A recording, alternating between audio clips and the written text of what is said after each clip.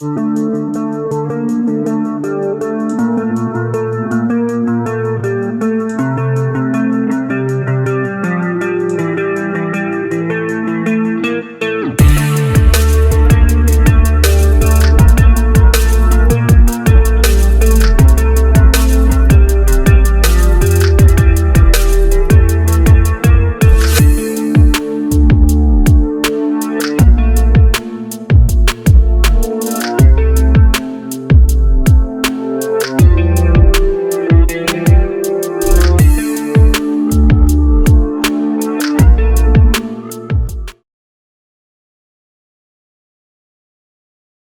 CBS Radio Mystery Theater presents...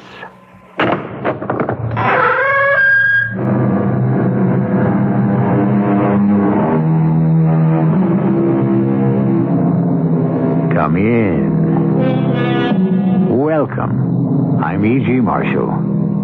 Somewhere in desolate, wind-swept space, in Twilight Land, in No Man's Land, two hurrying shades met face to face and bade each other stand. Space, Twilight Land, No Man's Land. You'll find it between the stars, in the frozen polar wastes, and inside the soul of every man.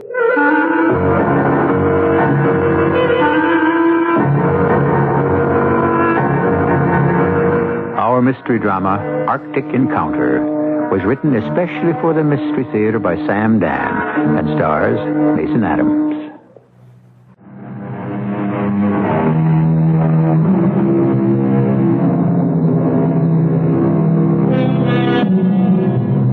The roof of the world, those frozen, silent polar wastes. Or are they wastes? These vast, illimitable prairies of snow and ice. It is said that beneath them lie the greatest riches of the earth, the oils, the metals, all the sinew and substance of modern civilization. And perhaps here are even hidden the ancient secrets of the planet itself. At any rate, the stillness is broken every day by the noise of the airplanes as they fly back and forth. Looking, listening, charting, recording. The airplanes which show the white stars of our Air Force and the red stars of theirs. Bonnie Hutch, calling White Rabbit. This is White Rabbit, Bunny Hutch. Location check. Coordinates 34 and 16. Activity? Negative. Roger. Hey, Dawson, what's for chow at the base? Oh, Betty, you shouldn't ask. Yeah, what's the movie they're showing? Betty, you shouldn't know. It's gonna be one of those nights, huh? Roger. And out. Well, Pappy, another action-filled evening awaits us at the base. You wanted action, you should have joined the Marines. Bite your tongue. Besides, I'm not a fighter. I'm a lover. Yeah, so I've heard. It is true that on this assignment I do not get to practice my avocation as frequently as I would prefer. However, we must all make sacrifices for our country. what are we doing up here inside this frosted-over refrigerator, Pappy? Ours not to reason why, Chappie. Here we are, Pappy and Chappie, the Happiness Boys. You remember the Happiness Boys? I never even heard of them. They were a team, 40, 50 years ago on radio. Team? You have to be kidding. I just made that up. No, it's true. I read all about them. Billy Jones and Ernie Hare. Snappy songs and patter. And there was Uncle Don. Pappy, you never cease to amaze me. This is Uncle Don, your Uncle Don. Hello, little friends, hello. Where do you get all of this? Research. You are a very deep person. What else is there to do up here but read? You got to try it, Chappie. Well, I did try it. I actually read a book once. I wouldn't want to go through it again. What time do you have? 1,300 on the head. That's what I thought. Well, I wonder where they are. What could have happened to Ivan? Yeah, now that you mention it, what indeed? You don't see him, do you? Nope. At exactly 1,300, he's supposed to be visible at 11 o'clock. No sign of him. Do we report it? Why should we? Tell me honestly, if we were to spot him right now, would we report it? Well, you know we would. Okay, tell me why. Well, you know why. Tell me. Because if we do spot Ivan, that's a happening. And if we don't spot him? That's a non-happening. Well, I'll tell you who would disagree with that. Who? Sir Arthur Conan Doyle. Well, now, don't bring your English friends into this thing. He once wrote a story in which every night this dog would bark. Now, you follow this? It's not all that hard. However, on this particular night, the dog did not bark. He didn't? He did not, which is just as significant as what may be happening out here. In what way? Each day for the last 30 days on patrol, we fly by Ivan. Today, we don't. Why not? Okay, why not? I don't know. Could it be significant? Let's throw it at Dawson. Maybe we can ruin his day. White Rabbit, calling the hutch. This Bunny Hutch, come on in, White Rabbit. I have an unusual occurrence to report. Proceed, White Rabbit. The dog did not bark. Yes? That's it. What's it? That Spaskov 2-motor observation plane we fly by over coordinates 3416 and 1300. Well, it's the first time in 30 days that we haven't seen him. I thought you'd like to know. I'm going to put you in for the Legion of Merit. Thank you. Now, can you tell us a movie for tonight? Sherlock Holmes and the Hound of the Baskervilles. This is a Hutch over and out. Dawson, he must think we're crazy. Look, in this outfit, if you're not crazy, you go crazy. Well, what do you suppose did happen to Ivan today? Well, they could have changed the patrol route. I don't think so. Not till we do. The idea is to keep an eye on us. Yeah, just like we're keeping an eye on them. Naturally. Maybe Ivan goofed and got themselves sent to Siberia. From here, that would be a promotion. Yeah. Let me tell you something about Ivan. One of them might be an Olga.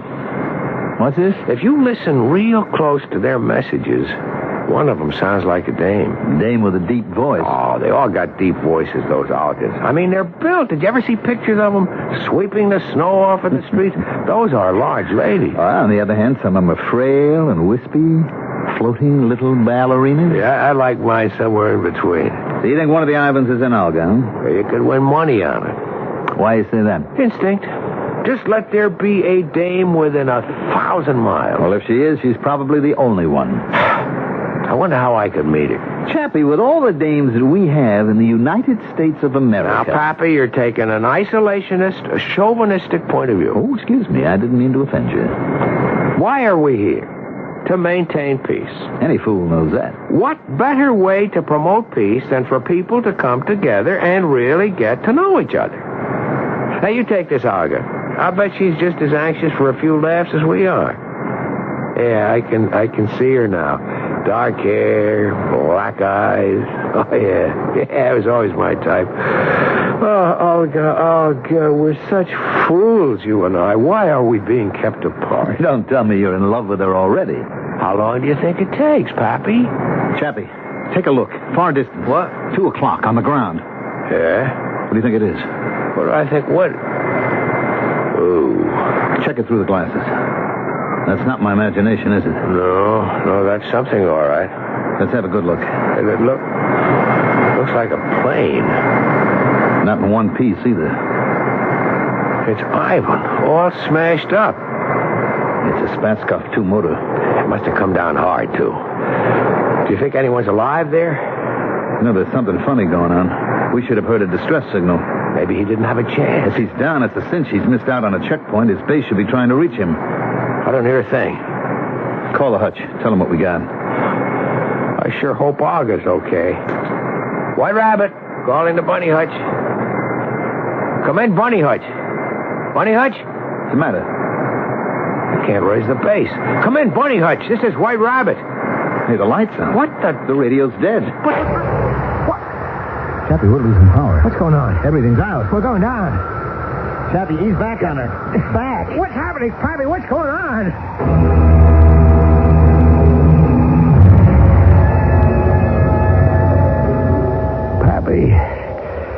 Pappy, yeah. You okay? I don't know.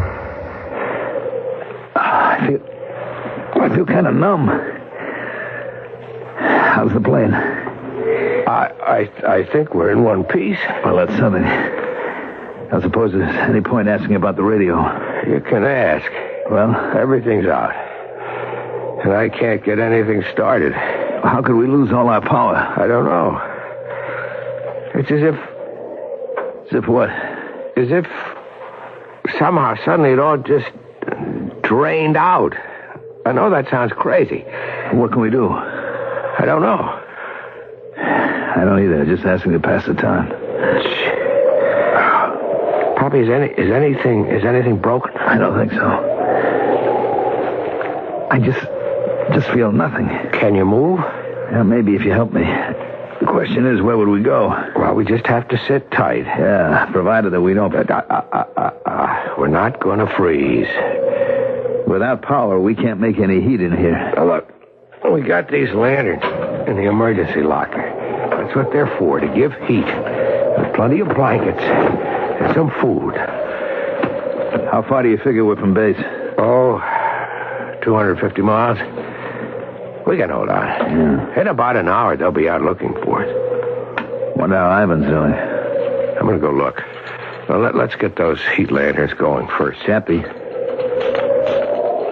how do you account for the fact we both came down in exactly the same spot? I don't know. Is there a reason? I don't know. There is such a thing as coincidence, but suppose it isn't a coincidence. Then what? Well, then, it's one for the deep thinkers, which lets me out.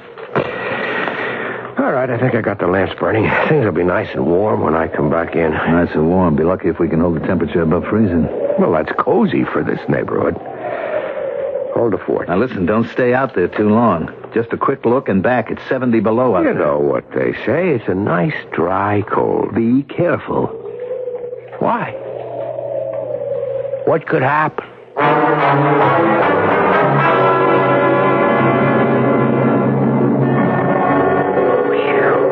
Boy, it's cold. How do you get this thing open? Door should swing it. It's jammed. Boy, I don't see how anybody could be. Hey! Oh, it's Olga. Olga, hold on. I'll get you loose from there. Come on. Now, Olga, listen, do you speak, what's the word? Panamaya English, Olga? English? Yes. Yeah, are you okay, Olga? Yes. Good. Oh, Dmitri. Who? Dmitri, the navigator, Dmitri Denisova. Where is Dmitri? I don't know. I don't see anyone else. But maybe he went for help. How? Where? Well, I don't know. But he isn't here. He was hurt. I heard him. He could not have gone. But he is gone. Oh. I mean, the way you must have come down and the shape the ship is in, you're lucky to be alive. Can you move? Yes. Okay. Now listen. By any chance, would your radio be working? Radio? No. All here is dead. All power is, how do you say in English, kaput. Yeah. Well, that's just great. Great? I was hoping we could use your radio to call for help. Help?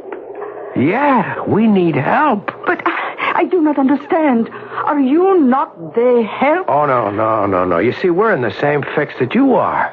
We lost all our power, too. Oh, you lost the power? Yeah, everything. It just died on us. I guess the same thing must have happened to you. You lost the power? That's what I'm telling you. Then it is true. What's true? The rumor. What kind of rumor? There is something out here. Yeah? Well, what about it? Something that will destroy us all. Well, we've been looking at the world in terms of absolutes. We and they. We and they dominate the core of every dispute. We and they are the two superpowers. Each of us can unleash the forces that can completely destroy the world. Now, is there a third party that has dealt himself, or which has dealt itself, a hand in the game? We'll play Showdown in Act 2.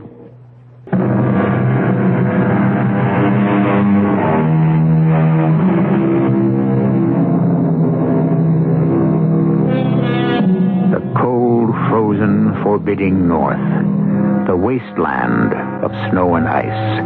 And yet, man has ever been drawn there. But unlike the forests that can be cleared and the deserts that can be watered, the North will always resist and reject us.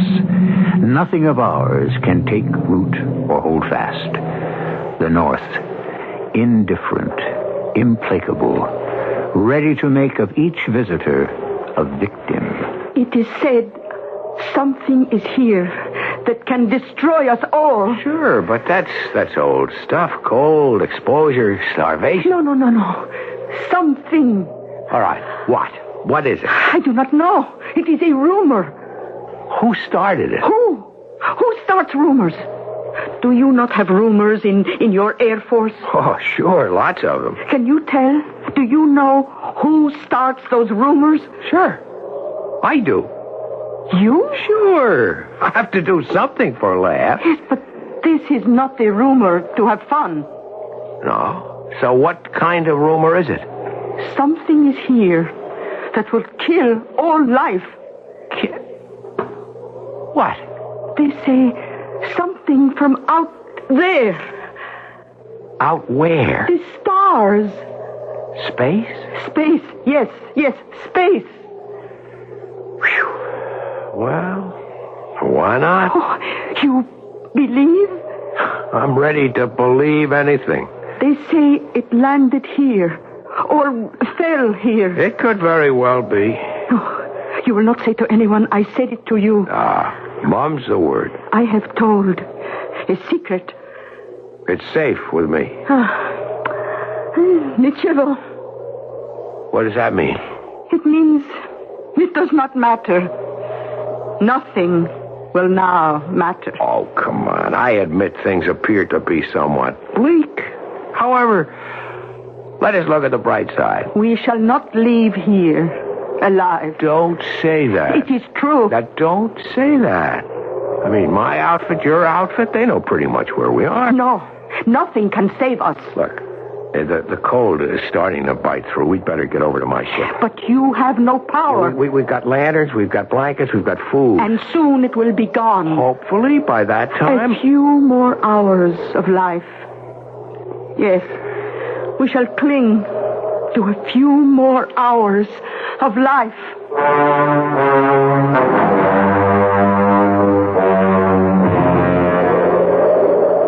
You better help me swing the door shut. Oh. What? The lamps. The lamps, they're out. The fuel. It must be gone. No, it's only been a couple of minutes, and there was plenty. Wait a minute. Pappy? Pappy? Pappy? George Papadopoulos, my pilot. He's gone. Gone? Pappy! Pappy, where are you? He went perhaps to look for you. He knew where I was going. Oh. Besides, he was hurt. He couldn't move. Like Dimitri. Do you have a weapon? A revolver. I've got a 45. What good? I don't know. Let's see if we can get the lanterns going before it gets too cold in here. No, they cannot. They cannot burn. Why not? You see, they are not burning now. Well, they could have gone out by some fluke or accident. They will not light again. We can try. But first, you have to pump this gadget here. Hey, there isn't any fuel. But the tanks were full. Yes. It is this something that is out here. We're on that again, huh? It must be something that eats fuel and energy. Olga, we have to raise the base. Your place or mine. That's a laugh. What is? Well, what I just said, your place or mine. Why is that a joke? Well, it's funny because of the circumstances. Yes? It's all right. Maybe one day I can explain it. No, explain now. This is the only day. An hour, 2 hours. We will freeze. Olga, somehow we are going to get that radio started. No. We'll figure a way. We must not. We must not? We must not try to fix radio. But why? Because if so, we will call for help. Well, sure, that's the idea of the thing. We must not call for help. What, you mean we should freeze to death? Starve? Why have you fallen from sky? Because we saw your ship on the ground. Yes, and when you came near, what happened? We crashed. Yes, The something that destroys our plane destroys also yours. Now will come other airplanes to find us both. And when they see us and come close, then the something makes them crash also. Yeah. Well, we wouldn't be able to fix the radio anyhow. What is this something? Oh, who can say? And we might have had a beautiful friendship. No. No? Why no? You are not a serious person. And I take it you are? Oh, yes. Very serious. You are, what word do I want? Frivolous. That's right. That's absolutely true. You admit, then? Yeah, that's why we'd be so good for each other. We have 1 hour, 2, maybe 3 hours to live. Should we talk this way? Why not? So personal? Well, what else should we be talking about? We should have discussion on, you would call it dialectical materialism. All right. Dialectical. Why you begin. Nietzsche. Yeah, my sentiments exactly. Olga, listen. I have to say something. My name is not Olga. You didn't? No. I am called Praskovia. Ah. Praskovia Alexandrovna Sorokin. You want me to call you whatever that is?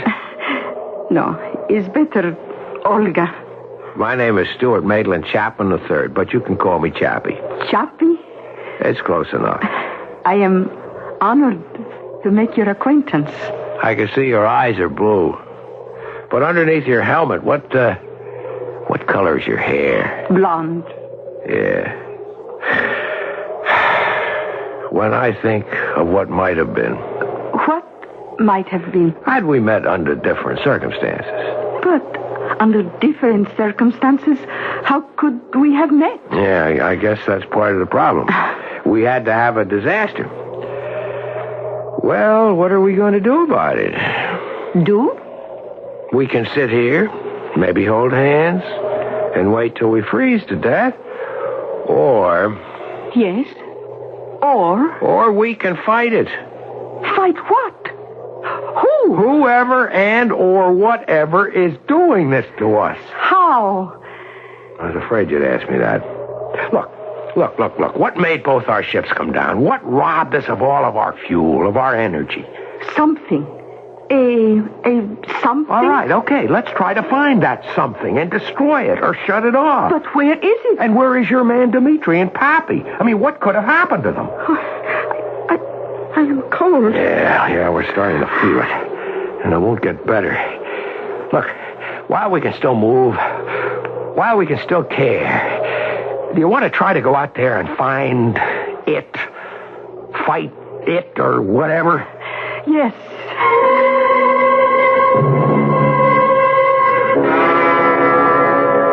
How quiet. How still. There's not even a wind. Nope, just cold. And the cold is enough. Oh, the silence. It frightens you? Honey, everything out here scares the daylights out of me. No, Choppy. You are brave. Yeah, crazy describes it better. Oh, Choppy. What is it? My hand. Your hand? The wrist. What's wrong? I'm feeling pins.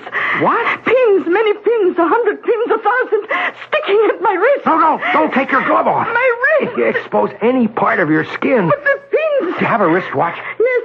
Now move back here, quickly. Is it better? Yes. Now move back further. Okay, how does it feel? The pins, they are no longer. It is gone. Okay, now we know for sure it's something. It goes for metal, for fuel, for energy, for I guess anything. Everything. Choppy. Blue thing. What? In front of you, 20 meters. A thing. It is like a... Hey, it's like a box. Yes. But it isn't blue. It's turning red. Choppy, I feel warm. Yeah, so do I. It means we begin to freeze. No, it isn't that kind of warm. It's not like you feel pleasant and drowsy. It is hot. Why should we feel hot? Does it have anything to do with that thing? It becomes more and more red, as if it burns. That thing? It's causing everything that's happening. Must be a piece of machinery of some kind. What do you think? Yes. Well, maybe there's a switch. Maybe there's a way to shut it off. No, you cannot go near. I'll have to. No, Choppy, return. Oh. Choppy. The needle. I feel needles sticking. Return, Choppy, return. Oh. It is what I felt, no? Yeah. It has gone. The pain. Well, I guess you can only get so close, and then... Wait a minute. Maybe we can destroy it. How? We'll have to do it from here. You've got a revolver. I have a .45. Let's shoot at it. But what if... Yeah? What if what? I do not know. Honey, what have we got to lose? Are you a good shot? I am expert. Here goes.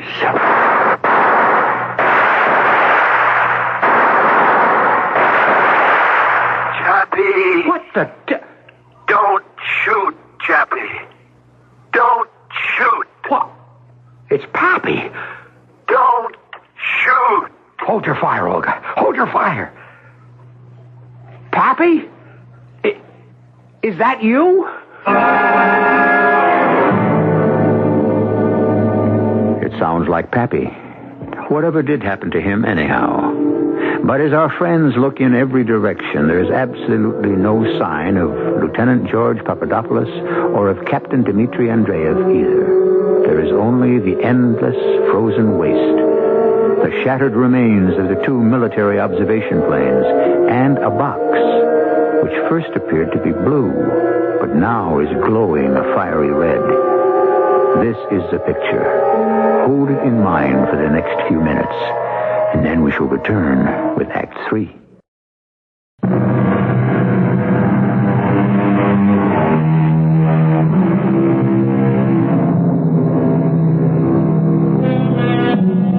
As I was going up the stair, I met a man who wasn't there. He wasn't there again today. I wish he'd stay away. Well, Lieutenant George Pappy Papadopoulos, United States Air Force, is definitely not there. And while Lieutenant Stuart Maitland Chapman doesn't exactly see him, he hears him, which can be classified as the same basic type of problem. All right? Don't shoot, Olga. Don't shoot. Is that you, Pappy? Yes. Yes, it is me. Where are you? That's a good question. Well, do you have a good answer? I have an answer. I don't know how good it is. On the other hand, good or bad, I'm not sure those are distinctions that matter too much anymore. Pappy, don't try to kid the troops. This is me you're talking to. I'm aware of that. What's the drill? I'm a part of it. You're part of what? It's hard to explain. Yeah, but it's not impossible. Where are you? Obviously, I'm here. I was right, Pappy. One of the Ivans was an Olga. Yes. And the other one is called Dmitri. Olga, where's his voice coming from? It cannot be. From where, Olga? Her name isn't Olga. It's Praskovia. Right now, that's not the problem. From where, Olga? It comes from the box. That's what I thought. Are you in there, Pappy? Yes. It cannot be. It is impossible. His voice. It must be a tape. Dmitri told me all about her. Pappy, what is this? I'm trying to explain it. This is a thing. What kind of thing? Like, you could call it a world. What do you mean? A world? A world. Like the one you live on. You said a world like the one we live on? Right. Does that mean it's another one? Yes. You could say that. Oh, Pappy, for crying out loud. Choppy, you must be calm. You realize he's my best friend and I can't understand a thing he's talking about. Why is so difficult? A world. Another world. So? Where is it, Pappy? Where is it and where are you? The box. The box? What do you think this box is? Well, it looks like... It looks like computer from Sputnik. That's right. A Sputnik? A satellite. Ours or theirs? I don't know. It doesn't matter. It was dead. It was dead? Yes. It just floated in space until... Well? Until this wandering world... What wandering world? Well, it's a kind of... A kind of what? I'm looking for a word to describe it. I must be crazy. I'm hearing things. Intelligence. That's the word. A world of intelligence? Yes. Well, what kind of a world is that? Just thoughts, ideas. What kind of thoughts and ideas? Everything. All kinds of images and fancies. And what else? Nothing else. Nothing else? I mean, that's enough to make up a whole world? Yes. She understands. Our world is ideas. But to support ideas, we need, how do you say, physical bodies. This is another world. Another civilization. I still don't understand it. This is a world of pure intelligence. It doesn't need bodies. It's evolved far beyond that point. But you haven't told me where it is. Yes, I did. It's in that box. The whole world? In that small box? How much space do you need for an idea? How did it get here? The satellite was in space. It attracted this floating world. Yeah? Why? Because... Why? I think this is something he doesn't want to tell us. I will tell you. Because it doesn't make any difference now. The world, this world, it needs nourishment. And... I think I know where you're headed, Pappy. And it takes its energy wherever it can find it. It floats or wanders or prowls through space and feeds on anything it can turn into mental energy. How did it get here? The satellite died and it fell and landed. The world, my world. Your world? Yes, Chappie, I'm part of it now. But you're an American. No, I'm part of a different world. Well, what are you doing? Well, what are you doing? You're living. The same thing with us. We live. That is, we try to maintain life just as you do. Don't say we and you like that. But it is we and you now. We seek sustenance, nourishment, just as you do. Oh, come on, Pappy. It's all a joke. It's a big gag. No, it isn't. There's a punchline. There has to be a punchline somewhere. We feed on energy. All energy. Animal, vegetable, mineral, just as you do. Can you understand him, Olga? Yes, I believe I understand. And what we consume, what we are nourished by, becomes a part of us. Adding to us another intelligence. The difference between us is that what nourishes you becomes a part of your body. What nourishes us becomes a part of our intelligence. Are you telling me this thing, this intelligence, this world, killed you? No. It saved me. Saved you? I was dying. So was Dimitri. So when it came, I couldn't resist. The way you can, still. What do you mean, still? You see, the intelligence that I'm part of is nourished now. All the energy from the two planes, from Dimitri, from me. It is filled with fire, creative fire. Even you can feel the glow. But soon we will need more. And from hot red we shall recede into cold blue. And then... Yes, then? Then you will become weak. From hunger. From cold. And you will not have the strength. You will also become part of this world. No. It isn't bad. Not at all. We have to fight you, Pappy. How? How can you fight me? Olga, we have to get out of here. Do you understand? Yes. In a few hours, my base, yours, will send out search planes. Those planes, if they fly by here, they'll be brought down by this thing. We must not be here. They must spot us away from the range of this thing. How far can you go, Chappie? How far in this cold? A mile? He's right, but we have to do something. Yes, but what? It doesn't matter. Soon you'll be one of us. Us? Be grateful. We will save your life. Oh, sure. Instead of dying of the cold, you'll be rescued by our world. You'll be part of the intelligence. I would have died. Dimitri would have died. No. There's nothing you can do about it in any event, Chappie. You see how the red is fading? Soon we will need more energy. You will become colder and weaker. And the others? What others? You know what others. Your old buddies, the guys in your outfit. I no longer have an outfit. Why can't you understand They'll that? fly by. They'll see the wrecks. They'll come in closer. They'll be trapped and destroyed, just as we were. Not destroyed. Just changed. Changed. Olga, can you think of something? What can we do? Chappie, do you realize this is the first time in your life you ever asked a woman for advice? Well, maybe she's the first one I ever met who I felt like asking. Why do you think you can ask me? Well, because...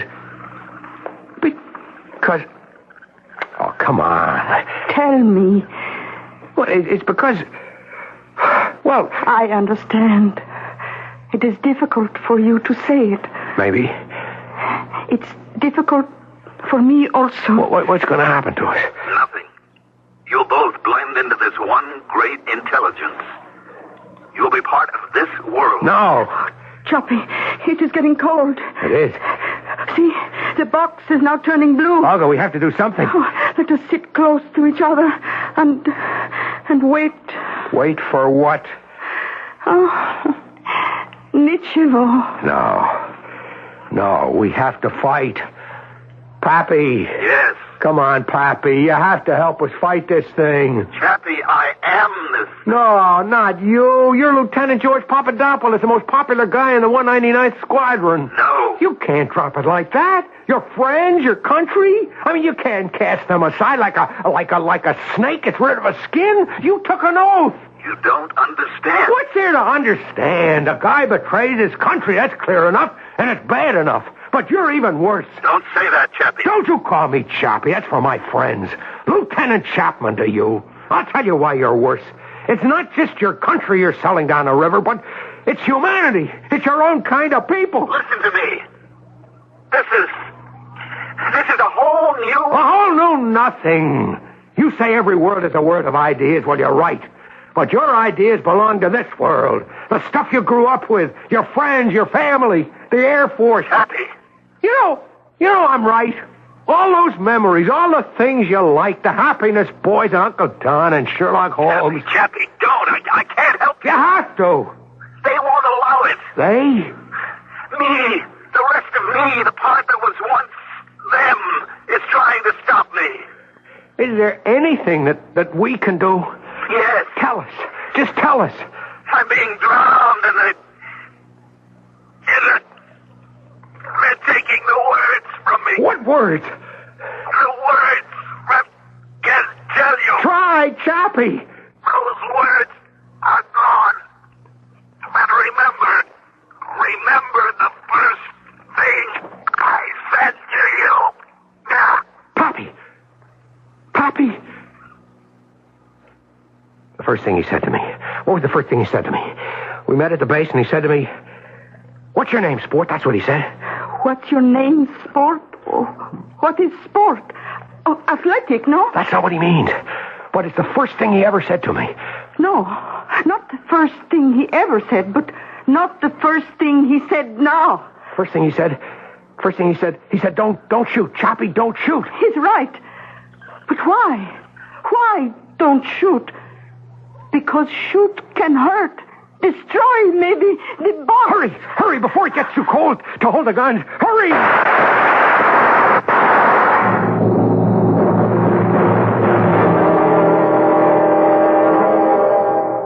Chappie?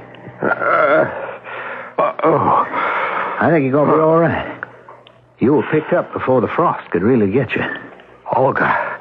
The girl? Well, actually, her outfit landed the same time we did. They took her, we took you. Listen to me. There was this thing from space somewhere. It lives on energy. It drained all the power from the engines, the radio, from everything. Uh-huh. Don't look at me like that. That's why we crashed. You crashed because you had a power failure. How do you account for Ivan? Well, I guess he must have had one, too. Isn't that maybe just too much of a coincidence? Life's made up of coincidences. Okay. Pappy. Why couldn't you find Pappy? Well, he must have wandered off. And Ivan, what was his name? Dmitri. Did he wander off, too? It's the only explanation. Look, I am trying to give you the real explanation. Did you find a blue box? Sure. It was a broken old computer housing from a space satellite. Dawson, I am trying to explain to you. Chappie, I'm trying to explain to you. Leave well enough alone.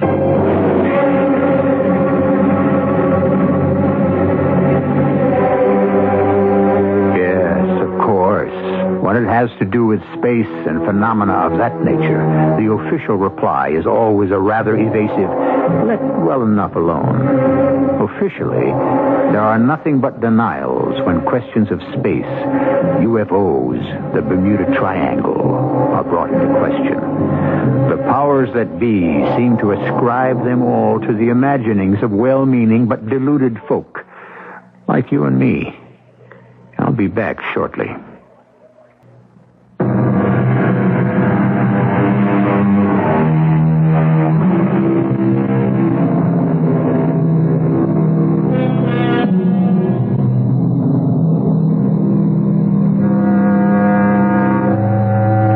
Be wondering whatever became of Lieutenant Stuart Maitland Chapman and Praskovia Alexandrovna Sorokin, or, if you will, Chappie and Olga. You can understand how difficult it would be for them even to encounter each other again, much less engage in a courtship. This, of course, shows most poignantly that the greatest distances are not in outer space, but right here, between one side of a frontier and the other. If you're a romantic and want to believe they surmounted all the considerable problems and got together, why then, believe it, with my blessing. Our cast included Mason Adams, Mandel Kramer, and Bryna Rayburn. The entire production was under the direction of Hyman Brown. This is E.G. Marshall inviting you to return to our Mystery Theater for another adventure in the macabre. Until next time, pleasant dreams.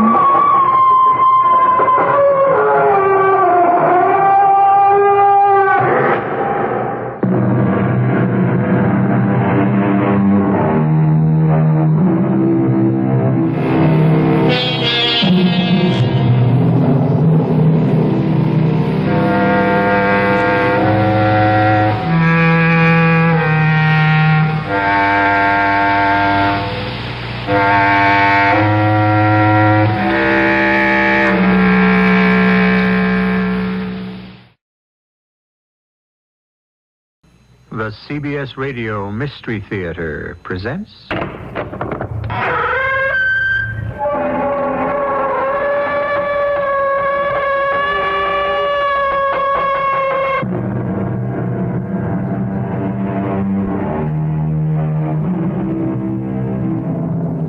Come in. Welcome. I'm E.G. Marshall. Many of you within the sound of my voice will be present at the birth of the 21st century. Some among us were born a little too early for that. We'll just have to sit around and guess what life in the 2000s may be like. And one person's guess is as good as another's, except for the scientists who claim to have sort of an inside track on the future. They think, some of them, that they know where we're headed. Mike! The instruments here are going crazy. I think what we've been suspecting all along may already be happening, Doctor. I'm almost sure of it. Get into your choppers and head north immediately. Don't stop for a thing. It may be the end of the world.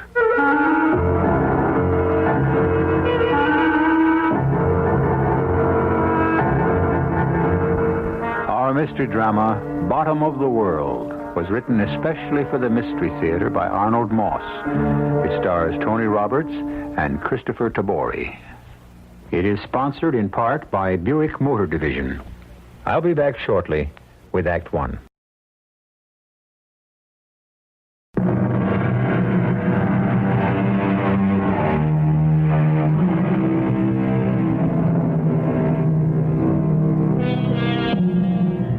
It's a peaceful spring morning. The year is sometime in some century of the future. 3 men are seated in a glass fishing boat. The high-powered motor is speeding them to the middle of a huge freshwater lake. At this moment, they are some 3 miles from the nearest shoreline. The oldest of the 3 men smiles at his 2 younger passengers, nods, and gears the motor down to a slow idle. Bob, JJ, I think this is it. How can you tell, Dr. Burns? I've been here before. Yes, this should be an ideal spot. So this is where the fish are, Doctor? Fish? Of course. They've never failed me. Not once, JJ. And I'm sure they'll cooperate today. Shall I cut the motor, Doctor? No, Bob. Keep it at idle. It's safer. Dr. Burns. Yes, Bob? I speak for JJ as well as for myself. You mustn't think we don't appreciate a man on a schedule as murderous as yours, head of one of the most sensitive agencies in the whole government, closing up shop for a whole morning just to take 2 of his younger protégés off on a fishing trip. So we've been wondering, well, how shall I say it? What you've done to deserve such special treatment. Something like that. Yeah, why us? Well, first get your lines over the side, Bob. Let's see. You've been with the command how long? 3.5 years? Nearly 4. And you, JJ? Nearly 15 months now. The Strategic Sea Command, the SSC, thinks you're both just about tops. Oh, thank you. And that's why I brought you out here today to the middle of this lake. To talk. Only incidentally to fish. Is it safe? Well, the boat's been gone over from stem to stern. Clean, no listening devices. We'll keep the motor idling. So what we say will be for our ears only. Now listen, both of you. To begin, you both know what our energy situation is. Of course. Yeah, the last drop of oil was drained out of the entire planet way back in the year 1998, wasn't it? Fissionable material for any nuclear energy is almost gone. Fossil fuels exhausted. Wind and tidal energy is neither dependable nor sufficient. And our last hope, energy from the sun, hasn't worked out the way we'd hoped. Not quite. You know that back in the 1970s, we started to investigate the possibilities of oil in the south polar area of the sub-frigid zone. Yeah, but we failed. It was impossible to reach whatever may have been there, if there was anything to begin with. That's true. After all these years, we're trying again. We are? 2 weeks ago, we started drilling. We're drilling at this very moment for what could be billions of barrels of oil. Our technology has improved to where we think we may have an even chance of success. In the South Polar area? Why are you telling this to us? What's that noise? Where do you come in? By the front door, like everyone else. After all, it is a private restaurant. I'm told they have a new chef. Yes, who specializes in preparing seafood. Yes, exactly. A little expensive, but it's worth every cent. I eat every chance I think whoever was in that plane has gone, so we can continue. Now, to answer your question, where do you come in? The SSC is sending you both down there to report on whatever progress we may be making. Yes, but surely your technical crew keeps you informed. We're in constant radio contact with them. Mike Gonzalez is one of the best in the whole command. Not only an engineer, but a bit of a poet, too. Then, excuse me for asking, Doctor, but They are very much aware of what we're up to. Their noses are out of joint because of it. And they will stop at nothing, absolutely nothing, to prevent us. That and something much more serious. Which is? The sub-frigid ice sheet, as you well know, covers over 5 million square miles. How thick it is, how deep down it goes, is anybody's guess. Anything that would cause that huge continent, that solid block of blue ice, to slip, to break up, to disintegrate, would mean the end of all of us, wouldn't it? But all. The way it probably happened 20,000 years ago. The last ice age. Any slippage of the ice sheet, any breaking of this tremendous mass of miles-thick ice would result in gigantic tidal waves all over the globe. Which would cause sea levels to be raised to what? 40, 50 feet? We estimate hundreds of feet, maybe even thousands. What would happen to our cities? I suppose most of them would wind up at the bottom of the sea. And it's only the beginning. As these gigantic blocks of ice keep rushing to the north, melting almost not at all, their white, snowy surface would reflect solar energy back into space. And the entire atmosphere around us would be chilled way down below the freezing point. Way down below. Yes, but Dr. Burns, why would they consider doing anything like that? I mean, even if they could make it happen, they'd be out of their minds. They would consider it, Bob. And they could make it happen. There's not enough space on this globe for both them and us. Yes, but wouldn't that be the end of the world for them, too? No, not by a long shot, Bob. Unfortunately for us. Your job, my friends, is to prevent this, if you can. When do we leave, Dr. Burns? Tomorrow morning. Meantime, J.J., you have a nibble at the end of your line. Pull it in. Slowly. Slowly. Oh, it's a big one. Hold on to it, J.J. Careful. Here it comes. Ow. Look at the size of it. Oh, what a beauty. Wait a minute. Don't touch it. All right, what is it? Fastened onto its side. Look, a tiny microphone.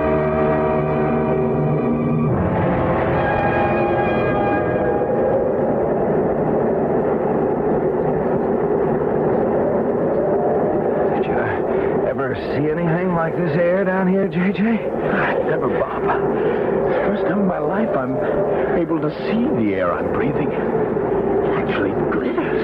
It's the ice crystals falling through the air. I remember reading about it. Clear air precipitation, it's called. Oh, look. There's Mike Gonzalez waving to us from outside his work shack. Be with you in a minute, Mike. Take it easy, fellows, and to get used to the altitude. He's right. Wow, will you take a look at those huge boulders?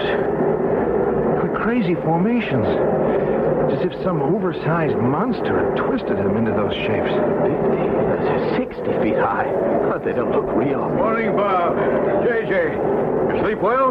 Like a top. Yeah, same. The noise of the engines didn't bother you too much, I hope? Well, after the flight over the mainland, which I thought would never end, nothing could have stopped us from sleeping like a couple of kids. Now, let's go into the work shack. Quieter and a little warmer.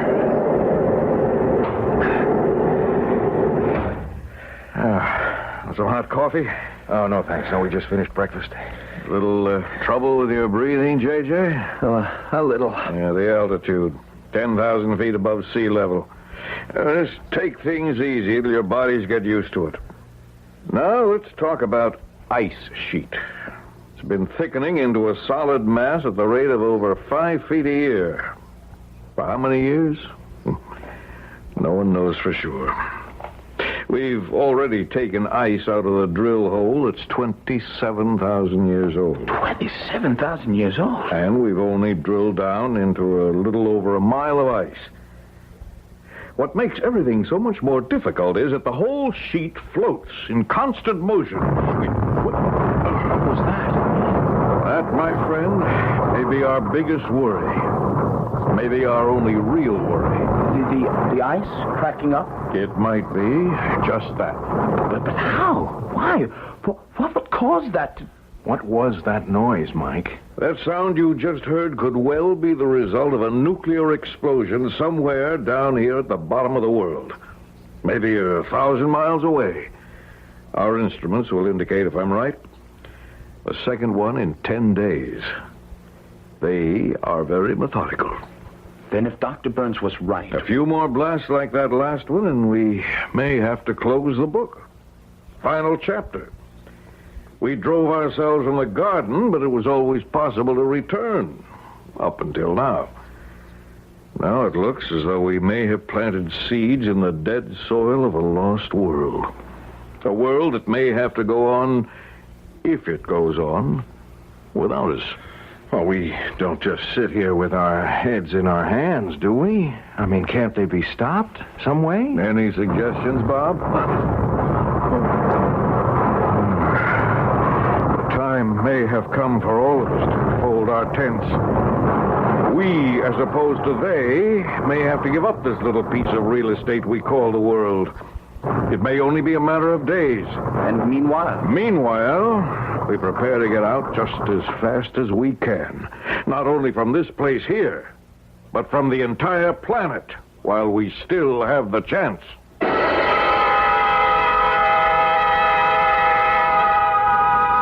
It's been said that a man begins to live only when he treats each new day as if it were his last.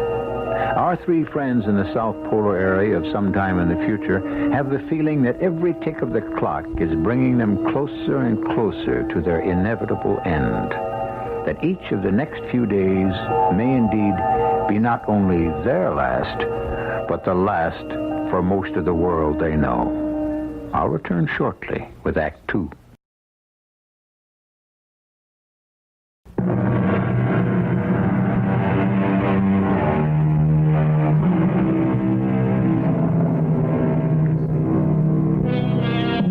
And God saw everything that he had made, and behold, it was very good. And on the seventh day, God ended his work, which he had made. Genesis chapters 1 and 2. But turn a couple of pages and we read, And the Lord said, I will destroy man, whom I have created, from the face of the earth, both man and beast, and the creeping things, and the fowls of the air. For it repenteth me that I have made them. Might this be the thought going on in the minds of the three men in the South Polar area of the sub-frigid zone at some time in the future as they listen to... It may be only a matter of days. And meanwhile? Meanwhile, we prepare to get out just as fast as we can. Not only from this place here, but from the entire planet while we still have the chance. And the first thing we do is to make contact with headquarters at SSC, Dr. Burns. And then I'm almost certain that all hell will break loose up there. Here goes. We've got over 1,000 rocket ships on the alert, ready to take off on an hour's notice, just for the eastern seaboard alone. Did you know that, Mike? Each one capable of taking on 1,000 passengers. Total 1 million. That's quite a few people. 1 million? Pretty small number for this particular job. Remember, there are over 10 billion of us all over the globe. Calling ODF. SSC calling ODF. Yes, I've got him. If I can just clear this channel. Burns of the Strategic Sea Command. Operation Deep Freeze. Are you there, ODF? Dr. Burns? That you, Mike? Yes, Dr. Burns. I was just trying to get through to you. I thought for a minute they might have jammed our wavelength. Am I coming in clear? Very clear. What the devil's going on down there, Mike? Why do you ask, Doctor? We've got some of those strange readings we got last week. The instruments are going crazy. In fact, there have been 2 sets of readings this morning, only minutes apart. What's up, Mike? I think that what we've been suspecting all along may already be happening. Yes, I'm almost sure of it, Mike. And they're putting just about everything they've got into those explosions. What are your orders? Mike, how long would it take to dismantle every bit of vital equipment? 3 days, maybe 4, depends. 4? Mike, I want you and your crew to destroy every piece of usable equipment you've got. Everything. Right away. Every motor, every machine, every instrument, except the radio. Leave that for the last. When do we start? Right now. Mike, we're at the point where every hour, every minute may count. You mean that we... The sub-frigid ice sheet has already begun to slip, broken up in over a dozen places. We'll follow your orders to the letter, sir. Then head back up here as quickly as you can. Load your men into the choppers. Head north for the mother ship, which is waiting for you. Mike, we'll radio your assignment to a specific spacecraft on your way up here. Mike, this is it. So shake the ice out of your tails real fast. Every one of you.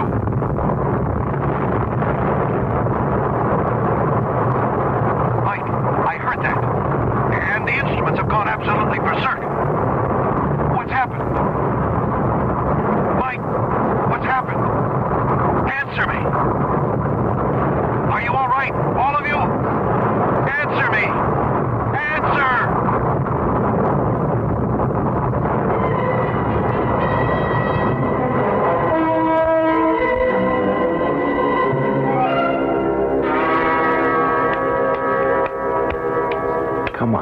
JJ, come on. Wake up.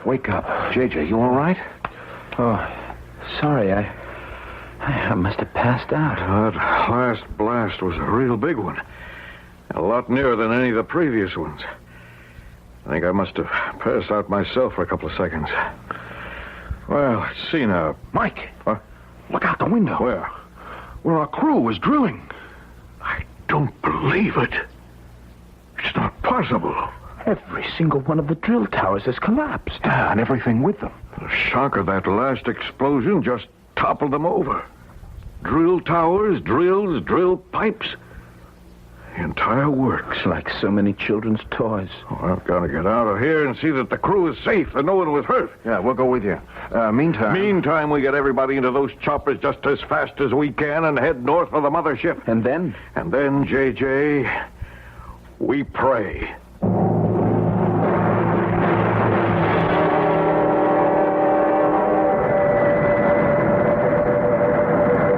We can all of us count our blessings.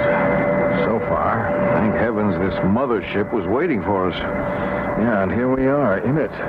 Headed for where? Any idea, Mike? Specifically? No.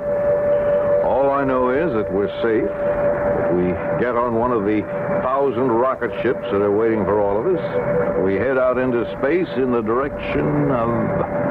In the direction of where? Your guess is as good as mine, JJ. There are a million stars twinkling out there in space. Other planets, other universes, even other galaxies. They go on forever, just swishing their way around infinity. And we'll be speeding towards some tiny star out there that we know in advance can sustain our kind of life. Well, that's the whole idea. Start our civilization all over again. How did they ever get to the point where they could make all this happen? Oh, who knows? Some accidental freak of nature, then developed by a kind of planned breeding into a completely new race.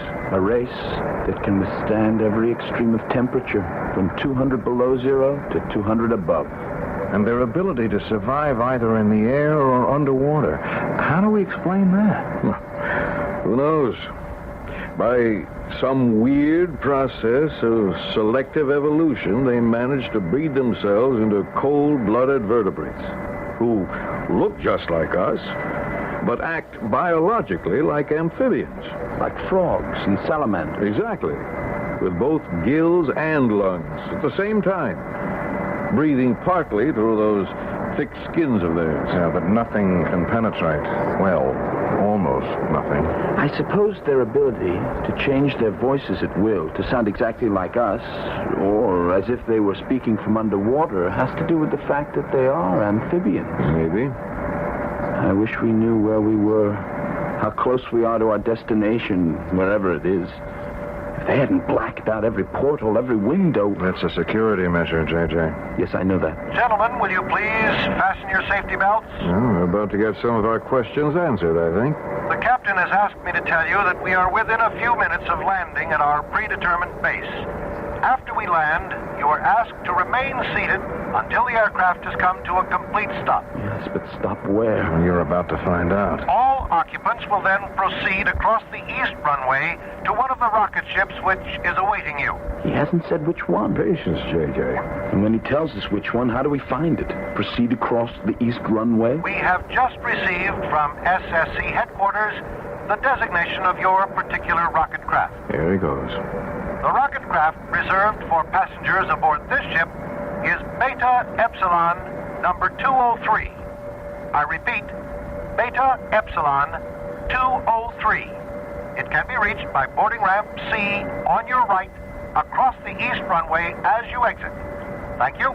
Now, did you get all of that, JJ? Boarding ramp C on our right across the east runway to rocket craft Beta Epsilon 203. Couldn't be clearer. Right, now fasten your safety belt. Sorry. Brace yourselves for landing. Here it comes.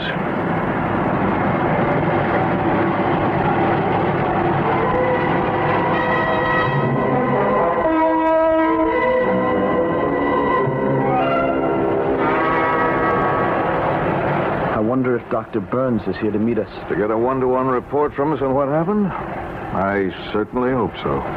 You got all your things, J.J.? Uh-huh. And we're about to come to a stop. I must confess, I'm a little concerned about the next leg of this trip. Well, we're all concerned, J.J. Very much concerned. I can tell you, I'm a little terrified. It's taking them an awfully long time to open those doors. Well, what's holding them up? Oh, patience, J.J., patience. Are they going to keep us standing here all day? Why don't they open the doors? Gentlemen, may I ask all of you to please take your seats once again? The captain informs us that there is some slight difficulty in opening the doors from the outside. Meanwhile, please relax in your seats until the doors are cleared. The delay will be slight. Slight? What could be wrong? Any number of things, Bob. The captain has also asked me to make the following announcement. Please listen carefully. Once the doors are opened from the inside of the craft, please make your way to boarding ramp C in the reception hall, which is heated as quickly as you can. Wear the warmest clothes you have with you. What's he talking about? Heated. Warmest clothes. It's summer up here. Place mufflers or scarves, whatever you may have available, over your mouths and noses. Breathe as little of the air as possible. What's wrong with the air? Both of you, listen. That will be all for the moment. I think I know what's happened. I'm sure the outside temperature has already dropped so low that just breathing the air for more than a minute or two will freeze the tissues of the lungs into solid lumps of ice. And so the people in cities that are above sea level... Gentlemen, please stand by. We have succeeded in opening one of the crisis doors. Prepare to disembark by sliding down the emergency chute. I can't wait to get out of here. Keep moving, Bob, please. All right, easy, J.J. Now, easy. This way, gentlemen, please. What is this? What happened? That's the most savage wind I've experienced in my entire life. I don't think we'll be able to buck it. Master, freezing air. It's crippling. I can hardly breathe. Look, there's no one out there. It's not a living soul. Yes, there is, Bob. Look there. And there. Those are the maintenance men. The men who take care of the aircraft.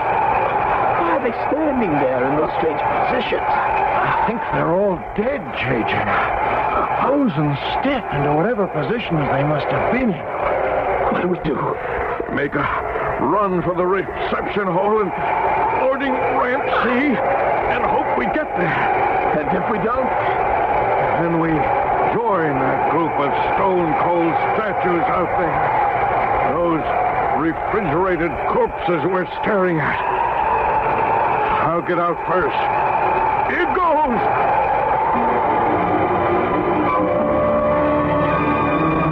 Our three scientists make a dash toward survival to catch the transportation that will carry them away from a planet that's quickly collapsing about them. This, in the hope of colonizing a brave new world in the outermost reaches of space, a place safe from annihilation by a new race of destructive beings who want the world for themselves. I'll return shortly with Act 3.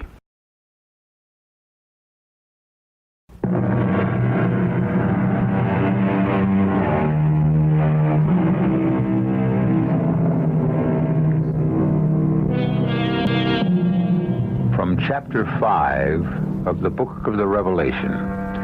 And I saw a book written within and on the back side, sealed with 7 seals. And I saw a strong angel proclaiming, "Who is worthy to open the book?" And no man in heaven, nor in earth, neither under the earth, was able to open the book, neither to look thereon. No man today is privileged either to open that book of the future completely, or to reveal what lies ahead for all of us. But the scientists are doing their best to peek, trying hard. Now, we rejoin our 3 scientists. I don't think I've ever run so fast in my whole life. You, J.J.? Halfway to this hall, I would sure I'd never make it. Hey, you all right, Mike? A little weak in the knees and very short of breath. But we did make it. What's more, we're on high ground. It's warm and comfortable in here. And we don't have to go outdoors again to get to the rocket ship. I'm not sure I could go through that a second time.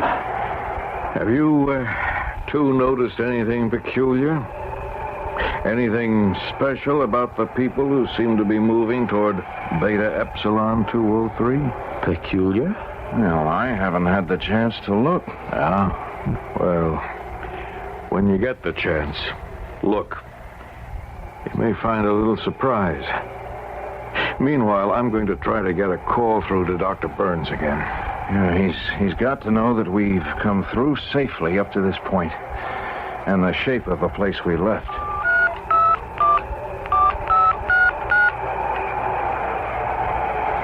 What's happening, Mike? Nothing. Absolutely nothing. This number doesn't answer. Mike, do you suppose that... I don't know how to say this. That they have penetrated the Strategic Sea Command? But neither Burns nor the SSC exist any longer? Well, there's always that possibility. You got no answer, Mike? No, nothing. Just silence. Dead silence. Well, we'd better move along to Beta Epsilon 203.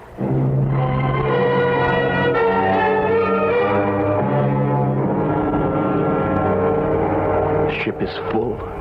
We've been sitting here over 20 minutes. Why don't they take off? Get us off this ground. Get the whole thing over with. I'm sure they're doing their best, J.J. You all that anxious to leave our little world? Hey, this is no round trip, you know. It's one way, all the way. They're welcome to what's left. Good riddance. Well, let's face it. I mean, we don't have much of a choice. We couldn't possibly stay alive here. They can, but we can't. And, well, sooner or later... Yeah, let's count ourselves among the lucky ones. Lucky to be able to leave. There are millions of other men and women who'll never make it. You're both right, of course. You got your wish, J.J. We're finally off. So long, little world.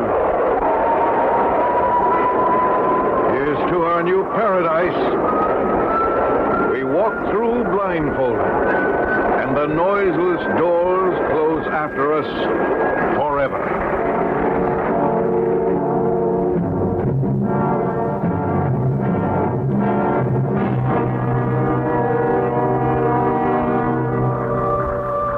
As to being among the lucky ones, has either of you had the time or curiosity to take a peek at any of our fellow passengers? I have, and I must say I'm very impressed. Yes, I've noticed, too. Some of the leading brains and creative talents from all over the entire world. I've already counted 8 Moonstone Prize winners, half a dozen recipients of the Literary Scroll of Honor, the presidents of 5 different countries. Yes, I saw them as they were coming on. You know, this is quite possibly the most distinguished shipload of passengers that ever existed. 1,000 of them. About as many men as women. A good half of them young enough to help populate a brand new world. What you might call extremely careful planning. Indeed. Putting the leaders of the world, the ablest, the most creative, the best minds and bodies. I've seen a few gold medal athletes, all on the same carrier, all headed for the same place. It's absolutely brilliant. And we are lucky to have been chosen. Who do you suppose thought of this? Who was responsible for it, Mike? I have no idea, Bob. And I hope you're right. Right, about what? About how brilliant an idea this was. You'd think Dr. Burns would be on board, wouldn't you? Maybe he's in one of the other sections of the ship, which would explain why we couldn't reach him. Could be. Ladies and gentlemen, welcome aboard Beta Epsilon 203. Shh, listen.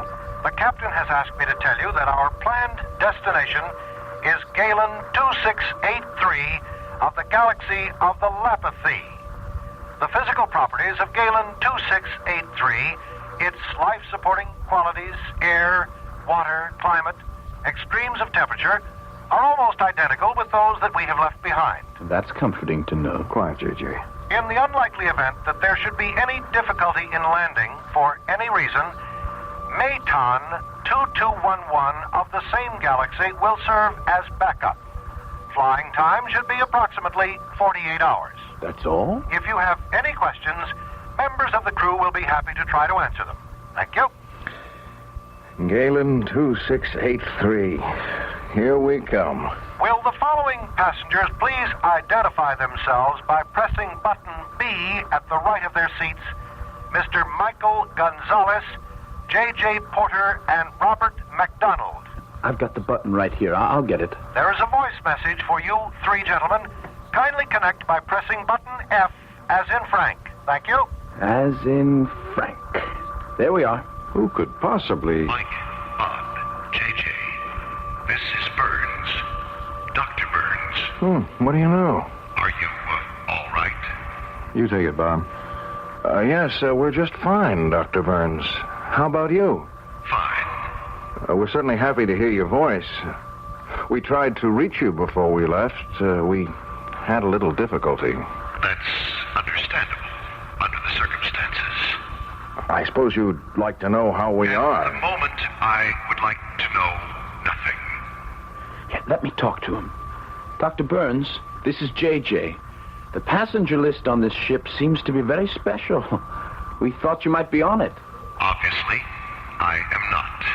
And of course, none of you has any idea why. Or have you? What's the matter with him? He sounds funny. Mike Gonzalez here, Dr. Burns. I'd like to venture a guess why you're not here. Yes?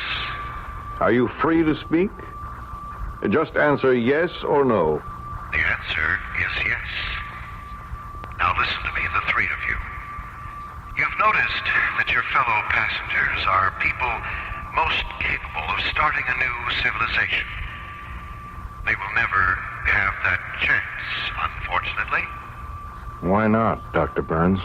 Because none of you will ever make a beachhead on Galen 2683 or any place else. What's he talking about? We all know how efficient they are, do we not? They are nothing less than diabolical in working out their plans. That they do nothing without a precise master plan. So? Beta Epsilon 203 is part of that plan. A plan to exterminate every leader of the world all at once in one single blow.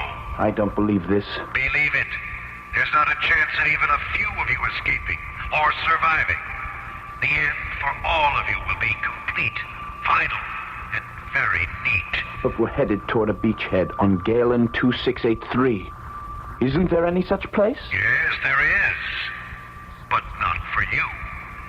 In a short while, the rocket ship you're traveling on will explode, will disintegrate into space. Not a shred of any of you will survive. That's not possible. It's possible. Because that's the way we planned it. We? We. Those that you call they.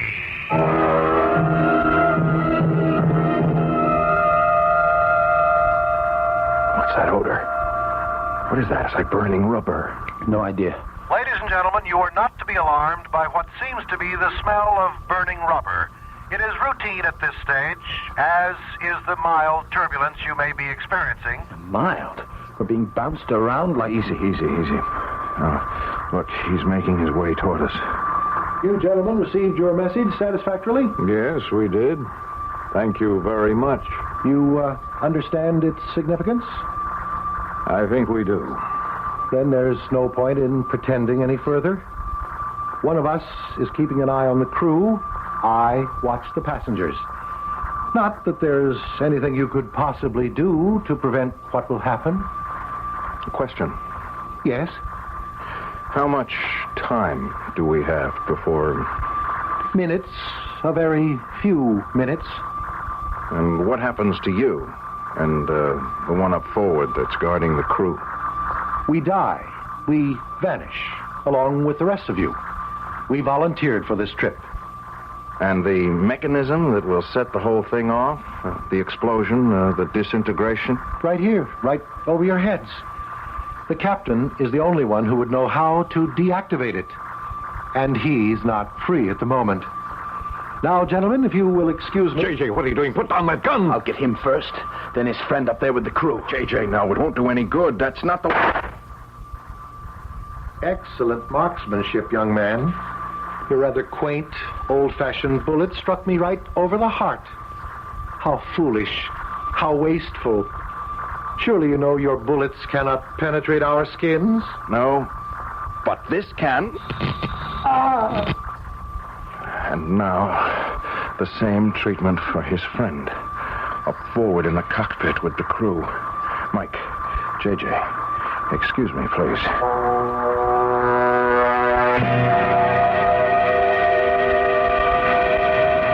You sure it's all right, General Dukes? Just make yourselves at home. Not too crowded, all three of us here in the control booth? Oh, plenty of room and a much better view. If it hadn't been for you, Mr. McDonald, and your laser gun, there wouldn't be any view. And your deactivation of their mechanism, General. We're all very lucky. It's all over and in the past, General. It's what's ahead of us that counts. Look out there. Coming right at us.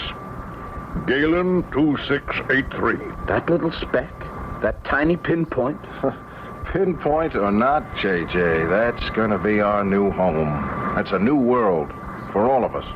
How long before we're inside its orbit? At our present speed, I make it 1 hour, 12 minutes, and 28 seconds before landfall. Keep your eye on it. Oh, it gets bigger and bigger even while we watch it. It's like a little blue-green ball. We're traveling fast. There's our future, all right. Our future is in the hands of fate, JJ. Wait a minute. Take another look at Galen 2683, gentlemen. Our future would now seem to be in our own hands. Holy... What happened? It was there, and then it just kind of disintegrated. It disappeared right in front of our eyes. There's nothing there. Nothing. Are we looking at some kind of mirage, General? No, sir. It happens all the time. What? 1 minute there'll be a star no one's ever seen before. Just materializes before our eyes. The next minute, something like this Galen star just blows up in our faces. Destroys itself. And is never seen or heard from again. Pity. But we get used to it. Well, why do you suppose a thing like that happens? What causes that? Who can tell? Every once in a while, a star and the people on it turns to cosmic dust. Well, what's our next procedure, General Dukes? From this point, we veer to 28 degrees, 34 minutes, 2 seconds to starboard, and hope we can reach Maton 2211. And also hope that it's still there when we get there. I got a question, General. I know these stars sometimes have had other names, other than the designations we've given to them. Just out of curiosity, would you know if Galen 2683 was ever called anything else? Well, I have a feeling it was. Here, let me get the book. You got your reading glasses, Bob? Yes, sir. See if you can find it under G. Let's see now. E, F, right, here we are. Galen, 2683. Yes. It did have another name. Back in the 1970s and 80s, it was known as the Earth. As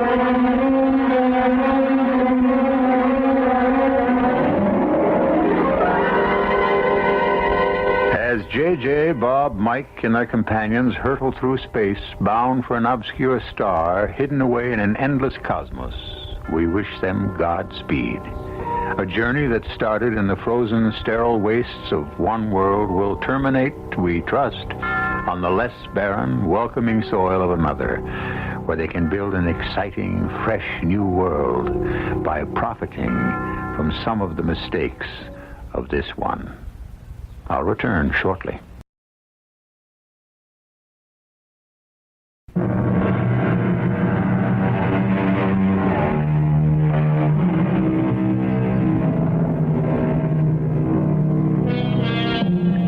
You may find it of more than passing interest that within the past 2 years, the Institute of Polar Studies of Ohio State University suggested the possibility of some of the things you heard in our story. In February 1977 at Edwards Air Force Base in California, a year's tests were begun at the Dryden Flight Research Center as a prelude to an altogether new era in spaceflight. A few days later, we read that the National Aeronautics and Space Administration, NASA, is accepting applications at the Johnson Space Center in Houston for what they call mission specialists. Just how special will these missions be? Our cast included Tony Roberts, Christopher Tabori, William Griffiths, and Robert Maxwell. The entire production was under the direction of Hyman Brown. And now, a preview of our next tale. We're just ordinary people. Rudolph was a prince. His father was an emperor. Well, your father gives commands like an emperor. Yes, he even has an empire. An empire that you'll inherit if you don't marry a penniless nobody named Kitty Scott. I am marrying Kitty Scott. Now, didn't I write him that? What do I care about his damned oil wells? You say that, but you don't really mean it. Oh, sure, I'd like a little money. Who wouldn't? There's got to be some way to get around the old man so he won't completely disown me. But I think Rudolph and Marie will tell us what to do. Kill ourselves? Well, that's what they did. They died. That's all we know. But they did take a wrong turning. And they'll show us how not to take one. And how the devil will we find out about wrong turnings just by standing in a room? I don't know. I only know they have something to say to us. I know. This is E.G. Marshall inviting you to return to our Mystery Theater for another adventure in the macabre. Until next time, pleasant dreams.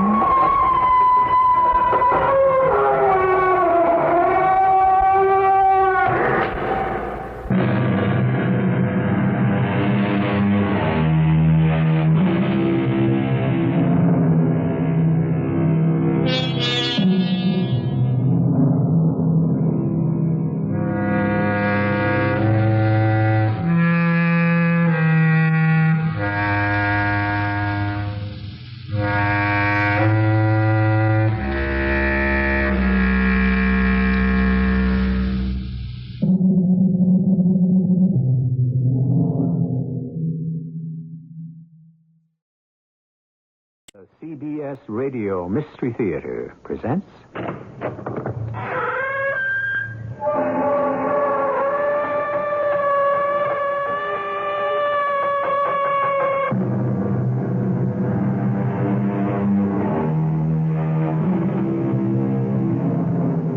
Come in. Welcome. I'm E.G. Marshall. But before you come in, stop a minute and look up at the night sky. Familiar? But there are those who will tell you that our sky is not all that familiar. That more and more it is filled with unidentified flying objects, and they will offer you stronger and stronger factual proof that they are there. Is it true? Are they really UFOs? Or to use a less scientific phrase, flying saucers? Well, Pete, did I steer you wrong? What do you mean, Bryce? The spacecraft. You just sighted it, didn't you?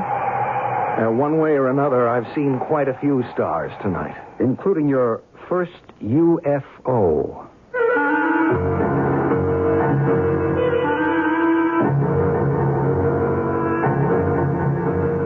Our mystery drama, A Message from Space, was written especially for the Mystery Theater by Ian Martin and stars Tony Roberts. It is sponsored in part by Buick Motor Division. I'll be back shortly with Act One. Buick has some good news for procrastinators. Even though you waited, you can still enjoy the comfort and luxury of a full-size Buick. Even better, your Buick dealer just might give you an irresistible deal on a 78 LeSabre right now. But do hurry, because a lot of other procrastinators have been waiting for this kind of news, too. Buick LeSabre. Yes, you can at your Buick dealers. Yes, you can. Yes, you can.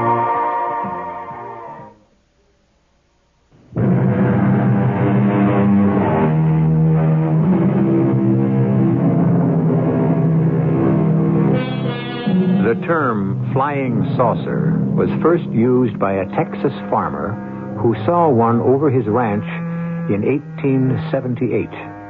That's right, 100 years ago. For this information, I'm indebted to Arthur Shuttlewood, one of the foremost authorities in the world on UFOs.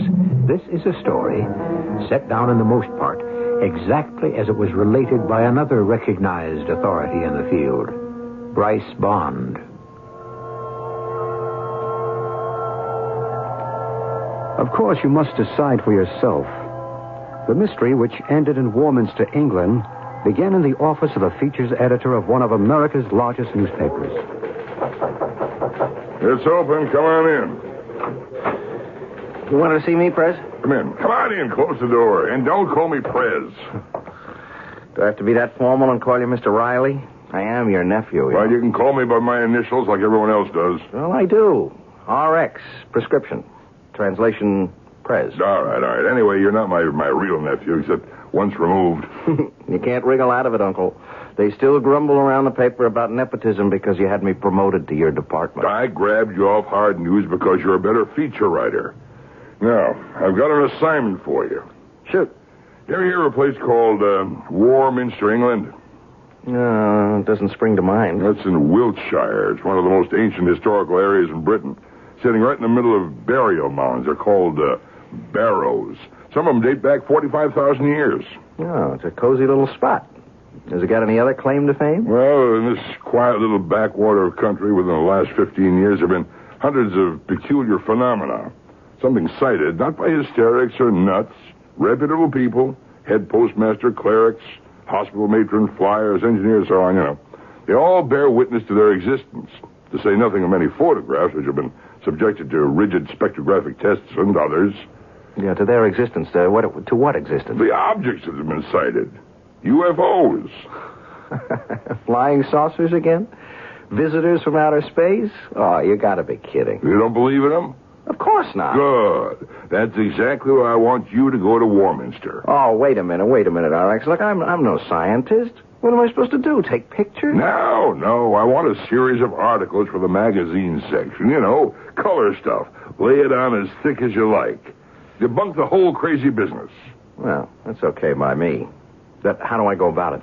Well, I'll give you some contacts. The rest you make by yourself. You have to get enough facts to prove the whole thing is nuts. It's duck soup. Thanks for the plum. At that point, of course, I hadn't yet met Pete Harron. But a meeting was to come shortly, at the beginning of the experience which was to change his whole life and lead to a sudden and breathtaking climax. I was on my way to visit an old friend of mine in Warminster, England, but the nearer I got to the town, the traffic became unbelievable. Stop and go in this quiet English countryside. A few miles short of the little town, I abandoned my taxi and decided to walk it. A decision I applauded myself for because the traffic had ground to a total halt. I'm afraid that's not going to do you any good. There's a little bridge up ahead. That's a complete bottleneck. If anything's stalled there, you're going to be stuck for a while. The ugly American. I should learn the virtue of patience. Particularly the British variety. When they put up with things, they don't gripe, they grin. Object lesson for this American. Noted. And we'll try to learn from example. So you're American too, aren't you? Guilty as charged. Oh, you're not guilty. You're just plain smart. I guess I should have had the courage and the good sense to hoof it, too. I can't claim either. Only some prior knowledge. I had a taxi, but I bailed out when I saw the jam. I realized from experience it was one of those hopeless evenings. What do you mean? Well, it looks like it's going to be a good night. The low cloud cover seems to be lifting. And if you're sensitive, you can just feel the magnetism bristling in the air. I think you'll see a UFO tonight. What? Isn't that what you're here for? Yeah, in a sense. What are you, clairvoyant or something? I have no need of ESP or extrasensory knowledge to deduce that. What do you think all the rest of these people are here for? You mean all this traffic is just people who are screwy enough to think they might sight a flying saucer? That's right. Oh, I don't mean they're screwy. Just that they expect a sighting. And probably will get their wish. Who are you? Oh, excuse me. I didn't mean to be rude. I'm Pete Herron. I'm Bryce Bond. Well, I'm a newspaper man. Yes, I know. Hey, you made my day. I mean, I always hope somebody reads my articles, but I never expect them to remember the byline. What do you do, Mr. Bond? Let's just say for the moment that I'm in communications, too. Radio and other media. You're here to do an article or a series on UFOs. Yeah, that's right. That what brings you here? In part.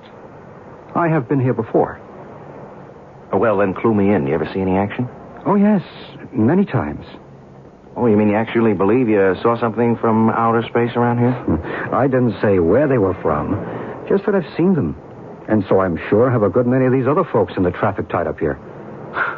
Oh, come on. Look, what kind of people fall for this malarkey? People just like us. You're staying at the inn when you get to Warminster. Yes. You? Yes. Listen, you seem tuned in on this whole deal. Could we have dinner together? Or, on me, of course. I mean, on the paper. Oh, we'll have dinner together, but I'll pay my own freight. Oh, why? It's a justifiable expense. Well, I really have to move on. I have an appointment to keep. Can I say something? I don't know, maybe it's out of line, but... Well, say whatever thing you want. Well, you know, you're kind of an oddball, aren't you? I mean, look, just thinking back, things you said, they weren't questions. They were more statements, and I don't know. Like my byline. You haven't really read any of my stuff, have you? No. Well, then, how do you know so much about me? Why I'm here and all that?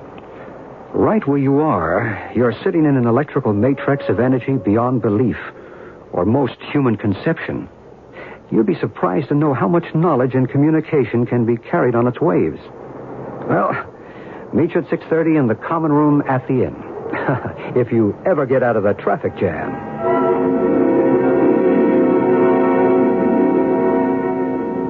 About a brandy, Bryce? No, thank you. But don't let me stop you. Oh, I'll pass that, too. Look, please go on. Look, you were telling me about the magic triangle. Well, it's formed if you draw a line, say, from Glastonbury to Avebury to Salisbury and back to Glastonbury. Warminster lies right in the middle of it, at a point where all the ley lines intersect. The what? The ley lines. Invisible lines of electromagnetic energy. How do you spell ley? L-E-Y. It's an obsolete Old English word for a flame or a blaze or a fire. You can see the obvious derivation. Ancient people knew about these ley lines? It seems incontrovertible. This was a cradle of early English civilization. The burial mounds everywhere attest to that. King Arthur is supposed to be buried in Glastonbury. The Druids built their temple at Stonehenge. More than a temple as we know today, scientifically. Really a giant computer from which the date, star shifts, eclipses, equinoxes, and solstices can be reckoned. Heaven knows how many other universal discoveries that we consider modern discoveries were common knowledge to these people 2,000 years before the birth of Christ. There's an even bigger one at the north of the triangle, at Avebury. And right in the center is this matrix of energy. But what is this energy? Electromagnetic, psychic, spiritual. Each man may have his own explanation. Well, why here? Why in this little dump? I suppose the best answer to that is why not? You're skeptical. Yeah, you're too darn right. Then it's time to go up to Cradle Hill and see for yourself. By the time you come down tonight, or tomorrow morning, you may have changed your mind. You want to bet? Perhaps I can't guarantee you a UFO, but I think I can guarantee you that you will see something that will change your mind. I went out into the soft but damp and chill English night with my new friend, Bryce Bond. Friend. There is something about him that's compelling. Some inner strength that kind of gets to you. We drove a few miles in my rented car and stopped beside a field. There was only one other car parked there. You can cut the motor, Pete. We'll go by foot from here on. Check. There's a flashlight in the glove compartment. Okay. I have one, too, but I don't think we'll need them. The moon's pretty bright. Shall I leave the parking lights on? Better not. We might be all night, if you're up to it. Oh, I'm up to it. Good. Let's go. Is there a gate or a road or something? We duck through the fence and across the fields. Well, the moonlight is pretty bright. Get through all right? Yeah. Where'd they all go, by the by? The crowd is over on Cradle Hill. This is Star Hill. Yeah, well, why'd you bring me here? It's a good question for which I don't have a definitive answer. In terms we both understand, can I call it a gut hunch? You got some antenna that sends you the message I might get to see something here? Give your own antenna a chance, and maybe you will. I think I'll let you climb the rest of the hill yourself. Then if anything does turn up, you'll know I had nothing to do with it. What's on the other side? Just some wheat fields and quiet, rolling Wilshire country. Plus whatever else you might see. You're on your own. The moonlight was bright, of course, but with that soft brightness that leaves everything just a little uncertain in outline. It was as if Bryce had walked away into water. One minute I saw him, and the next he was gone as the night swallowed him up. I walked on up toward the top of the hill with the corona of moonlight outlining it, and as I came over the top, I witnessed something which in all my dreams I could never have imagined. Now, what do you suppose Pete Heron, success-oriented, skeptical, but otherwise completely normal and totally adjusted to life as we live it, saw on the other side of that hill? Well, you're an intelligent listener, and you have probably gone way ahead of me since we have been building to this moment. But don't be too sure. There is something unexpected beyond the supernatural, at least for Pete Heron. I shall return shortly with Act 2.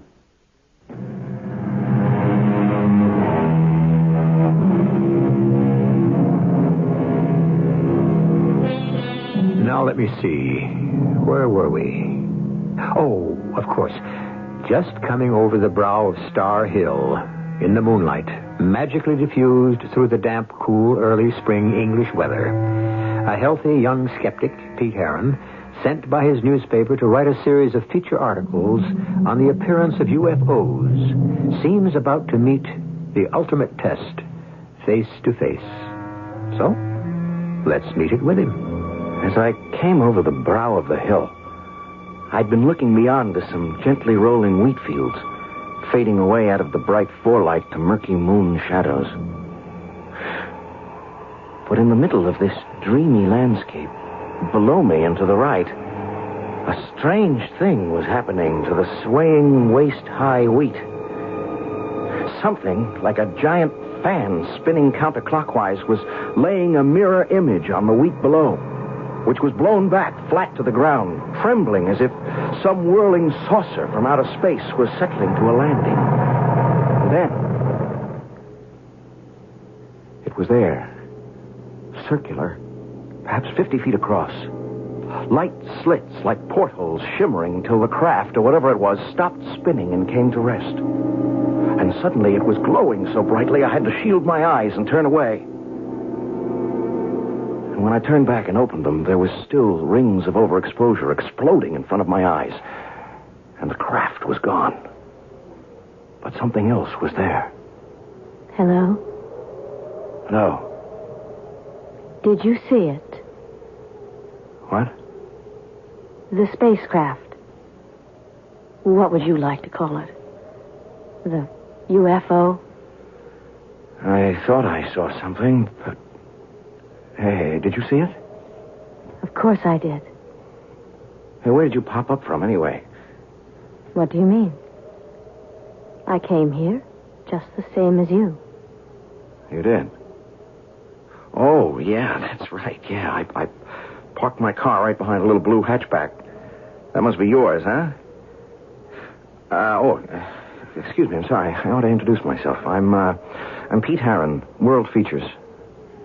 A reporter. Yeah, right. Well, sort of. Feature writer, you know. Human interest. Color stories. Tongue-in-cheek. Or exposés. Debunking the bunkum. Yeah, something like that. You must be in the business, too, huh? Yes. You could call me a reporter.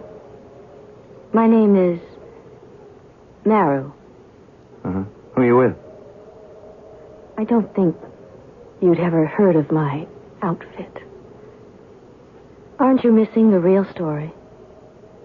What? Oh, the thing. It was so bright, I couldn't look at it anymore. But Hey, it's gone. You mean you can't see it anymore? Yeah, if I ever did see it. I mean, self-hypnosis, induced delusion. You sure you saw it? Oh, yes. What did it look like to you? Just like all the others. All the others, huh? Oh, you mean you've seen spacecraft before, huh? Oh, yes. How many? I haven't bothered to keep a record. Too many to count, I should think. Here? Around here. And other places. What other places? Why should I tell you? You wouldn't believe me. Hey, wait a minute. Don't go. Why not? There's nothing more for me here tonight. There won't be any more. How do you know? I know. If you really want to write a good story for your feature editor, you'd better do a little more legwork. What do you mean? Go down and examine the field more carefully. Aren't you going down there, too? No. You see, I don't have to be convinced. You're the one who has to be educated. Hey, wait a minute. Don't go away sore. I'm not sore, but I have to leave. Well, I'll go with you. I prefer to be alone. But look, Maru, wasn't that it? Maru was the name I gave you. What's your other name? Why do you ask? Well, it would kind of help so I could get to see you again. When you want to see me again, you won't need a name to find me. Maru, wait a minute. I had started after Maru, but a roof or a rock ledge tripped me, and I fell headlong. I suppose I must have hit my head on something and been out for a while, because when I became conscious again, the moon had climbed to its zenith in the sky. I scrambled to my feet. There was enough light to see all the way down the hill to my car. It was still there, but the other car, the little blue hatchback, was gone. I turned back to where the illusion of the UFO had been and saw someone down in that wheat field silently surveying it. In the moon brightness, I could see it was Bryce Bond. So I went down to join him. Well, did I steer you wrong? What do you mean? The spacecraft. You sighted it, didn't you? Well, one way or another, I've seen quite a few stars tonight. Including your first UFO. No, that was just some sort of a hallucination. You still don't believe? Even with the evidence right here in front of you? What evidence? We're standing on the perimeter of a field of delicate wheat. From anywhere around the edge of it to the center, there is not one mark of passage. The wheat stands unbroken. But the center of it is one of a deep impression, where the wheat churned flat in a counterclockwise direction. The earth is scorched beneath it. If something didn't land there, how do you account for it? Oh, a sudden squall, when the wind... In an English summer? Even so, the edges would have been affected, too. Don't you believe the evidence of your own eyes? I don't know. I mean, did you see the girl I was talking to? What girl? Well, she suddenly showed up on top of the hill there. She said her name was Maru. I don't know anybody by that name. It does sound like a phony, doesn't it? It's just as phony as all the rest. Is that the way you really feel, Pete? Now, look, I'm sorry, Bryce. I don't mean to be a dog in the manger. It's just that I feel like one. Hey, I took a fall up there. Gave my head a whack. Well, let's have a look. You feel dizzy? No. Just, I don't know, a little woozy, I guess. We'd better get you back to the car and home to bed. Hey, look, I wouldn't kid you. I could use some shut-eye. I think I still have jet lag. I should have waited another day before I started out on my scientific explorations. You mightn't have been so lucky another night. Lucky? Yes. Whether you want to admit it or not, you did have some visions. I'm afraid in my book that's just what they were. My timing got out of sync. Maybe everything I saw was after I fell and hit my head. Including the girl? What did she look like? Oh, man, what a dream. Great violet eyes, skin like mother of pearl, long, dark hair, and she smelled like a mixture of roses and lily of the valley. Yeah, something like that. Like a summer garden. You have been fortunate. Well, yeah. At least I dream in Technicolor. You refuse to count your blessings. If that girl were for real, I might. I'll look for her tomorrow, but I don't even know her second name or what town she lives in. She was out of this world. Hasn't it occurred to you that is exactly what she must have been? I was too beat, and my head ached too much to bother to reply or think about anything more. I let Bryce drive the car back to the inn, and I hit the sack.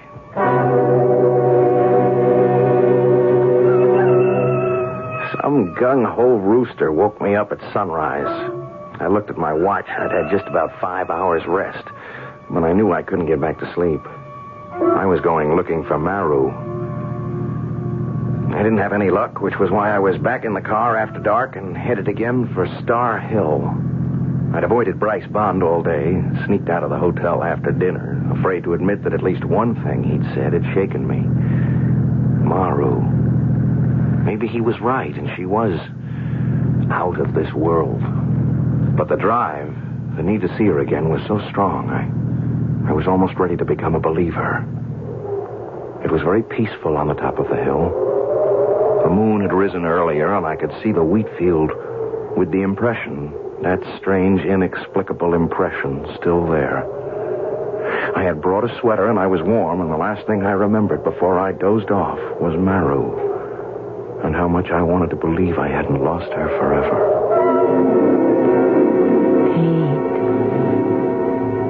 Pete. Oh. Maru. Where did you come from? I told you. When you wanted to find me, you wouldn't need a name. I've been hunting for you all day. Everywhere. You must have been looking in the wrong places. Well, at last I found the right one. Where two worlds meet. What does that mean? Just what it says. A point in time where the lines cross. What lines? Force, energy, communication. Maru, are you for real? I'm just as real as you. But you're not a reporter. Oh, yes. I've already written my account. That's where I've been today. What about you? I haven't had time. You were more important. Why? I don't know. Yes, I do. It's crazy. It doesn't make any sense, but I guess I'm in love with you. It makes all kinds of sense, Pete. What? You mean... You can't mean that you love me? And of course I do. That's what it's all about. Oh, I think you're putting me on again. Oh, no. I have to go now. No, wait. Where? There. The UFO. It's in the depression in the wheat field. But where did it come from? It's been there all the time. If you only looked hard enough. You see, the portal is open. They're waiting for me. Oh, no, but you can't go away. I must. They're calling me. What are you? What are you, some kind of a prisoner? Oh, of course not. Yeah, but who are they? What are they? What's inside that thing? Knowledge. Peace. Love. I don't believe it. Come see for yourself. Take my hand. I can't. I'm afraid. When you're filled with love, there's no room for fear. I can't, Maru. I'm still afraid. You are not yet ready. I must go now. Will I see you again? That will be up to you, Pete. Up to you. With lightning speed, Maru was suddenly through that strange portal that closed like a mouth and became an indistinguishable part of the hull. Immediately, the thing glowed with a light so intense I had to shield my eyes. I heard a great whoosh, and the hum like a dynamo drummed in my ears, spinning away like some giant top into the vastness of space. When I could look again, it was gone. There was nothing left but the depression in the field, and I started to run towards it like a madman. I've never felt so alone in all my life. These words of Pete's, reported to me by Bryce Bond, still ring in my ears. The presence and reality of that strange UFO sends tingles up and down my spine. A reaction to the unknown. But nothing in this eerie otherworld tale could have prepared me for the astounding climax. I'll return with that shortly, and the rest of Act 3.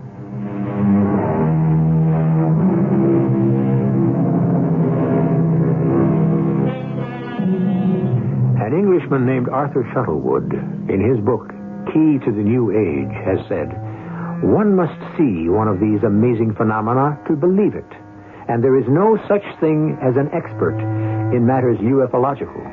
Individual experience is the key to all the answers." Well, now, I've never seen one, and I'm sure most of you haven't either, so we certainly can't qualify as experts. The only person I know who even comes near it is Bryce Bond. So, let's turn this account back to him. I was concerned about young Pete Harron after that knock on the head. He had remained incommunicado all day, and I was busy myself. So when I returned to the inn and found he had gone out after dark, I suspected where he had left for. So I borrowed a car to drive out to Star Hill. I came over the brow of the hill by full moonlight to see Pete rush suddenly from the edge of the wheat field to that curious depression, only to stop suddenly, his shoulders drooping, forlorn. Pete! Yeah? Oh, Bryce. How long you been here? I just arrived. Then, you didn't see it. A UFO? Yeah. No. Then you didn't see her either. You mean the girl you met last night, Maru? Yes.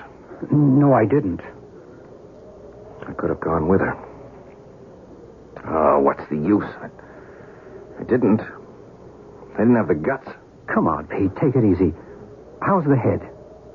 Solid bone. Clean through. Why couldn't I have... Oh, you mean the bump last night? Oh, that's nothing. It's just a scrape. Sure you're all right? Yeah. I'm all right, except for... For what happened tonight? Yeah. You want to talk about it? Maybe I do. There's so much to sort out. Yeah, I do. But not here. I need a drink. Come on, I got a bottle in my room. Aren't you coming? Right with you. Yes, they've been here. I can feel the warmth. The electricity still pulsating in the air. And that smell. That glorious scent. Roses and lily of the valley. Yeah, that's her smell. It's the way they all smell, Pete. Come on. Let's go talk.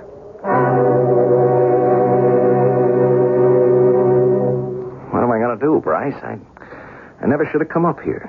No way you could have stopped it. Oh, sure I could. Sure, RX is a tough man to cross, but he's not wholly unreasonable. I didn't mean because of your uncle. Oh, now have a heart. I mean, you're not going to tell me it was my karma or my fate or something, are you? Look, pick your own word. It all adds up to the same thing. Look, Bryce, I can't believe any of this mumbo-jumbo. Come on, it's against everything I've ever been taught, I've ever learned, I've ever believed in for myself. Then what are you so upset about? Hang it, Bryce, I have been through a wild set of hallucinations or nightmares. Sure, I'm shook. Why? If that's all they were, just write them off. How can I do that? I'm beginning to think I've gone round the bend. That I'm a nut. Then what do you think caused these hallucinations? I don't know. What are you going to write about in your article? You're going to poke fun at all us certifiable nuts who run around saying that we actually see just what you have? I tell you what I want to do. I want to put my tail between my legs and run. I would. If it weren't for her. Maybe that's why she was sent. Sent? To keep you from running. Obviously, they don't want you to. Well, why would they care about me? Hasn't it occurred to you that you may have been chosen? The only person I want to choose me is Maru. I don't care about them. Who the devil are they, anyway? People like you and me, a higher order, of course. Yeah? Well, where do they come from? From another planet. From another point in time. Perhaps they are right here with us. Living in a world alongside ours. In a time continuum with us. But what do they want with us? To help us. To guide us. Why? I believe because they are extensions of us. Another evolvement in the pattern of life. Another step upwards on the road to peace and perfect resolution. Oh, not all this and reincarnation, too. Why not? Listen, I don't want to open that can of beans, huh? I have enough trouble swallowing the UFO business. Help me, Bryce. If I can. Well, all right, tell me, why now? Okay, why at this point in time do they suddenly start showing up? Well, there are a lot of theories on that. I won't go into them because I don't believe it is only, as you say, at this point in time. What about Elijah's fiery chariot, or Moses' burning bush, or Ezekiel's wheel within a wheel, or even the Star of Bethlehem? We know that no star could come into our system without overturning the axial tilt of the Earth, even a comet. So why not a UFO? You have eventually to take it on faith. It's a matter of what you believe. Well, I don't know what I believe anymore. Then stay. Write your articles. Once you start to put your thoughts down in black and white, I think it'll all come clear. So I stayed. Nights, I waited on the hill, but nothing happened. Days, I wrote my articles. And 3 days after I sent off the first one, another visitor from another world contacted me. Pete? Are you Pete? Okay, RX, you don't have to try to shout all the way across the Atlantic. I can hear What's all this gibberish you mailed over here for the first article? I'm only reporting the facts, RX. What facts? Were you drunk or something? All this gobbledygook about seeing UFOs? Well, that's what you sent me over here to report on, RX. Well, you sound as if you believe this hogwash. I just reported what I saw. Well, you couldn't have seen what you said you did.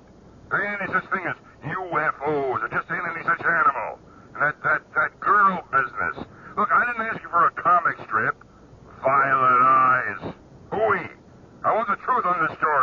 If you don't believe that's what I'm reporting, maybe you better come over here and see for yourself. Well, I might just take you up on that. You just stay put at that end. I suppose I should have waited for the old boy, but I didn't know what plane he was coming in on, or even perhaps if he mightn't have changed his mind.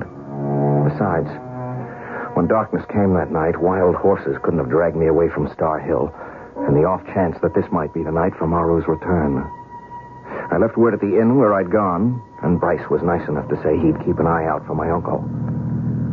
I almost turned back at one point, but some inner voice drove me on.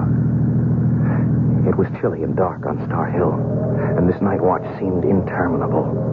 Then, shortly after midnight, the air was suddenly warm and balmy, and the field below the hill was bathed in golden light, and the sound of it came.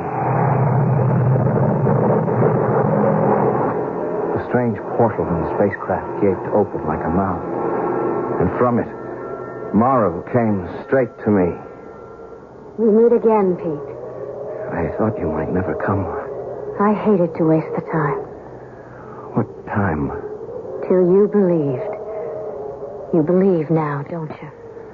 Yes. Yes. Of course I believe. But I don't understand. You will. It will all be made clear to you. Shall we go? Where? To the craft. To meet the others. What do you feel? I don't know. The air is warm. You could bask in it. Sunbathe in it. I feel alive. Liberated. And yet at peace. Don't you understand? They're reaching out to you. Communicating. Telling you you are not alone in the universe. It's a message of love. Well, I don't need them. Only you, Maru. You're the one I love. We'll have each other, my darling. But don't you see that is not enough? It's got to reach out, that love, and wash over everyone else. Till we are all one, as we are in our world. Perfect love.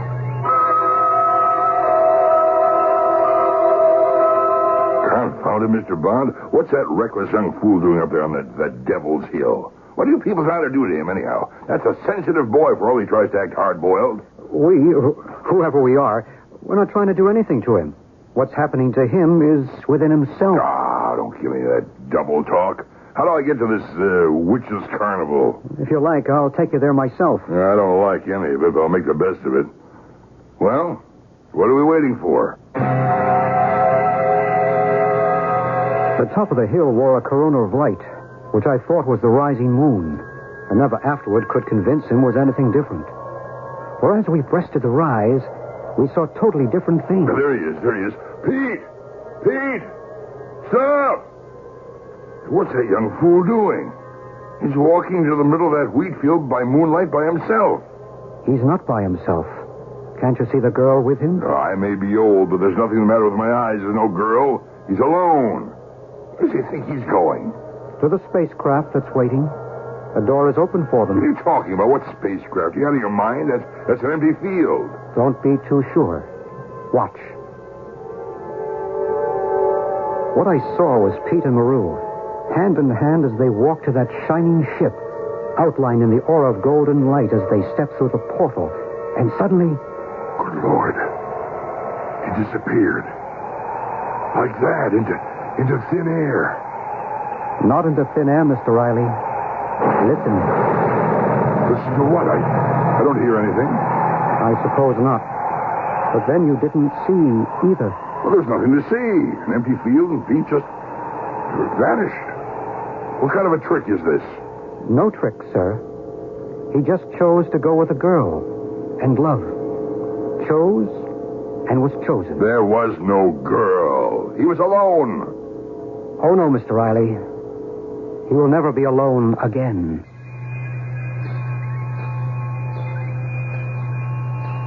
Impossible? Fantasy? If you wish. But within this same triangle, in a town named Shepton Mallet, with snow everywhere on the ground, a man once walked off his front porch and disappeared from the face of the earth, without, incidentally, leaving a single footprint. You see, nothing is really impossible. I'll be back shortly.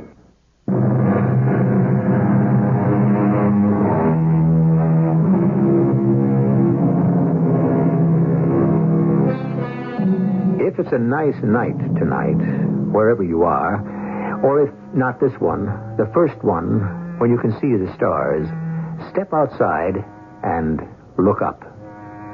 Is it the same familiar sky, or can you spot any unidentified flying objects wheeling with the stars? Perhaps you can't. But remember, you have many fellow human beings who think they can, and who are sure we are not alone. Our cast included Tony Roberts, Bryce Bond, Jana Rowland, and Joe Silver. The entire production was under the direction of Hyman Brown. And now, a preview of our next tale. Something about his appearance may have buried itself in your subconscious, and now it's been released into your dreams. Doc, he scares me. Why should a man like this scare you? Because he's going to kill me. Now, how can you say that? I know exactly where he's going to do it, when he's going to do it, and how he's going to do it. How can you be so sure? Because I already seen him do it. Every night for a week, I've been having the exact same dream, just me and him. He points his gun at me, and he kills me. But why? I don't know, and I don't care. All I know is he kills me. Now, you tell me. Am I or am I not crazy? This is E.G. Marshall inviting you to return to our Mystery Theater for another adventure in the macabre. Until next time, pleasant dreams.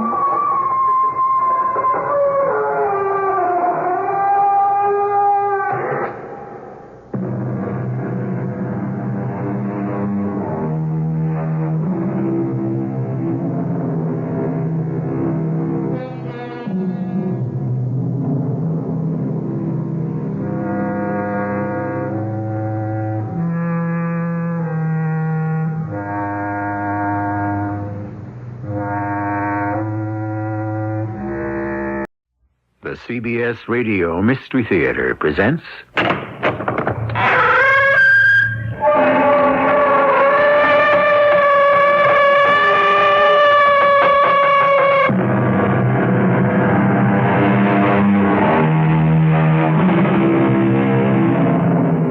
Come in. Welcome. I'm E.G. Marshall. How do you measure fear? It's like pain or love or hate or any of the imponderable things in life. It varies from individual to individual, but even that is not accurate. For fear, at the very least, has two constants: fear of the known, fear of the unknown. Which is the more terrifying, blood-chilling, agonizing? You may decide that for yourself from this tale of tortuous suspense. What are you doing? There are preparations to be made. I can't leave you alone. If you fight me, I'm going to put you back to sleep. No, please. Hush, please. My beautiful, please. No. Hush, you're so lovely when you sleep.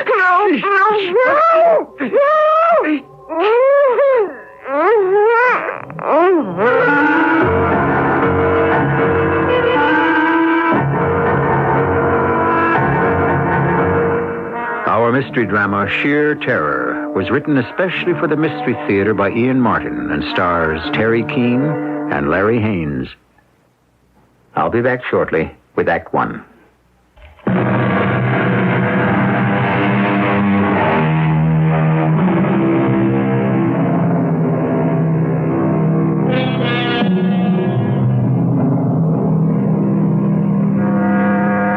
Scattered around New York in various broadcasting studios, actors and actresses live surrogate lives for their millions of viewers.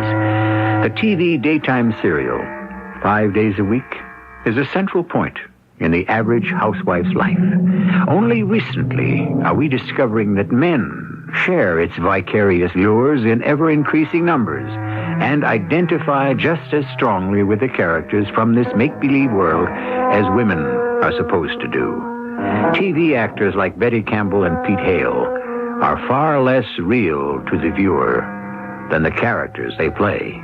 Vicky Banks and Drake Haywood. Who is it? It's Pete, Betty. Oh, come on in, Pete. I'm all changed. Well, it's getting real dark out. Looks like it might rain, so I'm going to grab a cab. Can I drop you? Hey, that'd be great. Jim and I are going out to dinner, so I told him to go on straight home from the precinct and change. Can you wait long enough for me to take off the false eyelashes? I hate to wear them home. They bug Jim. Oh, no, I'm in no rush. How is that big lug you married, huh? Best captain on the detective squad. Oh, you mean he hasn't made police commissioner yet? Just give him a couple of years. How's Marge? Want to know a secret? She already told me last week. Congratulations, Pops. Well, maybe this time it'll be a girl, huh? Well, if at first you don't succeed. Yeah. But this one's number 3. And how long can you keep on trying? Hey, wait. You'll have to talk about that with Marge. Well, one day soon, we'll catch up. Yeah. Hey, with the big day coming up Monday, you've got no contract to hold you back anymore. Yeah, I wish we'd pre-taped the wedding scene this week like I asked. Jim has accumulated leave, and we could have left by today and had a whole extra weekend in the Bahamas. Well, you can't fight the powers that be, Betty, or let down the fans. When dream girl Vicky Banks and that dashing millionaire from Philadelphia, Drake Haywood, get married up, it's got to be live in person, not a picture. There. Darn lashes are off. I'll just put them in the box and save them for lights, camera, action on Monday. Okay, leading man, let's travel. Okay, leading lady, but only as far as home. You don't get me on the road again. I like it too much right here in the Big Apple. Oh, hey, make sure it's locked, huh? I promised wardrobe I'd guard that bridal dress with my life. Oh, it's locked. No precaution is too great to guard against any hitch about Vicky and Drake getting hitched. Yeah, it's kind of scary, isn't it? Scary? I mean, that two made-up people that you and I act out could be so important to so many real people. Doesn't scare me. Keeps me laughing all the way to the bank. Oh, darn it. What's wrong? I left my wallet upstairs in the dressing room. Hey, can you wait till I run up and get it? I'll do better than that. You go fetch it, and I'll go outside and round up a cab. I won't be more than a minute. Oh, hey, it's kind of dark outside. Why don't you wait for me? Don't be silly. I'm a big girl now. Besides, like you say, 1/3 of a nation loves Vicky Banks, to say nothing of being married to a detective. What do I have to be afraid of?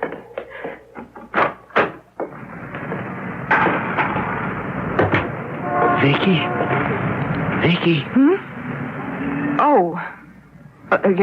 You mean me? Yes.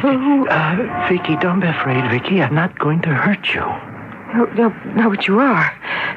And that smell, It's only chloroform to put you to sleep.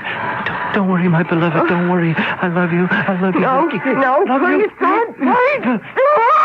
Don't worry, my dear. You're so small and helpless and so desirable. I can lift you into my car as easily as I can carry you across the last threshold.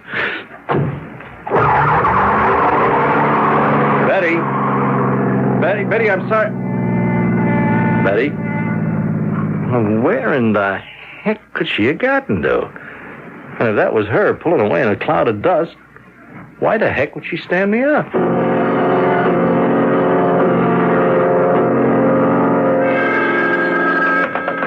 Hi, darling. Oh, not unless I've misjudged our friendship up to now. It's Pete, Jim. Oh, Pete, I'm sorry. I've been expecting Betty home, so I thought it must be a call from her. You still at the studio? No, I just got home. I had an uneasy hunch that I ought to give you a ring. Oh, how come? Oh, Jim.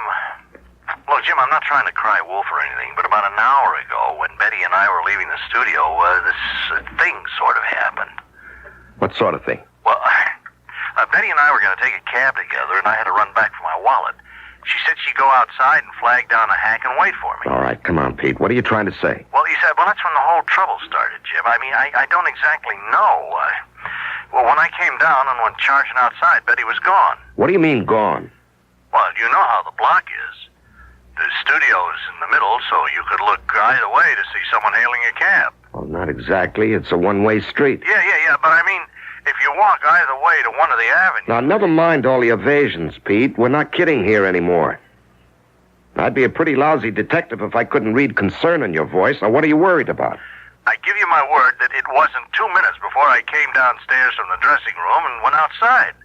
When I got there, Betts was gone. The street was empty? Well, that time of night, yeah. Except for some kid burning his tires getting away up the block. Some kid, huh? Or maybe some guy just plain abducting my wife, Betty. Yeah, but what for? For money. Like any kidnapping. Now, you people who work in those soap operas got any idea how much any of you could be worth to a wrong guy? Oh, Jim, now come on, you don't right think... now, I don't know which way to think. Just get off my line, Pete, and let me get some pros to help check this gig out.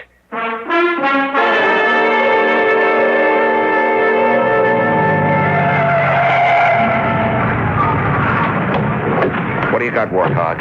Hey, don't call me Warthog. All right, pardon me, Sergeant Wartowski. You, Captain Campbell.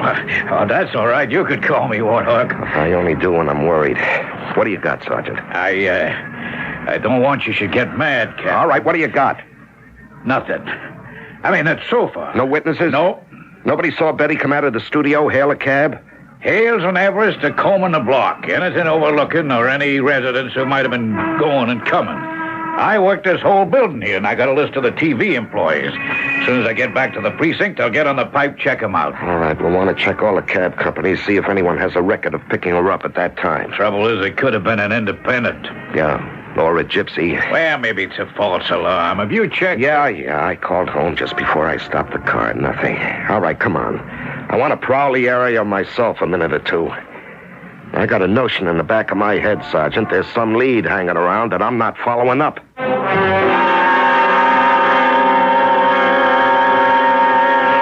You awake, my darling? Yes. Where am I? No, where you're safe. Always and forever. Who are you? Don't you know? Why am I tied up like this? Because you're not ready for the truth yet. Because I can't trust you all the way till the final truth. Please let me go. Untie me. Oh, I wish I could. I wish. Why can't you? Well, it isn't the moment for you to understand. I have to go now. Where? Well, there's so many preparations to be made and so little time. If you want me to untie you, I could put you to sleep again with the chloroform. No. I'd rather be tied. Are you arguing with me? I'm only telling you not to use that awful stuff again. Don't ever say no to me, or don't. I didn't say no, or don't. Or I didn't mean to. Good. Now, please, you must never cross me. That's when I start to get violent. I don't mean to. It just happens. You see? Well, you didn't answer. I didn't know how to. What is it? What do you want? Is it money? Money? You can have all you want. I mean, all I have. All you have? If I could just make a phone call. No, Vicky, no. Why do you keep calling me Vicky? That is not my... Yes, that is your name. It's not my real name. My name is Betty. Don't contradict me. I warned you. I can't stand to be contradicted. What are you doing? I told you. There are preparations to be made, and I can't leave you alone if you're going to fight me. Now, I'm going to have to put you back to sleep. No, please. Please. Hush, my beautiful. Oh, hush, you're so lovely when you sleep.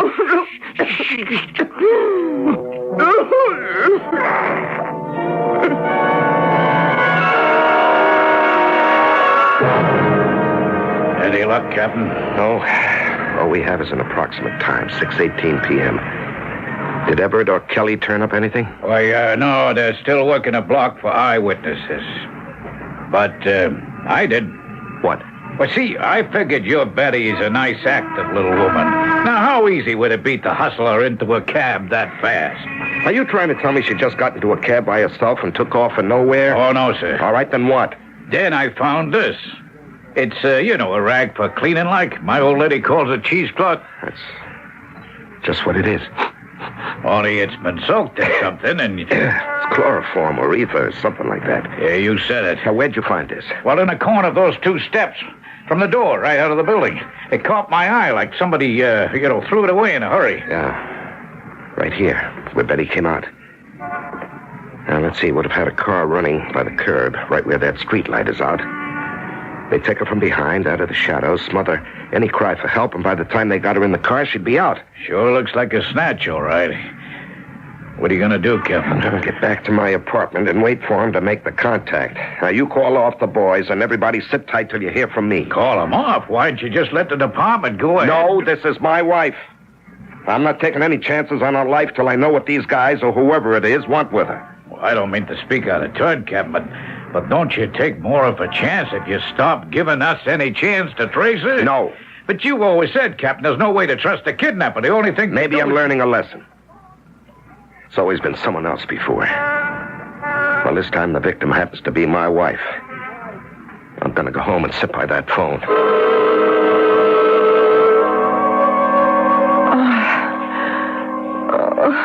Jim? Jim? Oh, no. My hands. My hands are still tied up. Oh, if I could only get them loose. I can't. What does he want with me? Where is he?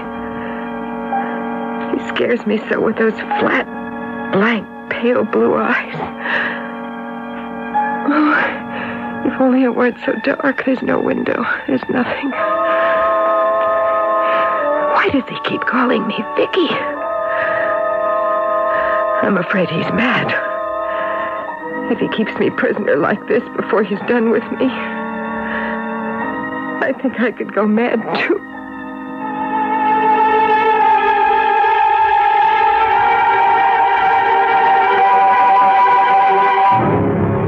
The seeds of terror are sown. What does the man with the pale blue eyes want of Betty? Or, as he insists on calling her, Vicky? Is this a kidnapping of a girl named Betty Campbell? Or is it a deeper horror, an abduction by someone who lives in a fantasy world and has stolen a girl named Vicky Banks from a world as fantasized as his own? I shall return shortly with Act 2.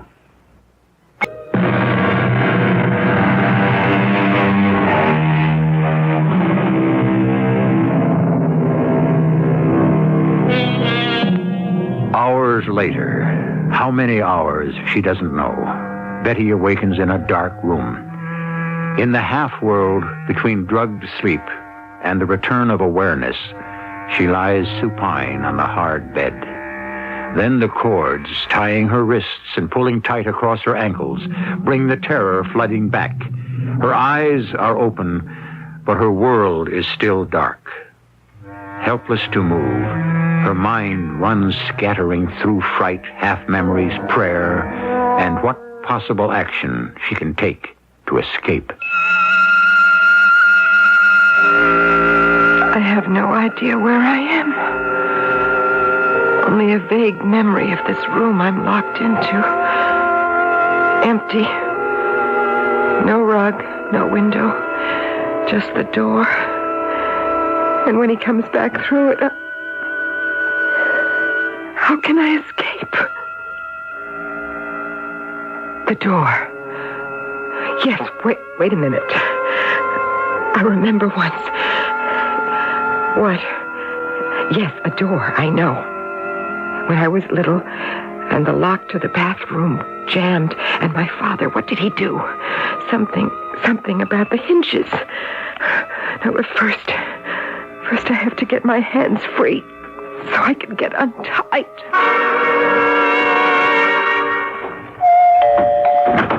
Yeah. Oh, it's you, Sergeant. Okay to come in, sir. You got any news? No. You? No. You look real beat, Captain. I thought maybe I could spell you here at the phone. You got an idea. Let's have a cup of coffee first. I got it all brewed. You got no leads at all? Like I told you, 7 o'clock this morning, we're still checking hackies. 0. Witnesses, 0. Except for your friend, Mr. Hale. Oh, Pete? No, all he saw was some car hightailing it out of there. He figured it was some wheel-crazy kid. There's nothing to go on there. Here's your coffee. Hey, thanks. Why doesn't the guy call? What guy? Whoever abducted her. Just let him call. He can have anything he wants, just so I get her back. Oh, you'll get her back, Chief. We'll get her back for you. Only, Captain. What? How's about opening it up instead of sitting on it? Give it to the press, radio, TV. Get it in the headlines. Spread it wide enough so this guy can know what he's up against. What do you mean what he's up against? That he didn't snatch no ordinary dame. He knows that. Oh, he could know she's a TV star and like that. But does he know that she's married to a cop? Well, what difference does that make? You ain't thinking straight. What, do you think a policeman has any more rights or clout than an ordinary citizen? Maybe not where a kidnapping is concerned. Well, then what are you talking about? You ever stop to consider maybe this ain't no ordinary snatch? What? Look at the time, Captain, huh? 5:30. Right. That means Mrs. Campbell's been gone pretty near 24 hours. Now, how come there's been no contact yet? Well, maybe he thinks it's safer by mail. Hey, it's a weekend coming up. He ain't going to allow that much time to pass. And here's another thing. I don't know how much money someone like Mrs. Campbell makes in daytime TV, but it's hard to figure it's all that heavy bread. Now, what are you getting at? That there's 2 other possibilities. You must have thought of them. You mean someone like Ferrara or Big Charney might want to get back at me because I busted them and had them sent up? Yeah. Well, I thought of that. I had their files pulled. They're still doing time. Well, there were others who promised they'd get you as soon as they got out. Yeah, I know. I'm having the precinct check them out right now. You don't have to, Captain. That's where I've been all day. I dug them all up. Mad Dog Perrine, Charlie Deadbeat, Jimmy Valdez. They're clean. At least as far as this is concerned. So, that leaves the last possibility. Yeah. And that's something I don't like to face. I don't blame you, boss. There's no way to put your finger on a kook. You don't think this could have been a psycho? You don't have to ask me that, Captain. You know that's what's in your mind. Well, why, Betty? Why? When it comes to psychos, count me out. You're the one with the brains, Captain. If I face it, it doesn't take much brains. Now, Betty's highly visible in that serial. Millions of people know her. Now, what would he want with her? We gotta get a lead on this bird somehow. A picture, a description, something. If we only had a witness.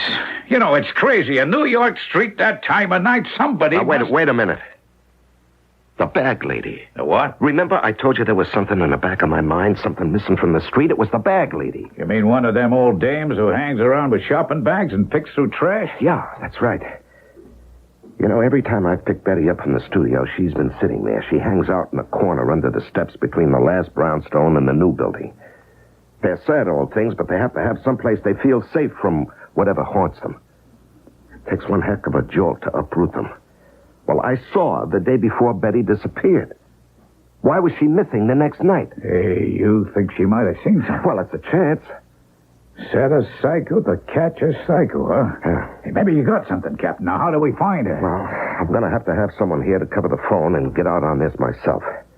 Now, you, me, and everyone the precinct can spare are going to drag that area until we do. I only hope we can find her. And if we do, that she saw something, and if she did, she can remember what it was.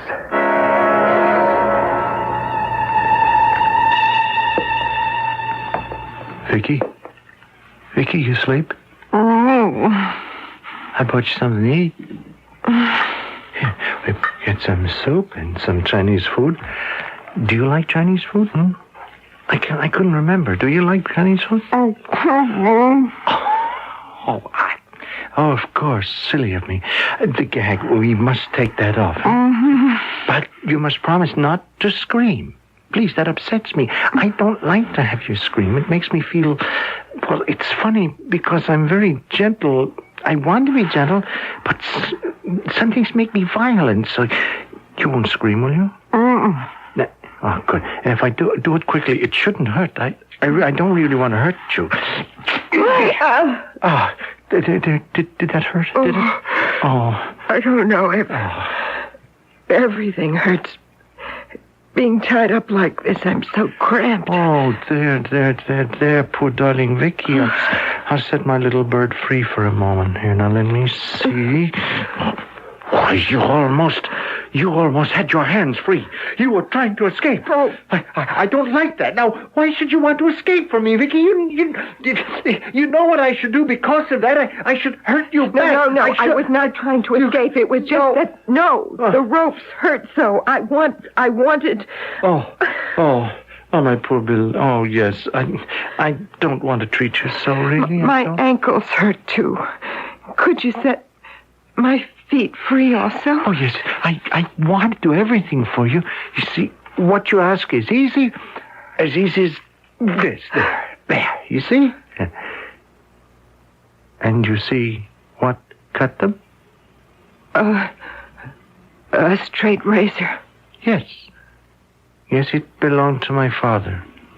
You know, he cut my mother's throat with this. And he left me alone. I thought I was always going to be alone until... Do you want to have something to eat, huh? A nice dinner for two?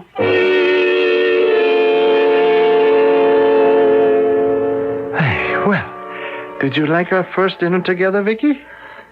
I was hungry. And stop calling me Vicky. Don't tell me what to do. Now, don't ever tell me what to do. I'm sorry. It's just... It is not my real name. But of course it is.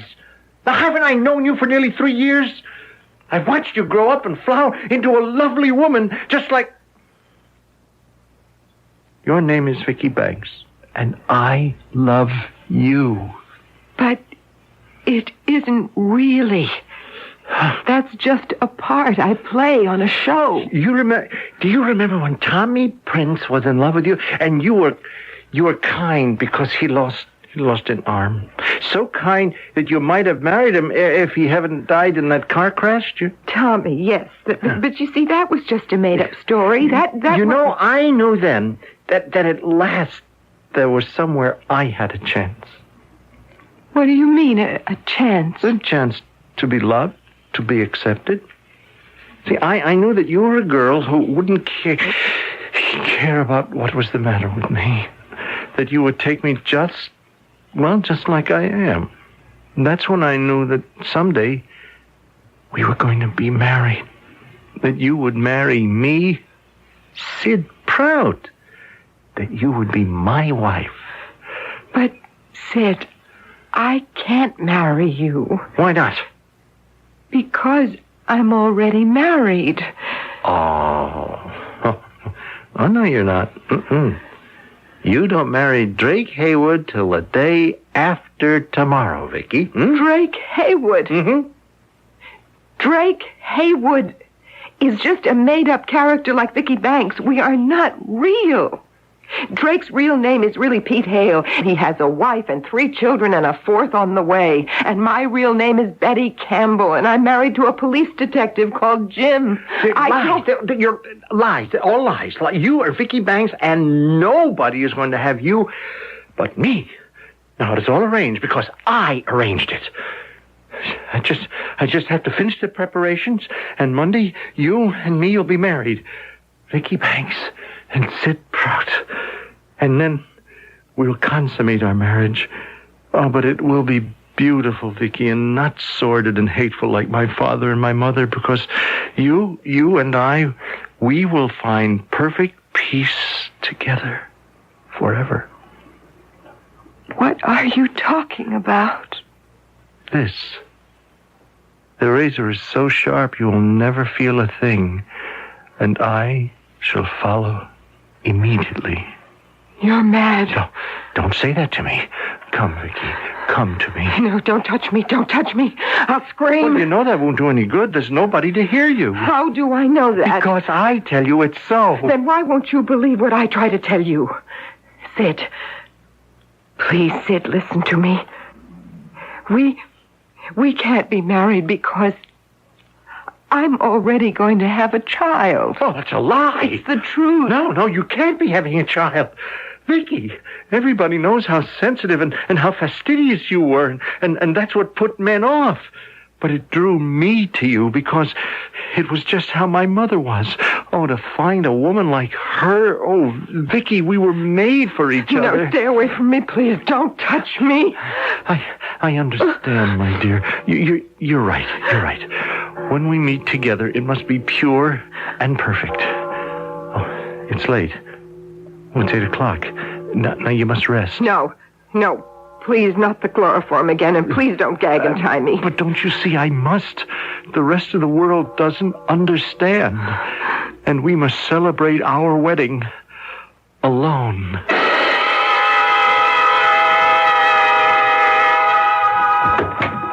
Oh. Hi, Jim. Pete, no calls? No, nothing except the precinct and, And what? Well, a couple of reporters. They seem to have gotten wind that something's up. Oh, brother, that's all we need. You haven't turned up anything? No.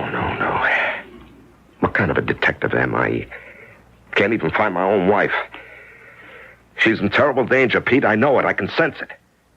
Now, what am I going to do? What am I going to do?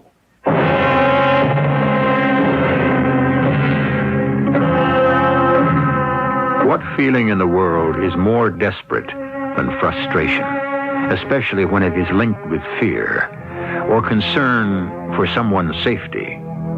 And that Betty Calder is in danger, ultimate and complete, there can be no doubt. I shall return shortly with Act 3.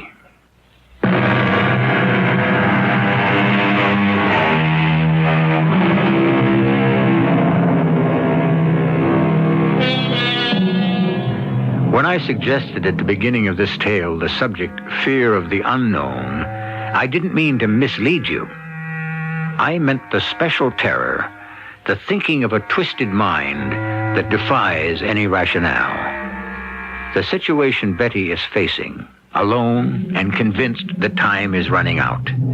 She can only rely on herself to escape death. She is awakened now in the dark prison of her room with no idea if it is day or night.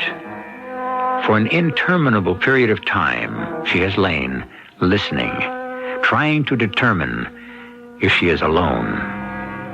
At last, she has decided she is, and decides to use her last weapon, for she has not been gagged. Help! Help! Can anyone hear me? Help me! Help me! If you can hear me, please help! Help! Shut up! Just shut up! Now, no one can hear you in this loft building. We are the only tenants. But because you don't have faith in me, I should... No, Sid, I'm sorry. I'm sorry. I didn't mean anything. It's only that... Please, I woke up, you see, in the dark, and I was all bound like this from a terrible dream, and I was scared and alone, and I was so afraid. Oh, yes, of course you were, Vicky. Dear, I'm sorry. I'm sorry. You don't... I know how terrible this is for you, but I don't want to have you tied. It's only that... I just can't lose you. Not now when we're so close to the moment of truth. Then can't I be untied? Well, now. Now you can. Now? You're going to let me go? Let you go? No, never. But now I don't have to worry about losing you. Why? Because I have a guardian angel for you. Michael? Meet Vicky. No, boy. No, friend. What is he? Well, it's hard to say exactly. He's part Alsatian, part Doberman, I guess. I borrowed him from the kennel to make you happy. He sounds dangerous. No, shh. Not unless anyone goes against what he's been taught. Oh, he's beautifully trained. Look. Sit. Lie. Stay. He's your dog? Oh, no. Like I say, I borrowed him. I don't want to keep you tied up, Vicky, but I still have so many things to do before it all happens for us. So I brought him to guard you. To guard me? Yes, oh no, he's really very friendly. He is an attack dog, but unless someone is threatened, he's a nice boy. Aren't you, Mike, huh? He seems quite gentle. Yes, that's his nature. But don't be fooled. He's been trained to be a killer. Now, here, let me have the pillow. What for? Here, I'll show you. Here. Now, here, boy, here. Attack! Okay, no. Freeze. That's a good boy. Good boy. Good fellow. Tore that pillow apart. Yes, or anything else he was ordered to attack. You see, that's training. You seem to know a lot about dogs. Well, I should. It's been my profession. Been? Yes.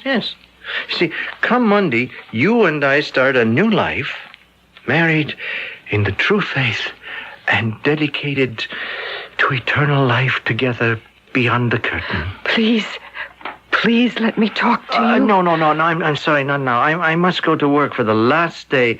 And then there are so many things still to get ready for tomorrow. You're going to tie me up again? No. There's no need with Michael here. He'll be your guardian. Well, I will be back tonight to say my last goodbye. Then we will join the long sleep together. Don't try to run from me, or Michael will stop you. I'm leaving him on guard outside the door. Now, he's better than any lock. Now, for your safety, my darling, I warn you not to try to leave.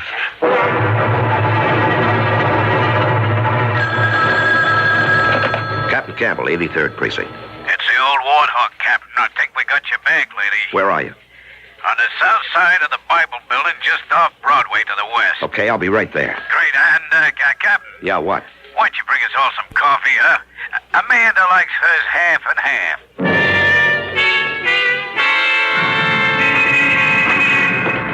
Hello, Sergeant. Captain, this here is Miss Amanda Schutz. What are you on, ferries, tugs, Hudson River Line? I told you, Amanda. He's a cop, just like me. Another one. I don't like cops. We only want to ask you some questions, Miss Schutz. That's why I don't like you guys. And don't call me Miss Schutz. Isn't that your name? It is. Just say Amanda. All right, Amanda. I need your help. Then do I get left alone? I hope so. Well, first off, I brought us all some coffee. Got any half and half? Yeah, I sure do. Just like Sergeant Watowski told me. In that case, maybe I'll answer. Give me the coffee first. Okay, here you are, madam. Miss. I'm sorry, miss. Here you are, what? Oh, thanks, boss. Hey, that's good Java. Now, what else can I tell you I ain't already told this lug? What did she tell you, what? Yeah, and she was right, boss. She's seen this guy drive up and park.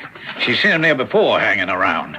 She saw the missus come out Friday night, and this guy hustles her into the wagon and took off. Did you get the license plate number? I don't see good. I got glasses, but they're not my prescription. I found them in a trash can. All right, what kind of car was it? The best she remembers is it was a station wagon. A station wagon, that's just great. Well, there's something more. She said that had bars, like, in the back. Bars? What kind of bars? Like you got in some patrol cars. That's why I took off. I got enough trouble with cops. What about the man who hustled my wife into the car? Was there anything special about him? Like I said, I don't see so good. Yeah, that is good coffee. Oh, yeah, he had a limp like, with one of them shoes all built up like a, what do you call it, a... Clubfoot? Yeah, I guess. Hey, you got any more Java? Wart. Yeah, Captain. I think maybe the balloon just went up. What do you mean? A station wagon with bars, like you put up for a dog, huh? Chloroform. Now, that's not so easy to get hold of unless you work around a clinic or a lab. So, how about a vet? Well, I don't get you. A veterinarian. Now, he'd have it right on the shelf, and he'd have a car like that, too. Hit the gas and turn on the squealer. Sure. Where to, Cap? The precinct house. Round up a dragnet. We're going to cover every vet in this city.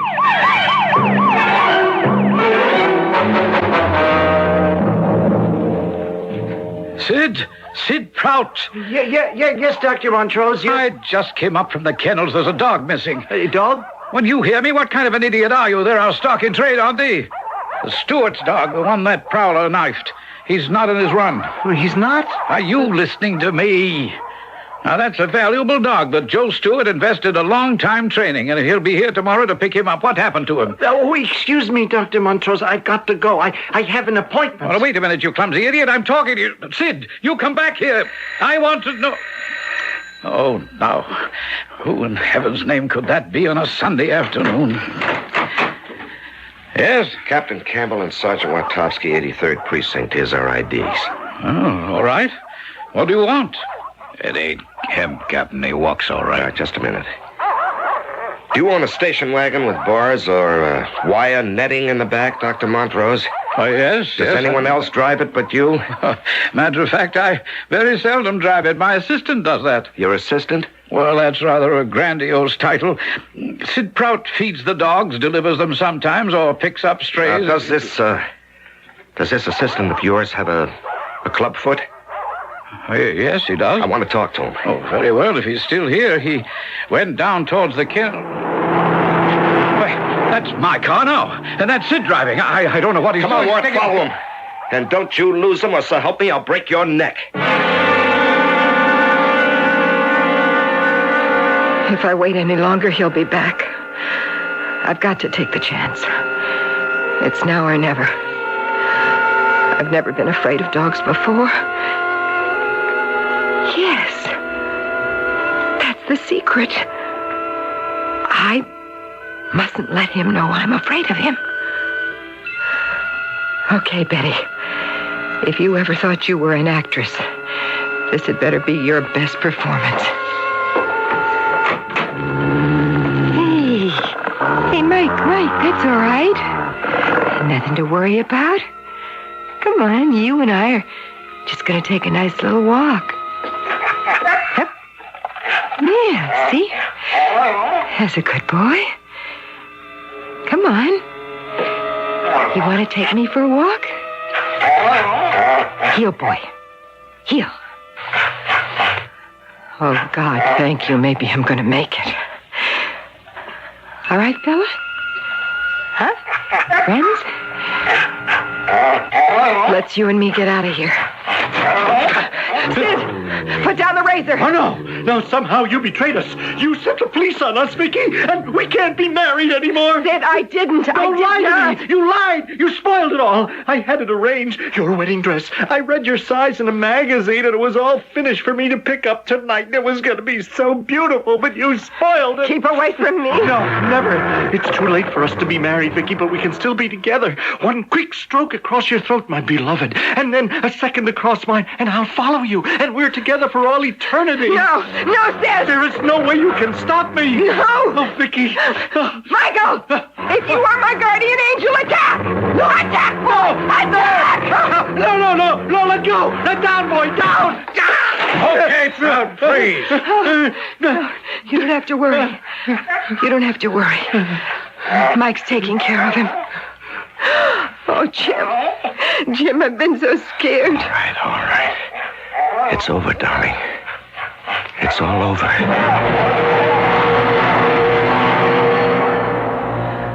What I'll never quite understand, Jim, is about the dog. Yeah.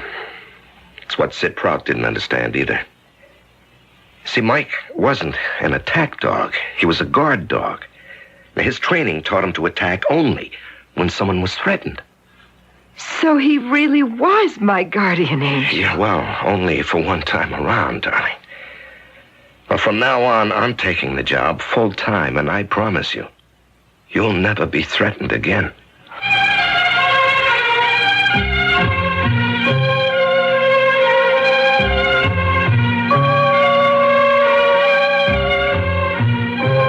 And as Betty Campbell, she has never been threatened again. Of course, as Vicky Banks, if you follow that particular story, even after her happy marriage to Drake, the catalog of disaster that Vicky has gone through would make Job looked like a piker. But that's storyland, and never to be confused with real life, or after what has happened, what is. I'll be back shortly.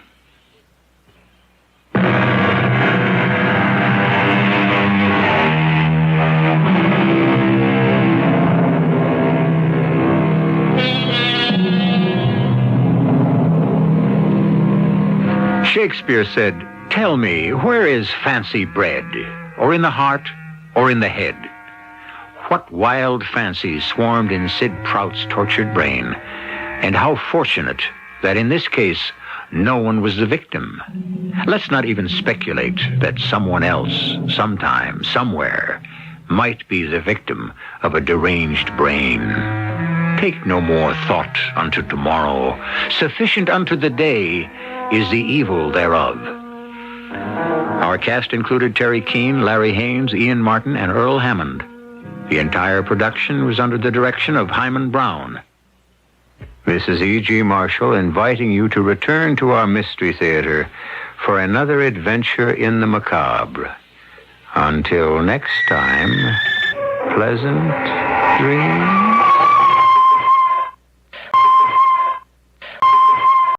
The CBS Radio Mystery Theater presents...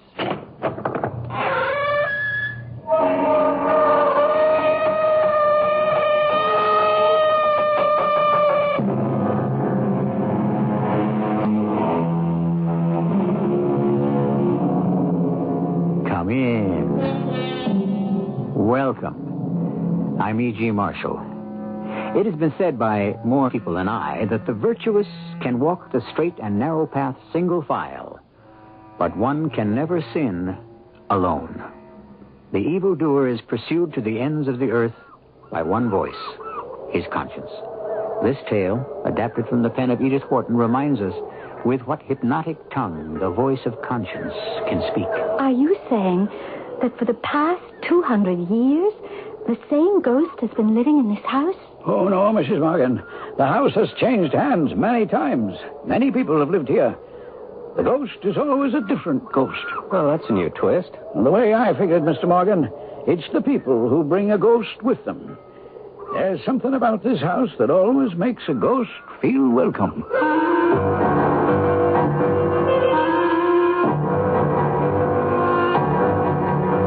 Our mystery drama, The Man in the Black Cap, was adapted from an Edith Wharton classic, especially for the Mystery Theater by James Agate Jr., and stars Paul Hecht. It is sponsored in part by ARM, Allergy Relief Medicine. I'll be back shortly with Act One.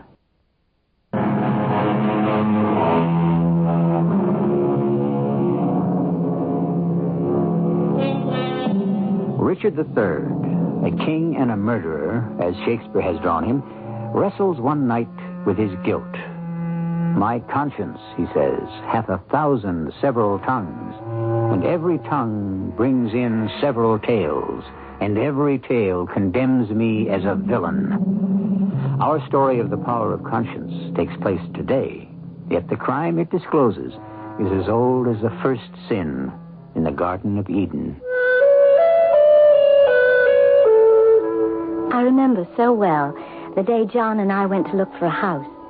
It was the first day of the fall. The New England trees marching up the road with their red gold banners of leaves, leading us right up the Maine coast to Eastport Harbor, a delicious little town with its bright white church and velvety village green. We sat in a tiny room of the only real estate agent in town. Well, Mr. and Mrs. Morgan, there ain't so many houses in your price range as there used to be. Folks are getting mighty smart about values these days. And for your top figure, I'm not so sure. Mr. Higgins, suppose we up the ante to $60,000. 60? Oh, John, do you think we should? Would that give us a greater selection? Oh, I don't know that it would. You see, folks around here, they ain't so much wanting to sell. Oh, but, Mr. Higgins, doesn't anyone die in this town? Out in Colorado, where we come from, the young people, they don't want to hang on to all the old homesteads when their parents pass on. They're looking for a new life. They can't sell fast enough and move to the city. Around here, Mrs. Morgan, people don't die off so fast. And when they do, The young folks like to stay where they was born. Bring up their children here. You mean there's nothing for sale in Eastport Harbor? Nothing at all? Where are you folks staying? We thought we'd try the inn. That's a nice place. Good food. Tell you what. Seeing as how you're both so determined, give me a day. I'll call you Wednesday morning at the inn and see what I can come up with.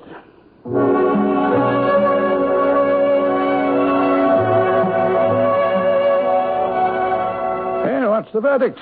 How do you like the house? Well, I don't know, really. I have to think it over. Now, I don't want to pressure you, but I got some folks coming up from Augusta tomorrow morning, and they're particularly interested in an honest-to-goodness Victorian house. But you don't want to pressure us. In my line of business, Mr. Higgins, we wouldn't exactly call that a soft sell. And what would your line be, Mr. Morgan? I'm in the mining business, but I'm retired now. A young fellow like you, retired already? John sold his mine. It was his idea to come east to live. Oh, John, it's a darling house. It's the kind I've always wanted. I think we've been through every room. Oh, and that fantastic little square deck on the roof. You can see for miles around. Whoever thought to put it up there? Well, most of these old houses by the ocean have them. They're called a captain's walk, ma'am. 100 years ago, captain's wife could go up there to watch for her husband's ship to come in. Oh, do you hear that, John? It's just the place to write. Oh, I don't know. The kitchen needs a lot of work. That old icebox and the old coal stove. That's going to be my department. I want the kitchen to stay old-fashioned, just the way it is. You're not going to like hauling coal to cook with, I'll tell you that. It takes a little getting used to. Now, how far does the property extend? You said 25 acres? Well, come here to the front door. I'll show you. Now, I'd say just about as far as the eye can see in all directions. To your right, to your left, straight ahead up the hill. And in back of the house, clear down to the ocean. Oh, I love this garden. And the rambling roses on each side of the gate. I can't wait till spring. Oh, it's a nice location, I'll say that. I'm going to put a lot of time into this garden, John, while you're writing your book. Oh, and that clock striking the hour. It's been doing that for over 200 years, Mrs. Morgan. 12 o'clock. Oh, so many pretty sounds. I think I know everything I have to know about this place, and it all makes me absolutely positive I want to live here. Now, there's only one thing about the house I haven't told you folks. But seeing as how you're a modern kind of couple, I didn't think it very important. Do you mean the fact that every room needs painting? The ghost. Oh, there's a ghost that lives here? You were right, Mr. Higgins, not to bother us with fairy tales. It's high time people discarded such superstitions. Oh, superstitious I'm not. I'm not the only real estate agent in Eastport Harbor. I'm also the only sheriff. I didn't know that. You're the sheriff, too? Well, meaning I look at happenings realistically, believe me. At one time, I'd have said the same as you about superstitions. But the ghost who comes around here is different. Oh, how so? I've seen it myself. Are you a drinking man, Mr. Higgins? No more than I can handle. Why? Well, I thought perhaps you tied one on the night you saw this ghost. It wasn't night. I've seen it by day. And have there always been ghosts here? For 200 years, ma'am. Always the same? Oh, no. Always a different ghost. Oh, well, that's a new twist. The way I figure it, it's the people who live here who bring the ghosts with them. Something about this makes ghosts feel welcome. Well, that's the only explanation I can give. John, this is the house I want to live in. Put down my roots. And Eastport Harbor is the town I want to live in. Now, you arrange everything with Mr. Higgins.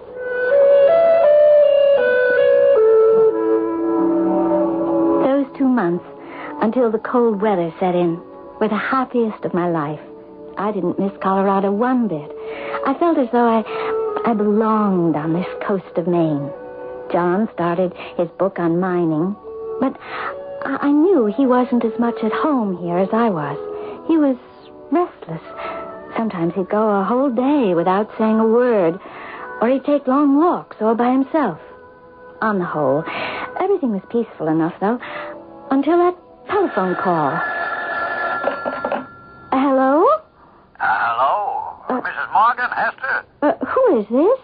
This is Hugh Bryant. Mr. Bryant. Are you calling all the way from Colorado City? Why, yes, I am. Is John there? Hello? Why, John, is that you? This is Hugh Bryant. I'd better hang up in the hall extension, Mr. Bryant. I guess you and John want to talk. Bye. Bye, Hester. Nice to talk to you. John, you still on the phone? Yes, I am, Hugh. Hester, go on. You can hang up now. Why did John cut me off like that? I stood by the telephone for a few minutes.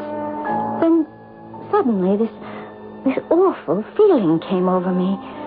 The sulphurous smell of danger. I turned around quickly, and there was a shadow of a man on the frosted glass frame around the front door. Then he was gone. And then something compelled me to pick up the hall extension again and listen. When did all this happen, Hugh? Early this morning. Where does that leave the lawsuit? Well, it still stands, I guess, Unless he dies of the gunshot wound. Well, he's in a coma now. The nasty part is I thought I'd hushed up the whole lawsuit. But now it's going to be in all the papers. I've had 3 reporters here already with a lot of insinuating questions. Oh, what do they say?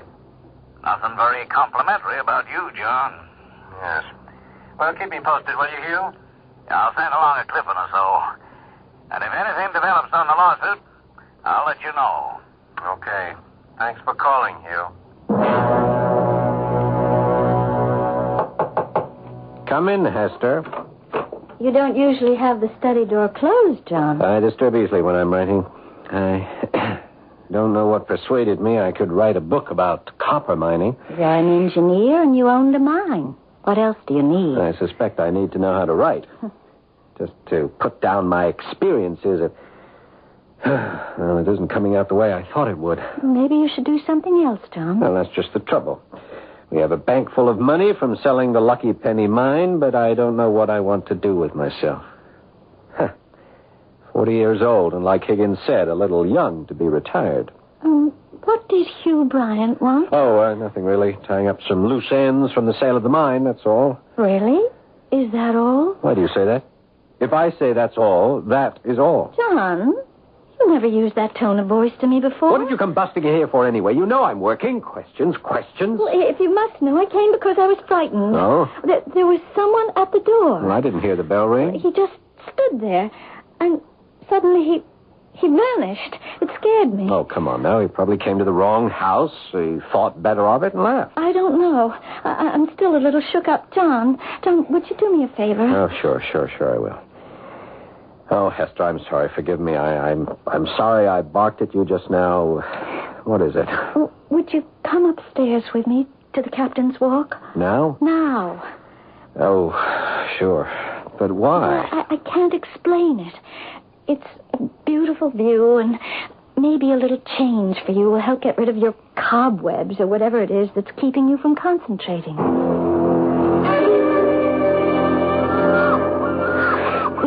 It's a little nippy up here. You really can see for miles, huh? Let's just stay up here until the sun sets, all right? Okay, but it's turning chilly. John, do you know what day it is? Today. It's November the 1st, isn't it? Is it anything else? Saturday. But it is Saturday, isn't it? John, are you really happy in this house? Oh, you're really full of questions today, aren't you? Hey, look down there. You see that big boat cutting across the channel? Mm-hmm. That's an old four-master. Must be a chartered schooner. Look, you can change the subject all you want, John, but I'm going to tell you what I'm thinking. It's this house, John. You're not the same John Morgan I married 10 years ago. Today. Oh, so that's it. Ha-ha, I've forgotten our anniversary. Oh, Hester, I am sorry. We're not as close as we were, John. I know it, and you know it. John, it's not something to push under a rug. What is it that's troubling you? Must be because I'm at a crossroads in my life or something. I'm not sure what I want to do. When I bought the Lucky Penny and ran it, I was sure that would be my life. Then when I sold it, I thought, well, I'll come east and write, get away from the mining business. John, look down there. That man opening our gate and walking up the path. Do you see him? Yes, I see him. John, That's the man who came to the front door. He's got the same kind of peaked cap on. Yeah, I'll be right back. John, where are you going? John, come back! Who is this stranger who has turned up twice at the door? Is he real? An apparition? Surely not the ghost Mr. Higgins warned them about. Let's stop guessing, shall we? I suspect we'll know more when I return shortly with Act 2.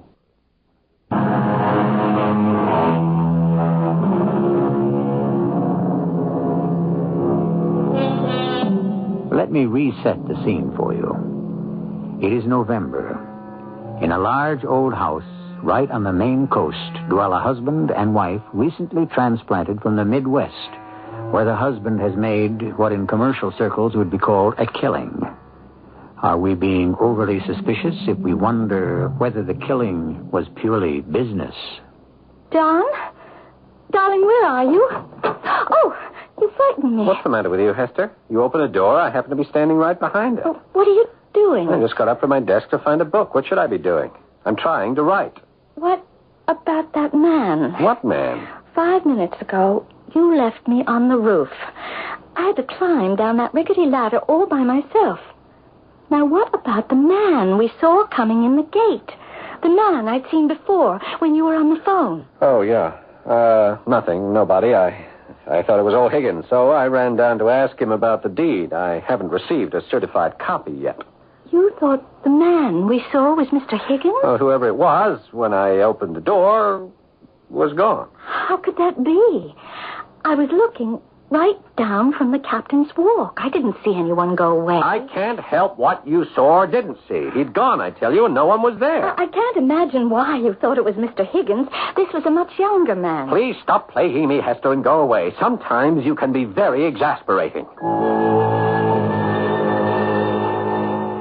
When John's in one of those moods, it's best to leave him alone. And those moods are becoming more and more frequent. His temper's getting shorter and shorter.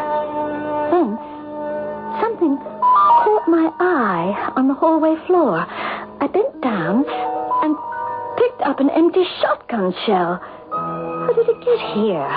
We don't have a gun in the house. Why make such a fuss about an empty shotgun shell? Look, since we've moved in, I've cleaned every inch of this house. And, John, there wasn't any shotgun shell that could have escaped me.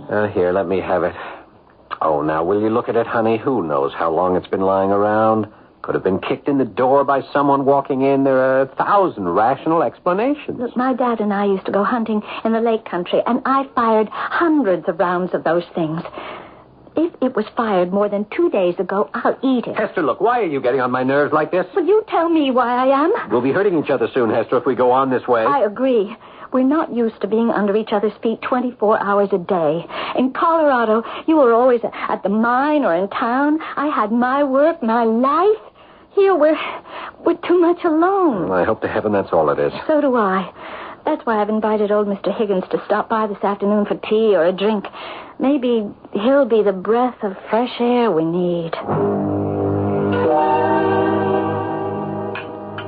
Some more tea, Mr. Higgins? May I fill your cup? Why, no thanks, Mrs. Morgan.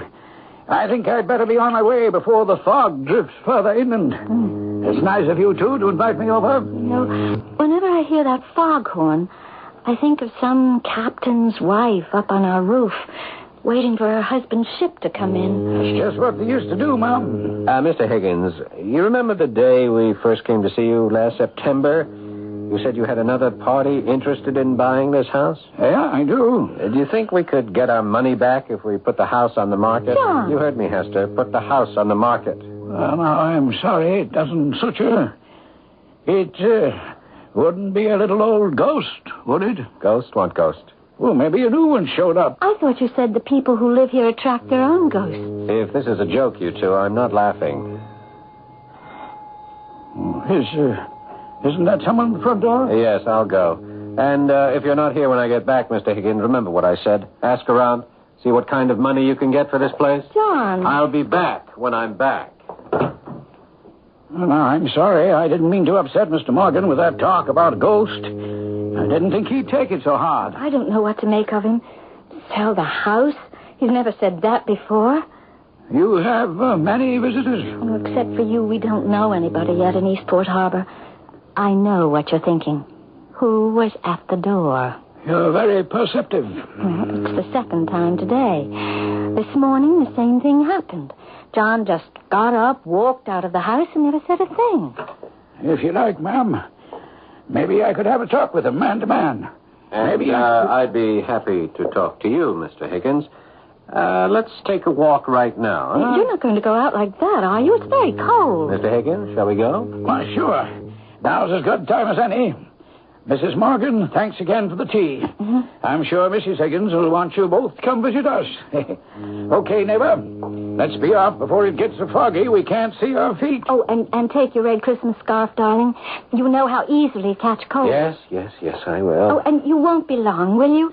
That foghorn's such a lonely sound. It gives me the woolies knowing you're out somewhere in it. It scares me. Hester, darling, what are you talking about? We're going to stay here. You know we both love it. Fog or no fog. It was all part of John's strangeness. His sudden turnabout from wanting to get rid of the house to saying he loved it here. I went into his study and had a long look. It got later and later, so I went up to the captain's walk to wait for him. Hester, where are you? I'm coming down, John. I was beginning to worry. I've had a stew ready since 6, and it's after 8. Now, tell Mr. Higgins to leave his coat in the hall if he wants to come in. I'll set another place. Mr. Higgins isn't here. What? Didn't he come up the road with you? If you don't mind, Hester, I'll skip dinner. I'm not very hungry. Not hungry after a 4-hour walk. What is it? It's nothing. I'm going to my study to work. John, what's the trouble? I've got to know. Would you mind, Hester, very much closing the door to my study on the outside? I have lots to do. Like writing Elliot Harmon's name practically over every page? What were you doing in here? Did something go wrong with the lucky penny we sold Elliot? I want to know. No, nothing. I want to know, too, why you didn't bring Mr. Higgins back with you for dinner, since you and he were out together that long. Higgins left me hours ago. I walked up the hill, and he took the right fork back to town. But I saw you. I was on the captain's walk waiting. A half an hour ago, you were walking this way with him. You're mad. That wasn't me you saw. Probably 2 other people. In this fog, how could you tell? Because one of the men was wearing your red scarf. It was you, John. I know it. You were talking to someone. Now, don't say anything, please. If you're hiding things from me, you probably have a good reason. The battle lines had been drawn. We were no longer 2 people joined by one marriage. He locked himself into a study, and for the next few hours, I was engulfed by a sense of dread. Finally, I went to bed and tried to go to sleep.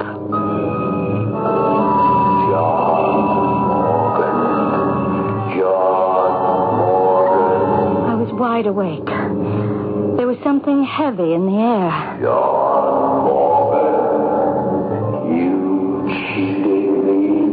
What? Who's there? John, what is it? Is it a nightmare?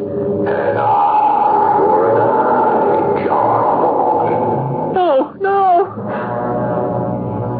Before I could stop him, John was out of the bed and running out of his room. I switched on the light. John, where are you? I ran about the house like a crazy person. I couldn't find him. I ran back to the bedroom, slipped on some dungarees and a shirt. And then it came to me.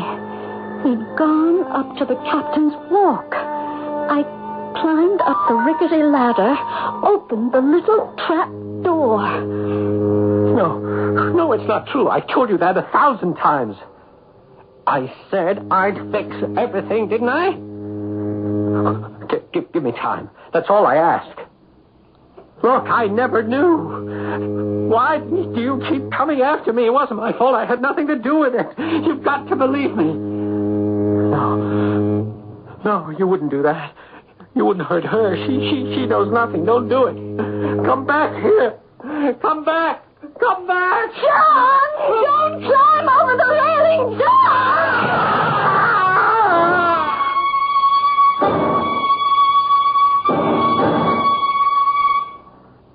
How is your husband this morning?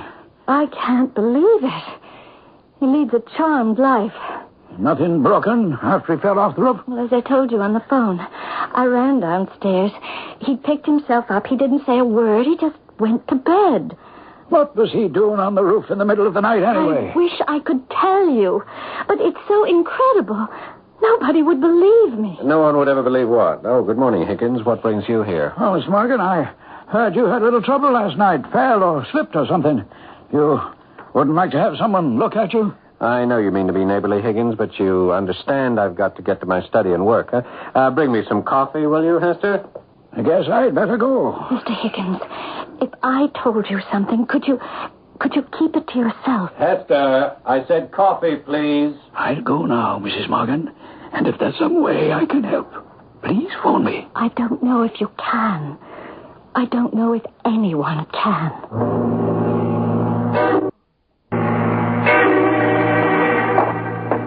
Here's your coffee, John. Oh, thanks. Just leave it on the table, huh? Last night, when you were up there on the captain's walk, who were you talking to, John? What? John, don't shut me out. Tell me what's troubling you. Hester, look, believe me, I can't, Hester. I want to, but I can't. It's been months of this waiting and Oh, what's that you've got in your hand? The mail? One letter. It just came. So, you won't tell me. Let me have it, will you? Don't grab it out of my hand. It's addressed to both of us. Thank you for the coffee, Hester. Thank you for the mail. Aren't you going to open it? Later, when I've had my coffee. Oh, it's from Hugh Bryant in Colorado City, and I'd like to know what it says. Now, would you mind? Now, what's that? I'll get to it. Would you give it back? I'm opening this letter right now, and I'm reading No, it. you're not. John, will you get away Will you from come me? here? Oh! I'll hit you much harder the next time you don't do as I say.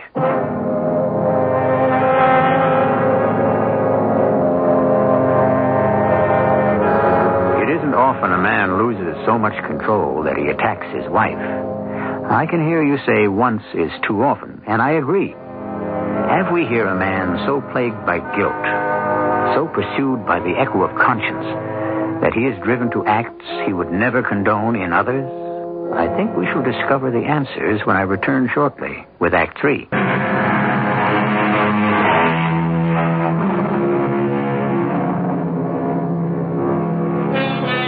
It takes love, courage, and restraint to withstand a slap in the face from your own husband. Hester Morgan possesses all three. But I think you'll agree that there's more to this than moods and acts bordering on the irrational. Obviously, a good and quiet conscience, a peace above all earthly dignities, as Shakespeare has defined it, is not John Morgan's frame of mind. All right, open the letter. Go on. I will.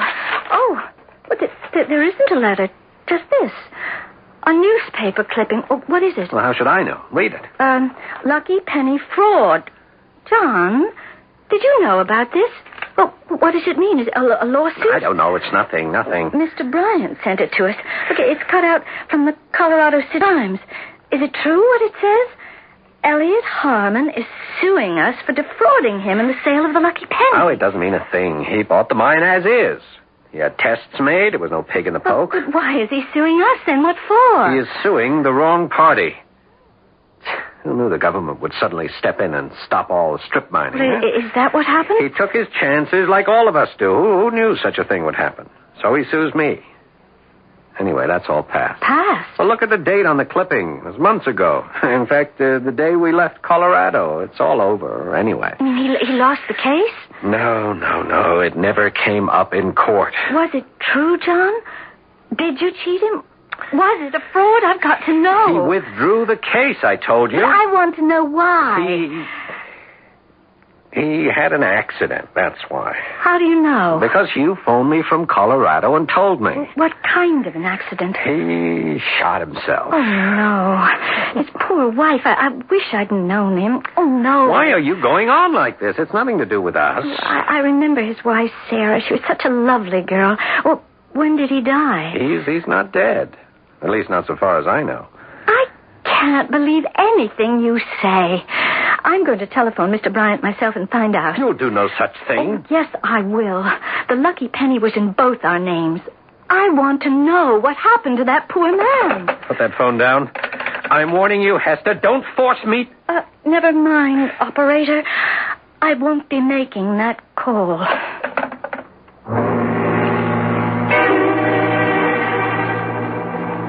Winter came and went. I wrote some poetry and cried to myself. Spring poked up its crocuses, and the trees their buds.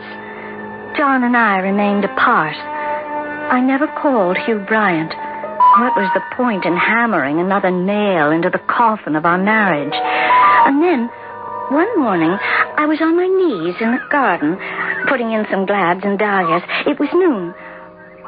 I beg your pardon. Oh, I didn't see you coming in the gate. I'd like to see Mr. Morgan. My husband? I suppose so. I haven't had the pleasure. I'm Mrs. Morgan. Look, I'm afraid, if you don't mind, you'll have to come back after 4 o'clock. You see, my husband has a strict schedule. He works every day at his book. He won't see anyone until 4. I think he's expecting me. That could be. He doesn't always tell me everything. Haven't you been to see him before? I get the feeling somehow that... Oh, pay no attention to me. Sometimes I think I know people from somewhere, and it's just my imagination. So, he's expecting you.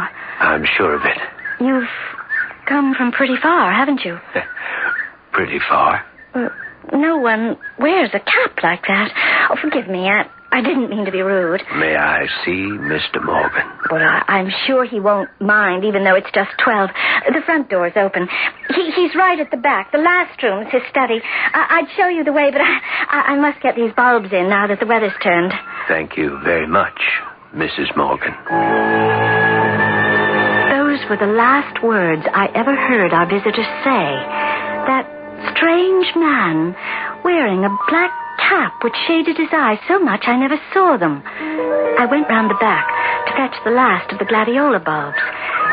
It was 1 o'clock when I went into the house. John wasn't there.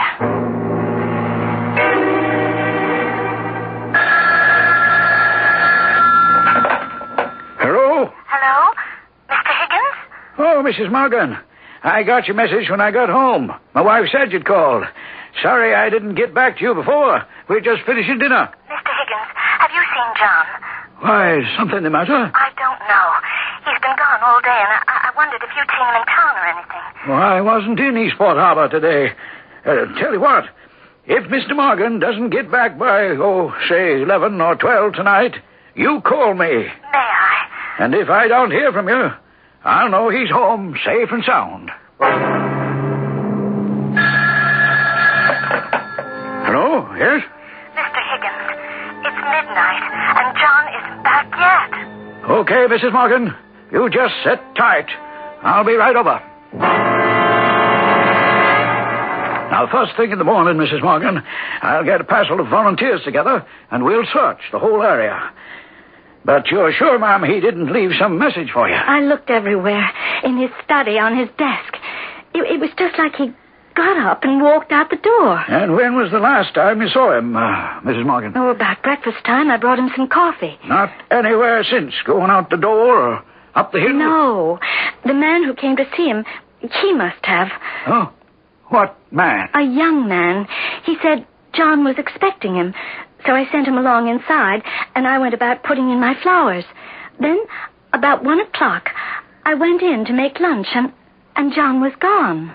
Uh-huh. And his visitor? They were both gone. Would you remember what he looked like, the young man? Oh, I think so. Wasn't anything funny about him? I mean, he was real flesh and blood, as they say. Well, it never occurred to me that he was a... Oh, Oh, that's not possible, is it, Mr. Higgins? Not real? Well, I hope not. I guess not. And then there's this telegram that came for John yesterday from Mr. Bryant, our lawyer in Colorado City. Here, I'll read it to you. Need you personally to sign documents relating to Lucky Penny. Bryant. Lucky Penny? It should be called Unlucky Penny. It's been nothing but bad luck to everyone who's picked it up.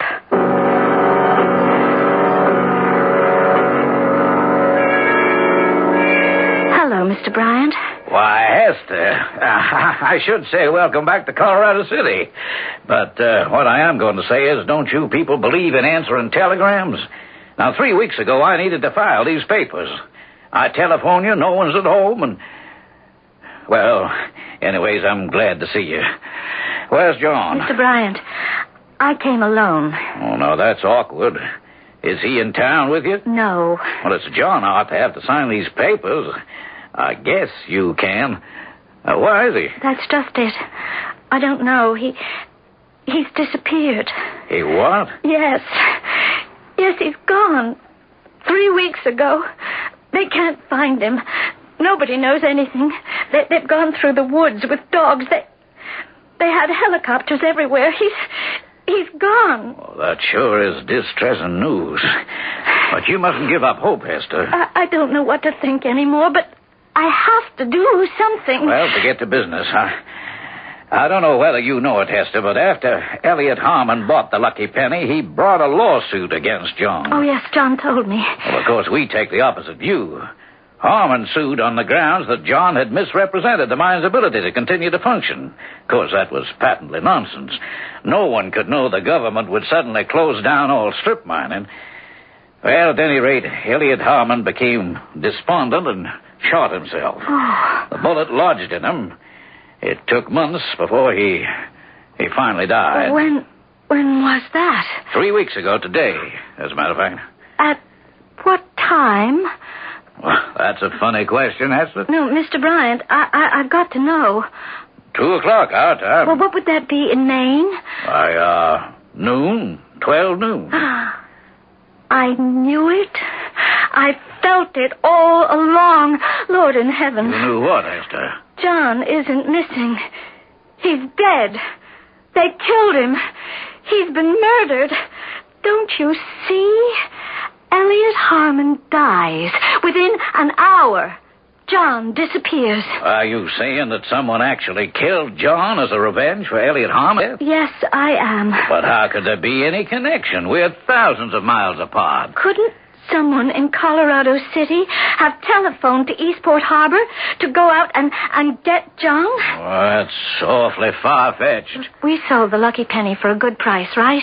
Now, if Elliot and Sarah Harmon felt they were cheated, so did all those other people who put up their money.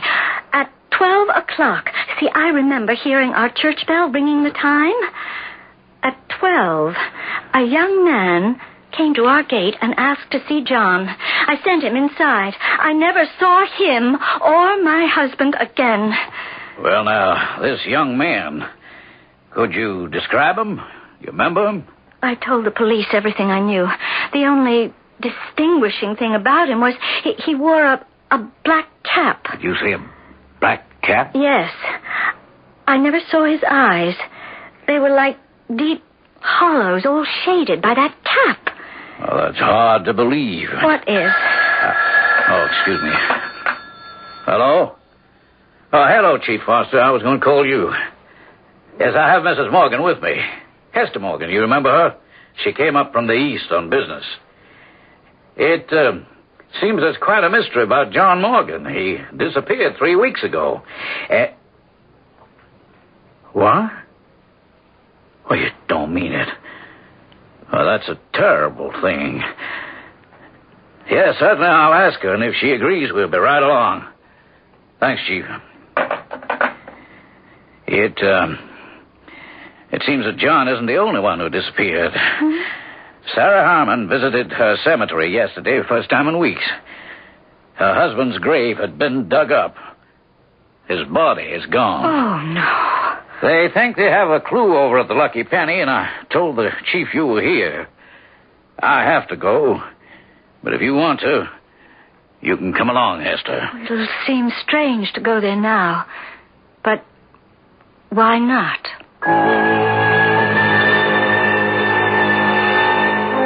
When we arrived at the Lucky Penny, they dug an experimental shaft to locate new deposits. A crowd of rescue workers stood around it. They'd found something at the bottom. Finally, they brought up 2 bodies. One was John's. John, my husband. The other, they said, was Elliot Harmon. He had a black cap on his head. I recognized him as the young man who had come to see John 3 weeks ago.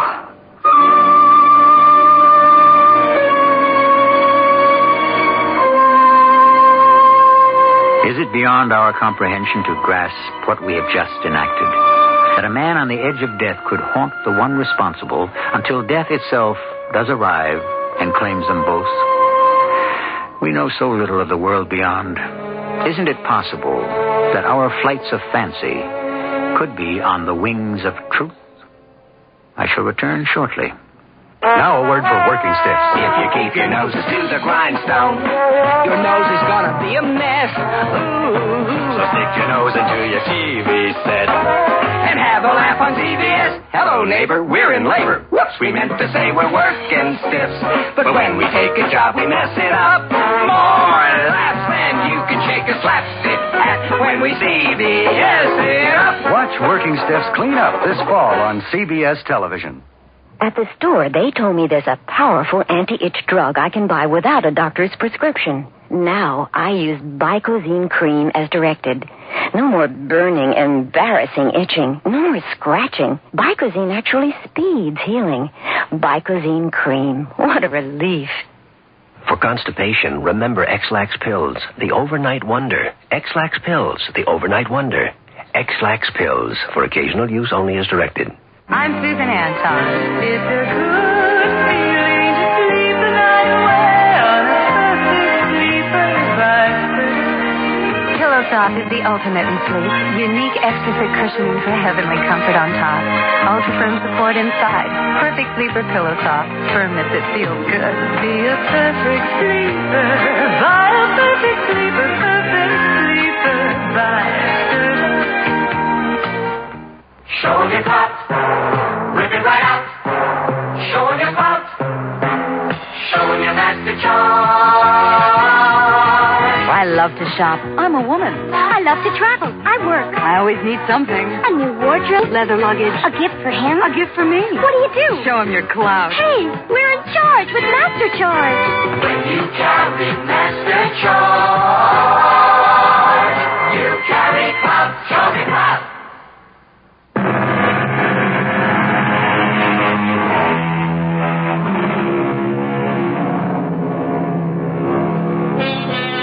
Consider the phrase, mind over matter. Is it a rule to live by? Can it remove one man from his writing table and another from his grave? Mind over matter. We find the precept, but not the proof. In Shakespeare, the good book, the Koran, and spoken by hundreds of poets. So it could very well be a fact. And may I add that if our mystery drama has told us anything today, it is also that reward and revenge are not that far apart. Our cast included Paul Hecht, Caro Teitel, and Ian Martin. The entire production was under the direction of Hyman Brown. This is E.G. Marshall inviting you to return to our Mystery Theater for another adventure in the macabre. Until next time, pleasant dreams.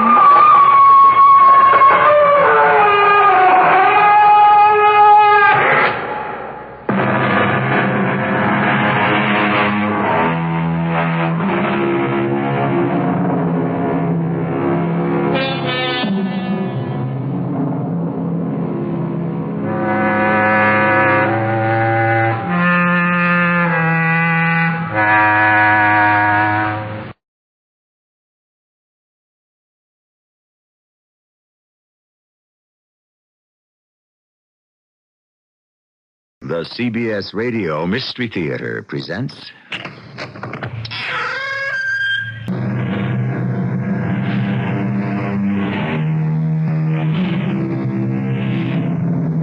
Come in. Welcome. I'm E.G. Marshall. Are you old enough, and were you lucky enough to have been raised on A Child's Garden of Verses by Robert Louis Stevenson? If so, you must remember the one that began, I have a little shadow that goes in and out with me, and what can be the use of him is more than I can see. Well, in the musings of the very young, a shadow may seem a superfluous, if delightful thing, but in the world of parapsychology, the shadow is full of significance, mysterious, and arcane.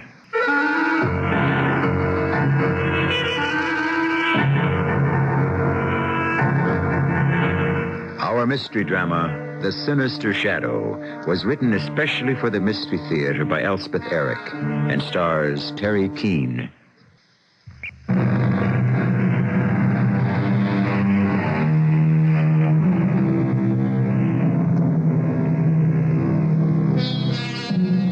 There are 23 separate definitions of the word shadow in Webster's International Dictionary. If you wish, you may read them all, but for our immediate purpose, we have selected definition number 8, a reflected image, as in a mirror or in water. Listen carefully to what follows, and you will understand why we selected this definition. I'll tell you how it all started. I mean, that is, if you're interested. Sure, I'm interested. I don't know why you should be. Well, I am. It would kind of help me to clear up the whole thing in my head. So tell me. It was the darndest thing. I was on my way home from the bank. I'm a teller at the bank. It doesn't pay much, but it's a respectable kind of job, not like some, Sure. I was walking east on Lake Street. It was about 3:30, and I was looking at my shadow. See, I always walk with my head down. It's a terrible habit, but anyhow, that's the way I generally walk. And for some reason, I heard my mother's voice, the way I'd heard it about 1,000,000 times. Stand up straight, for heaven's sake. She was always saying that to me. Dory, for heaven's sake, stand up straight. Don't slump. Dory, don't slump, she'd say. Throw your shoulders back. Stand erect. Stand erect, Dory. Throw your shoulders back, Dory. Oh, how many times I'd heard her say that. Yeah? Then what? Well, I looked at my shadow and... my goodness, I looked like a dwarf or something. I could hardly see my head at all, and I didn't seem to have any shoulders. So, I straightened up. I threw my shoulders back, and I pulled in my stomach, and I held my head high, and I started taking long steps, swinging my arms. And? And I walked that way for, half a block maybe. But then I looked down at my shadow. And? My shadow still looked like a dwarf. All hunched over, no head showing, hardly any shoulders. You believe me, don't you? Whatever you say. Well, you can imagine how surprised I was. Sure. I mean, there I was, standing erect, and my shadow was all hunched over. I couldn't understand it. I was flabbergasted. Naturally. Now, it so happened that I was standing right in front of a bar and grill. I'm not in the habit of going into those places, but I was so... I was really shook up. Sure you were. So I went in. It seemed like a nice place. There were not very many people. After all, it was the middle of the afternoon. Uh-huh. And I didn't know if to sit at a table or what. I really didn't know what I was doing there exactly. But then I saw a woman sitting at the bar. She was by herself, too. I'd heard that women do that these days, or I read it somewhere, so I thought, well, I'll go and I'll sit next to her. That way nobody will think I'm trying to pick up a man, you know. Uh-huh. So I hopped up on the stool next to her, and I just sat there, wondering what had happened to my shadow. Excuse me. What? Uh-oh. Were you speaking to me? I think the bartender wants to know what you want to drink. Oh. What are you drinking? I'm having a glass of white wine. Oh, well, I'll have that. She'll have a glass of white wine. People seem to be drinking that a lot these days. It's fashionable. A glass of white wine sounds very ladylike. Yes, I guess it does. It shows right away you're not a drunken dame. I guess so. On the other hand, you're not a prude. Not above lifting one on occasion. Oh, here's yours. Shall we? What? Lift one. Oh, sure. To the future. Whatever it is. You like it? Oh, what? Like the wine. Oh, yes. I've had wine before. Several times. I never have guessed. Oh, beer, too. No fooling. Oh, yes. Look, am I bothering you? You want me to shut up? No. I talk too much sometimes. I can't seem to help it. I just go on, and it drives some people crazy. I can't seem to stop myself. So just tell me. No, it's not that. It's just... You don't have to listen to me. No, I am listening. The way you keep staring in the mirror. That's just it. What is? What's it? Look in the mirror. Don't you see? See what? You and me, side by side. So? We look alike. We do? Don't you see? You must see. We're doubles. Why, yes. So we are. It was true. We looked exactly alike, and when she really looked at me, she could see it, too. Of course, nobody would notice it right away because, her clothes were very, very, mod. Isn't that what they say? They used to. Well, she had on blue jeans, very tight, very, revealing. Uh-huh. And then this top, kind of a magenta color, cut down to here. And these masses and masses of gold chains. And her hair, it was like light blonde, like mine, but all in tiny little curls. She told me later she'd had a permanent, but it certainly looked wonderful, sort of lighted up her face, you know? Uh-huh. Well, we got very friendly. Yes, we did. We really did. I told her all about what happened with my shadow, and she listened, and every once in a while she nodded her head and acted like she believed every word I was saying. Really. Well, sure. I've always heard that everybody has a double somewhere in the world, but I'd never met mine. Have you met yours? No, I haven't. Well, wait till you do. It will change your whole life. It certainly changed mine. Certainly has. I told her all about my mother, about hearing my mother's voice. Stand up straight, Dory. Don't slump, Dory. She understood that, too. It was really amazing. I can imagine. All of a sudden, I realized I'd been sitting there for almost an hour going on and on about all these things, and my mother must be wondering what on earth had become of me because, usually I come straight home from the bank, and it was almost 5 o'clock. Yeah? So? So I knew I'd get holy heck for being late because I always have to get the dinner. My mother does the shopping, but I get the dinner. So I jumped up all of a sudden and said goodbye in a hurry and went out. But this time... Yeah? This time I walked with my head up and my shoulders back. I stood up very tall and took long steps. And? And this time, my shadow was very tall, too. My shadow held up its head and took long steps all the way home.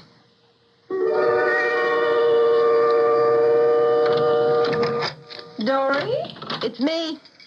Where in the name of heaven have you been? Do you know what time it is? Nearly 5 o'clock. Where were you? I was detained. Detained? They detained you at the bank? Not at the bank. Then where? You never go anyplace that I know of.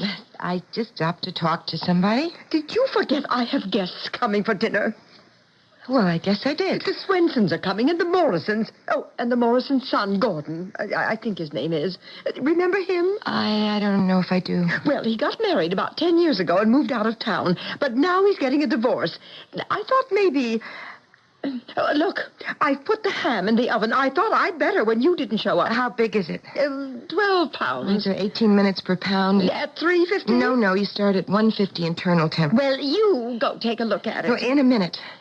I want to tell you about... Dora, you'll have to make the sauce. I have no conception. It is just prepared mustard and currant jelly. Well, you take care of it. Mother, I met somebody on the way home. A man?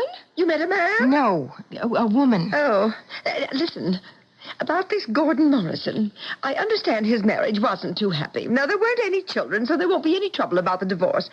I believe he's a certified public accountant. Mother, I want to tell you about He's moving back here to live. A good CPA never has any trouble getting established, so I'm told. Mother? He's just your age, Dory. Give a year or two. I wish you would listen. Dory, what I am getting at is... This is a chance for you. Oh, Mother. You're almost 36. I wish you would... Now, have dinner. Please, don't sit there like a lump. Please don't. Say things. Join in. Be a part of the conversation. Be animated. The dinner will be good. We know that. And I'll make sure they know you cooked it. You'll make spoon bread, won't you? Yes, sir. But you have to do more than that. You have to act like you're having a good time, like you're enjoying yourself. Do you understand? Yes. Maybe if you took a drink.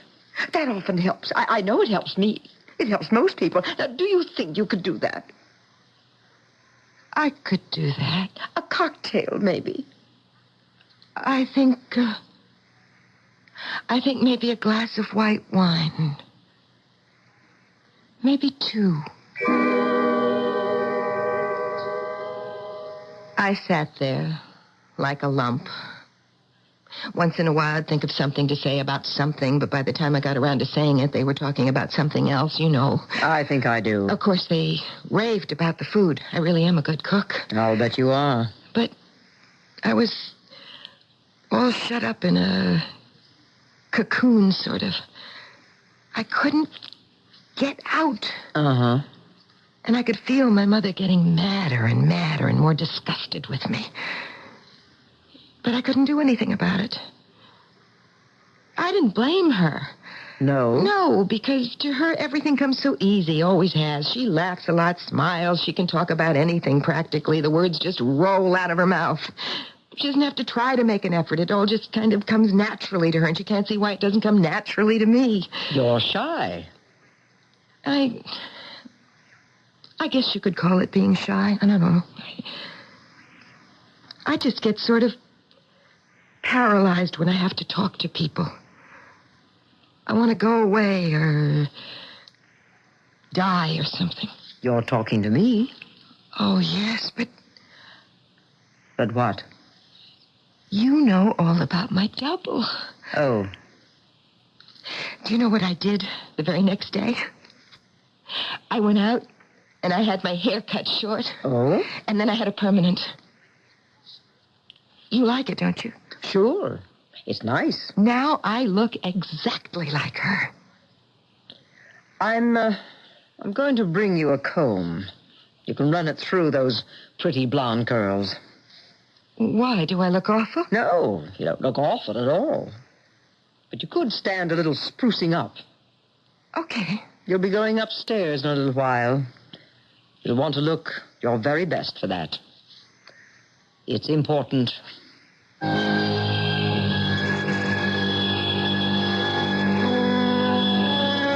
How would you feel if suddenly you came face to face with someone who looked exactly like yourself?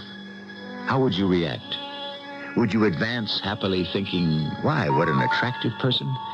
Or would you back off a bit thinking, what a loathsome creature?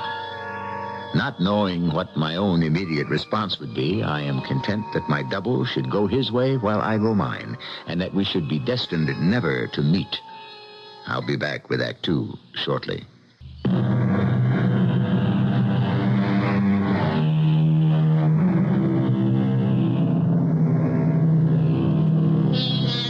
I said before that in case I do have a double, that there actually is another E.G. Marshall roaming the earth, I hoped that we would never meet. But fate has a way of ignoring our hopes, and that has set me to wondering, if we did meet, we two, would we get along? Would I like him?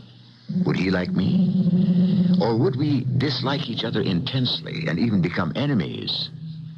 I think I'll return to my first position. Let him go his way. I'll go mine. You really like my hair this way? I really do. It's exactly like hers. You just need to run a comb through it. Well, you said you'd bring me one. I will. How about the blue jeans? You don't think I look silly in them? No, not a bit. My mother thought they were okay. She liked them. She liked my haircut, too. That's nice. No, not really. Why not? She had the wrong idea entirely. She didn't understand.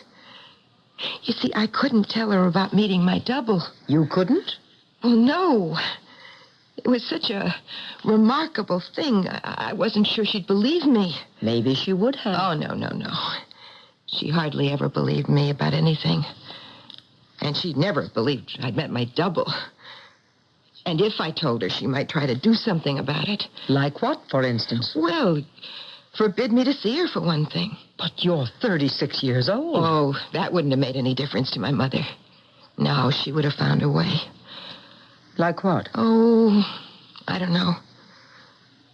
It was very important to me to be able to see my double. I saw her every day. You did? In the same bar and grill, sitting on those same 2 stools, drinking white wine. Oh, it was lovely, you know? Uh-huh. The only thing was, it made me late getting home. And my mother didn't like that. Not one bit. Dory? It's me. Do you realize it's 5 o'clock? It is? Yes, it is. I suppose the bank detained you. I was detained. But not by the bank. No, not by the bank. Well, who then? Who detained you? Dory, are you seeing somebody behind my back? What'd you get for dinner? Chopped meat. Enough for a meatloaf? Dory, are you seeing a man? I need 2 pounds for a meatloaf. Who is he? Somebody at the bank? No. Well, where did you meet him? You never go anyplace. You didn't pick him up on the street, did you? No. Girls do that all the time these days. I am not a girl. You just better bet you're not. Listen, Dory, if he's a nice man, you know how much I want you to meet a nice man. I know. Nothing could make me happier.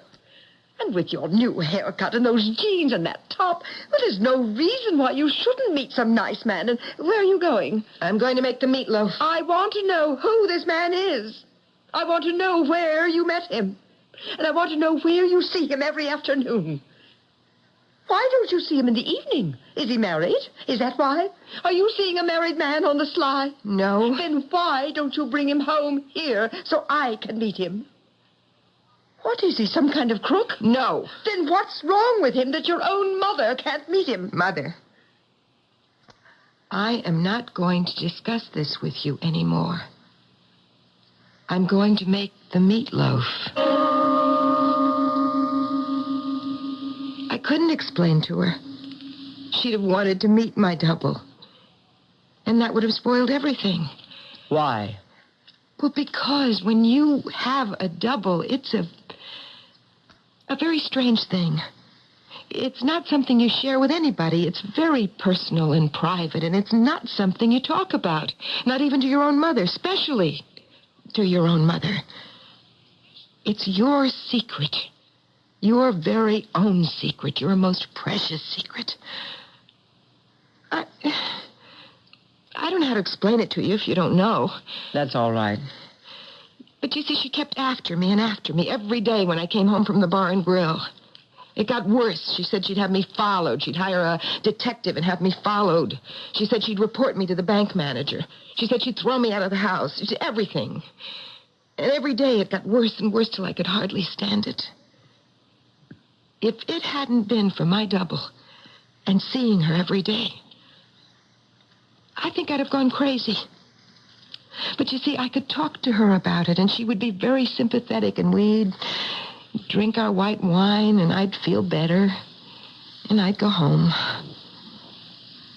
But it was always the same thing as soon as I got there.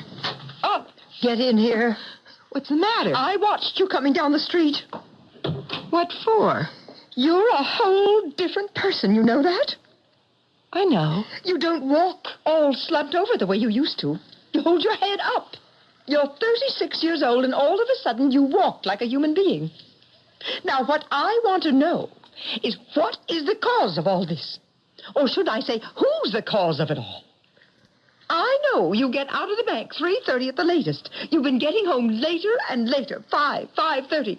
Now, Dory, I know perfectly well you are not walking around by yourself or sitting in the library, because I smell liquor on your breath. You spend your time drinking with somebody. Just a little white wine. I never get drunk. You've never seen me come home drunk. 2 little glasses of white wine, and that's all. I never said you got drunk. I said you spend an hour or an hour and a half drinking with somebody. Now, I'm sick and tired of asking you who it is you're meeting on the sly. I'm your mother, and I've a right to know. Now, you look me straight in the eye and tell me who it is. Dory? Who is it? Just somebody. I know it's somebody. I want to know what somebody. It's nobody we know because I've asked all over town. Asked people? Well, how else am I going to find out? Not that I found out anything. A couple of people said they saw you go into the bar and grill on Lake Street a few times, but they never saw you with anybody. You asked people about me? Well, who do you meet in that bar and grill? Dory, are you going to tell me? I'll have to shake it out of you. Don't let me go. I'll let you go when you tell me. Now, who is it? My double. It's my double. You're what? Everybody has a double. Most people don't meet theirs, but I did. She was sitting at the bar. What? What did you just say? She was sitting at the bar. You've been meeting a woman? We look exactly alike. You mean to stand there and tell me you've been getting drunk every day with a woman? Not drunk. A man, maybe? A glass of wine. Oh, but this is crazy. It is not. It's weird. No, she's my double. She's like a twin, only it's better. She's wicked. That's what she is. She is not. Don't say that. And so are you. Don't say that or I'll kill you. To think that my daughter... I swear I'll... My very... Shut up, daughter! I will kill you! I was shaking all over. I was so angry. Sure you were. To think my own mother, my very own mother, would say such things about me. That she would even think them. It was horrible. Of course. And talking about her that way, she'd never even met her. Never even seen her. Uh-huh. She knew that I'd never... She knew me. She knew I would never... Oh, she should have known anyway. I understand. I got away from her and I ran out of the house. I couldn't possibly have stayed there. I just couldn't, because... when I said I'd kill her, I meant it. I really did. I didn't know how I'd do it. But I knew I'd do it if I stayed there. So I ran out of the house. She was still standing in the doorway, screaming at me, saying awful things. I just ran down the street. I didn't know where I was going. I didn't have any idea where to go. I just ran. And all of a sudden, I was on Lake Street, in front of the bar and grill. And there she was. Your double? Yes.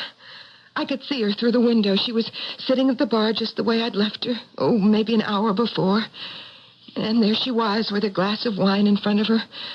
And I was so relieved to see her. The only person in the entire world I could talk to. So I opened the door and I went in. Oh, you're still here. What's the matter? Oh, I'm so glad. Sit down. You're all out of breath. Yes, I've been running all over town. Sit down. You want some wine? I don't think so. Here, drink the rest of mine. I thought you'd probably left by now. I left when you did, but I came back. You must have known I'd need you. Oh, listen. I had the most awful row with my mother.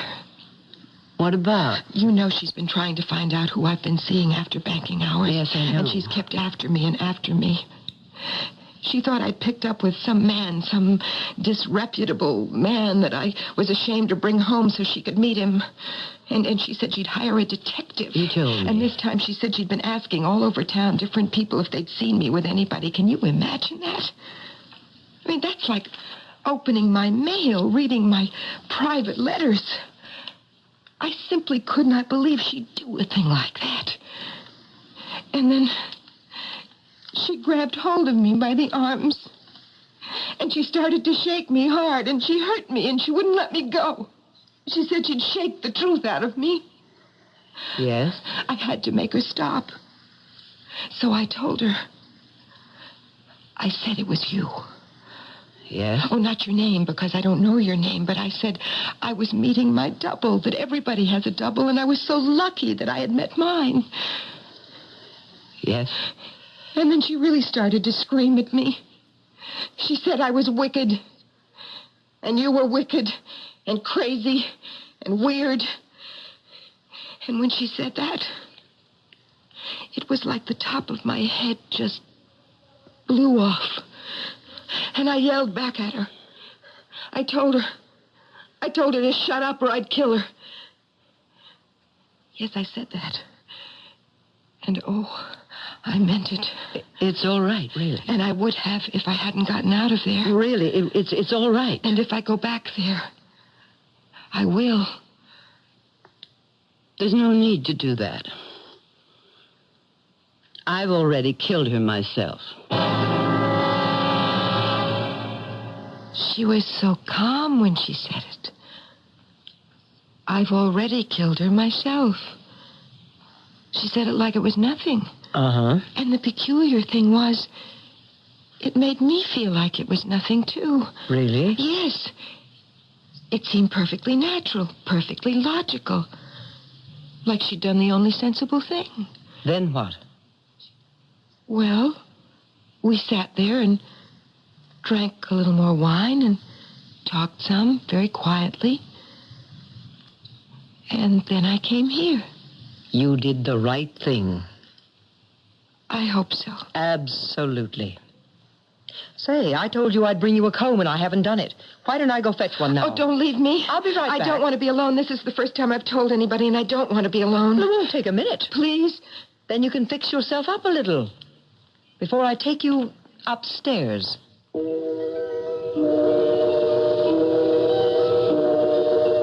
A most efficient double, wouldn't you say?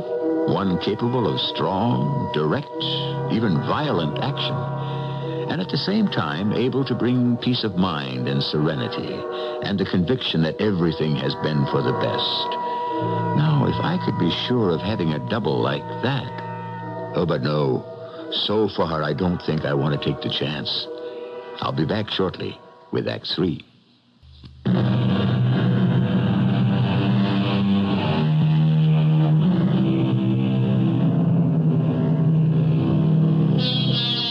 I said before that I still do not wish to meet my double. But now it occurs to me, were I to meet him, would I recognize him? Offhand, you'd say, of course. How could you fail to recognize a replica of yourself? But consider this. Do I really know what I look like? I think I do. It's a very familiar face. But have I ever really seen it? Is it possible ever to see it? I'm not sure that it is. Thank you for the comb. Don't mention it. See that you use it. Oh, I will, right now. We'll be going upstairs in about 20 minutes. So fix yourself up, you hear? What's upstairs? You'll see. I wonder what's upstairs. I wonder... Hello, Dory. Oh, it's you. How are you?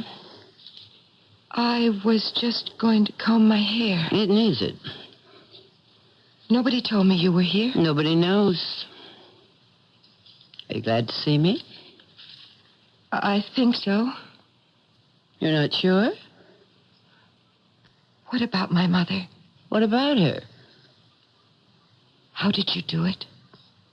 I think I hit her with a chair. Don't you know? You know that little chair that stands in the front hall just to the left of the door? Yes. I picked that up and I held it up high and then I brought it down hard on the top of her head. Yes, that's what I did. I could never have done that. And then I choked her, just to make sure. You did? Really? Then when I was quite sure she was dead, I went back to the bar and grill. You didn't even seem upset or anything. Why should I have been? It was the only thing to do. I suppose so. There was no other way out. But just the same, to kill a person. People get killed all the time. People kill people all the time. Not people I know. Just the same it happens. Well, I guess so. I know I read about it in the papers, but... So why shouldn't it happen to you? To my mother, you mean? I didn't do it. No, of course you didn't. I did. That's right. Do you think I'm a terrible person because I did it? Well, when we were sitting in the bar and grill on Lake Street, you didn't seem to think I was so terrible. No. So why do you think I'm so terrible now? I don't know if I do. That's the way you're acting. You're being very critical. But she was my mother. Exactly. Sometimes I don't understand you at all. No? I thought we were doubles. We are. Then why don't I understand what you're saying? I don't know. It's really very exasperating. You're not mad at me? Not yet. I mean, you won't leave me? Not yet. Not ever. Don't leave me ever. Dory. What? What is it? I brought you some hot water. Now wash your hands and face. Haven't you combed your hair yet? Oh, I was just going to. Look, I'm putting this bowl of hot water down here. Now, there's a washcloth and a piece of soap. Use them. I will. Oh, before I forget. What are you doing? Taking down the mirror. What are you doing that for? Orders from upstairs. You're always talking about upstairs. What is upstairs? You'll find out soon enough. Are you mad at me? Do I sound mad? Kind of. Well, I'm not. Now, you wash your face and hands before that water gets cooled off. I'm going to check and see when they'll be ready for you. Who? The people upstairs. Who are they? Look, they're very nice, really. You don't have to be afraid of them. They mean well. They've got your best interests at heart. Believe me. Why would they want to take my mirror away? Just a precaution. They were afraid of what you might do. Do? I wouldn't do anything. No, of course you wouldn't. Then why? Better safe than sorry, and that's how they figure. Now listen, I'm going to go upstairs and check on how soon they'll be ready to see you. Meantime, you wash up, okay? Okay. I'll be back in a few minutes. What is she talking about? They're going to do anything? Where's the soap? Oh, here. Hello. Oh, I thought you'd gone away. Not at all. Look, if I said anything to make you angry... You were very snippy. I was? How about my killing your mother? Well, after all... You're getting very holier than thou all of a sudden. I don't mean to. Sitting in the bar and grill, you seem very pleased at what I'd done. Yes. After all, I did it for you. She was your mother, not mine. I didn't know her from a hole in the wall. She meant absolutely nothing to me. She did to me. Oh, the way you talked, I'd never have guessed. That was just talking. You wanted to kill her, you told me that so. That was talk. Don't you understand? That Pretty was talk. serious talk. I would have never done it. Never. I wouldn't have. Of course you wouldn't have. That's why I did it for you. I'm going to tell them you did it. You are? You don't mind? What can they do to me? They will catch you. I'll tell them what you look like, and they'll go after you, and they'll catch you. What will you tell them I look like? Well, What do I look like? Come on. Take a close look. Now, tell me, what do I look like? You look just like me. Of course. We're doubles. Okay, now, you ready? Because they're ready for you. What? You haven't even washed your face. No, The water's not even warm. Why did I go to all the trouble to bring you hot water? Well, you're not going to throw it out? Well, what good is it now? You haven't combed your hair either. What have you been doing while I was out of the room? My double was here. I was talking to her. Oh, I see. Your double. Well, how did things go with your double? Not very well. Oh, in what way? We had a kind of a quarrel. I see. We're not getting along. Look, it's time we were getting upstairs. So come on. You'll have to go as you are because they do not like to be kept waiting. You said the people upstairs, they were nice? They are. Basically, very nice. Now, come on. Turn right here. That's it. What will they do to me? They won't do anything. They'll just talk to you. The stairs are straight ahead. We have to walk up. And, of course, they'll want you to talk to them. Come on, up we go. What will I talk to them about? Oh, almost anything. Anything you've got on your mind. Should I talk to them about my mother? If you feel like it. Should I tell them she's dead? If that's what you feel like telling them. I think I'll tell them that. Okay. And something else I'll tell them. What's that? I'll tell them who did it. It's one more flight up. Okay. You're going to tell them about your double? Yes, definitely. I'm going to tell them she killed my mother. All right. You think it's okay to tell them that? I think it's exactly what you should tell them. Of course, if I tell them, I may not ever see her again. Oh? Why not? Well, when you were out of the room and I was talking to her, I got the feeling she didn't want me to tell anybody. Of course, I'd already told you, but you wouldn't tell, would you? Certainly not. She said she did it for me. Uh-huh. And I understand that. But I didn't ask her to. Did I? Look, here we are. This is the room. They're waiting for us. I'm scared. I don't want to go in. Now, there's nothing to be afraid of. But I don't know these people. They're very nice, really. You'll like them. No, I won't, and they won't like me. Yes, they will. They think I killed my mother, and they'll ask me all about it, and it'll be awful. No, I don't want to do it. Dory, stop it. Now, you just stop it. I know. I won't do it. You hit me.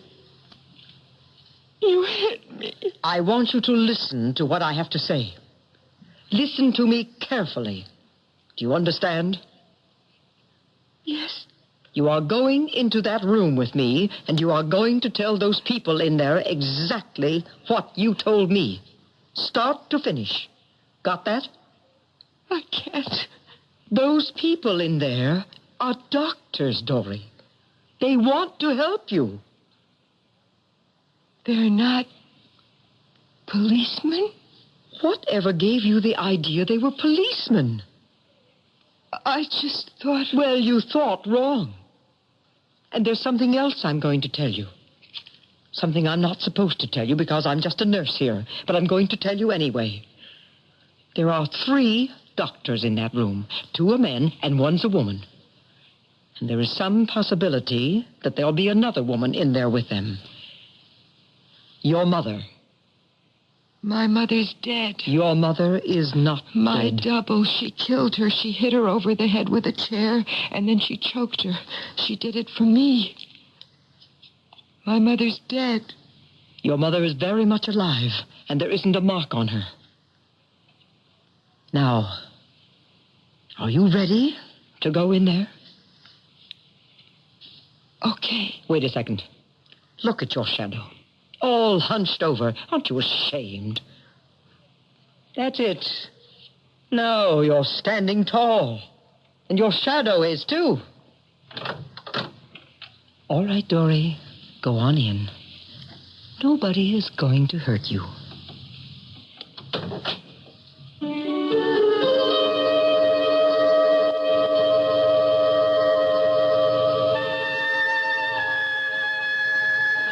Now you know. Dory's double lived in her shadow. Then in her image reflected from the big mirror behind the bar. Later, a reproduction of herself in the small hospital mirror where she combed her hair. And finally, her own face seen in a bowl of water. So she got a glimpse of a second self, strong and competent, and possessing the capacity for rage, even murder. I'll be back shortly.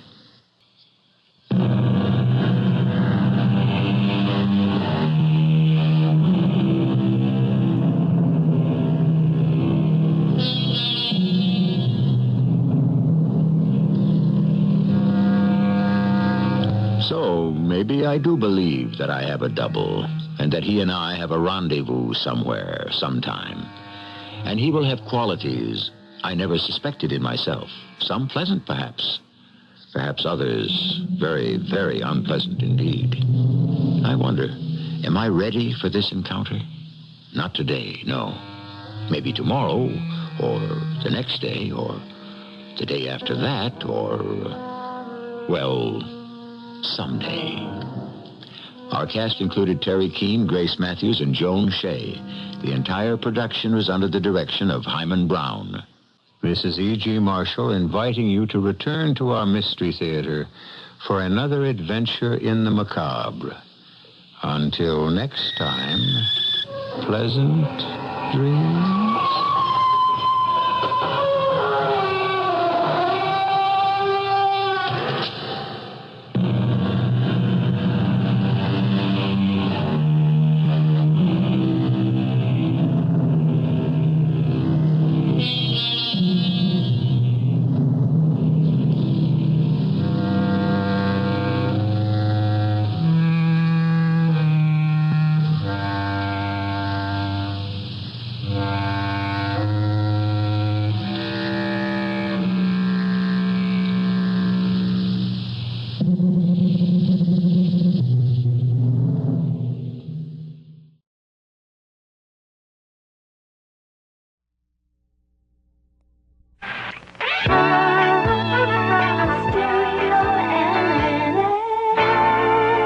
CBS Radio Mystery Theater presents...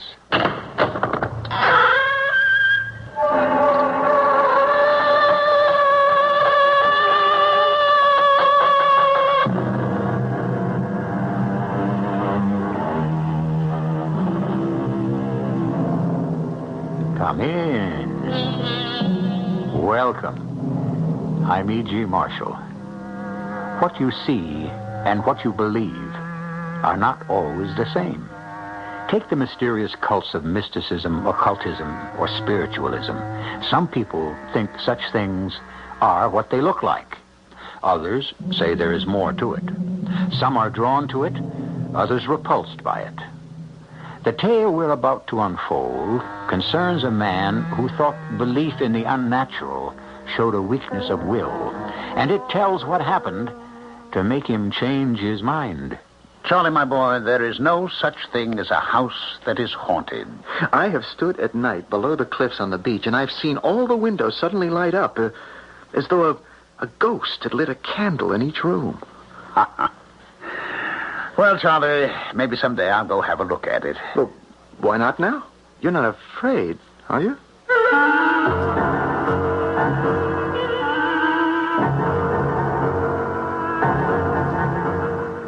Our mystery drama The Haunted Mill, taken from that classic tale of the unseen world by Richard Donovan, was adapted especially for Mystery Theater by James Agate, Jr., and stars Ralph Bell and Russell Horton.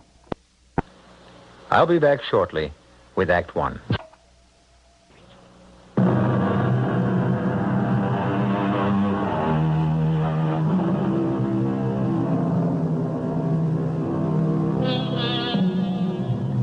Doctors by nature are careful, cautious, scientific, and have inquiring minds. Alexis Carrel, the Nobel Prize doctor, once said, "A few observations and much reasoning leads to error. Many observations and a little reasoning leads to truth." Meet Dr. James Patmore, a man of reason who could not believe his senses when faced with the truth.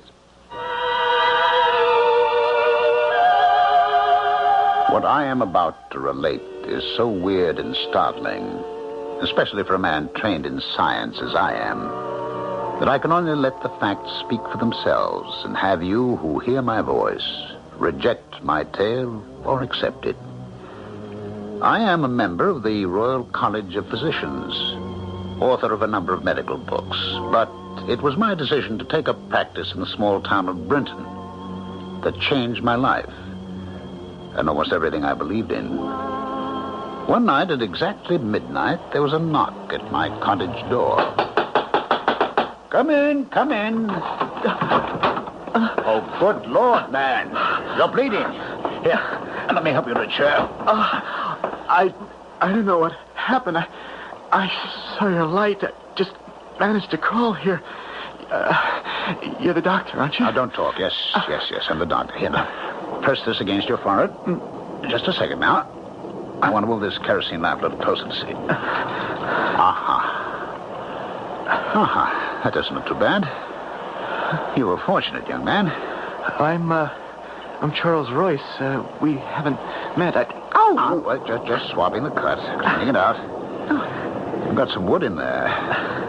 What did you do? Run into a tree?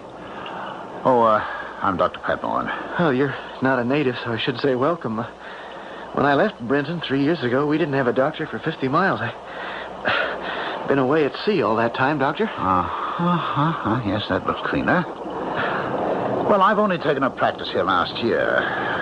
Charles Royce. Yes, sir. Are you is that your father and mother on Gorse Hill Farm, about 2 miles south of town? Oh, you know? Oh, yes, very well. I've been treating your father's lumbago and your mother's arthritis. Yes, indeed. They told me about their wild son, and I expect that you are he, eh? I'm not as wild as they like to make out. It's just their way of explaining why I was shipped off to sea. Well, not that I'm sorry. I liked it. Well, there we are. Now try to keep that bandage around your head. Would you like some tea? Oh, I certainly would. You don't mind if I shed my boots and my jacket? They are soaked. Put them over by the fire, there. Thank you, I will. It was really amazing. What happened to me? I was on my horse, I know that. It's the mystery of the whole thing. I really don't know. Here we are. Drink this while it's hot, eh? I was on my way to see Hannah.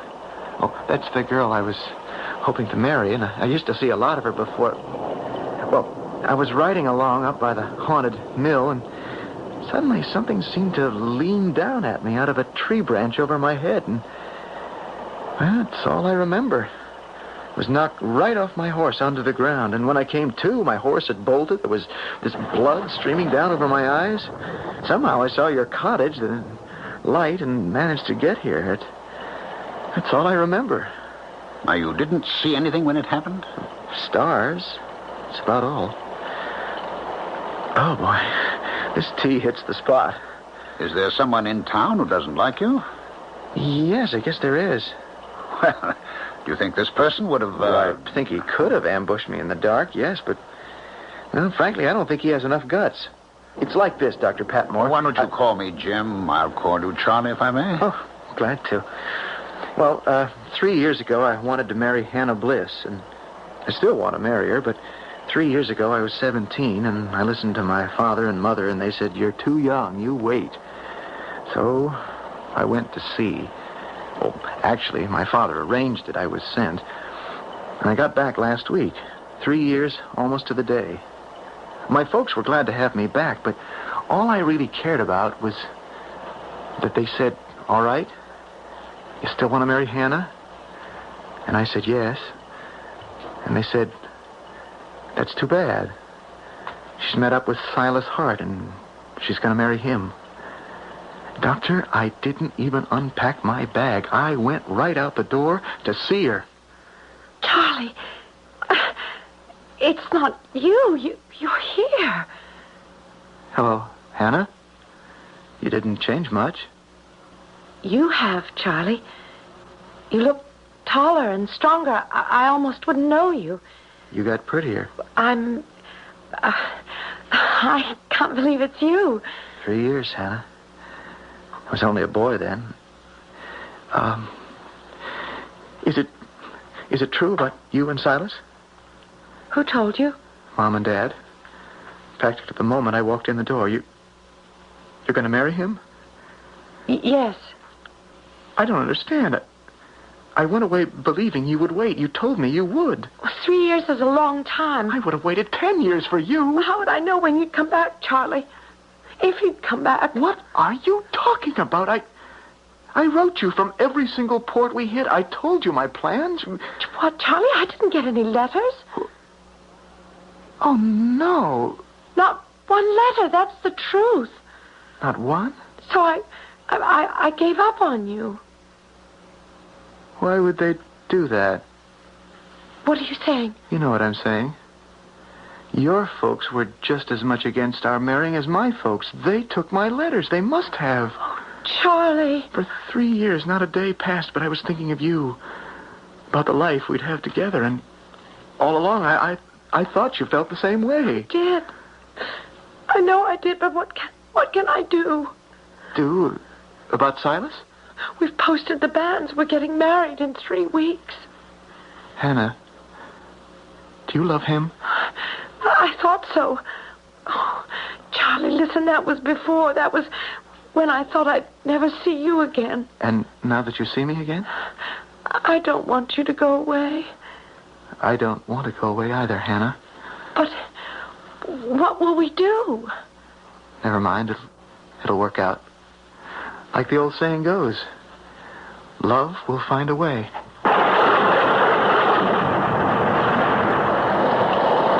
And did love find a way, Charles? Well, I guess it did, Doctor. Jim.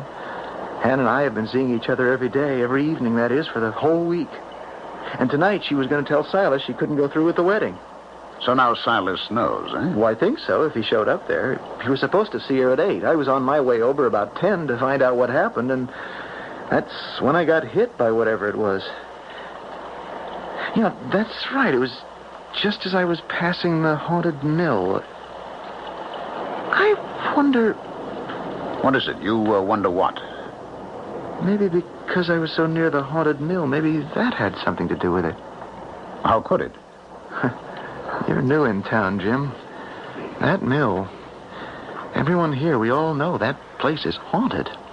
Charlie, you were knocked down by something solid, something made of wood. Not by a ghost. Shouldn't have taken that mill road. Oh, come now, come. There's no such thing as a house that is haunted. Have you ever been there, Doctor? Hardly. I wouldn't waste my time. I don't know. Sometimes I've seen... Well, not lately, but when I was a boy... What have you seen?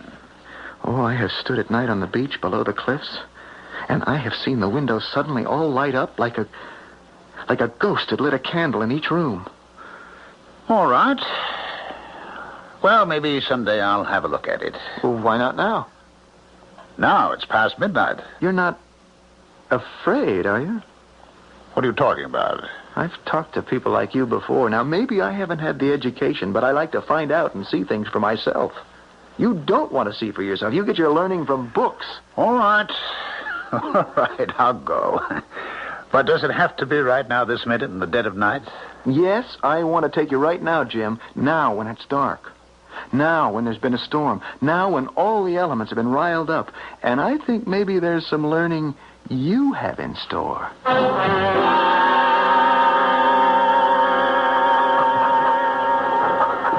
Tick, tick, tick, tick, tick, tick, tick, tick, yeah, tick, tick, tick, tick, tick, tick. Yeah, tick, tick, tick. Morning, Hannah. Well, you're up early feeding the chickens. Charlie, where were you last night? I waited. Your head, what's happened to you? Oh, don't worry. It's a big bandage over a small cut. Oh, you had me so worried. Silas left at 9 o'clock, and I waited and waited, and there was that terrible storm, and you never came. Oh, not from choice, darling. I was riding by the haunted mill, and, well, something attacked me. I was on my way over to see you. What do you mean something attacked you? Knocked me right off my horse. This is Dr. Patmore's sword. He has two. I borrowed it till he could round up mine. It bolted and ran away. Are you all right? Well, of course I am. It's just a big bruise. Charlie, it's Silas. Oh, that's what I came to find out. How did he take it? What did you tell him? Oh, he was so fierce. I told him it was all a mistake, that I'd become engaged to him because I thought you were never coming back. He was like a hunted animal, backing away. I said that you and I were going to get married. And he cursed you and said how he wished you'd never come back, how he wished your ship had been sunk at sea. I made him stop. I couldn't listen anymore. No, don't worry. Silas won't do anything. Oh, it's not me I'm worried about. His eyes went so funny. And I remember when he said goodbye, he said, if I can't marry you, Hannah, nobody else will.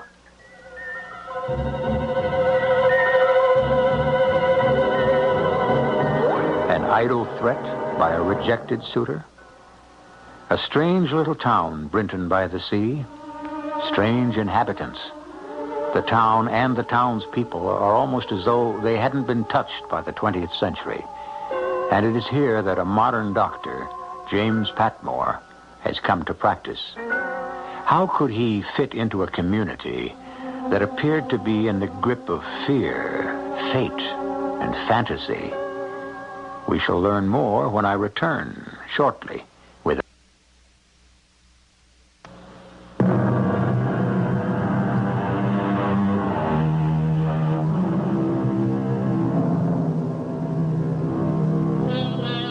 For centuries, astrologists, psychics, numerologists, and others have tried to probe into the unexplainable mysteries. This is what Dr. Jim Patmore is faced with. Reconciling scientific fact with forbidden knowledge. That dead-of-night visit to the haunted mill with Charlie Royce turned out to be impossible for him to forget or dismiss.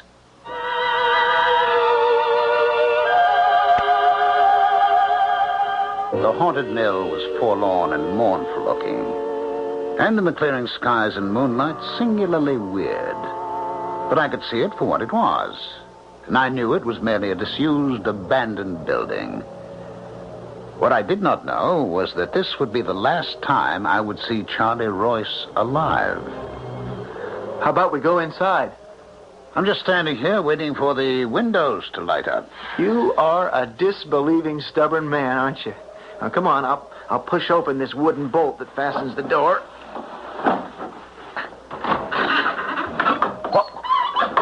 What's that? Bats. They nest here. Well, how do you like it? Homey? Oh, it doesn't frighten me. Shine your lantern higher, Jim. Did you ever see such large spiders making webs? Well, what else could you expect in an abandoned building? All right, Charlie, where's your ghost?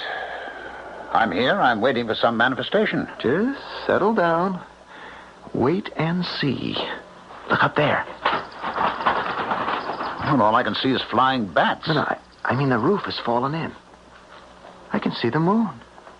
Charlie, I have seen roofs fallen in before. What I came here for are your apparitions. If there is nothing to see but bats and spiders... What was that? Something closed the front door. It's stuck. I can't get it open. Let me bring the lantern over. You see, there's no knob on this side. Jim, hold it a little lower. I want to take a look through the crack between the jamb and the door.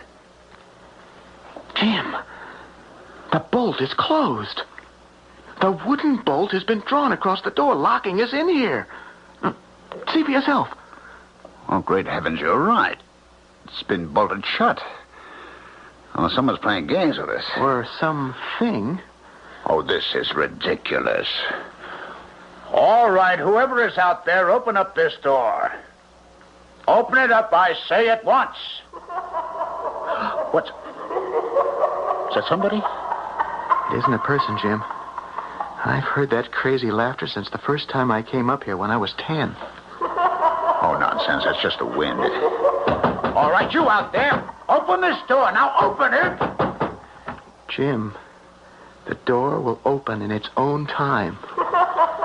Believe me. Now just wait. Here, take your lantern back and have a good look around. I do hope, Charlie, that this isn't some practical joke of yours to impress me. I'll tell you right now, whatever is going on is not the work of any supernatural demons. And nothing will make me believe it is. Jim, look out! Get out of the way!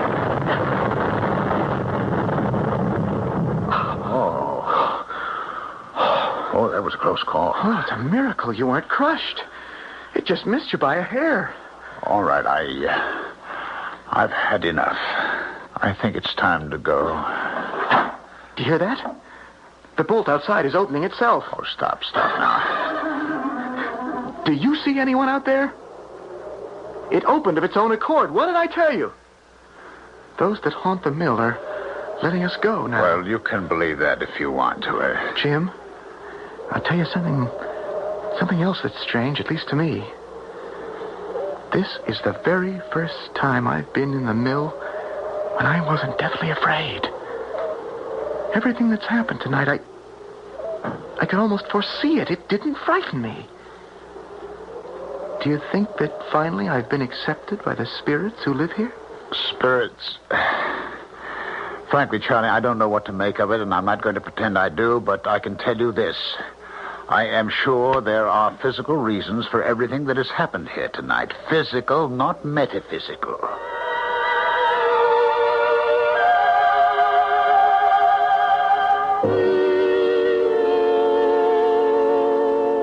A few days went by, and I heard no more from Charlie Royce. I was a little concerned over his head injury, so one night after office hours, I went over to Gorse Hill Farm. It was about 9 o'clock after dinner. Oh, glad you stopped by, Doctor. Mr. Royce, good evening. I was going to come see you about my back. How is that muscle tenderness? Yeah. On the whole, you've improved a great deal since last year, you know. I have still. I'll prescribe some new exercises for you to do. How's your son Charlie and Mrs. Royce? We haven't seen Charlie since the night before last. Or was it the night before that? I don't know what that boy is up to. I really came by to see how that cut was mending. I'll tell you this. His mother's taking it pretty hard. He's away 3 years, back one day, and then out every day with that girl. I'll bet she knows where he is. You haven't seen him? He hasn't been here for 2 nights? 3. And his mother's crying her eyes out. You know what I think? Of course, I haven't been over to Hannah's folks to ask them. But I think those 2 young'uns ran away. I haven't mentioned that to Mrs. Royce, but that's what I think. But why would Charlie do a thing like that? Well, lots of reasons. Maybe Mr. and Mrs. Bliss weren't, so all-fired happy about Charlie showing up. They were kind of keen on her marrying Silas, you know. The Harts have got more money than the rest of the town put together.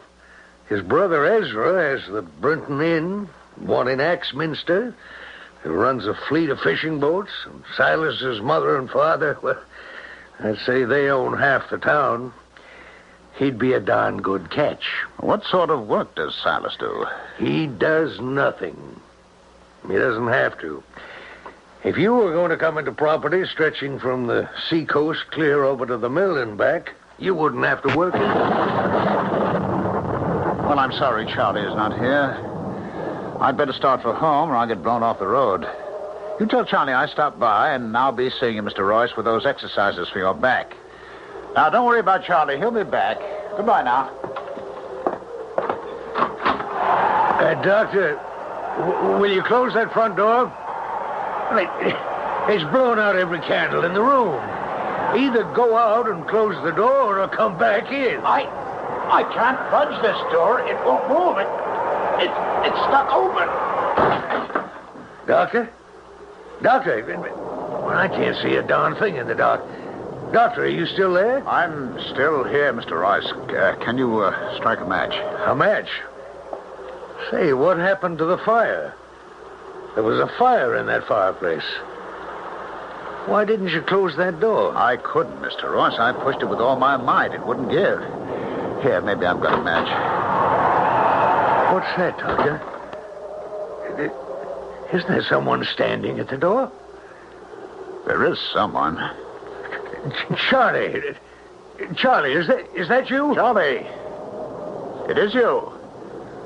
You've still got that bandage on. Here, let me have a look. I'm not ready yet. Not yet. Not yet. Where have you been, boy?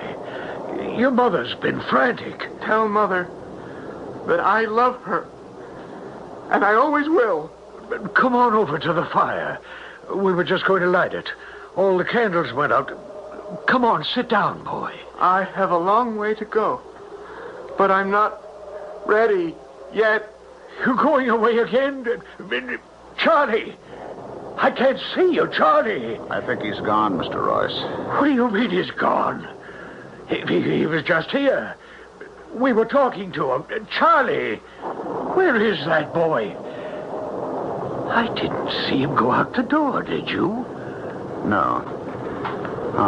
Here, I found some matches. I'll light this candle. You're right.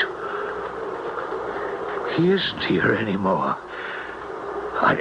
I could see him. I mean, you know, because... Did you notice he had a kind of greenish light all around him? Yes, I noticed that. Like when we fish at night. Phosphorescence, they call it. He didn't pass me to go upstairs.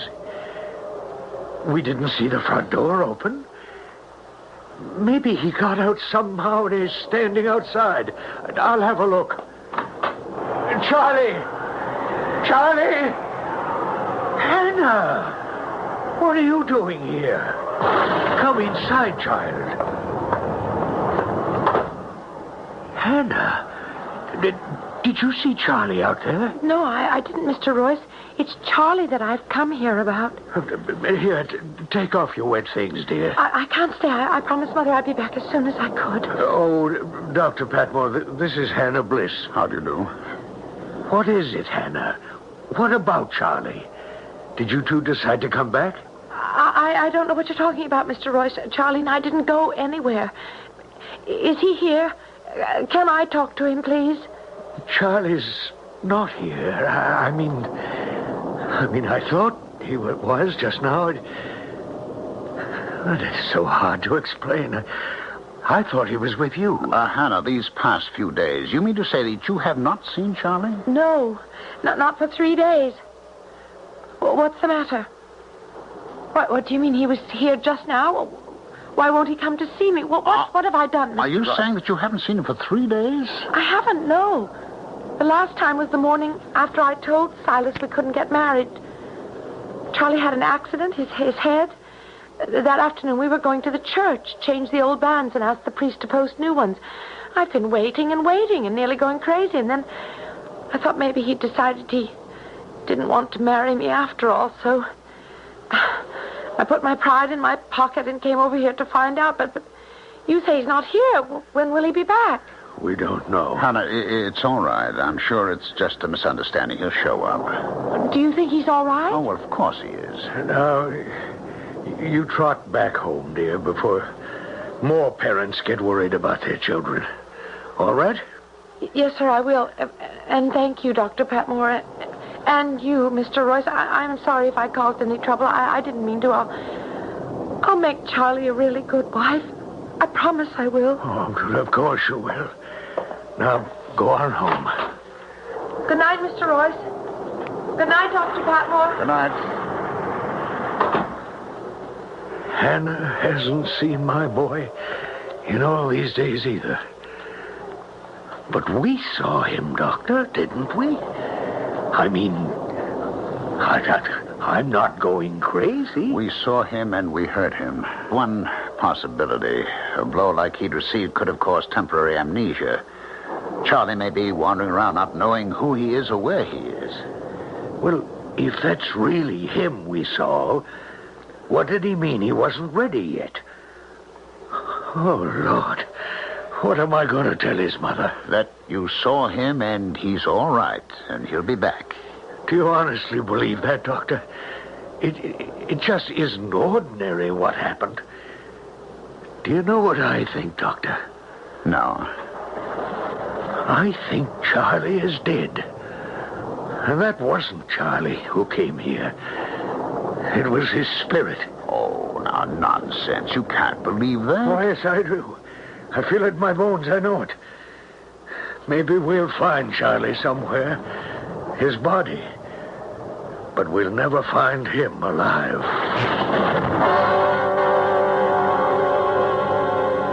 Could they have seen the ghost of Charlie Royce and not his living body? To appear like that and disappear. What human can do that? Or were both the doctor and the boy's father hypnotized somehow? But why was Charlie's father so positive he would never again see his son alive? If there are answers to these mysterious happenings, let's hope we find them when I return shortly with Act 3.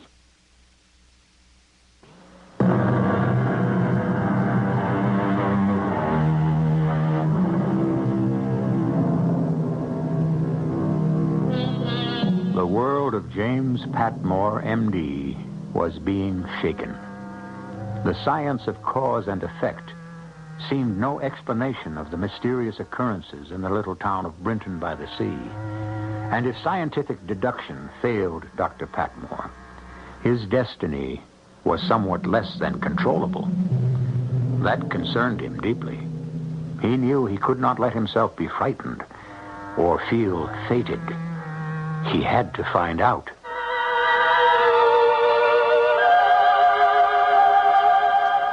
I had to find out.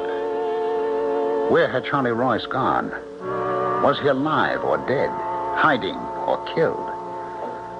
Days passed and still no sign of him. He had simply vanished. Some suspected Charlie's rival Silas, who said nothing, and said he knew nothing. One day, Silas's brother Ezra Hart, who ran the Brinton Inn, asked me to come see his wife, who was ill. I examined her and then joined him downstairs where he was working at the bar. How is she, Doc? It's a touch of flu, Ezra. There's nothing more. A lot of it going around. How long will she be laid up? It's hard to say. 2 weeks, about. Now, you keep her warm and quiet. 2 weeks? Well, what am I going to do about the inn? You can't get any help these days. Oh, surely there's someone you can call on to help you out. What about your brother Silas? You must be joking, Doctor.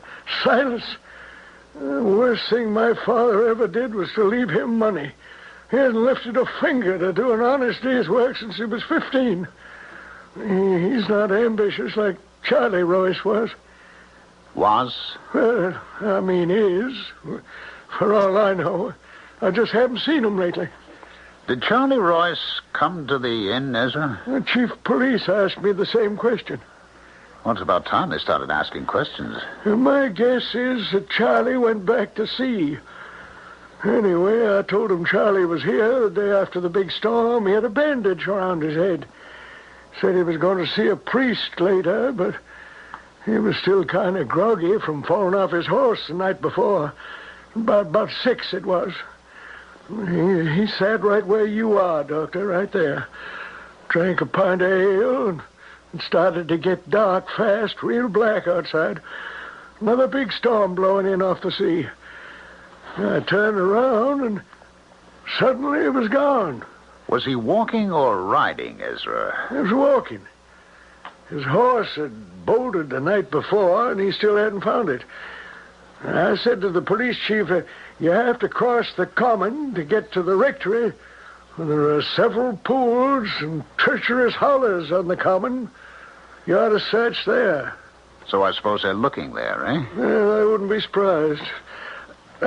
How much do I owe you for visiting Mrs. Hart? Oh, I'll send you a bill, Ezra. Don't worry. Oh, Charlie will turn up, I'm sure. Like a bad penny. You know, I can understand you saying that. After all, Silas is your brother. Well, even if he weren't, it was wrong of Charlie to come back and turn that girl's head. That wasn't right. No, sir. Charlie knew Hannah was spoken for. Why, even the bands had been posted. Them running around made Silas the joke of the town. You'll find lots of folks hereabouts not too all-fired sorry that Charlie is gone. Charlie's disappearance lengthened into weeks, then months. Everyone for miles around had some theory. Finally, the police gave up their search. No one seemed to care anymore except his father and Hannah Bliss. Winter was upon us, roads almost impassable, but I had one patient I always managed to see, sick from disappointment and anxiety. A rather difficult illness to cure. The fourth time this week, Doctor. You're spoiling me. Oh, I had to pass this way anyway, Hannah. I had a visitor this morning. Someone I hadn't seen in a long time. Do you remember Silas Hart? Oh, yes, I certainly do. Where was your mother? She was out at the market, and Silas walked in the door. I hope he didn't upset you. I'm afraid he did. I've never seen him looking like that. Rings around his eyes, as if he hadn't slept for weeks. He said, "I've kept from seeing you as long as I could. I know you aren't well." What did he want, Hannah? He said, "Charlie's been gone a long time now. What about us?" And I said, "Charlie was gone for 3 years, and I didn't wait for him. This time I'm going to." And how long did he stay? About an hour. He said, "Couldn't we try to make it like it was before Charlie came back?" And I said to him, "No, Silas, I'm going to wait for him." And then he got up and went to the door and said, "Well, that may be, Hannah, but if it's Charlie you want, I think you're going to have to wait a long, long time."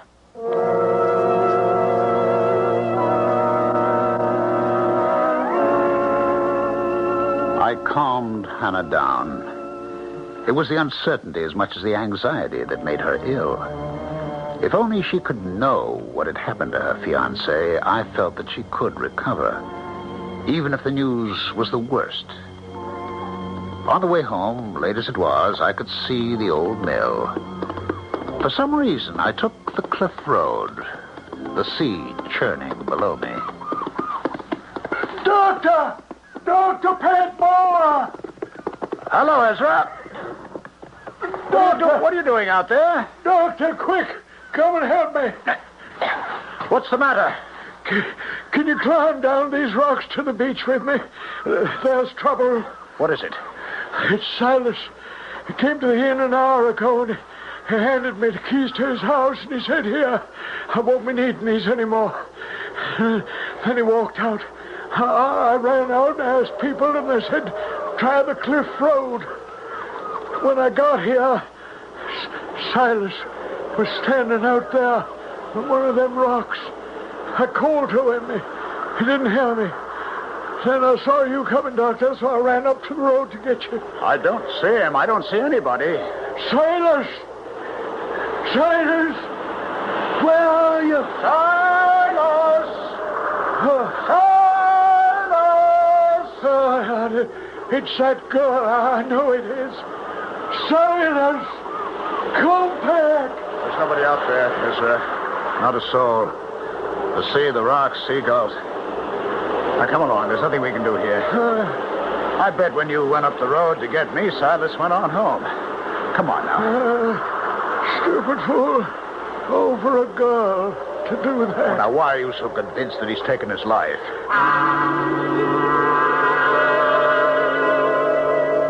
There was something very wrong, but I could not believe, as did Ezra, that it was Hannah's doing. If Silas had drowned himself, only a very guilty conscience could have driven him to it. We climbed back up the cliff road, and as I mounted my horse, it suddenly reared and almost threw me.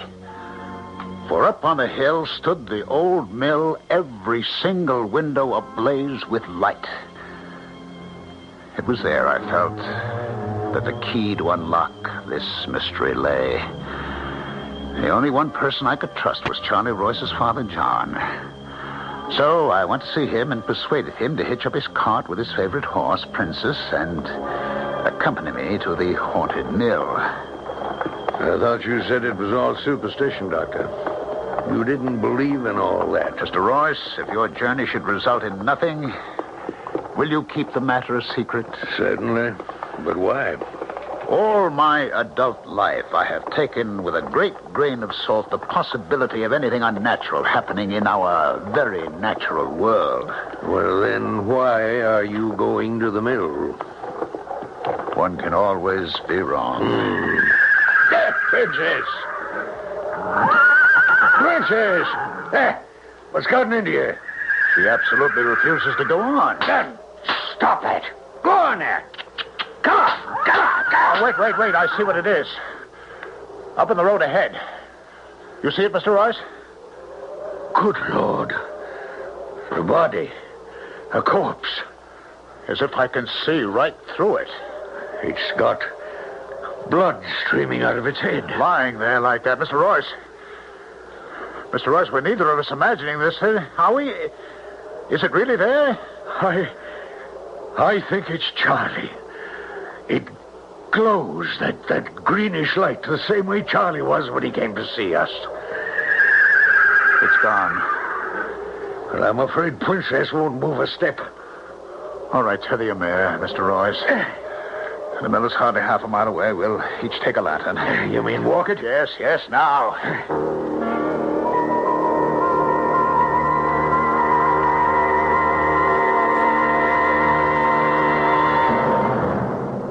That door is bolted shut. All I have to do is pull the wooden bolt back, and the door will open.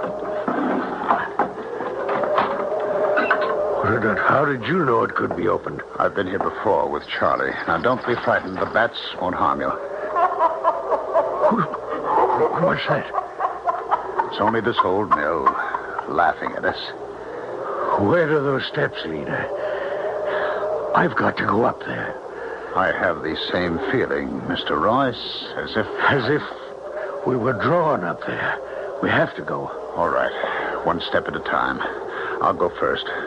Hold your lantern high. You see, there's a closed trap door at the top there. I can't explain it, but I can't wait to get up these steps. John Royce was one step right behind me. I reached the top and slowly pushed open a trap door.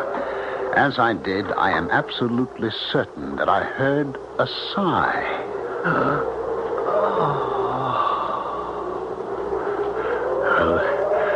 They must have kept the grain for threshing up here. There's still a sack of it over there in the corner. Yes. Well, let's have a look. Oh, no. What is it? I touched it just now with my foot, and, Mr. Royce, there is neither corn nor chaff in this sack. It's tied up at the top with a cord. Here, I have a knife. Done. Do you really want to open this sack? We have to, Doctor. You know we have to. All right, then. Let me cut the cord. Oh, good Lord. Mr. Royce, don't look. Don't look. Charlie. Oh, my Charlie.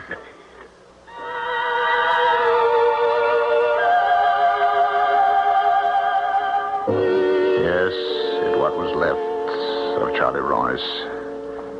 Murdered. A bullet hole in his skull. His throat cut. The coroner's verdict was murder by person or persons unknown. Whoever hid Charlie's body in the old mill knew that no one in this town would look there. I may have been wrong to doubt the spirit of that poor boy trying to tell us where to find his body. But was I wrong about Silas? Was it not guilt that impelled Silas to seek his own watery death? Who else had the motive? The very next day, the old mill collapsed into a pile of wood. It had given up its last ghost.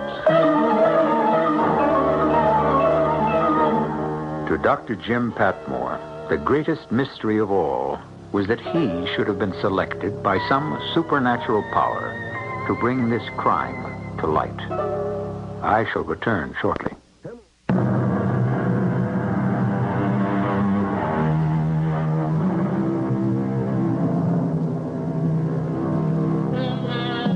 Those who make a study of the occult believe that anyone who has suffered a violent death cannot rest until that death has been avenged. That the spirit will keep reliving its final agony like a phonograph needle stuck in the last groove of a record. We trust fate will be kinder to you, and that you may never meet up with a homeless, tortured, wandering spirit. Our cast included Ralph Bell, Russell Horton, Patricia Elliott, and Court Benson. The entire production was under the direction of Hyman Brown. This is E.G. Marshall inviting you to return to our Mystery Theater for another adventure in the macabre. Until next time, pleasant dreams.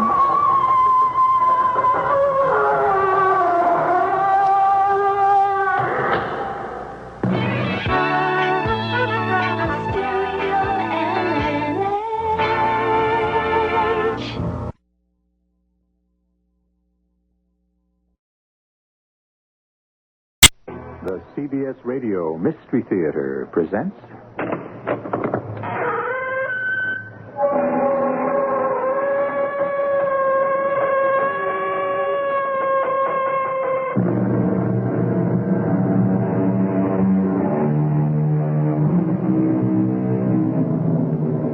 Come in. Welcome. I'm E.G. Marshall with another adventure in the macabre. I'm a collector of stories about experiences which are out of the ordinary and which most of us would prefer to avoid. Still, I find a perverse kind of pleasure in sharing the unexpected and the bizarre. It purges my own concerns about the unknown, and there is so much that is on our planet and in the universe.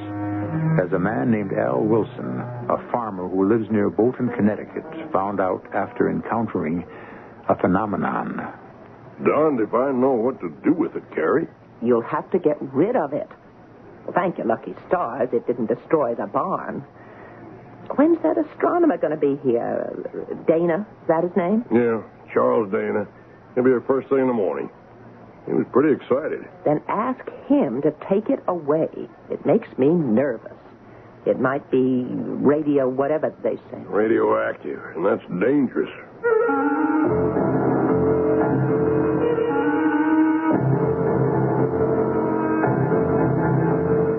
Our mystery drama, The Meteorite, was written especially for the Mystery Theater by Roy Windsor and stars John Beal. It is sponsored in part by Sign-Off, the Sinus Medicines, and General Electric Citizen Band radios. I'll be back shortly with Act One.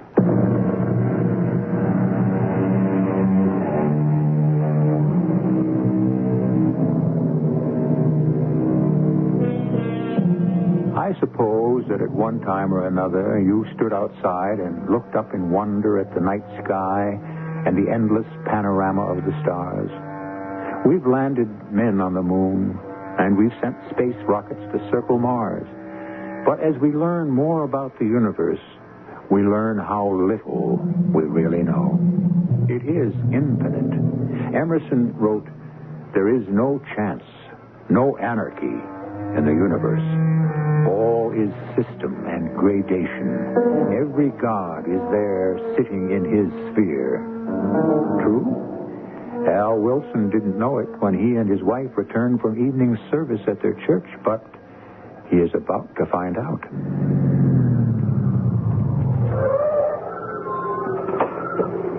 Aren't you going to put the car away, Al?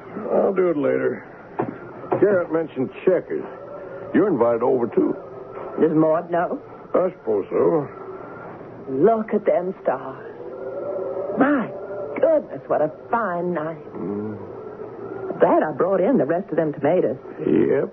We'll have frost tonight. Al, look left above the barn, way up in the sky. See? A big kind of cone of light. I've never seen anything like that this close. And listen.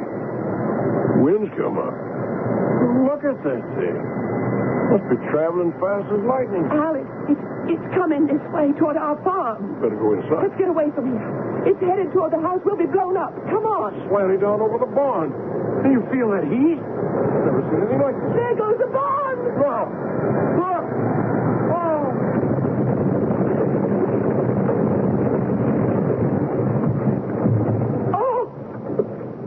Oh, Lord. Thank you, Lord. It missed. Oh. Buried itself in the far pasture. Never in my life. Are you all right? I've never been so scared in my life. It could have destroyed everything else. Look out there. Look at that cloud rising from it. Oh, I've got to tell Garrett. We'll take a look at it. No, you won't. I don't want you going near that thing, and Garrett either. How do you know it won't blow up? Just a burned-out chunk of rock, Carrie. But it exploded once it hit the ground. Well, sure, because it was red hot. Now it's cooling off. There's no danger. No, you come into the house. But Garrett will want to know. I'll telephone him. I won't have either of you prowling around that thing tonight. Well, okay. I guess it can wait until morning. I'm a little leery of it myself.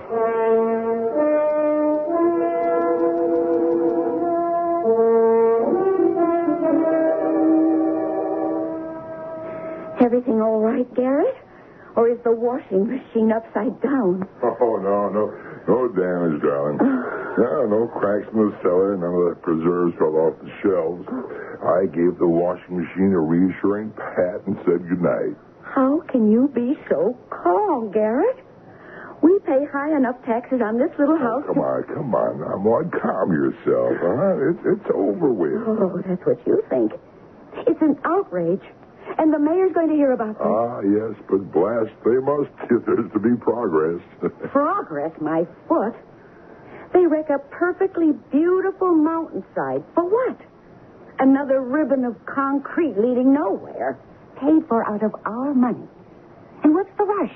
Why do they have to shake my fillings loose on Sunday night? I find that a little too zealous. Oh, the mayor's going to get an earful when he strolls into his office tomorrow morning. Blasting to widen the road while people are sitting down to Sunday supper. Okay, but I refuse to have the big one over something over which I have no control.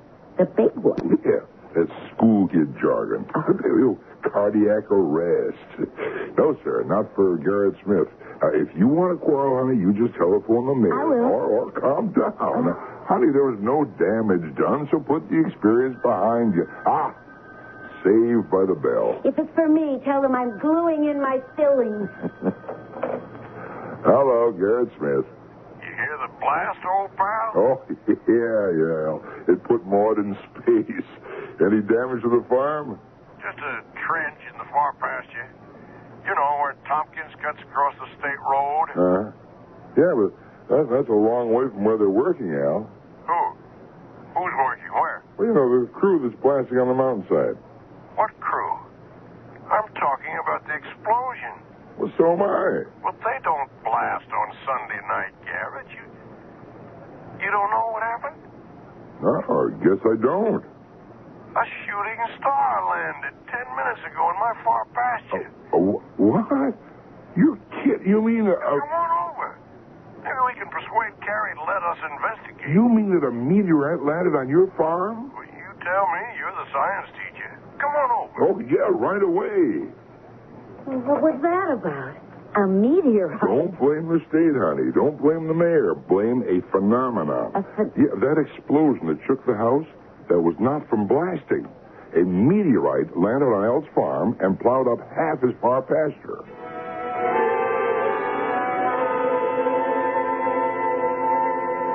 Harry, how terrifying. I tell you, my legs turned watery. I yelled at Al to run, but I couldn't, and he stood there wide-eyed. Marvelous. All that's marvelous is that it didn't hit the barn or the house. It hit, and then what? Well, the air got warm all around us, and steam came up from the thing. Is it a falling star, Garrett? Well, that's what most of us call it, but the proper name for it is meteorite.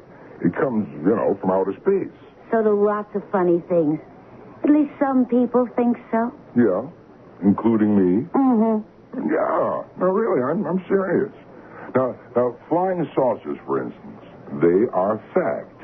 Now, but we won't argue about that. You believe that stuff, Garrett? Absolutely. Well, I'm glad I don't. There's enough just around the farm to make me watch my step. I don't need funny little creatures that look like toadstools peeking in through the bedroom window. Just what is one of these meteorites? Well, it's burned out rock. See, it broke loose in outer space and out of the orbit of its own planet, and then it just kind of flew loose.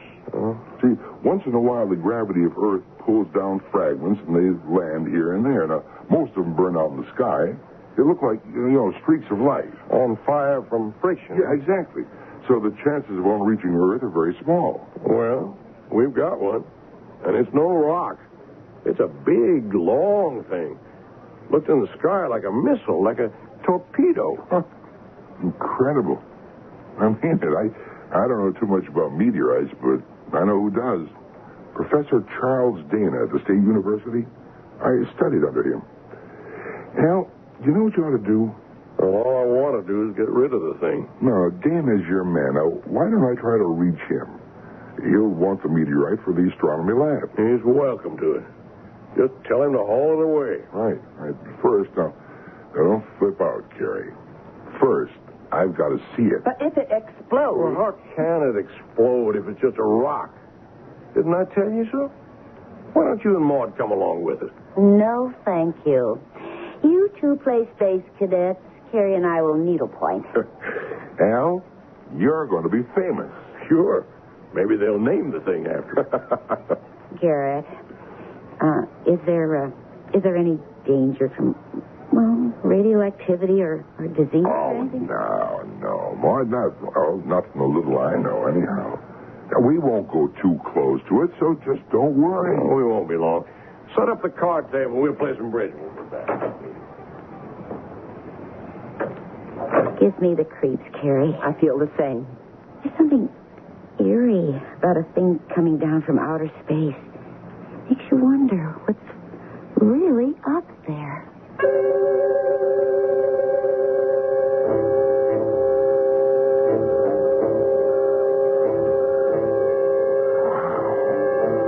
That is incredible, Al. Yeah. I wonder where it came from. And the size of it, it must be 12 feet long. Yeah. Oh, boy, it sure plowed up some trench there, eh? Yeah, the outside looks like slag. That's what it is. Who knows where it came from? Your guess is as good as mine, and I teach science. Well, I tell you, Al, it's beyond me. I can't explain why more of it wasn't burned up on its passage through our atmosphere. It was red hot. You should have seen the glow. Felt the heat. It's cold now. I'm eager to see it in the morning when the sun's up. Well, keep the news to yourself, Garrett, will you? I don't want people driving out and traipsing all over the farm. Right. I'll try to get in touch with Professor Dana. Oh, fine. If the university wants the thing, he'll need a lift and a truck. Right. I'm not going to pay to have the thing taken away.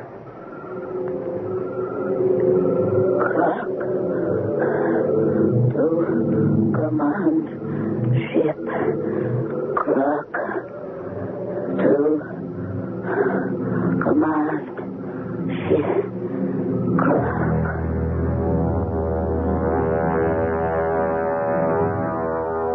Open the window a little more, Al. It's warm in here. Or get rid of this top blanket. What? Warm? Oh. Well, why'd you wake me up out of a sound sleep? Open the window. It is open. Open it more. stuffy in here. And come back to bed. Oh, boy. Cold out there. The frost looks like a light covering of snow. I can see the meteorite real clear. Garrett's crazy, and he makes you that way. Oh, no kidding, Carrie. It is kind of impressive. People don't have a meteorite land near them every week in the month. Garrett said only about 1,000 have been recorded. Well, come to bed. Maybe I ought to keep the thing. Invite people to come see it. That Professor Dana will be here first thing tomorrow. Now, come on, get some sleep. Okay. Carrie. Oh, my stars, what is it? Come here. What? What's the matter? Look out there. See the meteorite? Well, sure. You see what I see? Well, I don't. It looks higher. It's changed. So what? Oh, this floor is like a slab of ice. You know why it's changed? Take a careful look, Carrie. Oh, good Lord. You see it? Yes, I do. What does it mean? I don't know. But it's opened up.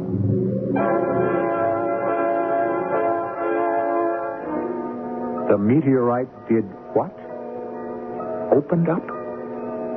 The Wilsons are steady people, so we have to believe what they see. There is, however, no evidence that a meteorite is anything more than a burned-up piece of rock. Is what they have seen impossible to believe? Impossible is a slippery word, hard to pin down. More about this phenomenon when I return with Act 2.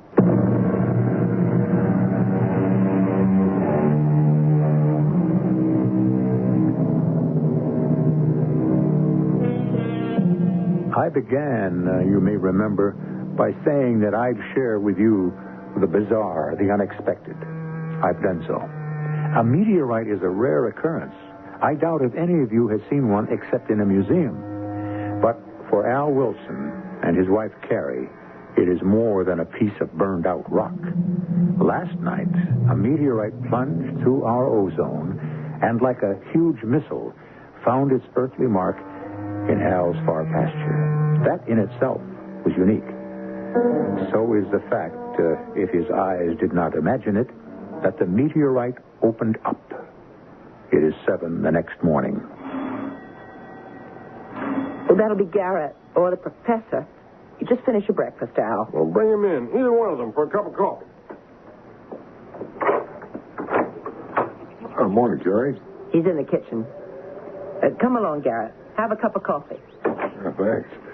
I suppose you've been up since 5 as usual? I have. Carrie lolls in bed until almost 6. Well, how'd you like my news? Well, I didn't believe it till I saw it for myself. From the road, it does look like it's opened up, like a giant clamshell. You ever hear of anything like that before? Oh, no one has. Here's some hot coffee, Garrett. Ah, thanks. No, sugar's on the table. What could it mean? Well, not much, I'd say. It cooled fast and cracked open. You going to be able to see this through with me? Oh, I wouldn't miss it, Al. Maud will telephone the school at 8 and say I won't be teaching today. What time is it, huh? A little past 7. Well, Professor Dana You said... see it? A car's pulling into the driveway. I'll let him in, Carrie. You start some breakfast for him. Lots of smoked ham. That's great with fresh eggs. You took classes with Professor Dana? 2. I was a science major. Good morning, Mr. Wilson. I'm Professor Dana. Yes, Professor. Come right in. Yes, thank you. Just put your coat over here on the mule post. Come out to the kitchen. My wife, Carrie's stirring you up a real farmer's breakfast. Wonderful. Garrett Smith is with us. My neighbor, my best friend. Oh, and once a student of mine many years ago. Hello, Professor. You probably won't remember me. Oh, indeed I do, Garrett. It's good to see you again. Good morning, Mrs. Wilson. Good morning, sir. Have some coffee while the eggs are frying. I'll do that. Garrett, as I recall, you were going to become a research biologist, but love sweet song. That's right, Professor. I got married, and I've lived happily ever after. Al, Tell Professor Dana what happened. Well, sir, the thing, it opened up. The meteorite opened? Yes, sir. Garrett says maybe it cooked real fast and cracked open. He could be right. Still, a meteorite is fused by the tremendous heat it generates. So, offhand, I find it hard to believe that it cracked open. Well, the whole thing is hard to believe. You'll haul it away today, Professor? Oh, yes. The lifter and truck will be here later today. We'll have the meteorite on its way to stores before 6 o'clock. Here you are, Professor. Smoked ham. Wonderful. Everybody likes it. I'll be glad when the thing's off our property. It gives me a funny feeling. Yeah, I understand. It's rather awesome, isn't it? Oh, go see it. All three of you fidgeting. There'll still be coffee when you get back. Go along, all of you. Anything to carry, Professor? Yes.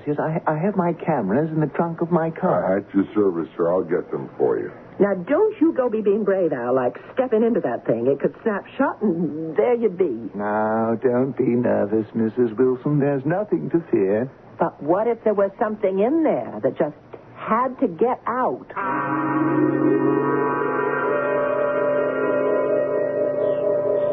What? You say it's not a meteorite, Professor? It's something much more important. It's a space capsule. I don't get it. Neither do I. But look inside. You see the struts and the pane of glass? Yeah. A space capsule, but from where? Let's take a look inside. Give me the camera with the strobe light, Garrett, please. Yes, sir. Al, this is a nightmare. You suppose some lunatic was experimenting with some kind of missile? That this thing was shot from somewhere and wobbled around and then just came down here? I don't know. Good Lord. There's something in there. Shine the flashlight into the interior, Garrett. I see it. Al, take a look. What? It's some kind of man. About the size of a 6-year-old boy. But with an old face. And elongated ears. It's a man from space. You think he's dangerous, Professor? He's dead or unconscious. Well, if he's alive and hurt, we got to get him out. Garrett, go tell Carrie. The professor and me'll get him out. Okay, wait till she hears about this. Looks safe enough. What opened up was an escape hatch covered with slag. I'll lower myself. Hold up the hatch, will you? Right. It's sure cramped in here. Come on, shit. Hey, he's alive. Look. Come on, pal. We'll get you out of here. Lift out his head first. Oh, he's real light. Look. I've got him. Come on. And here I come. A miniature man. What a discovery. This is crap. Come on. Did you catch that, Professor? Barely. It's some kind of signal. Well, how come it sounds like English? It's beyond me. Well, let's get him to the house and try to bring him around. Look. He's opening his eyes. I destroy you. I understood that all right. Take it easy, pal. We want to help you. Destroy. Right now, what you need some warm food and a bed. You get well. Then you do what you please. Command ship comes for me. He could be dangerous, Mr. Wilson. Well, what do you want me to do? Shove him back into his capsule? The little man's hurt. Yes, I see. Well, let's carry him to the house. I hope we're doing the right thing. We are, Professor.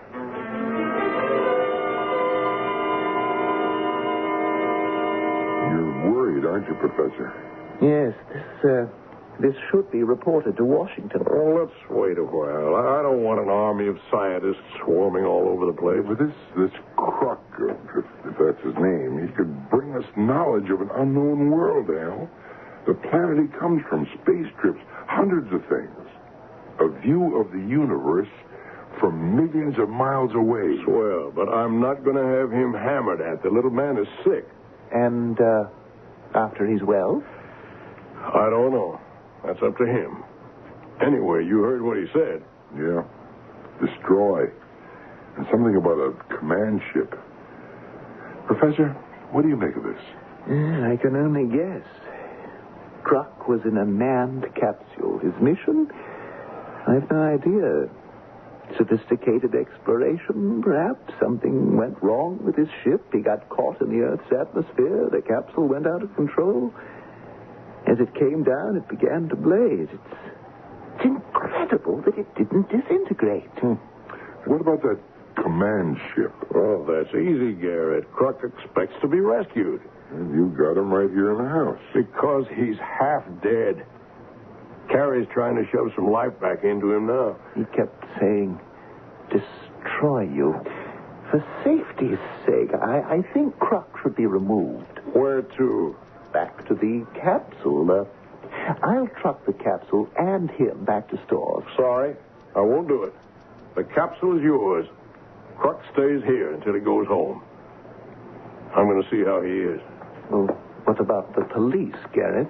Well, it's a small force, Professor. Not much protection against whatever you're thinking. I sympathize with Mr. Wilson's feelings. He's a decent man, but he doesn't realize the scope of this discovery.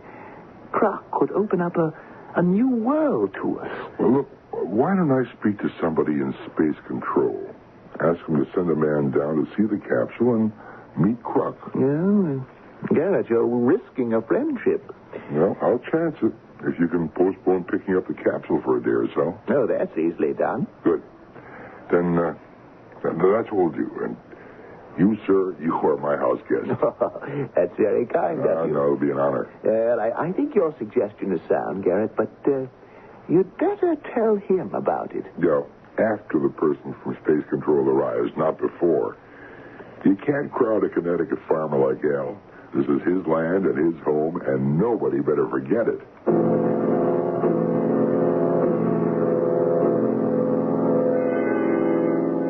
He sure looks better, Carrie. He's a nice little man. Like the hot bouillon. Didn't you, Mr. Kruk? Yes, it was very good. You still out to destroy me? I do not know. Humans are enemies of my people. They are. We don't even know who your people are. When we fly here and land, you fire guns at us. We found Earth, and we have come here out of curiosity. But you drive us away. Now we will destroy you. He won't tell me where he's from, Al. I asked him. No, I will not tell. How come you speak English, Kruk? We know all languages. Our minds are as advanced as our weapons. Then use that great mind of yours. You'll understand we don't mean you harm. I thought you would kill me. Well, now you know different. I will leave you in peace. I do not understand why you have been kind. Well, you were hurt. That's only decent. You said, Kruk, you'd leave us in peace. Yes. The command ship will take me and the capsule away. Well, you maybe, Kruk, but the capsule goes to the state university. No. If you try to remove the capsule, there will be destruction. The truck, the men, the capsule will be destroyed, turned to ashes. Well, I don't know what to do. I gave my word. Heed what I say. Do not risk I will return to the site and await the command ship. You'll do nothing of the sort. It's cold out there. Cold and heat do not affect me. You'd better speak to the professor, Al. Yeah. You stay here while I do. Hi, Professor. Hey, hello there, Mr. Wilson. How's our little man from space? Well, he's giving me a problem. Kruk warned me that if we remove the capsule, all hell's going to break loose. The truck and the men will be destroyed. We don't really know what we're dealing with, Mr. Wilson. Well, that's why I'd go along with Kruk. I know that means calling off the truck, but... Well, there's been a delay there anyway. Oh? Where's Garrett? Did he go home? Yes. I'm spending the night with him. Oh. Well, if you'll excuse me, Professor, I have to get out to the barn. Milking time. 1 minute, Mr. Wilson. Yes? Well, I'm afraid I've acted deceitfully. You're a very decent man. Garrett thought that... No. Let me take the blame. For what? Someone from our National Space Center will be here sometime tomorrow. I don't like that, Professor. I know you don't. I said I wouldn't allow Kruk to become a part of no freak show. No, he won't be, I assure you. Reporters, cameramen. Nothing like that. I've told you the truth. And I've told Kruk that we're his friends, not his enemies. Mr. Wilson, the enormity of this discovery... Okay, you've done something, and we're stuck with it. Okay. Let the man come. But understand this. I don't care if the man's the president. He tries any rough stuff with Kruk, and I'll kick him out. And that goes for Garrett and for you, too, Professor.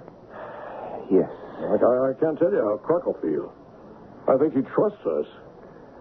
I'll tell him about this guy you're bringing in, but I can't be responsible for what Kruk might do. Of course not. Well, you just say that. I believe the little man knows what he's talking about. If he says you go up in smoke, then that's what's going to happen. The Wilsons have treated the man from space as they would any injured person, with kindness and attention.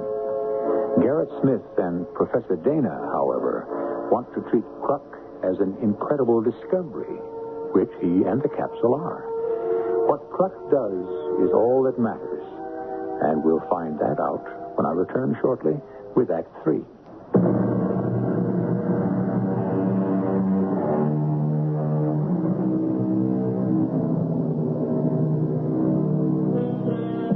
When our minds turn to the universe, we fantasize and give up. Reports of flying objects make news, but no one takes these science fiction occurrences too seriously. So it was with the Wilsons until, accidentally, they had a visitor from outer space. A small, man-like creature named Kruk. Thank you for telling me, Mr. Wilson. Oh, it won't be so bad, Kruk. The guy just wants to ask you some questions. And the man will arrive? In the afternoon, I'd say. The truck's supposed to arrive later. Why did your friends not have the truck arrive today? Guess they took you seriously. I told them what you'd said, that the truck would be destroyed. That will happen. You know that? Yes. I have given you the warning. It is arranged. Your men will try to remove the capsule, and the ray will reduce the truck to ashes. But not if they don't touch it. They will. Yeah, I believe what you're saying, Kruk. I have been in touch with the Space Command. The ship is on its way. How do you know that? I returned to the capsule and sent my message. You did? When? I've been with him all the time, Al. I assure you, I have talked with my people. I guess I'd better tell them to stand off. Yes. Now that's settled. Now you rest, Kruk. What you see of me here will rest. Thank you. Close the bedroom door, Al. Sure. What do you think he meant by that, Al? Who knows? Have I got time before supper to drive over to Garrett's? You're back in half an hour. Well, it won't take me that long. Don't be nasty to him. You're good friends. Okay. But I don't like his interference, and I'm going to tell him so. And warn him and Dana. You went behind Al's back. Well, not really, Maud. The professor told Al. Because he felt guilty. Garrett, I can't believe you'd do such a thing to Al. Well, there's no harm done. But you were planning to have some man walk in from space control and... Mrs. Smith, if I may. Garrett and I have genuine respect for Mr. Wilson's humanitarian feelings about the little creature from space, but he does not appreciate what a monumental discovery this is. The space capsule could advance our flight technology by light years. I mean it, darling. We have to have this knowledge. We owe it to our country, and Al says we're supposed to do nothing about it. He also says that if you interfere, Crux people would kill you. Oh, you know, it's lucky all of you aren't dead now. I'll bet you would be if Carrie hadn't nursed this creature back to life. It would be a shame if we don't learn all we can from this incredible event. Well, what do we do, Professor? Warn the man from Space Command. Possibly we can control his eagerness. Garrett, I believe Al. If he makes one pass at Croc, so long. The little creature's defenseless. He's so small, you could stuff him in a suitcase. Hardly. And you say he's defenseless? How do you know? I can see. But what you won't see is that Croc is a highly advanced form of life, way beyond us. And because you can't see how he could defend himself, you think he's helpless. Oh, don't count on what you think. You don't know.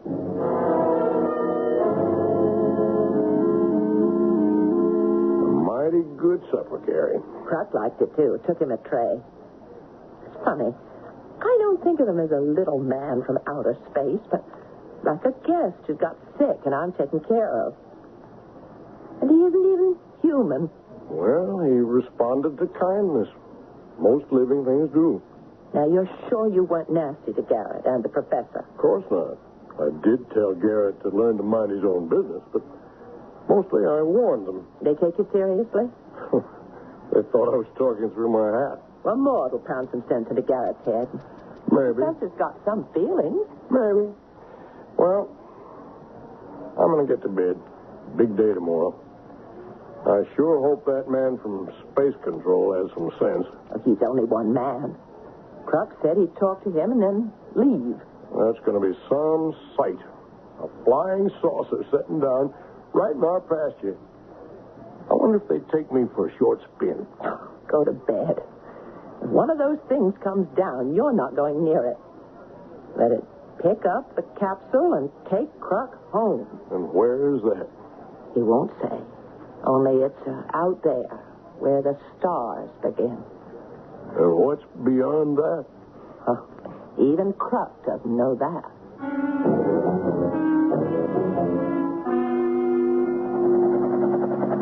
There she is, Professor. Right on time. It's just after 5. Oh, that's some big helicopter. Oh, the pilot sees us. Yeah, it's almost down. Come on. Hello? Hello there. Hello. Hi, I'm Garrett Smith. Oh, how are you? Sanders, Space Control. Professor Dana, Mr. Wilson. How do you do? Pleased to meet you. You know about the spaceman's warnings? Yes, I've learned what he said. Mr. Wilson, you have him in your house? That's right. And he's willing to talk to you. Very sensible. He has no choice. He's a prisoner. Oh, no. No, sir. No, he's not. Begging your pardon, sir, but he's my guest. And he's been just fine. Well, that's how you may see him, Mr. Wilson, but he's my prisoner. I have orders to transfer him to the War College where... Well, that's just what I was afraid of. Now, if you try any rough stuff on Croc, there'll be real trouble.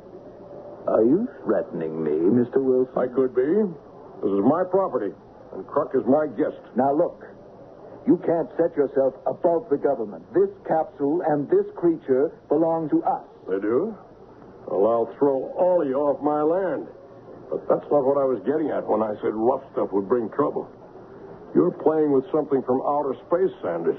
I'm here to take possession of a space capsule and something that resembles a man. I mean to carry out my assignment. Well, all the luck in the world to you. Crux said he'd talk to you.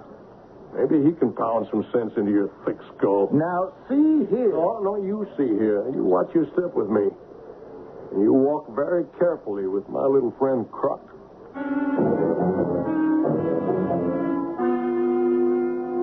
You are from your space control.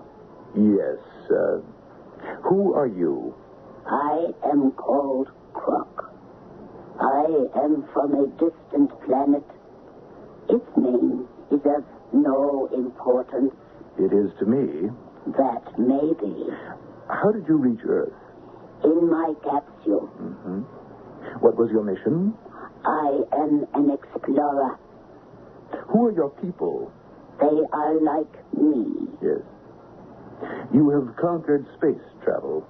We have explorers everywhere. Why did you come to Earth? I did not intend to. I went off course. Your capsule caught fire and landed here. That is right. Come with me. You are making a grave mistake. I am obeying orders. You understand that? I understand orders. But I do not obey yours. Mm-hmm. This is a gun. If you resist, I'm instructed to immobilize you. Mr. Sanders, Stay out of this. Now get up, Truck, and walk out. I warned Mr. Wilson. I don't believe in magic, spaceman. That is your weapon. That metal gun. Yes. And if you don't obey, I'll use it. He fused the gun. It's just a lump of metal. Can you use it now? Mr. Sanders, leave well enough alone. I don't know what Crux did, but... Each one, like me, possesses a powerful ray. More powerful than your strongest current. I can call it up from within me whenever I choose. Then I can point a finger and destroy. Come on, Mr. Sanders. I'm convinced. And you saved his life, Wilson. You gave refuge to an enemy of our country. I will have you charged with treason. I do not think so. Mr. and Mrs. Wilson have treated me like a visitor. I will not forget. Neither will my commander. Do not threaten the Wilsons. We have come to Earth many times on friendly missions. We could come with total destruction. I'll ask you to leave, Mr. Sanders. And do not try to remove the capsule. I'll walk you back to your helicopter, Mr. Sanders. Oh. You're miraculous, Croc. No. Just more advanced in scientific technology. Humans one day will discover what we already know. But how about that deadly ray of yours? In your seas, you have deadly eels. On land, you have venomous snakes. My people are small, but strong, because we possess the ray. In fighters, it is highly developed. I am a soldier and a fighter. It is time now for me to go. Al, look outside. They got a truck backed into the pasture next to that big lift, and they're going to take it away. Oh, no, you know what Crux said? It will now happen. Look toward the sky. The command ship. I will go and meet it. It looks like a big mushroom. I've got to see this. Al, Garrett could be killed. Garrett! Garrett! Come back, Garrett. He sees the command ship. truck. It's aflame, and it's crumpled. Somebody squashed it. But the men got away. You see them over there on the road, shielding their faces from the heat? And there are the landing steps. Trucks on them. And the spaceship. It's gone.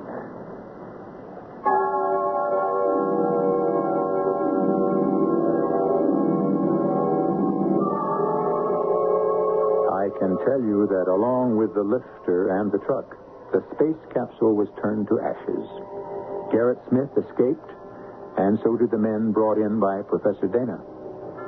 When Al Wilson wondered later if he and his wife had consorted with the devil, she replied, as you might expect, that no, they had consorted with God, meaning, I suppose, that they had acted in the interests of good. I'll return shortly.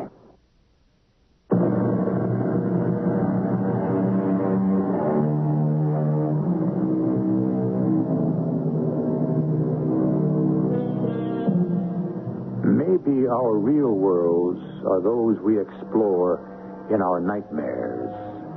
When an experience becomes too acute, we awaken, switch on a light, and forget the frightening dream.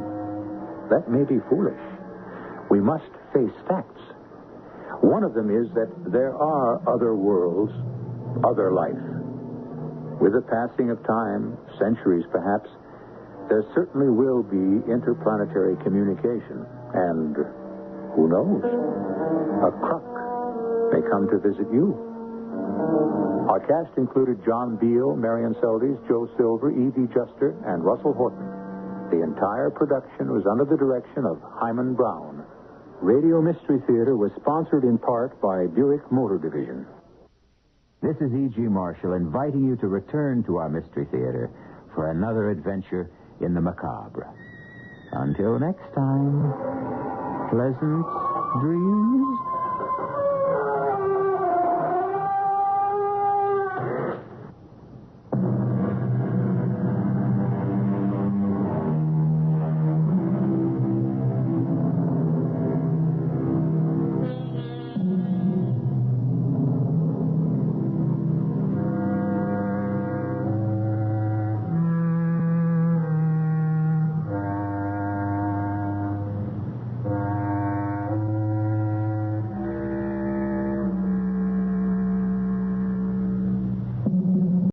CBS Radio Mystery Theater presents...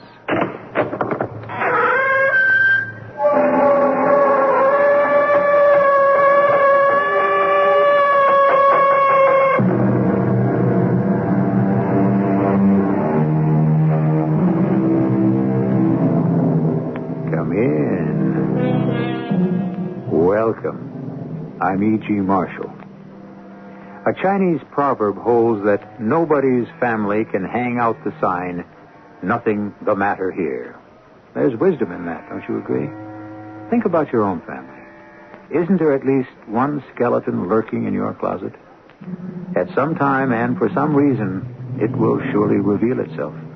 The consequences have raised Cain with ruling powers, business, and even love between two persons.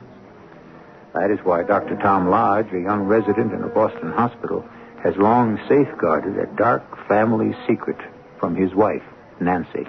Tom, what are you hiding? Nothing, darling. Now, that doesn't ring true. We don't have secrets between us. Or do we? All right, now, look, don't get on your high horse. Well, then don't treat me like a child. What have you done? Are you married to someone else? Is there a girl you left behind you? Did you kill someone on a hunting trip? Oh, Tom, please, tell me. I have a right to know.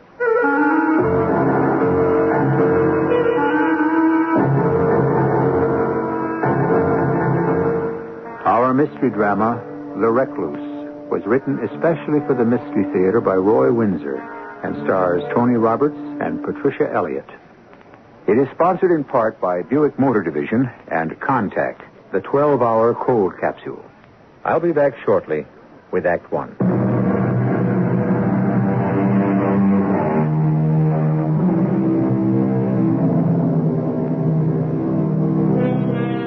When we are young, family, especially our immediate family, is to us the world in microcosm. And we know that we are part of a self-contained unit in which we are fed, clothed, and protected.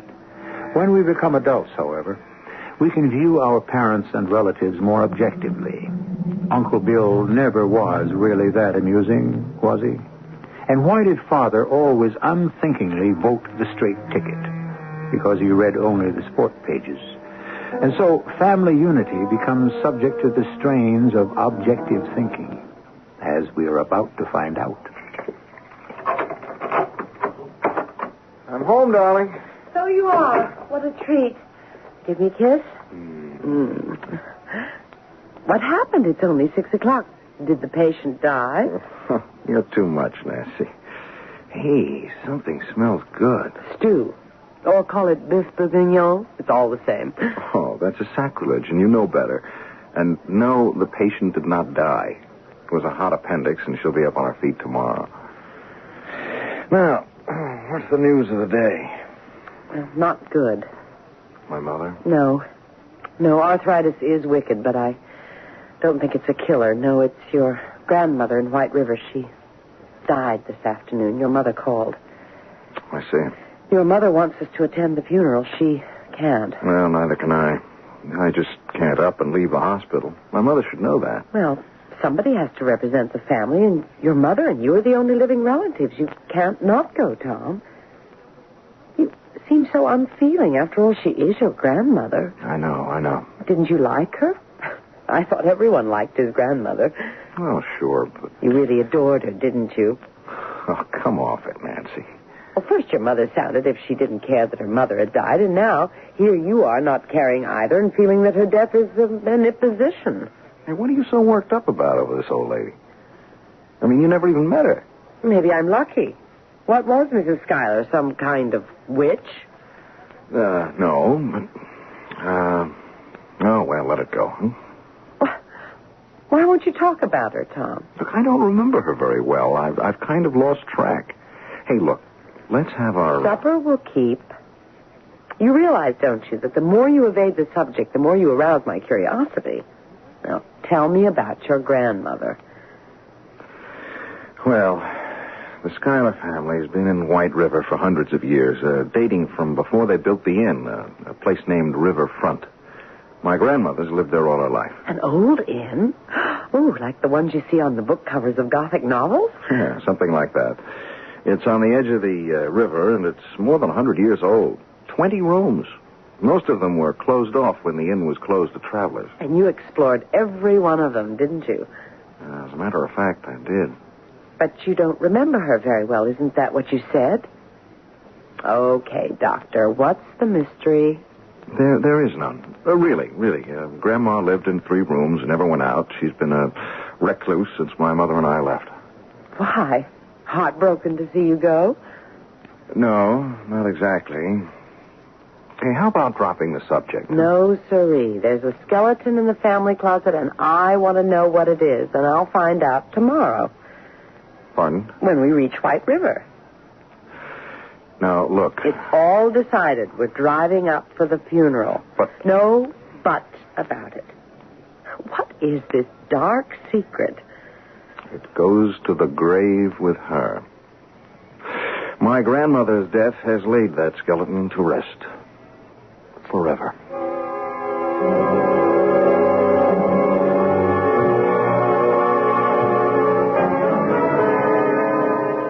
You stay here, Nancy, in the waiting room, huh? Now, I'm not sitting here while Mr. Martin reads you the will. As your wife, I'm entitled to know the provisions of your grandmother's will. Oh, what am I going to do with you? All right. Come in. Come in, Dr. Lodge. Ah, Mrs. Lodge. See? He expects me in his office. Well, it's nice to see you again, Tom. Thank you, sir. My wife, Nancy. How do you do? Hello. Well, sit down, if you please. It's been several years, Tom. Yes, sir. 6.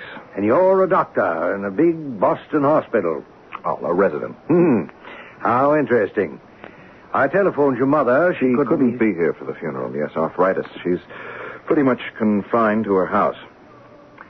Yes, so she told me. A tasteful service. Simple, but reverent. Thank you for attending, Mr. Martin. Well, your grandmother was my client and a friend. You didn't know her, Mrs. Lodge? No, only by hearsay. Is that so? Hearsay, indeed. Well, Tom told me that she was a recluse. well, I suppose she had become so. Of course, she was an old woman and set in her ways. And what were those, if I may ask, Mr. Martin? My grandmother was austere, self-righteous, and unforgiving. She turned her back on my mother and me 6 years ago, and we've never heard from her since. We learned not to care. Oh. Why, Tom? She never forgave my mother for marrying my father. Grandma considered him several cuts below her social level. Now, let's forget what's past and hear what Mr. Martin has to say. Yes. Well, the provisions of her will are clear and simple. You, Tom, inherit her entire estate. The old inn and the 15 acres surrounding it? And the small house where Mrs. Meggs lives. Tom, it's a fortune. Well, I don't know about that, but... Well, the land is valuable, but the inn... Well, it's in bad disrepair. And useless. I'm afraid that your grandmother let it go over the past few years. It's weather-worn and rotted. And mice have replaced the ghosts of all those old travelers. Well, it'll have to be raised and the land sold. Yes.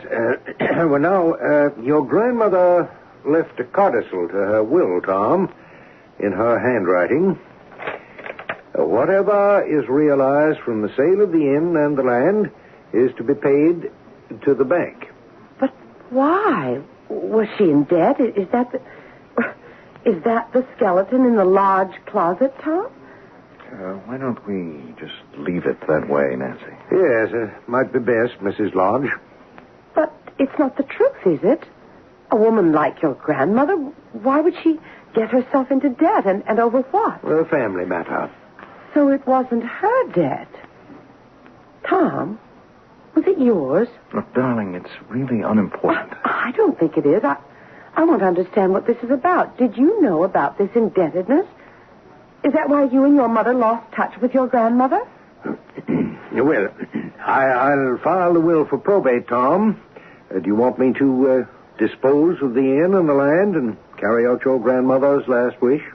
Yes, I'd appreciate it, Mr. Martin. Tom, how did you get into debt and for how much? I really do have a right to know. If you persist, Nancy, you will regret the day you said, yes, I'll marry you. Darling, no matter what you did, I'll never regret that decision.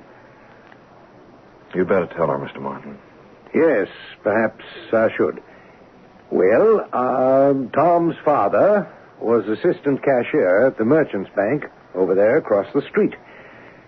6 years ago, in February 1970, Tom's father... My father stole $70,000 from his bank and disappeared, and neither have been seen since, him or the money. Now, are you satisfied? Oh, Tom, darling. My mother and I were so ashamed that we slunk out of White River, and I'd hoped I'd never have to come back here and face the old neighbors. The sins of the father. How cruel.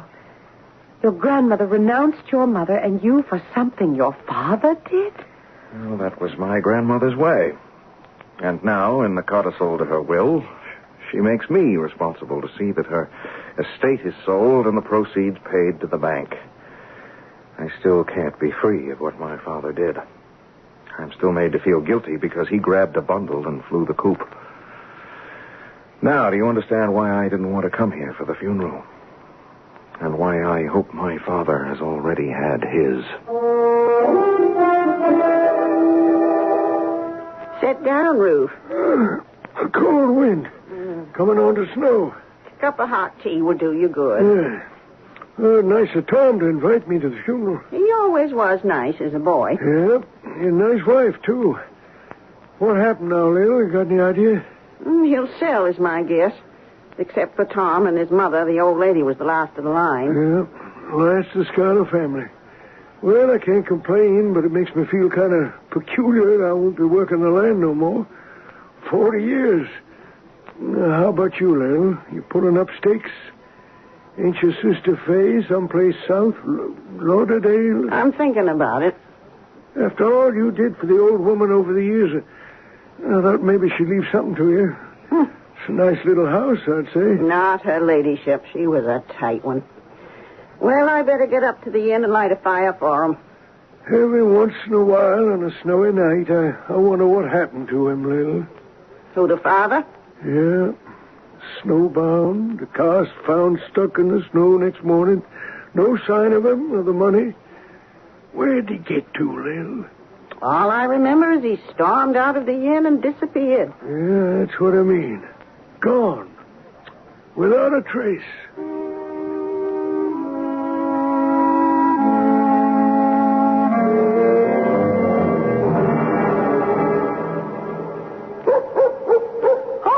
Oh, my goodness. Oh, it's just Ruth's dog. I'll chain him up in the barn. Thanks, Mrs. Meggs. Anything else I can do? I left bacon and eggs in the refrigerator and No, nothing. bread. Thank you. That's fine.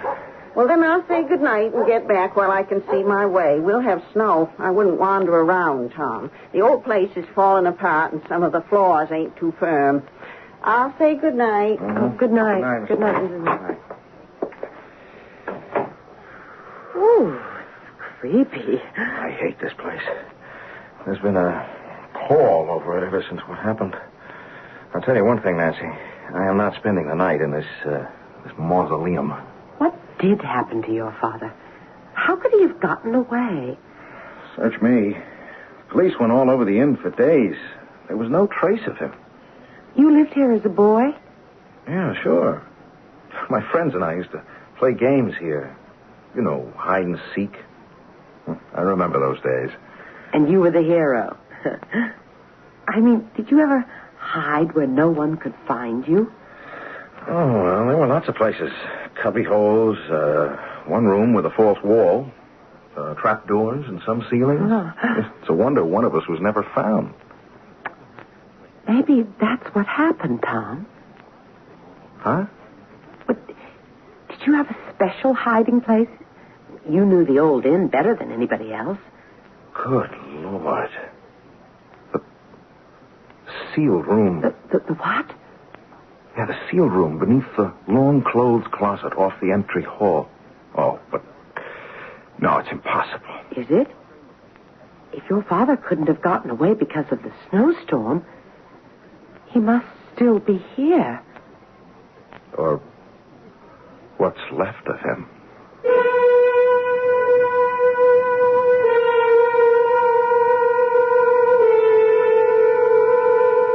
Well, what have we here?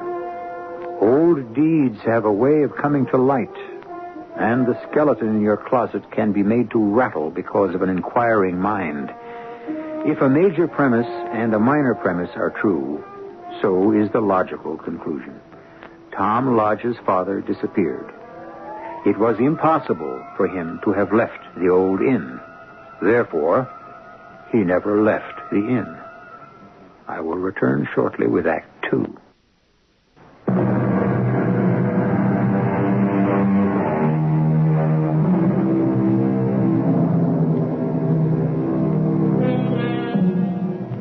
It is unusual and unlikely for a person to disappear and never be heard of again. Exceptions are rare. Rip Van Winkle, to be sure, but that was fantasy. Dr. Livingston, and that was fact. Both were presumed to be lost, but after their disappearance, neither was accused of a crime. Tom Lodge's father was. He absconded with $70,000, and therein lies a difference. He was a criminal and in danger. What happened to him? Tom Lodge hopes to find out. Strike another match, Nancy, and I'll let myself down the ladder. Haven't we got a flashlight? In the car. I'll get it later. I want to see if anything's in there right now. You could slip and break a leg, Tom. No. The ladder's strong. Let's strike a match. It's really black down here. I can't see a thing. I'll hand the matches to you. I'm flat on the floor on my stomach. Reach up. Okay. Now, let me see. Oh, darling, be careful. Don't worry. Oh, there's the pot-bellied stove and the wood scuttle, a chair, small table, cot, and... Good Lord. Oh, what is it, Tom? Tom, answer me. I'm coming up. Tom? Yeah. Look, let's get back to the common room. Tell me, did you... Is there something there? My father. His bones. A clothed skeleton. Oh, how horrible. I've got to think. You said that the police went all over the inn, Tom. How could they have missed the sealed room? I don't know. Nobody remembered it, probably. Well, what was it for? The caretaker, back around the turn of the century, he acted as a registration clerk and a handyman, and he lived down there. In that hole in the ground? Yes. It's a real room with flooring and walls of wood, and it was very snug and warm. After he closed the inn for the night, he lifted the trapdoor in the long closet in the hall and pulled it closed after him. I see. Then the flooring in the closet was covered over. With carpeting, and that sealed it off. Unless a person knew a room was down there, he'd never find it. But you did, as a boy. Was the floor covered over then? I don't think so. No. So, the carpeting was laid over the trapdoor recently. 6 years ago? Right after your father disappeared? Yeah. Your grandmother must have known about the room, Tom. Yes, of course. Would Mrs. Meggs have known about the sealed room? I don't know. Why? Well, who was here the night your father disappeared? No one. My grandmother and Mrs. Meggs. And, of course, my father. Your father stole money. He came here, and 6 years later we find his remains in a sealed room. Why did he hide? And why did he die? I can't answer those questions, Nancy. We'll never know the answers. I know one of them. He came here and told your grandmother he'd stolen money from his bank. Why would he tell her? No idea. What if he'd been dipping into your grandmother's money and was caught and stole from the bank in order to replace it? Oh, that's far out. Well, your grandmother refused the money. That's why she wanted the proceeds from her estate to go to the bank, to help repay a debt of honor. Hey, that's pretty far-fetched, darling. Maybe. I have the answer to another one of my questions. Your father hid here because he couldn't get away. Was he a healthy man, Tom? Yes? Why? How did he die? There he was, safe in the sealed room. Did he have a stroke, a heart attack? Did somebody bring him food?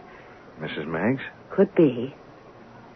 Tom, get the flashlight and let's examine that room carefully.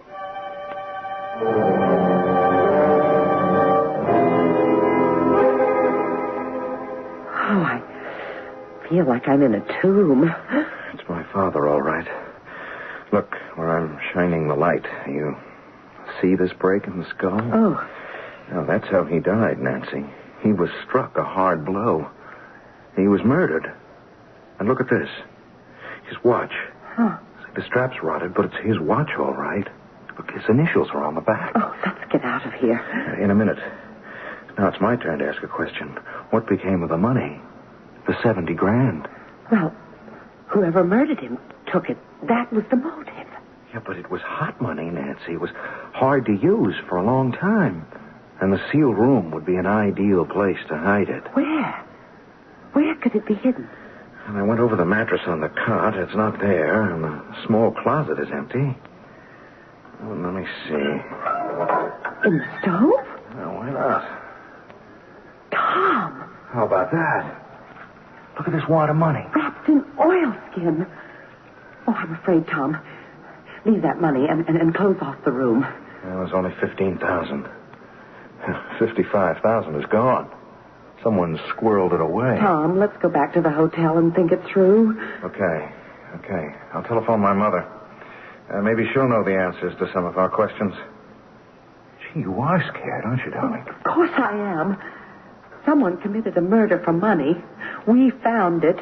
If the murderer discovers that we know, he may try to kill us.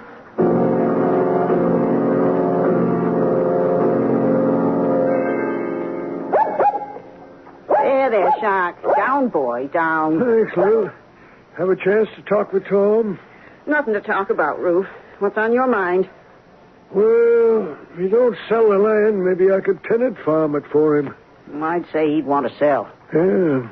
Well, if I had 2 dimes to rub together, I'd buy it. Oh, you can always get work, Ruth, so you said. Yeah. You change your mind? Oh, I've been thinking about it, that's all. I'm getting on. The winters around here are mighty rugged. I wonder if they could use me down south. Sure. An experienced field hand like you, I'd say so. Why, what got you thinking about moving south? I guess you did, Lou. Talking about your sister down in Lauderdale. That's where you're going, ain't it? Oh, I think so. Of course, if the old lady had left me the house. But she didn't. You got money laid aside? Ooh, a little. I could help you out, Ruth. Not with much, but enough to give you a stake. Oh, no, it's mighty nice of you, Lou. When you thinking of heading on down south? As soon as I can sell my furniture and pack, we could spell each other at the wheel. Yeah. Oh, I'd like that. Then it's settled. I'll be back after I make quick inspection about the inn. If the snow's piling up, maybe I could drive Tom's car down here and put it in the barn. Otherwise, it might get stuck in the morning. Yes, that's true. It's happened before. Yep, I remember. Tom's father. Chains. That's what you need in heavy snow. Mr. Martin had 'em. The lawyer? Yeah. He left that night around 10 o'clock. I saw him drive away. Chains. That's what got him through. You didn't know he'd been to the inn. Thanks, Mother. This has been very helpful. Well? My father did manage my grandmother's money, and he had begun to dip into it. So he dipped into the bank to repay her. That's why he absconded with all that money. How did he think he'd get away with robbing the bank? Oh, who knows? Your grandmother must have been furious. Well, it was through her that he got his job at Merchant's. He must have loved your mother very much. Yes. Well, I'm afraid he wasn't much of a banker. Oh, it's all tragic, and they're both dead because a willful old matriarch couldn't form him into her own image. Well, let's pay a visit to Mr. Martin, huh? I'll turn this money over to him, and he can give it to the bank. 15,000? What about the rest? It's gone. Can't be traced now. I wonder.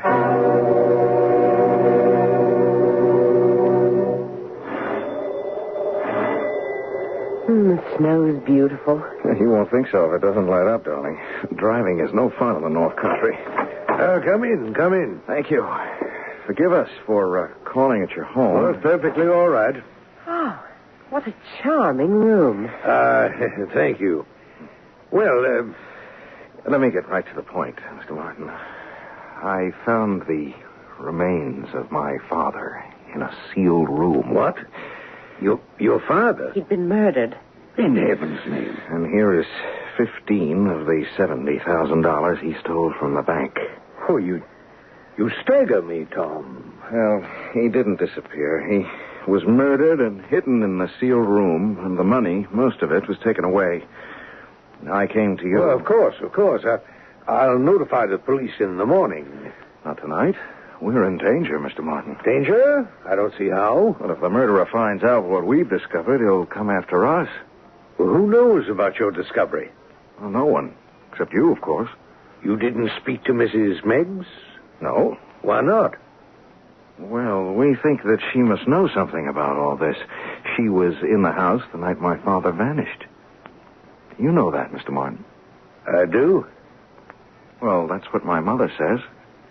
I talked to her half an hour ago, and she had it from Ruth Box. She'd had what from Ruth? That you were at the inn. He saw you drive away. Oh, that. Well, yes, now that you remind me. I'd driven out to see your grandmother, but I left quite early. May I ask a question? I don't mean to be impertinent, but were you aware that Tom's father was stealing from his mother-in-law? Well, goodness, no. You didn't check her account periodically? Well, very seldom. I thought it was in good hands. Your father's. My father stole for the purpose of making investments. You were his broker. Didn't you ever wonder where he was getting his money?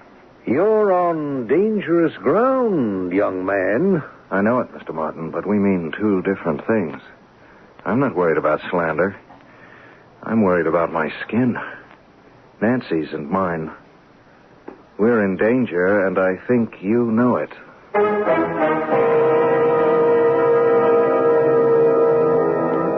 200 years ago, Samuel Johnson remarked, "There is nothing which has been contrived by man, through which so much happiness is produced, as by a good tavern or inn." True enough. All gone now, swallowed up in progress, including Riverfront, an old New England inn which has now divested itself of a murder and its remains. There are more surprises when I return shortly with Act 3.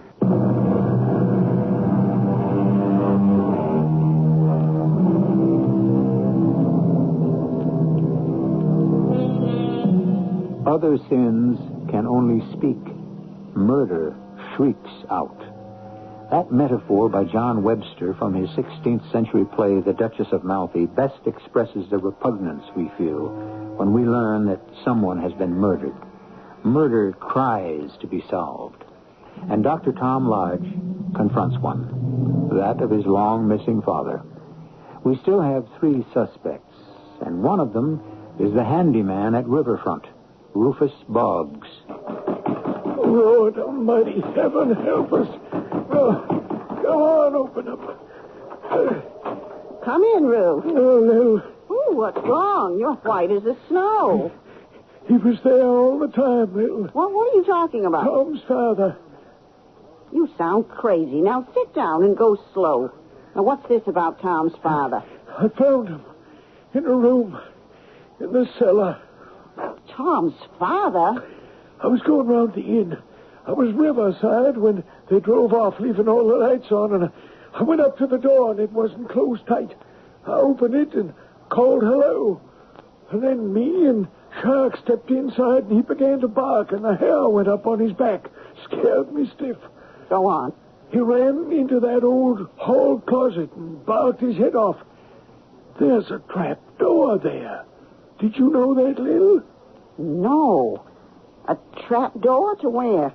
Well, a room, sort of, under the common room. I had my flashlight, so I kneeled down and played the light around it. And I saw it. A skeleton. Oh, my. Stretched out on a cot. Oh. It gave me a terrible turn. A skeleton? Yeah.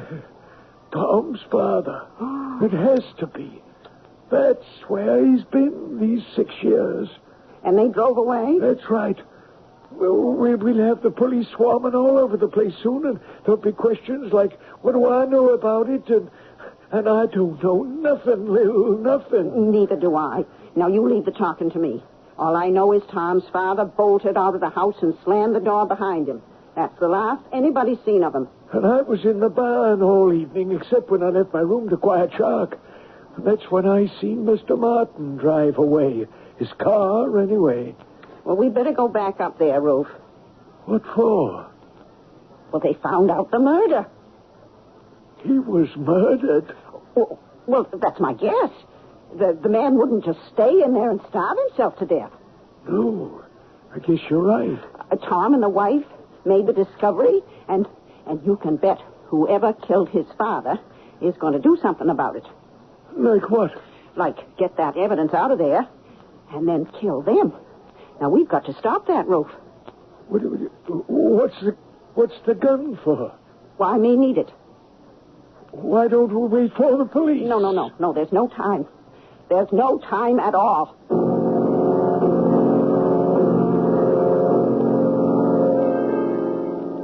There was a message at the hotel desk? Mrs. Meggs telephoned. She has to see me, and she's driving into town. When did she call?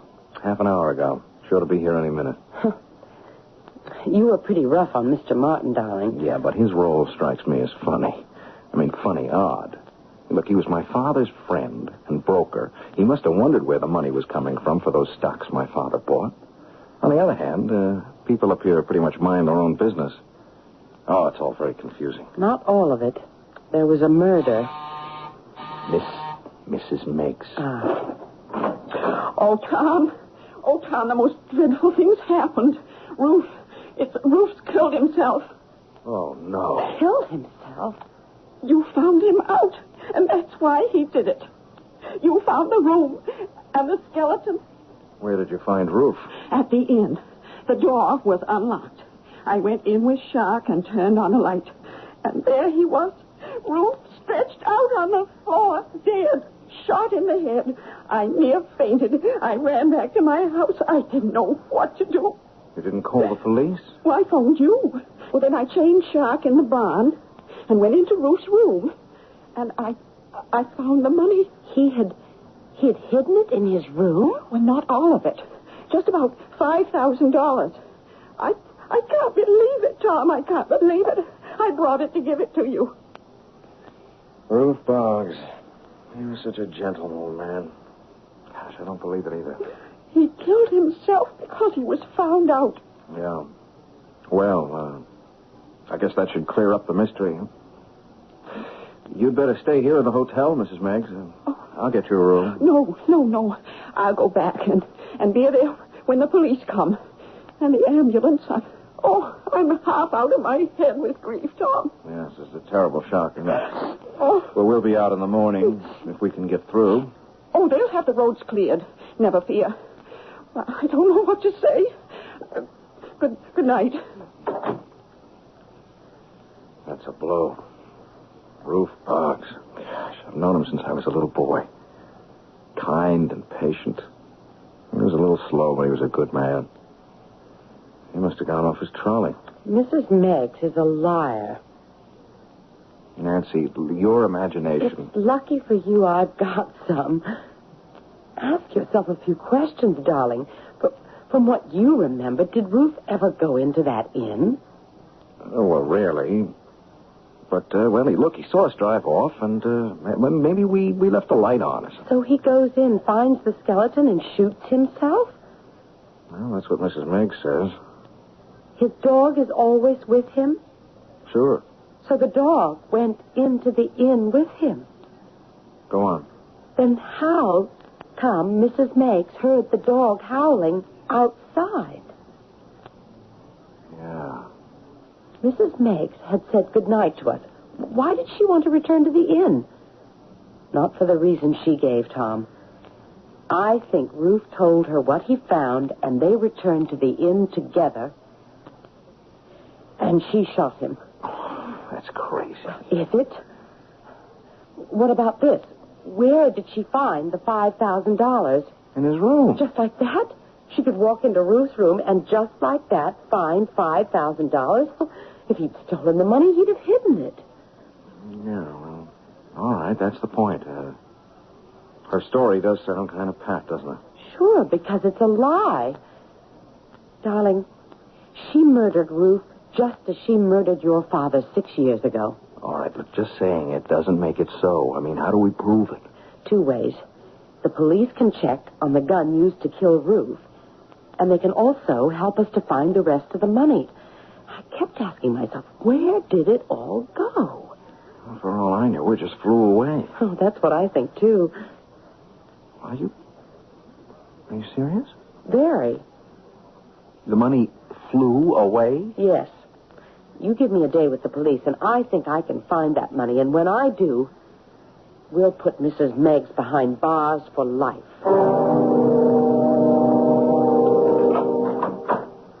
Nancy, where have you been? I've been worried to death. I told you where I'd be, darling, with the police. You want to hear something interesting? Go ahead. Every time your father placed a stock order, he placed a similar one from Mr. Martin and paid for all of it. What? That's right. I'll make a guess. Your father and Martin were in collusion. Your father used your grandmother's money with Martin's tacit approval. You mean the two of them were dipping into the old woman's funds? That's what it looks like to me. Your grandmother demanded an accounting, and to repay her, your father robbed his bank. Oh, gosh, it gets worse and worse. But it's going to get better and better, darling, because the police have supplied me with two very helpful pieces of information. The gun? Yes, they traced the gun. Rufus Boggs never had a handgun as far as the police can tell, but old man Meigs did, and he had a permit to carry it. The permit expired when he died, but the gun was never turned in. It was Meigs's gun, which was used to murder Rufus. Well, that should clinch it. Without question, she murdered Ruf. But what about your father? Were the police helpful there? Oh, very. Did you know that Mrs. Meigs has a sister living in Fort Lauderdale? No. Well, she has, and they are very regular correspondents. Remember what you said, Tom? That maybe the money just flew away? Yeah. Well, it did. Can't you guess? You're telling me that... Exactly. Now, let's call on her and see if she doesn't fall apart. Well, it's still beyond me. Killing your father and then taking his own life. Is that what you think he did, Mrs. Meigs? Why, it's plain as the nose on your face, Tom. Well, why would a man shoot himself unless he was guilty of some terrible crime? I guess you're right. I've decided to sell the estate, Mrs. Meigs, because I'm tied down in Boston, and I just couldn't manage the place from there. I'm sorry about that. You've lived here... Rent-free for over 30 years. That was part of the agreements when Meigs and me moved out here. Yes, I know. Well, if you would like to stay on... No, thanks. I don't want charity. Have you thought about what you're going to do? Well, Meigs left me a little insurance, and I kept it tucked away. I might move to where it's a little warmer than up here. Arizona, maybe. Not Florida? Pardon me? Isn't that where your sister is? Why do you ask? Your sister confessed that there are 5 savings accounts in Fort Lauderdale banks in your name, Mrs. Banks. And the police here in White River want you to explain how it happens that there is a small fortune waiting for you down there. Over $15,000. It's no business of theirs. Oh, yes, it is. I found $15,000 in the stove in the sealed room. You placed 5 more where you said Ruf had hidden it, $20,000. That plus the 15 makes $35,000. Half the amount my father stole from the merchant's bank. How do you explain that, Mrs. Meigs? And how do you explain that the bullet that killed Rufus Boggs was fired by your handgun? My handgun? I never in my life owned a handgun. Your husband did, and he didn't fire that shot from the grave, did he? You murdered Ruf to save your skin, Mrs. Meigs, so you'd better tell me, and tell me quick, what happened 6 years ago to my father. I didn't touch him. He didn't crush his own skull, Mrs. Meigs. Martin killed him. His friend, Martin. Uh-huh. That's more like it. Go on. Your father came to give your grandmother money. She turned him away. He had the money with him. Martin spoke to me, said he'd divide it. Half for him and half for me. I was afraid. I'll just bet you were. Well, then he struck your father and killed him. We hid the body in the sealed room. And from time to time, you dipped into your half of the money and sent it to your sister for deposit. And you murdered Ruf to cover the old crime. Well, I didn't know what to do. I was crazy with fear. I just lost my head. I doubt that, Mrs. Meigs. You deliberately murdered the old man. Tom, please, be merciful. If you and Martin don't hang for the crime, the court will be merciful. You're cold-blooded killers. You deserve to die.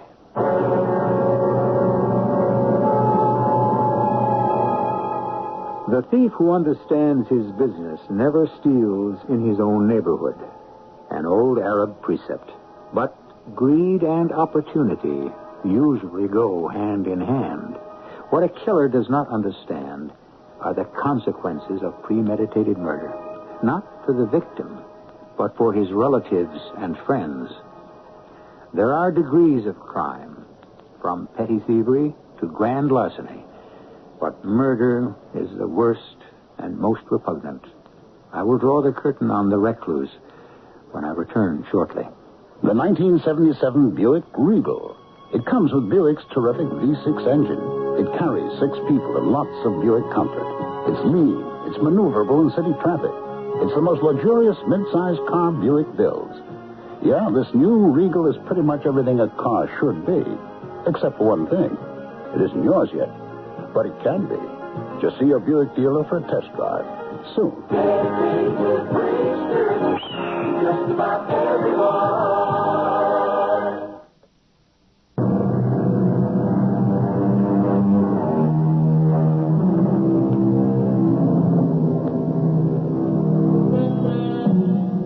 Tom Lodge and his mother had lived for 6 years under a pall of shame. But then 2 deaths lifted the curtain, and the truth was revealed.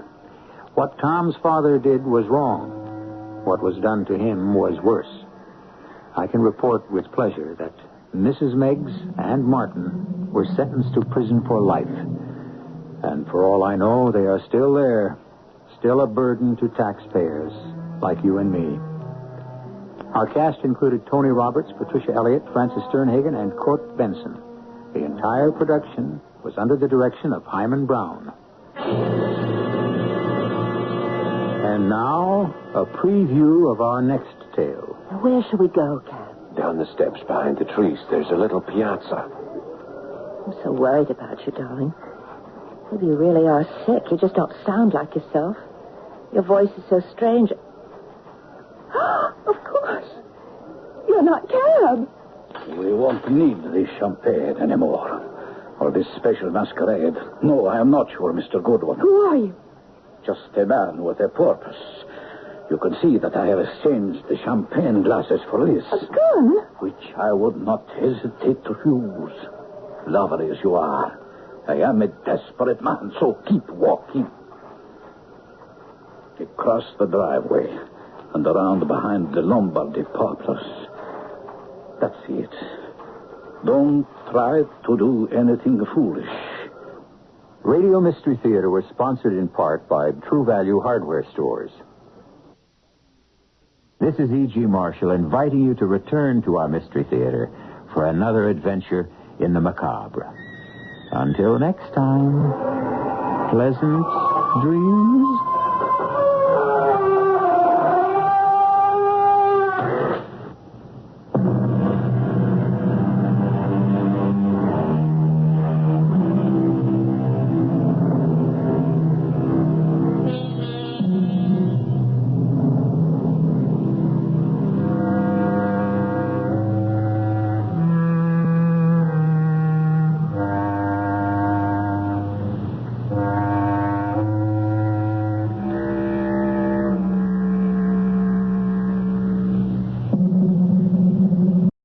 CBS Radio Mystery Theater presents...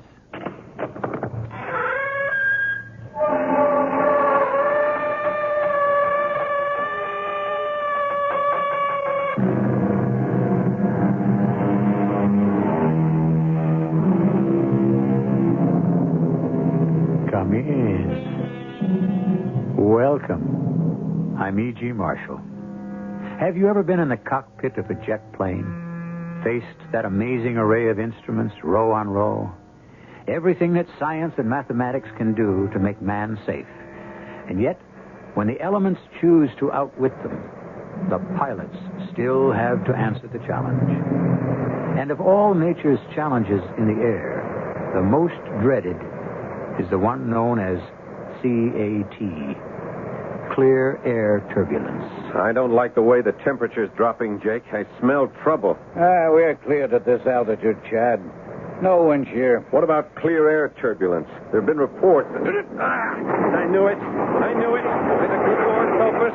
The cat's got us by the tail.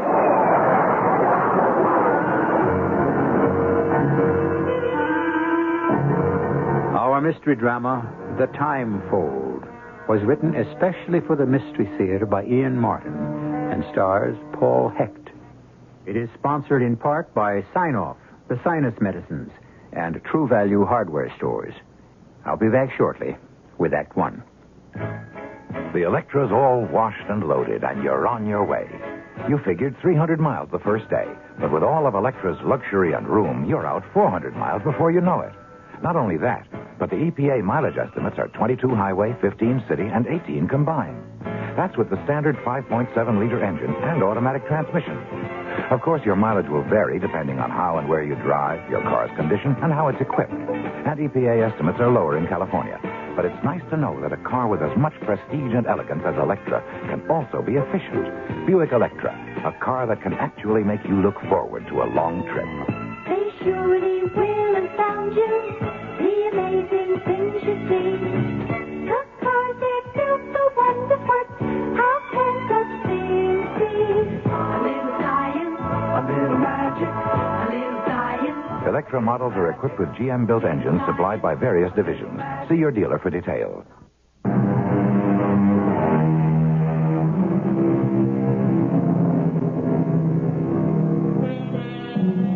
In the field of private executive airplanes, number one is the Silver Streak, a twin-engine jet designed to seat 12 in the utmost luxury, capable of flying 3,000 miles without refueling, fully automatic, a jewel. Feed its computer the size of a small camera, and except for takeoff and landing, you could rely on automatic pilot. The Barracuda, as this plane is named, is a corporate plane, but no one ever uses it except J. Bruce Proctor. He is the only passenger, with the exception of Meg Chatham, his secretary. Flying the plane are number one and two boys, pilot Chad Stevens, co-pilot Jake Slade. How's the weather, Jake? Wild, Chad, wild. What? We got a front eating up the sky. 6-0. It's a big mother. Well, not so long as we stay clear. This doesn't bother me. It's the other. Huh? What? Hold it a minute. XN 743 to Little Rock, VOR. Do you have a weather update, my flight path? Roger, XN 743. Stand by. What's a good word? Well, he put in his nickel. Now we wait for Charlie Computer to answer. Is that possible? CAT canceled? What do you have to ask for? You can see what's up front. Well, it isn't always what's up front that counts. Like who's going through that? Oh, like you said, we bypass. Yeah, only which way? VOR, this is 2743. I read you. Cancel the CAT. Well, what about those pilot reports? No sweat. Light turbulence 1900 hours central. Commercial 747 at 350 this side of Kansas City. Ditto corporate pilot flying jet over Shreveport at 280. 2010 Central. All other flights report no turbulence. Will you follow machine plan or file new flight plan? Notify. I'll get back to you, VOR. Chad, what's eating you? Anytime I hear anything about clear air turbulence, I get goosebumps. You ever ridden any out? Nope. Well, me neither. I'm not anxious to try. So why play Lone Ranger? You got a clean bill of health if you pick up the new MFP. Yeah, which will bring us into New York pretty near an hour late. I'll be later if you try to go around the front the other way. I guess. Okay, I'll swallow my hunches and follow the rest of the sheep. You better tell our boss, the great shepherd, that his little sheep are going to be late tonight. Yeah, look, why don't you tell Proctor? You handle him better than me. Not anymore, I don't. Not after the last few flights and the way he's handled Mick. Hey, hold up, lover boy. Anybody got an eye for that lady, it's got to be me. You're married up and all. Yeah, don't remind me. Uh-oh. Gone sour again? Still. You think Proctor's really making out with Meg? Proctor doesn't make out with anyone. He just issues a requisition.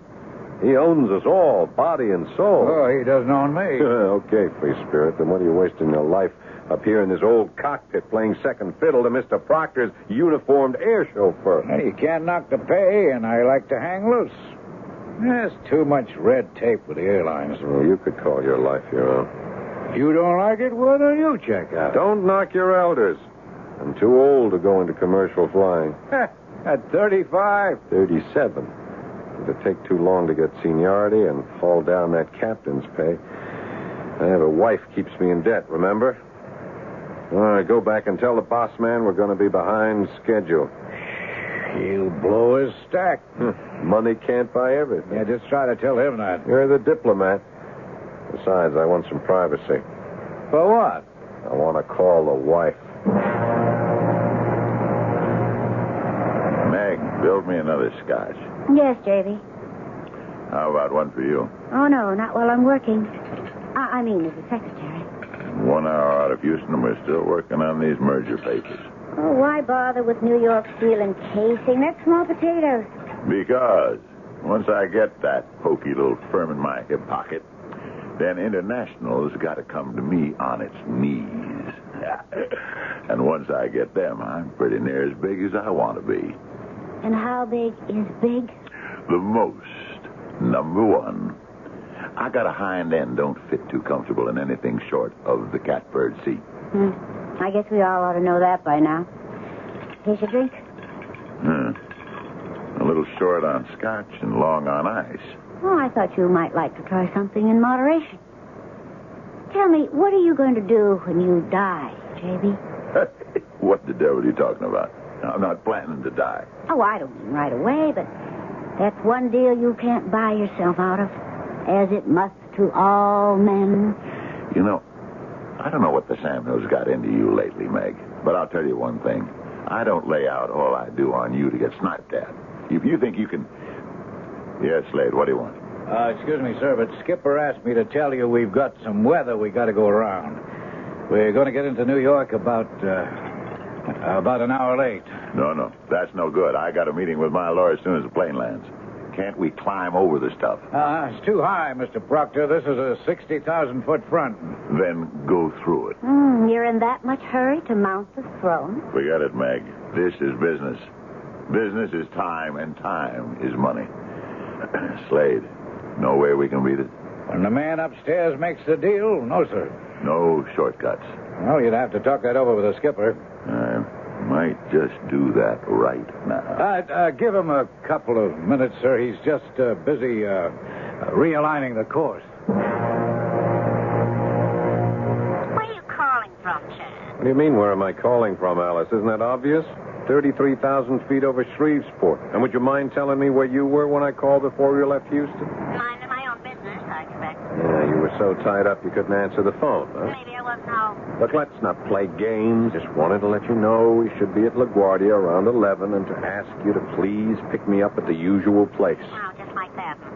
I expected you home for dinner. Did you? And why didn't you answer the phone when I tried to call you to tell you I wouldn't make it? I went down to the store for cigarettes or something. Or something, Alice, huh? You're not drinking again, hmm? Same old thing. You can't trust me. Alice, are you going to meet me at the field? Maybe. I've nothing better to do. Never mind. I'll grab the limo or a cab, but I'll be home in a few hours. And then we can... Well, don't hurry on my account. Maybe I'll be around, maybe not. What difference does it make anymore? We got nothing left. Oh, we back to that again. We never left it. Well, why don't you come right out and say it? You want a divorce. Only on my terms, lover. You can't expect me to sit back and let you take me 6 ways from nowhere. Why not? Didn't you me? Alice, come on. Just because we've lost whatever we once had, we don't have to fight dirty, do we? Not us. Then cut me loose. On your terms. Only on my terms. I want it all, lover. Now, why don't you find your own way home? Alice? Alice? It's kicking up. Whew. Look at that. Hey, Jake. Yes, Skipper. Hey, how's it going? I don't know. We were kicking around quite a bit on my way up for it. Now, that's just loose turbulence around the edge of the front. That doesn't matter. Yeah, so what does? I don't know. Get your phones on. Pull on Kansas City and get me a weather update. Roger. Look, what's got you so steamed? Hunch. The wrong vibes. Look at that outside temperature, how it's dropping. So what? Why should No, forget it. Just get me that weather report. Roger. This is XN743 to Flight Service Station. Request weather information on our new heading. We are at 330, bearing 320. Repeat, that is 320. Are we still at same segment? Beta 4.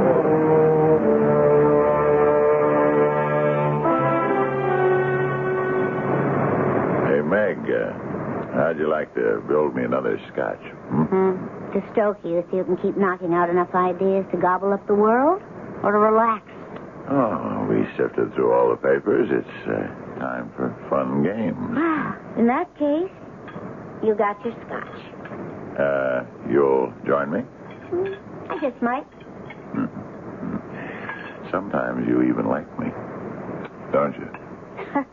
That's a fine question to ask a woman who... I want you to be different. Now, I can buy all of that. I know. You bought me. Now, don't say that, Meg. No, it's true. Well, I didn't think so at first. But then the sun was in my eyes. Huh? There's a wild glory in absolute power, J.B. It dazzles the subjects. Like Louis XIV did. You're trying to make fun of me again. No, not really. Here. Want to drink a toast? Sure. To what? To thanks. So many thanks. And farewell. To To me. No way. Oh, why not, J.B.? We're at a dead end. It didn't work for us. It works for me as long as I say it does. No one walks out on me. Well, I'm not walking out. I just want to shake hands and agree to end a bargain. Not until I'm ready. You know too much about me, lover. You're too dangerous to let go. How can you stop me if I want to? You'd be surprised how many ways, if I ever made up my mind to use them.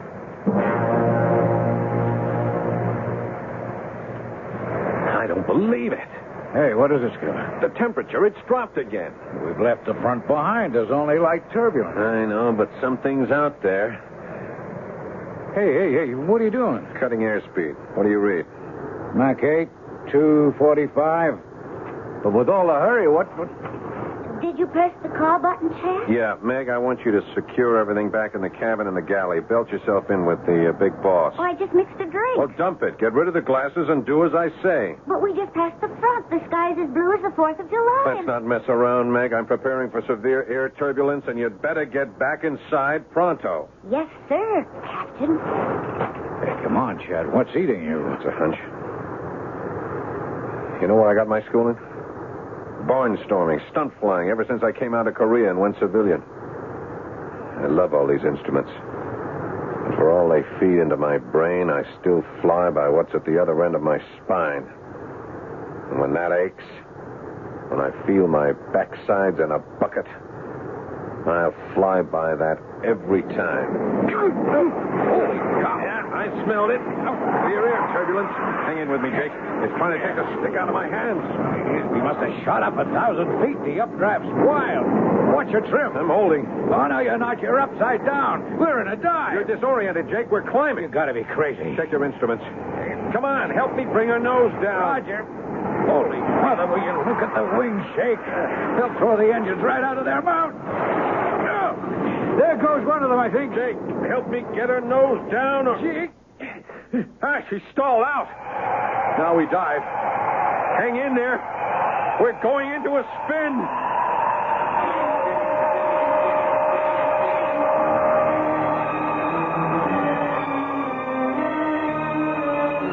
Four people in a modern aircraft, equipped with every safety device and instrument to protect lives, caught in the pilot's dread, the phenomenon known as clear air turbulence, or more simply, CAT, spinning as helplessly as a bullet, but without any destination or target, and doomed to end up in a world beyond our own. I shall return shortly with Act 2. This year, cut down on your yard work as you cut your lawn. Hi, Pat Summerall to tell you True Value Hardware stores offer the Jacobson self-propelled 20-inch twin-blade mulching mower.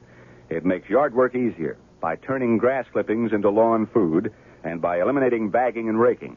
The twin blades cut and recut your grass into tiny pieces that disappear into your lawn, decompose quickly, and become vital nutrients for the soil. So as you cut your grass, you're helping fertilize the lawn as well as eliminating bagging and raking problems. And the Jacobson 20-inch mulcher from True Value Hardware Stores comes with another exclusive feature to make your yard work easier. Its power burst handle gives extra engine power to help cut through long, tough, or wet grass quickly and easily and without stalling. So cut down on yard work as you cut your grass with the Jacobson 28 self-propelled twin-blade mulcher. It's just $269.95 at participating True Value Hardware Stores.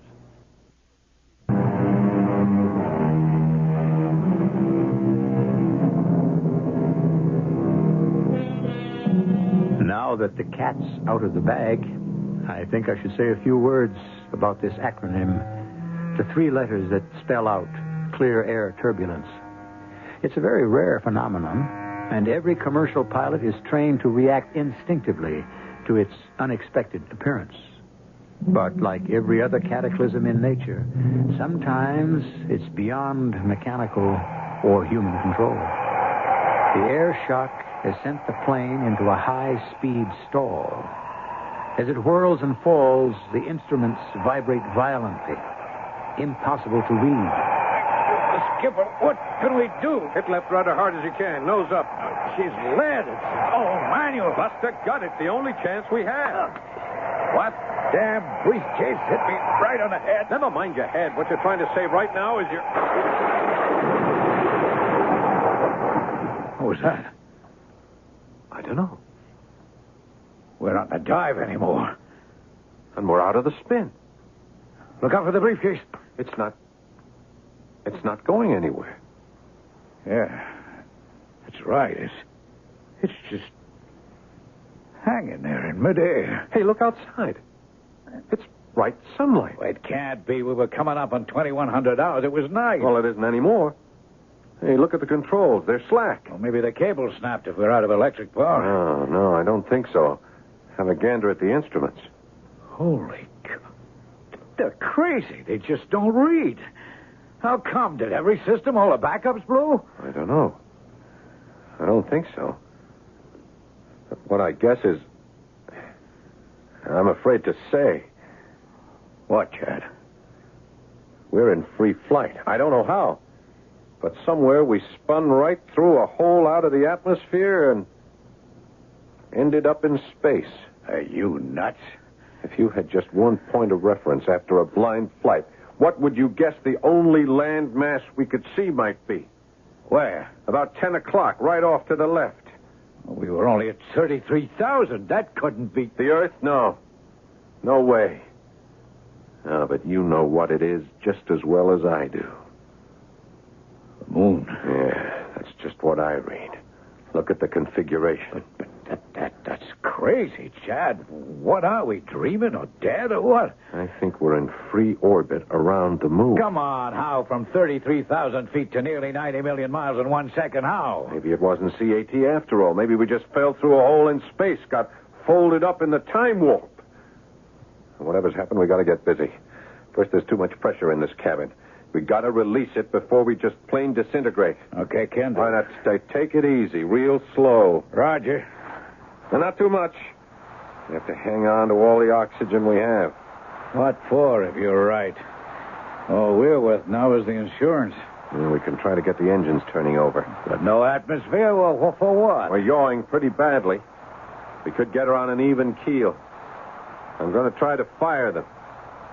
Meanwhile, you better check aft and see what happened to Meg and the big wheel. JB? Huh? You all right? Yeah, certainly. If there was some kicking around, I'm going to have a few words with Chad Stevens. Oh, why do you have to automatically blame Chad? He's flying the plane, isn't he? Who else would I blame? Well, it seems to me, thanks to Chad's foresight in belting us in, that we're lucky to be alive. Yeah, it's what I pay him for. And I pay him enough so he doesn't have to get caught in them. Well, you were the one who didn't want him to go around. I'm not going to argue with you. Let's get out of our seatbelts. Don't you think we should wait till we're released? I don't have to take orders from anyone. And I'm getting a little tired of... JB, what is it? What the devil? Well, now, what's wrong? It's like I'm floating. Don't unbuckle your belt. Why not? I can't tell you, except Move your arm. Maybe you'll see. It's as if we didn't have any weight at all anymore. Yeah, I see what you mean. But what... But, Jake, what's the matter? Look, I'll try to explain that in a moment best I can. I don't really understand myself, but until we all get belted down, nothing's going to make much sense. When I belt myself down again, it's going to be beside the so-called pilot of this plane. Now, I want to know what's going on straight from the horse's mouth. I demand to know what's happening. Just take up on your belt and sit back, Mr. Proctor. Hollering isn't going to help. Where are we? How late are we going to be into New York? All right, first questions first. Where are we, sir? Just an educated guess? In orbit around the moon. Are you out of your mind? I don't know. What I suspect is I'm out of our world. Now, what the deuce does that mean? Well, at the least, I don't think we're on our way to LaGuardia Airport in New York. Then where are we on our way to? Infinity. You know, Mr. Proctor, if I were a deeply religious man, I would say that all four of us on this plane were on the way to meet our Maker.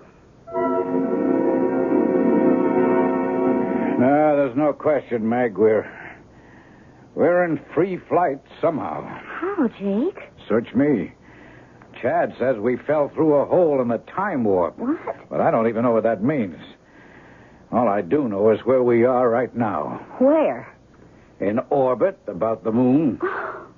Well, can we land there? And this craft, forget it. Well, then what's going to happen to us?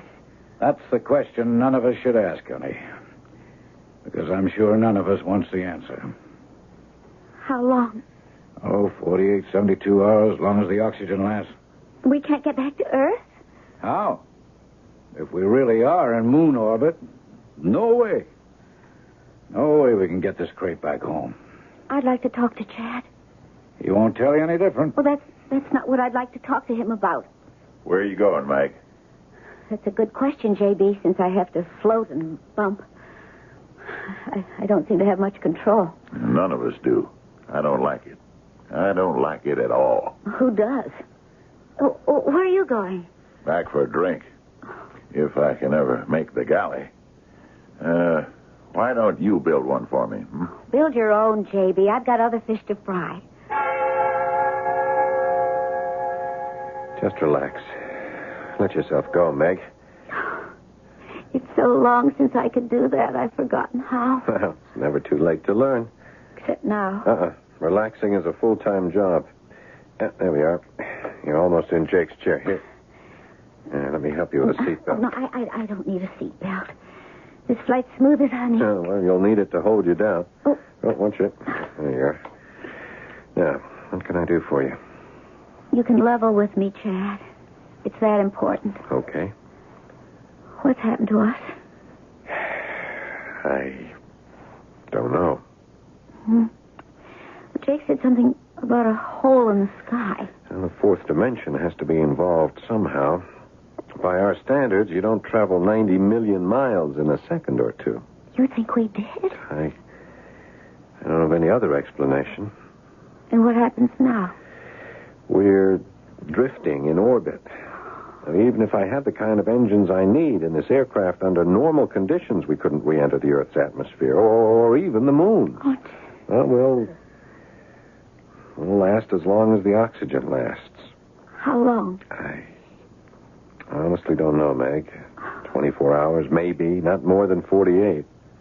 Then we're going to die? You don't expect me to answer that. Except you did. It was something I had to know. Chad? Yeah? We could have fussed around, as we have. And nothing would ever have happened because neither of us could make it happen. Chad? Yeah? Do you know what I'm talking about? Yeah. But I couldn't start it. Oh, you had to wait for me. I guess maybe I just prayed. It wasn't because I was scared of him. And what? You and your conscience. What you were married to. Well, she is my wife. In name. What do you owe her? Everything I own. Oh, well, give it to her. What does it matter? Do you own yourself? What? I didn't. I sold myself. And I want to buy it back. My self-respect. Is that all? Oh, no. My whole soul. Just what you ought to do, Chad. So we can be together for good. I'm not ashamed. If there ever was a time and a place to say it, it's now. I love you. And in whatever time is left, I wish to heaven you could say it back to me that you love me. I never thought I'd have the chance, but... Yes, now I have. Alexander, Hold it. Hold it a minute. What? What is that? What is it? I've raised something on the radio. Yes? Yes, would you repeat, please? This is Major Alexander speaking. Goodspeed 1, Moon Constellation. Welcome. Acknowledge. Acknowledge. We welcome contact. Huh, we thought we'd bought it. Would you repeat that, please? We thought we were out of touch with anyone. We have oxygen supply for less than 2 days. You are our only hope of survival. What are you, military, pro-craft, commercial flight? No, none of these. We've had an accident. A private flight lost in unaccountable weather conditions. As we know, we have suspected that you were sucked in through the horn. What? Repeat, please. The horn. We will not explain now. We must make preparations for your landing. Where? On the moon? You could not maintain life there. Besides, you will need some approximation of Earth's atmosphere to land your obsolete craft. Obsolete? That's something else we can discuss later. Do you have reserve fuel? Well, enough for, say, 1.5 hours of normal flying under conditions as I understand them. Then you have more than enough to land at Goodspeed 1. I am not familiar with that airport. Not surprising. Where is it located? The Earth? The Moon? Neither. It is a self-contained space station, one of the worlds of the future. I don't understand. We don't expect you to. Just put yourselves in our hands, and you will be safe. You realize that I am apparently in space in an aircraft not equipped to handle this medium. That is no problem for us. Let us bring you in by electric magnetic force field controls. Hey, Chad, did you see it? There's some great big UFO right off the starboard. It's spinning like a top. Well, I not only see it, I'm talking with it. How do I identify you? Goodspeed 1. Release all your controls, and we will bring you home. Stand by your radio to start engines once we are inside the envelope. The envelope? Certainly. You need air to land just as much as you need it to breathe. So do we. Keep this channel open.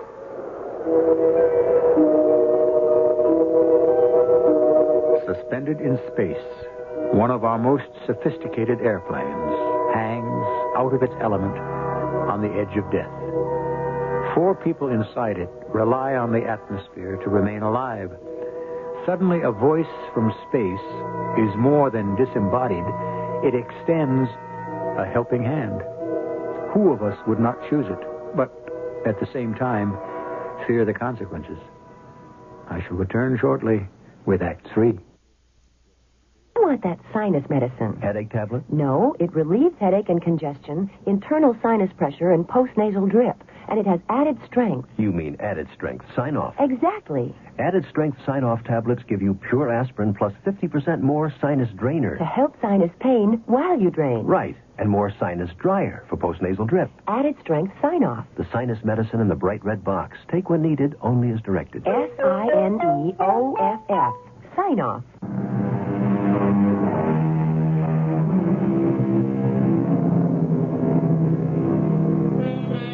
Can you imagine the terror of having been catapulted into an accident in the air, only to find that instead of crashing to Earth in flames and disaster, you are somehow suspended in space, in a vehicle not suited for this element, and with a rapidly diminishing supply of the air you need to breathe? Small wonder that you would grasp at any hope of staying alive. Now you are inside the envelope, XN743. You are now in normal flight posture. Activate your engines. Roger. How about that? Very good. Now take your normal declination and follow the tower's instructions in. Where am I landing? As I told you before, station Goodspeed 1. And have no fears. We may be new to you in space, but believe me, we are very little different once you bring your spacecraft to our land. If you want it, you are coming home.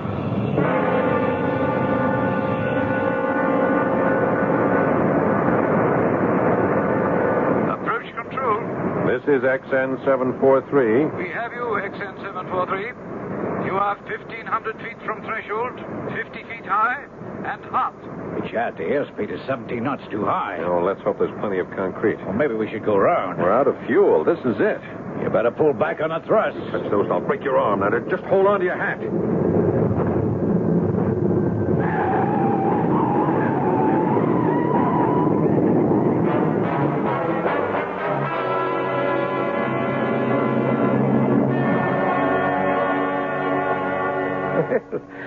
Welcome to Goodspeed 1. I am Major Alexander. And I'm J. Bruce Proctor, and I can't waste any time. How soon can we get a connecting flight? Oh, I don't think you quite realize where you are, Mr. Proctor. So tell me. You are now on Space Station number 1, named at its inception as Goodspeed 1.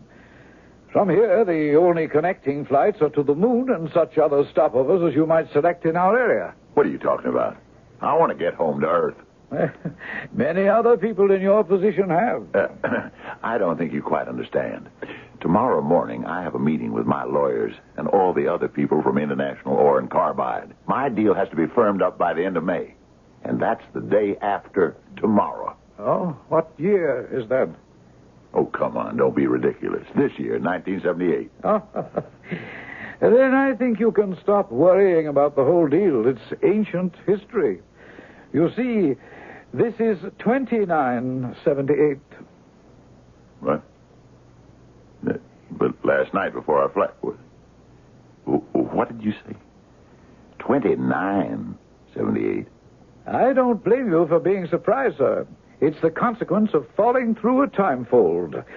The older we get, we do nod now and then and lose a few precious moments, huh? It must be catastrophic to wake up suddenly and realize that somewhere we've lost 1,000 years. I'd like to have a few words with you, Captain, if I may. Well, that suits me, Major Alexander. I'd like to have a couple with you. Where's Mr. Proctor? I'm afraid I had to have him temporarily restrained. One of our doctors is treating him now. Restrained? For his own good. He has a heart condition, or did you know? Well, I knew he was hypertense. He's had at least one coronary. He should be more careful.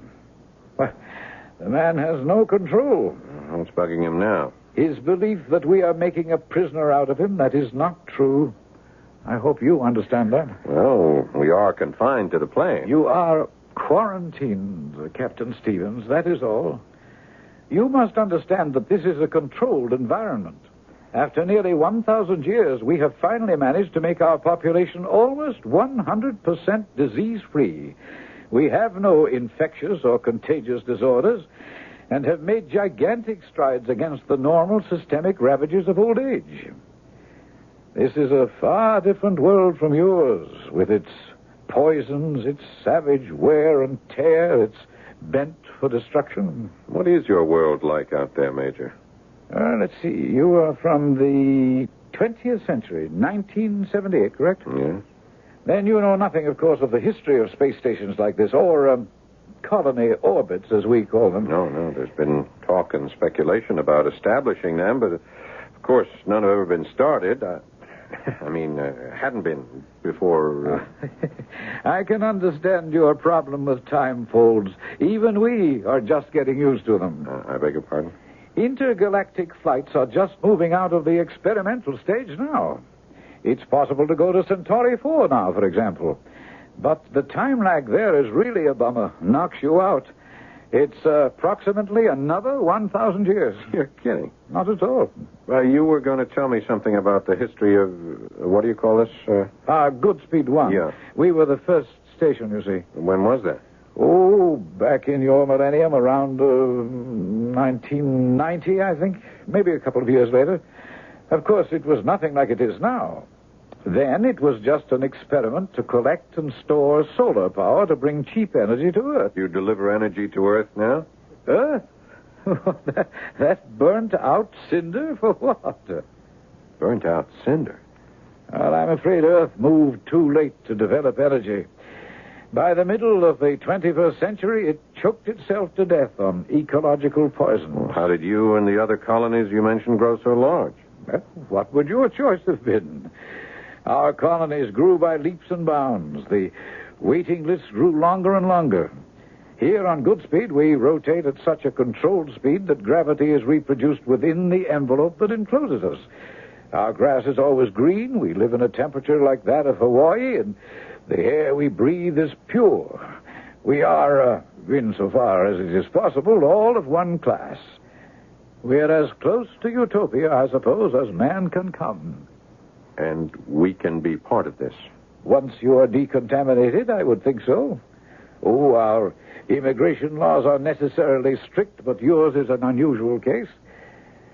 However, the question may be academic. Oh, why? Because your employer is adamant that he must return to Earth. The burnt-out cinder. Not that Earth, no. The one you left. Yes, but that's impossible. Not if you move quickly. I won't go into scientific details, but that is why I wanted to talk to you. If we are to take advantage of the time fold that brought you here to return you, there is no time to lose. Now, as captain of the ship, it is entirely up to you. I can give you 1 hour to talk it over with the others, but no more. You're not going to try to get back, Chad? The big man's orders, Meg. He pays my salary. What else can I do? Well, stay here. Don't you know what it could mean? Yes. I know. We'd all be free. We could live our own lives. It'd be like a second chance, a chance to live down the mistakes. I understand. Well, isn't that what you want? It's not what I want. It's what Mr. Proctor wants. Oh, you can't be serious. What about what I want? What Jake wants? Jake doesn't care where he lives. And me? Oh, you could be your own woman anywhere. Well, I'm not now. Bought and paid for. Maybe it'd be the same here. No. Oh, Chad, don't you see? I'd be free here. He can't control me. And you're not free if you go back. You're only going back to her. To Alice? Oh, no. No, never. That's over. Well, she'll take you for everything you have. Okay, let her. We could manage, somehow. If you stole me from J.B., he'd break us both, grind us to powder. We can still take the chance. Why, Chad? Why? Because if you and I are going anywhere, Meg, it has to be because we fought for it, not ran away from it. It has to be a matter of conscience. I have to go back. I have to live with myself. Maybe you should stay. No. No, darling. You're right. I have a conscience, too, that needs quite a bit of polishing. No, we'll go back together and face whatever has to be. God willing, it'll work out for us.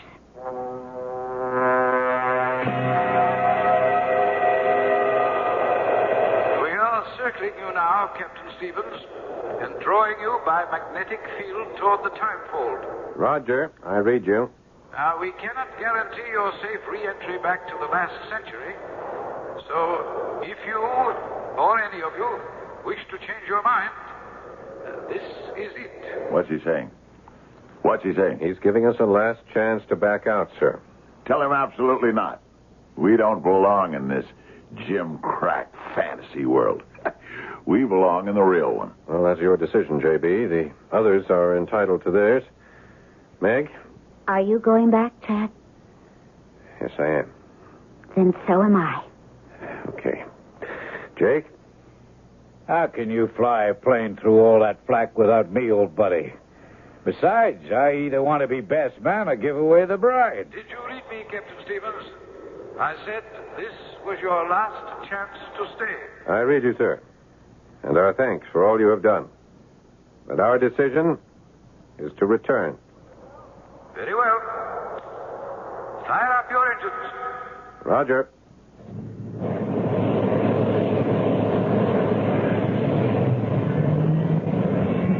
Engine start completed. We'll start the countdown at 30. Bon voyage and good luck. Are you ready? Ready, sir. Synchronize.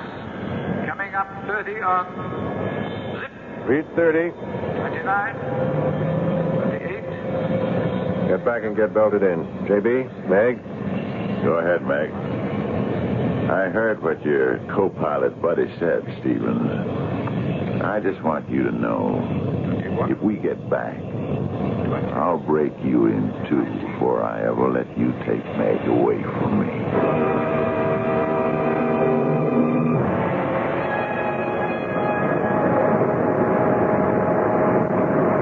Wow. I hope I never have to sweat anything like that out again. Me too.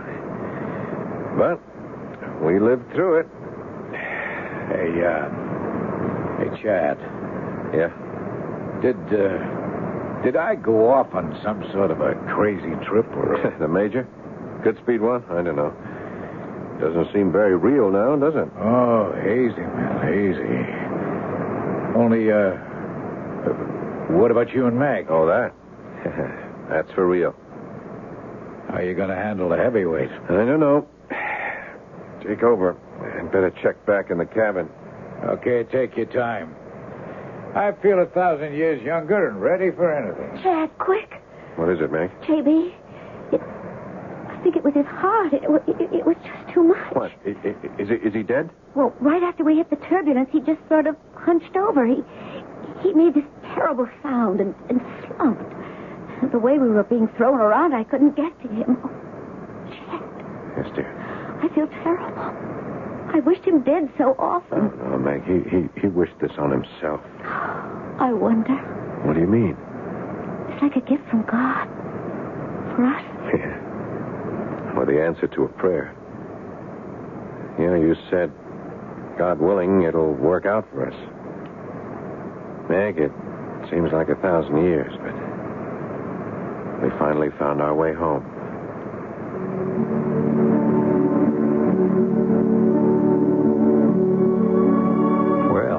There's quite a little tale to muse over.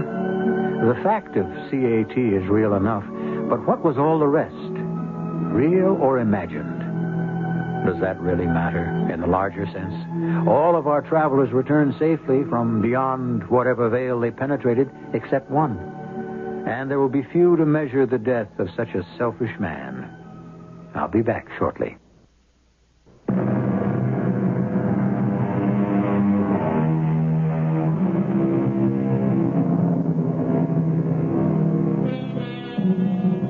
By the time you hear this program, or shortly after, the first experimental space station should have been placed in orbit.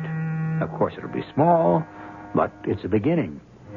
With the Earth's desperate need for new sources of energy, it doesn't stretch the imagination to think that within 1,000 years, colonies like Godspeed 1 will not only exist, but will proliferate. Unfortunately, neither you nor I will be there to check the statement. But wouldn't you consider it a good bet? Our cast included Paul Hecht, Ian Martin, Evie Juster, and Fred Gwynn. The entire production was under the direction of Hyman Brown. This is E.G. Marshall inviting you to return to our Mystery Theater for another adventure in the macabre. Until next time, pleasant dreams.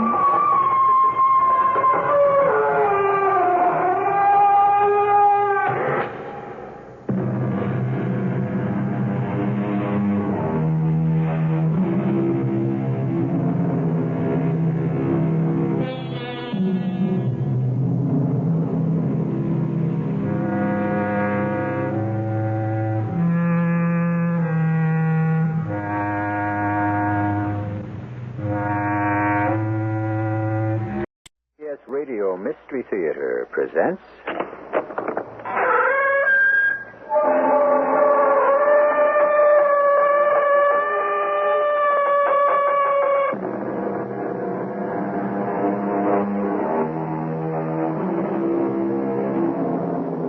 Come in.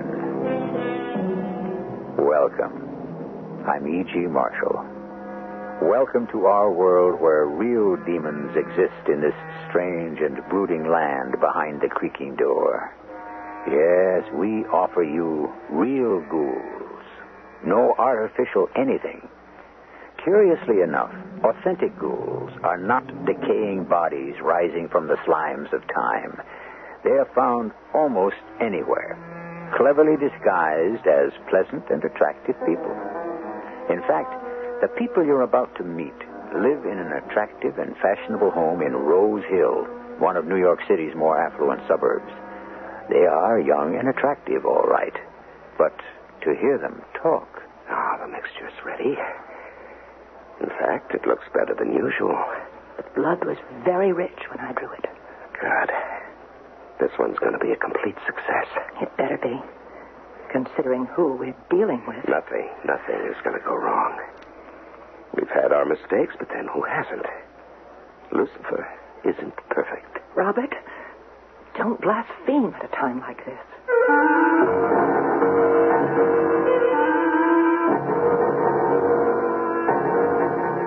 Our mystery drama, The Waiting Room, was written especially for the Radio Mystery Theater by Bob Juran and stars Larry Haynes and Marion Seldes.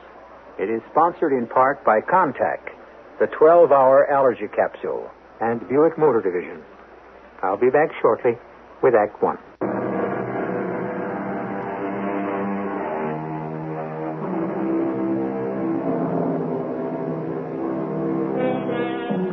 The forces of darkness don't always linger in the shadows. Sometimes the most evil beings take the guise of sincerity, honesty, and openness.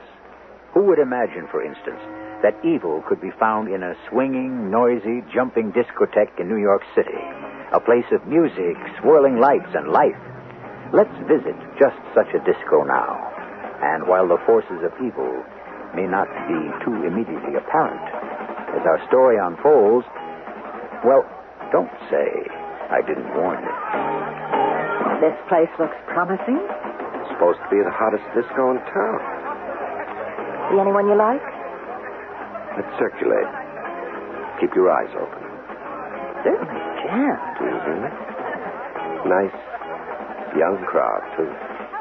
How about that couple over there? The one's just going back to their table. Mm-hmm. Not bad. Let's try that. Excuse us. Wonder if we could join your table. The place is so crowded it looks like we'll have to double up. Sure, come on, sit down. We're all in this together. Oh, thanks a lot.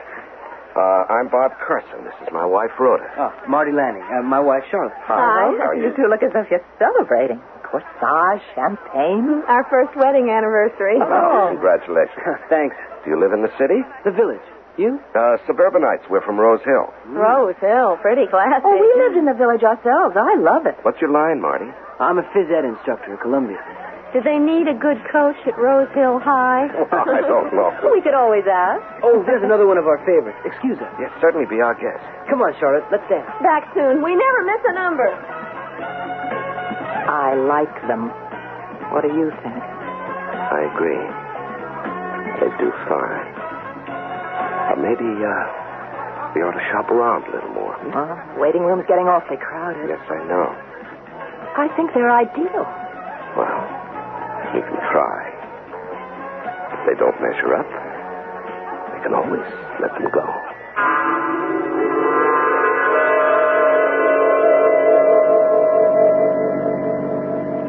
Here it is, Lundy Lane. Wow. He's home. They're okay. Imagine being invited to Rose Hill for the weekend. Okay, what do we look for now? Oh, 2 white pillars and a sign that says Carson. We sure hit it off with Bob and Rhoda Carson. I liked them right away. I mean, they're rich and all that, but they make you feel comfortable. Oh, I see 2 pillars up ahead. That must be it. Yes, there's a sign. Some driveway. You can't even see the house. Marty, look at that bird on the left pillar. What? Well, it looks like a crow. It is a crow. It's huge. I didn't think crows got that big. There it goes. Oh, we startled it when we turned in. This really is country. Wow, there's the house. It's just what you'd expect at the end of a drive like this. Sure is quiet. It's so peaceful in the country, so they say. Yeah. Marty, what's the matter? You sound so down all of a sudden. All of a sudden, I don't think I want to go through with this weekend.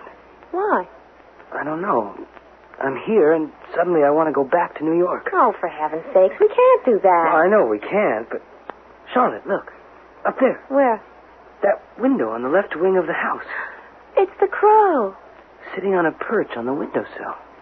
It belongs here? I don't know. I've heard of people training falcons.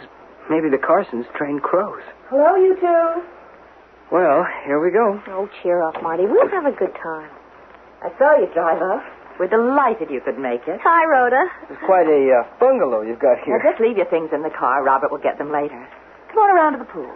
Oh, we have another guest for the weekend. I'd like you to meet him. Say, Rhoda, is that your crow we saw? It was on one of your windowsills. Mm-hmm, that's Caligula. You'll see him from time to time. He won't bother you. He's a friend of ours. This place is just heaven. Oh, Bert.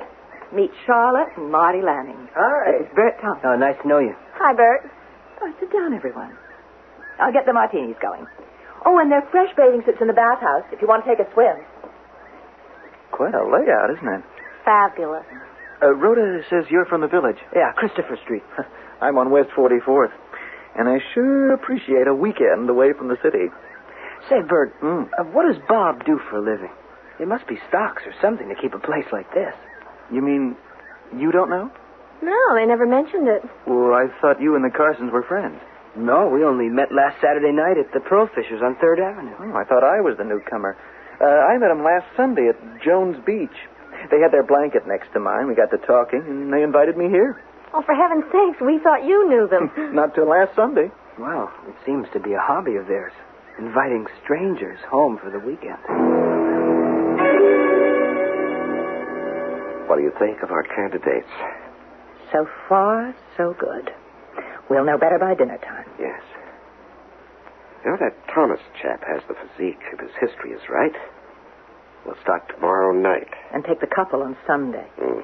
We've got to ease the tensions in the waiting room. I'm getting worried. Relax, my dear. It's nothing new.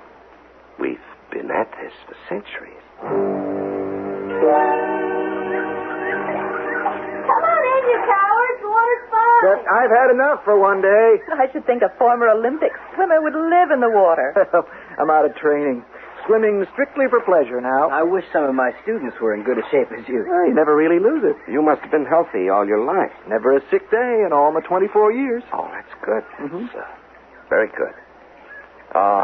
No allergies in your family? No history of cancer? Heart trouble? My great-grandparents are still living. How wonderful. And you're relaxed, too. You're not the nervous type. Robert, I think you ought to get the barbecue fire going. Yes, that's a good idea. Give me a hand, Bert. Oh, glad to. We'll be ready to eat in an hour. So you and Charlotte are practically newlyweds. Yeah, we met in college, but we waited till I got my master's. You both seem to be in good health, too. Oh, fitness is my business. Well, good. Stay that way. You and Bob seem unusually interested in fitness. Oh, we are. It's very important. I mean, our fitness.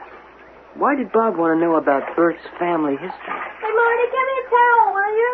Oh, Robert didn't mean anything by that. It's just, polite interest. Oh, water's wonderful. Oh, I don't see why you don't go in. Oh, maybe later. I'm going to start laying out the salads. Now, you two just relax. I'll have some chores for you later. I'm going to go get dressed. Charlotte. What? There's something... I don't know how to put my finger on it. Marty, what's the matter? There's something here that's... well, nothing. Forget it. Good night, Charlotte. See you in the morning. That's the last of them. They've all gone to bed. Good. I'll lock up, and then we'd better make some preparations. Good. I'll meet you in the waiting room.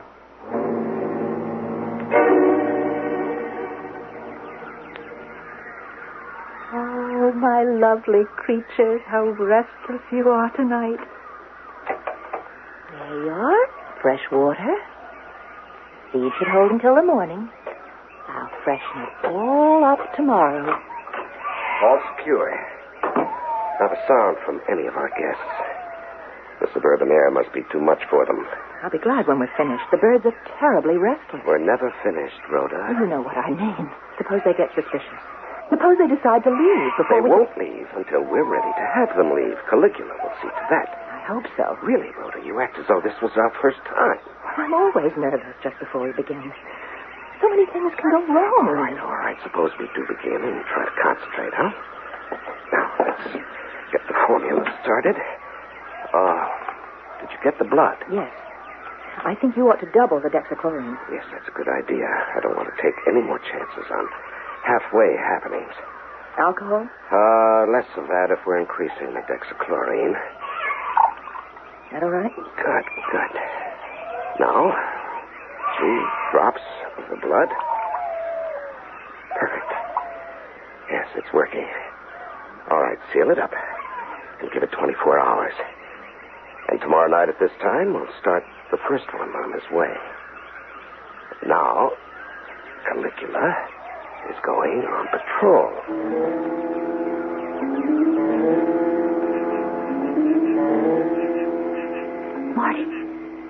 Marty. Oh, what?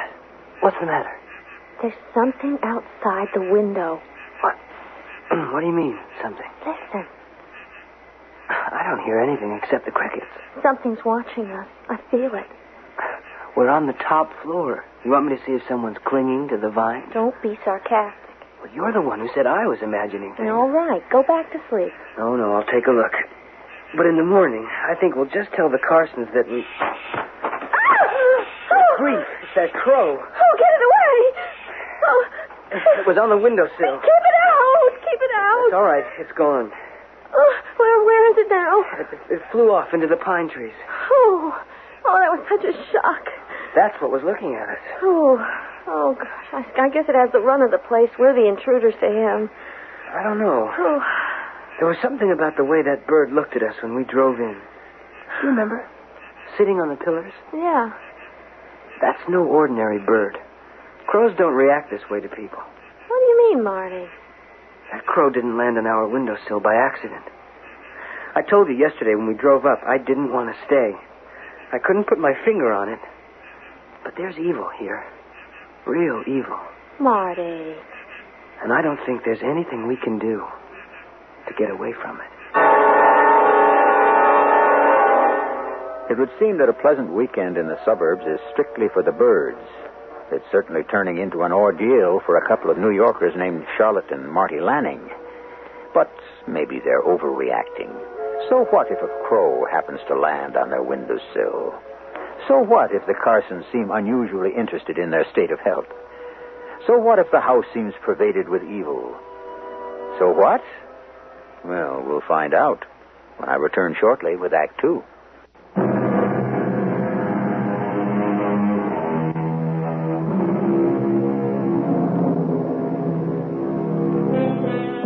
It's time now to return to our weekend in the country. Our 3 guests have no idea what their strange hosts are up to. And as a matter of fact, neither have I. But from the things they say and do, I'm sure it bodes evil for Bert, Marty, and Charlotte. It's morning now, and somehow the mysteries of night don't seem so menacing in the morning light. Good morning. Hi, Bert.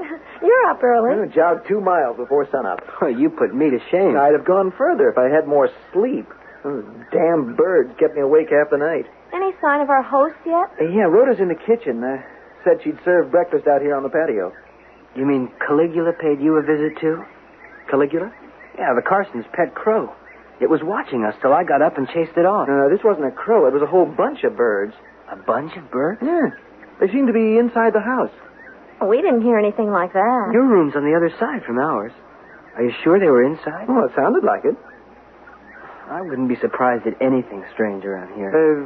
What's with the crow you mentioned? You haven't seen it? It has a perch outside one of the upstairs windows. It was waiting for us when we drove in yesterday. It wasn't waiting, really. It just happened to be sitting on the pillars by the drive. And it just happened to be looking in on us last night? Marty thinks it's spying on us. That's just what it's doing. That bird is trained. Well, why would it be watching us? This is just a fun weekend, isn't it? I'm not so sure. Oh, Caligula's just curious, Marty. I'm so sorry he disturbed you last night. More coffee, anyone? Well, it's just a little disconcerting to wake up and have a huge black bird on your windowsill. Shades of Edgar Allan Poe. Speak of the devil, there it is. Oh, it's flying right toward us. I think it's joining us. He's landed right on your chair.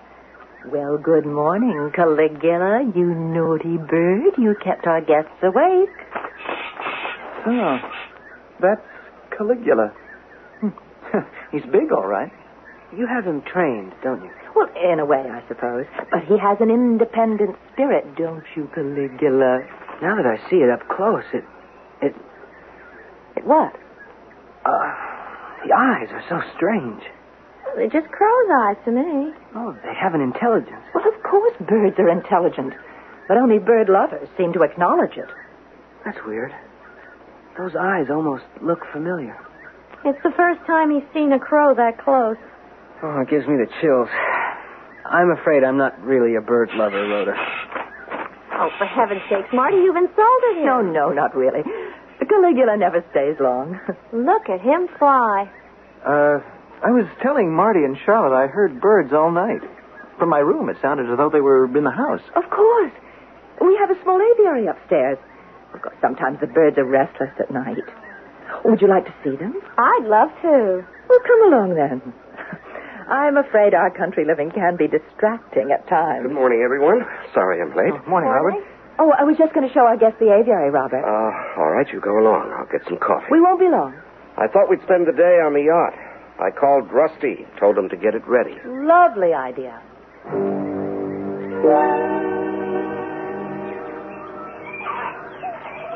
Oh, they're all so beautiful. It seems a shame to keep them cooped up. Oh, they don't mind. They're safe from harm. They certainly know you. Look at the way they all flock to your side of the cage. Yes, you're my lovelies, aren't you? Now, this large black, that's Eva. They all have names? Well, of course.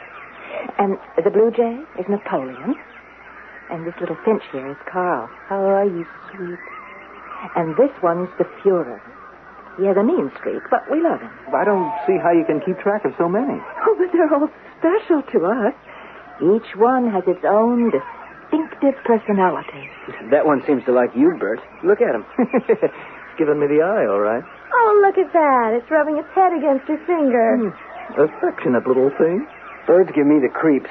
I don't like the way they stare. Oh, you're just a city boy, Marty. Well, shall we go? Robert wants to go on the yacht. I know you'll all enjoy it.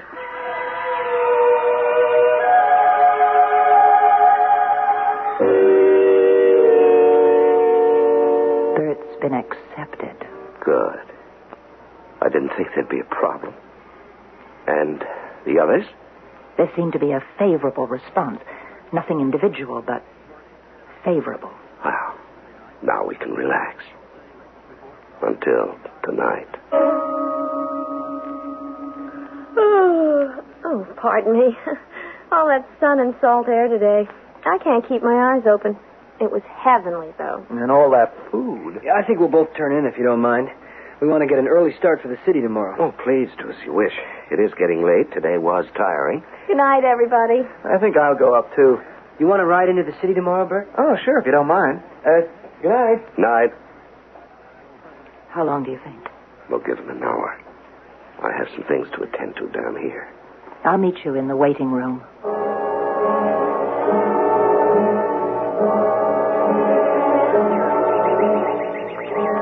The mixture is ready.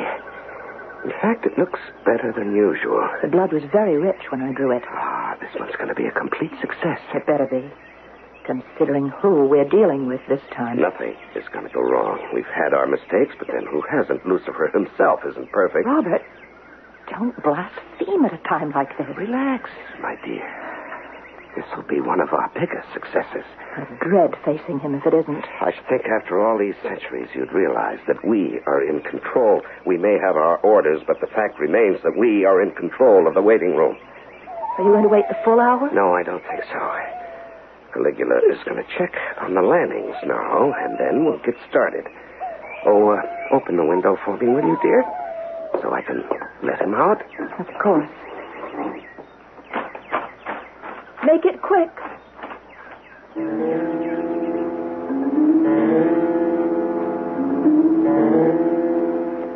Oh, I'm bushed. But it's been such a pleasant weekend. I don't know why you wasted so much time being suspicious. I don't either. It was just a feeling I had. I guess I made more of everything than I should have. Thinking that crow was spying on us was really, well, not silly exactly, but a bit overdone. I'll still say those eyes were familiar. When it sat on Rhoda's chair this morning, I knew I'd seen those eyes before. Well, nothing's happened.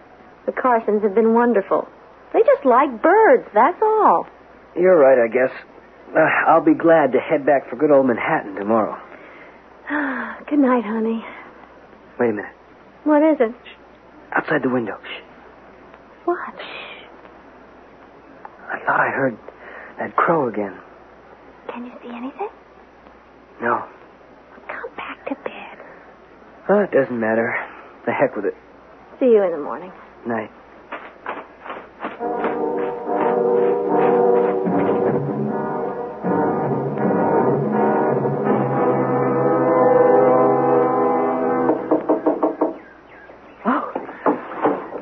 Good, you're back. Thanks. Well? The Lannings are in bed. Marty heard me outside the window, but he didn't seem to care. He's completely unsuspecting. They're planning to leave in the morning. But we both know they won't be. Can't we take them tonight, too? We don't have to. Don't worry about them. We'll get to them tomorrow afternoon. Let's get down to the business at hand. Now, you get things ready, and I'll go for Bert.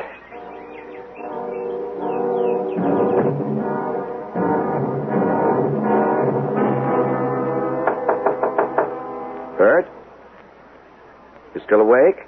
Yeah, just a second. I'm sorry to bother you. It's okay. What's up? I need a hand for a minute. Do you mind? Oh, not at all. Follow me.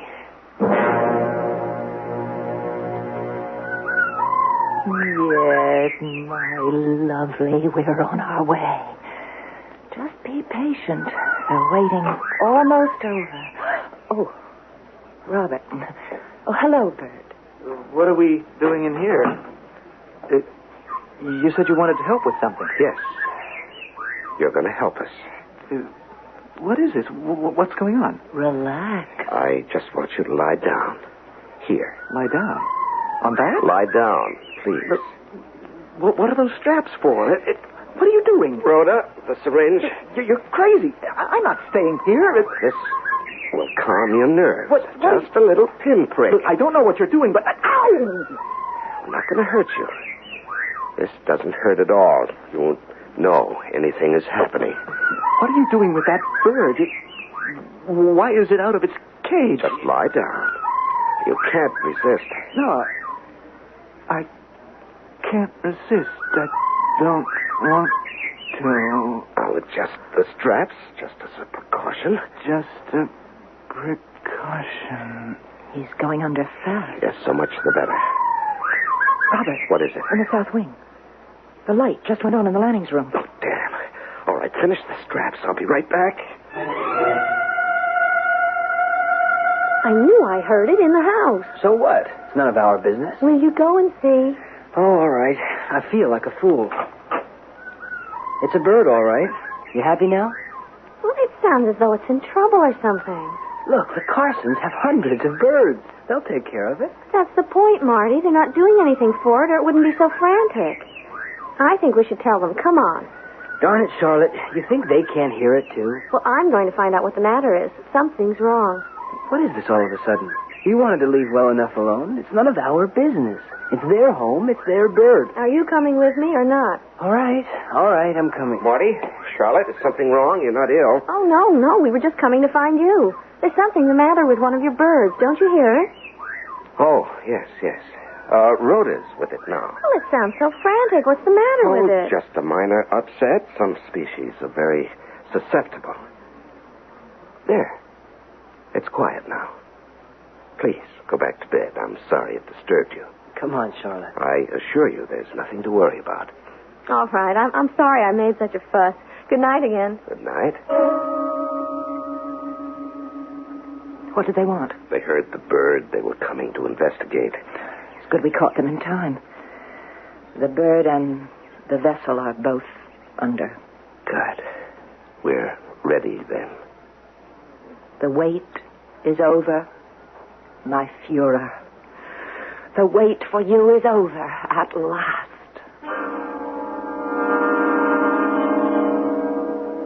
What time is it, hon? Oh, 7 o'clock.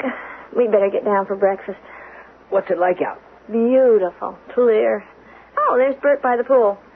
Morning, Bert. We'll be right down. The Carsons won't mind if we leave right after breakfast. That's funny. What? Bert. He looked up when I called, but then he turned away and hurried into the house. So? Well, he could have waved and said hello or something. Well, that's true. Oh, maybe he hasn't had his coffee yet. I'm dying for mine. Let's go. We'll load the car later. Okay. If you think that's best. I do. Oh, I guess some Carsons must be in the kitchen. I hear voices. It is impossible for me to remain any longer. I agree, my Führer. The sooner the better. And again, I must compliment you on your Bert. choice of a vessel. The German accent. The young man's What's body he doing? is perfect. It was worth the wait. We're happy you're pleased, Führer. We thought we made a good choice. What a relief to be free at last. I'm most anxious to get back to Germany. And I shall use the cover identification of, what's his name? Bert Thomas. Bert Thomas. Splendid American name, too. Makes it much easier. I suggest you take a cab to the station. Arrangements have been made in New York for everything. Good.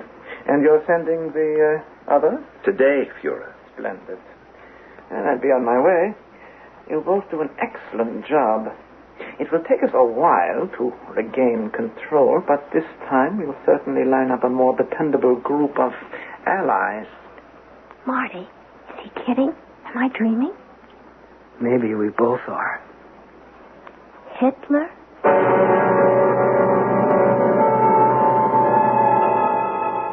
Hitler?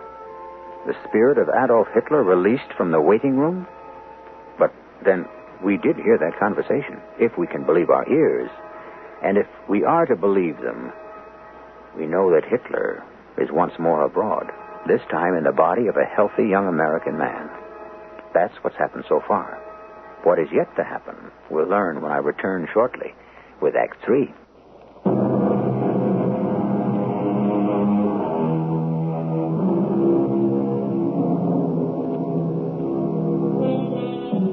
Well, I've returned as I promised with Act 3, but I'm not sure I want to return to that creepy house and that weird Carson couple.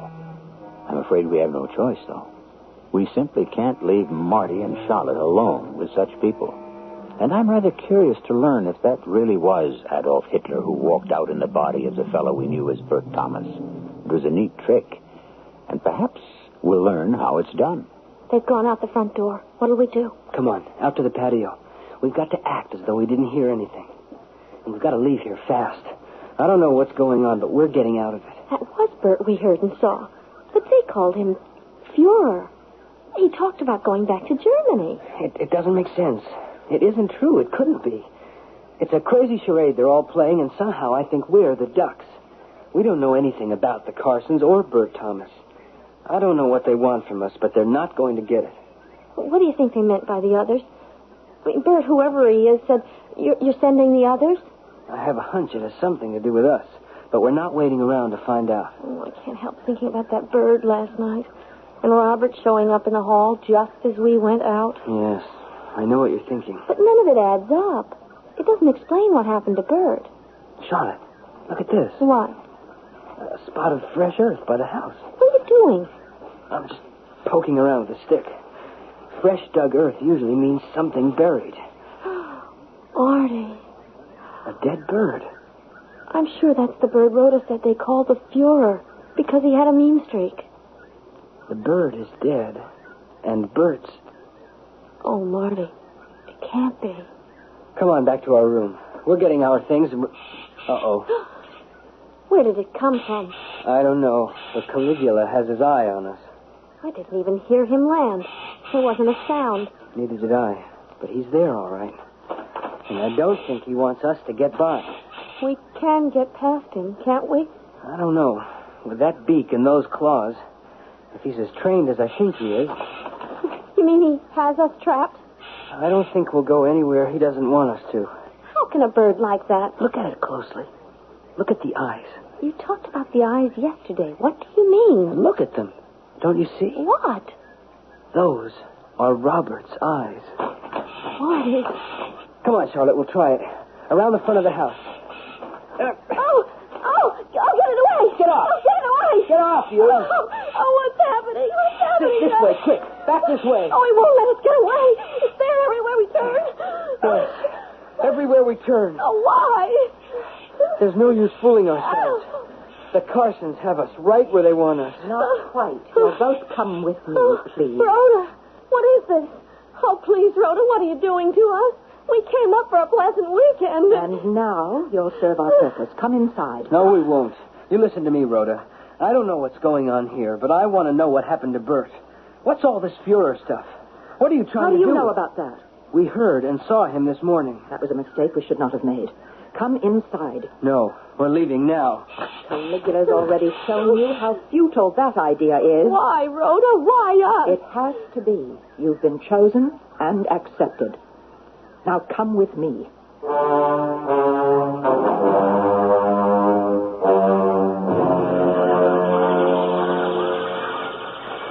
First of all, forget about any more resistance or violence, Marty. There's no escape. You have no right to keep us. And arguments are useless, too. What are you going to do to me? What we did with Bert. Exchange a soul for a soul. I'm sorry you have to be strapped down, but it's necessary. What did happen to Bert? Why was he putting on the Hitler act? Oh, that was no act. He now is Hitler. Don't you see now what the waiting room is?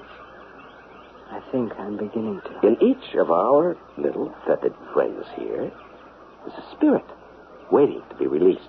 A spirit waiting for a new body and another chance to finish what they started in another life. Last night we gave Adolf Hitler his new chance. Adolf Hitler now inhabits Bert Thomas's former body. Only Rhoda and I know the process of transformation. Then there are others? Oh, hundreds, as you can see.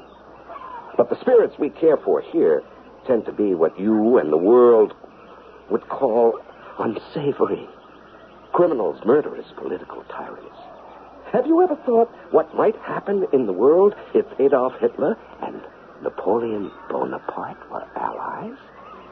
You are crazy. Oh, think what you like. The fact is that soon, very soon, these two giants will combine their genius for destruction. Oh, you're going to turn me into Napoleon? Well, I see you take it lightly, eh? No, it doesn't matter. There are many preparations before the final tyranny envelops the world. But we know what we're doing. We've been practicing for centuries. Robert, stop talking and let's get on with it, please. This is the start of the grand finale. All the evils of history released on Earth at once. Shut up. You're giving away too much. Now stop it. All right. Give me the syringe. Marty, you are the first person other than Rhoda and me to ever witness a transformation. It's quite miraculous. Stop. Please. Whatever madness you're doing, don't do it to Charlotte. Her appearance won't change at all. Just a short sleep, and then you'll see. Oh, here's Eva. She's ready, but she's very upset. I don't know what's the matter with her. Well, she's excited because she knows she's on her way back to Argentina to prepare the way for Juan. And in such an innocent and beautiful body. You see, Marty, the Perones, of course, are most important. Oh, more restless than usual. I don't like it. Well, put her in the electro-look, Kaiser. She's all right. There's nothing wrong. No, something is definitely wrong. I don't think we should go through with it now. Releasing Hitler first may have been a mistake. What's done cannot be undone. We will continue. Right now. Stop. Stop that. I can't control her. Get it off me. I can't. They're all going wild. Off. They've gone crazy. Robert, it's out of control. Close the cage. It's out of control. I can't. Satan, They're close all the cage. over me. Get back. Get back, Robert, you devils. Get back. Help me, Robert. Help me. I can't. Charlotte, I'll get the straps off. We've got to get out if we can. Marty, what's happening? The birds are attacking. We haven't a second to lose. There. That's one way. Now your feet. Get away. That's it. Get up, Charlotte, quick. They're not after us. They only seem to be after the Carsons. Rhoda, I can't see. My eyes, I can't see anymore, Rhoda. Let's go. Run. I can't anymore. I can't change. Down the stairs and outside, fast.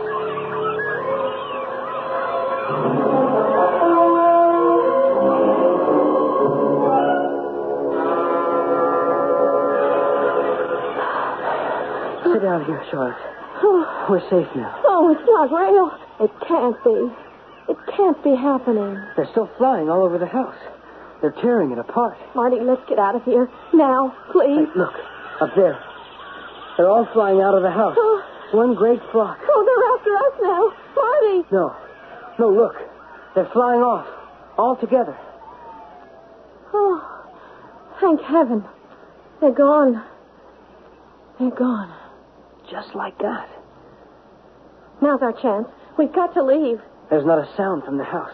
I won't go back there. I have to. I have to see. You stay here. No, I won't leave you. I won't be alone. Come on, then. Good Lord, look at it. It's horrible. It's a shambles. The drapes, the upholstery. It's like a cyclone hit it. Let's not go upstairs. I have to, Charlotte. Oh, those beautiful paintings. Slashed to ribbons. It's unbelievable. You can't believe they could cause destruction like this. I can't go in that room, Marty. I can't. Wait here.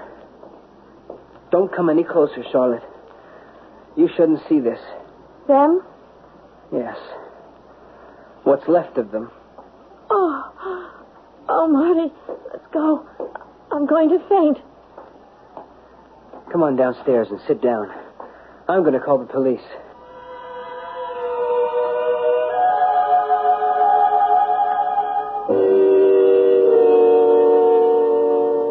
What time is it?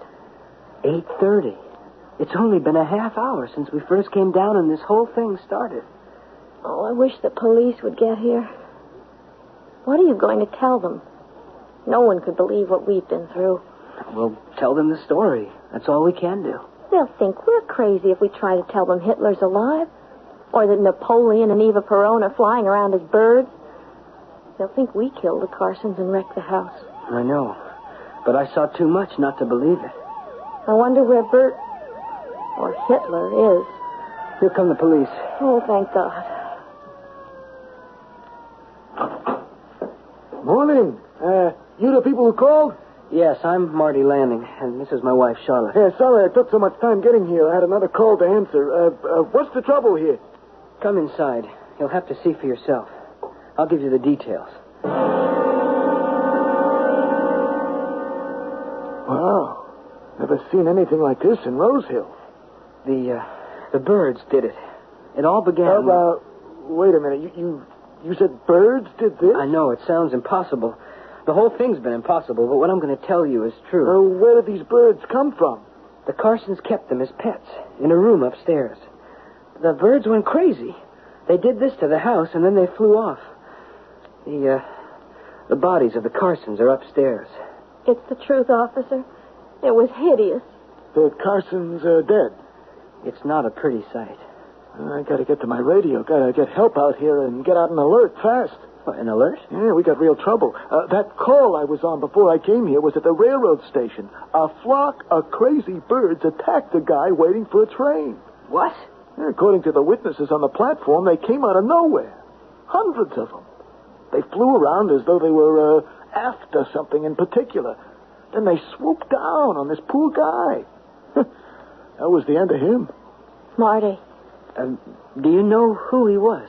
Yeah, he had identification. A young attorney from the city. His name was Bert Thomas.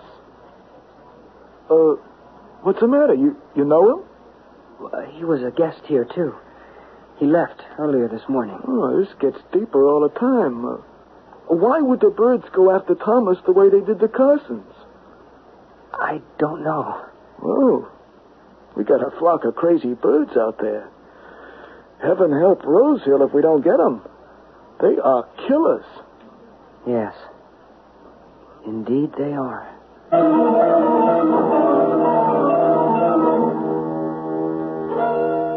They'll never catch the birds. But don't worry about a flock of killer birds being on the loose. They've already done in their intended victims. The resurrection of Hitler, if you believe it, proved to be too much even for history's most hardened criminals. So the waiting room is empty. And until someone comes along to take the Carson's place, those birds will just be birds. I'll return with some more thoughts on the subject shortly.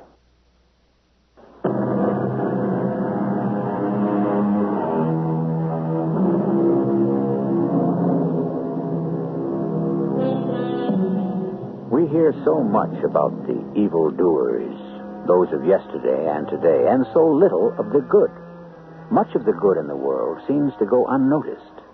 I suspect, though, that evil is the tip of the iceberg, because somehow we like to dwell on it and give it more visibility. But underneath the surface lies that vast concentration of good, so overwhelming in its power that throughout history, evil, in the end, has always been defeated.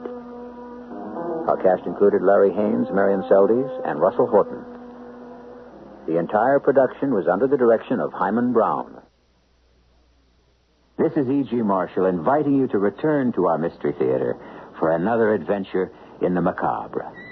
Until next time, pleasant dreams.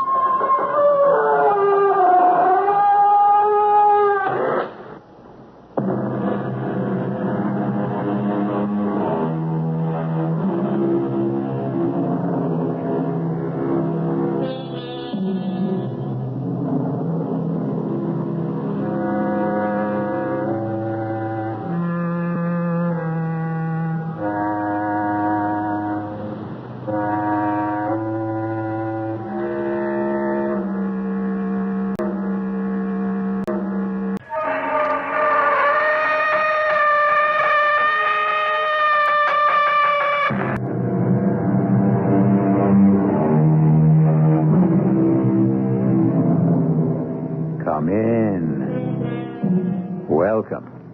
I'm E.G. Marshall. It was the immortal Satchel Paige who said it. Never look back. Something might be gaining on you. A philosophy not without its merits, as Lot's wife, for example, could attest to. But like all truisms, there should be exceptions to prove the rule. This is a story of a girl who learned that. What has happened, Miss Susan? It's all right, Mrs. Rhoda. Just make sure your seatbelt is fastened and cross your arms in front of your face, like this. Mesdames et messieurs, we are encountering some difficulty. As a precaution, make sure all seatbelts are fastened and the chair is in the upright position as for landing. As indicated in the manual, please cross your arms.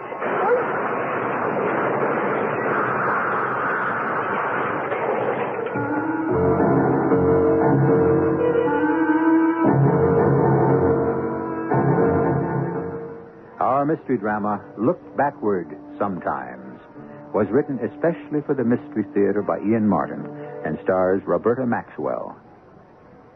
It is sponsored in part by X-Lax and Buick Motor Division. I'll be back shortly with Act One.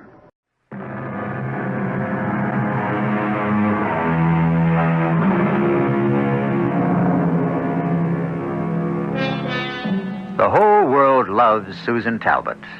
Well, perhaps that's a slight overstatement, but certainly few Americans are unfamiliar with the snub-nosed gamine face, the intense but sparkling blue eyes and winning smile, and the flashing grace of that lithe, sunburned young body on a tennis court. A lady on whom fortune has smiled in reward for long, hard years of self-denial and discipline. Now she's reaping the rewards.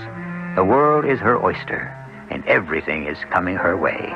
Money, fame, victory, as it is for her husband, Tony Marquis, everybody's choice for top singer of the year. But never forget Lord Byron's dire line, whom the gods love, die young. Way to go, Susie. Beautiful. faked the right out for the backhand down the line. Clean winner. Oh, your protege's a winner, all right, Bill. Oh, you know it. That's the service break she needs. Now, she'll take the match now, Tony. Mm-hmm. Which means she'll definitely go to Rome? And of course. She needs the Italian championship to keep ahead of the pack. And win #1 ranking. Right. The closer she gets to it, the tougher it is to hold on to. Yeah. Gets tougher and tougher to hold on to a lot of things. Oh, look at that passing shot. Beautiful. What'd you say? Oh, nothing. Tony? What? Tony, she's given up an awful lot to get where she is. Now, you're not going to deny her what she's got at last, huh? Bill, I want a wife, not a champion. You want to know something? What? Right now, I'm sitting here rooting for her to lose this match, get eliminated. Because then maybe I'd stand a chance of talking her out of going to Rome. How do you like them apples, Mr. Tennis Pro? Well, I don't. But, the way it falls, I don't have to. Susie just took Baroshin in straight sets. She won. Well, how do you like them apples, Mr. TV star? I don't. See, I'm infected by the success bug, too, you know, and I make a lousy loser. But come right down to it. I should complain. Most of the time I'm tied up myself in the recording studio, personal appearances, a flick. But at least the best part of the year I'm in L.A. One spot, I get home nights. Not like Susie, scattered all over the globe the best part of the year. Well, the whole thing is just gradually backed up, and the Rome junket is only the last straw. It had to come to a showdown. I don't want to talk about it anymore, Tony. Well, whether you want to or not, you're going to. Look, I'm dog-tired after last night's wrangle, and I've got a plane to catch. Forget the plane. They're like streetcars. Another one along any minute. Tony, I want to get to Rome, get settled and rest.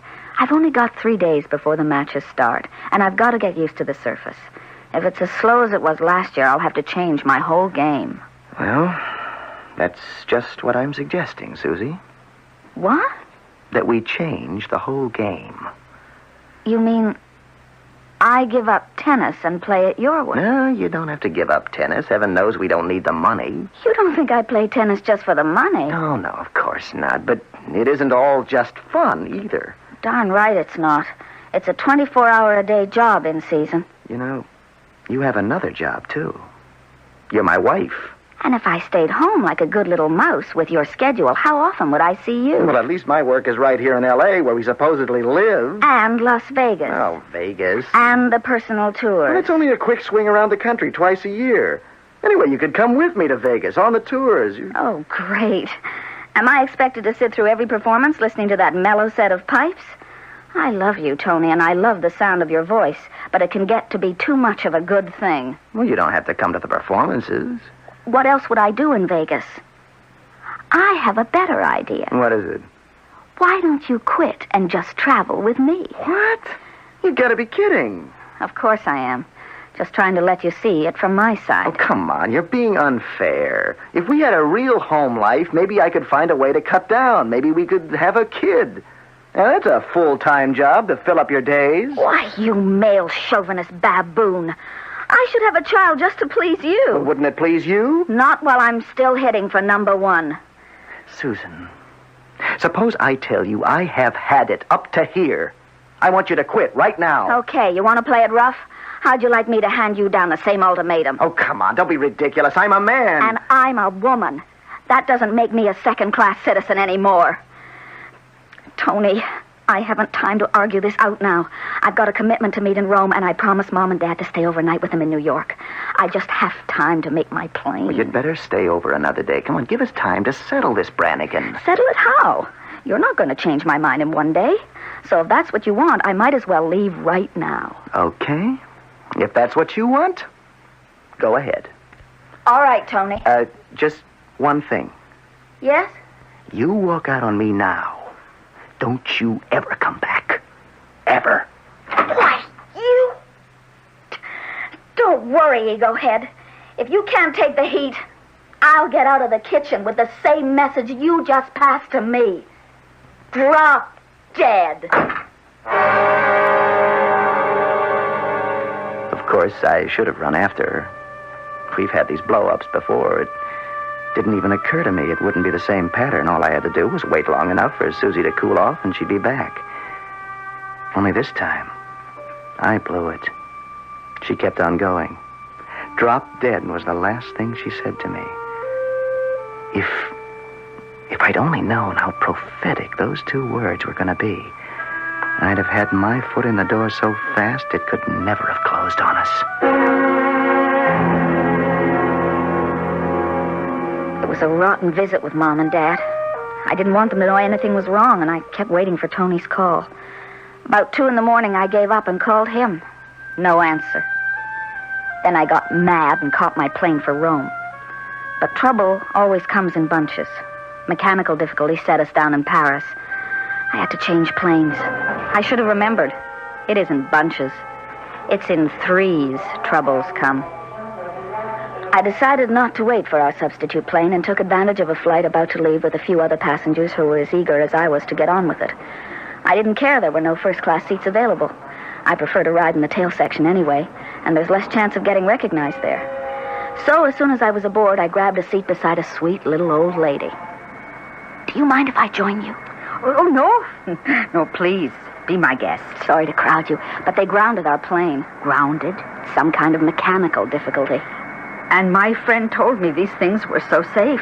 You trust your friend. They are. Are you from Paris? No, from Wisconsin. Oh, visiting in Paris? No, I go to Rome. But here, the man with the charter says it is a set-down. That is right? I guess. This is a charter plane? Yes. I didn't see you before when we came over the Atlantic. Because I wasn't on this plane. Oh. They grounded our plane, you see, and we had to transfer so we could go on to Rome. Ah, so you're going to Rome, too. That's nice. Oh, what does it say on the little box that lights up front? Oh, fasten your seatbelt. We're about to taxi to take off. Oh, excuse me for asking. Not at all. 76 years I lived, and I remember my father saying, Rosie, listen close and remember, keep your head in the clouds all you want. You couldn't go wrong so long as you keep your feet on the ground. 70 years I lived the way he taught me, and now I have to break my promise to him. I don't think he meant it so literally. You didn't know Shalom Rubin. He meant it like he meant it. Now I turned it upside down. My feet could be in the clouds, but my head is down on the ground, telling me I should stay there. This is only a short hop overland. You've already flown across the Atlantic and nothing happened. So shouldn't I quit while I'm ahead? Don't mind me, child. An old lady who can't complain. What's the sense living? My name is Rosie. Rosie Roeder. What do they call you? Why, my name is Susan. Susan Talbot. That's nice. Pleased to make your acquaintance. Miss, I think. You're not married? Yes, I am. Some lucky young man, Mr. Talbot. No, his name is Marquis. Oh, it's a nice name, too. Oh. Why do we wait? I gathered from the hostess we have some VIP coming aboard. VIP? Very important person. Ah. There's at least one on every plane. Imagine. Now, who would think on a charter flight there could be anyone important? Well, you never can tell. All these people, I think, where do they come from? What are they like? I look and I try to guess. That's an old game on planes, with me anyway. Could you guess? Sure. Some of them, anyway. Let's see. The couple 2 seats ahead of us on the other side of the aisle? Yes. Just married. On a honeymoon trip. In love, match. And English. In love, I could see. How do you know the rest? I remember the way I used to keep looking at my wedding ring when I started wearing it. They're English because her shoes are so ugly and his suit is so beautiful. A lady detective. Estoy stewardess. I can't find my seat. Let us please have no further delay. You can tell your pilot Juan Miron is here and take off. And be sure to wake me at Geneva when we land. I have some cablegrams to send. Mesdames et messieurs, we are now ready for departure. please fasten your seatbelts as we taxi out for takeoff. And make sure that your chairs are in the upright position and that all cigarettes have been extinguished. Well, here we go. About time. Mrs. Rhoda? Are you all right? Nervous? Oh, a little. Would you, Oh, but how silly that is. Would you like me to hold your hand? Oh, would you mind? I never thought to admit it, but I get scared out of my mind. There's nothing to be scared of. Nothing at all. The safest method of transportation in the world. Susan was right to reassure a worried old lady of 76, except there was one thing she couldn't know. That her premonition of trouble coming in threes was to be fulfilled. For this particular plane, on this particular flight, with certain particular passengers, had a rendezvous with destiny. I shall return shortly with Act Two.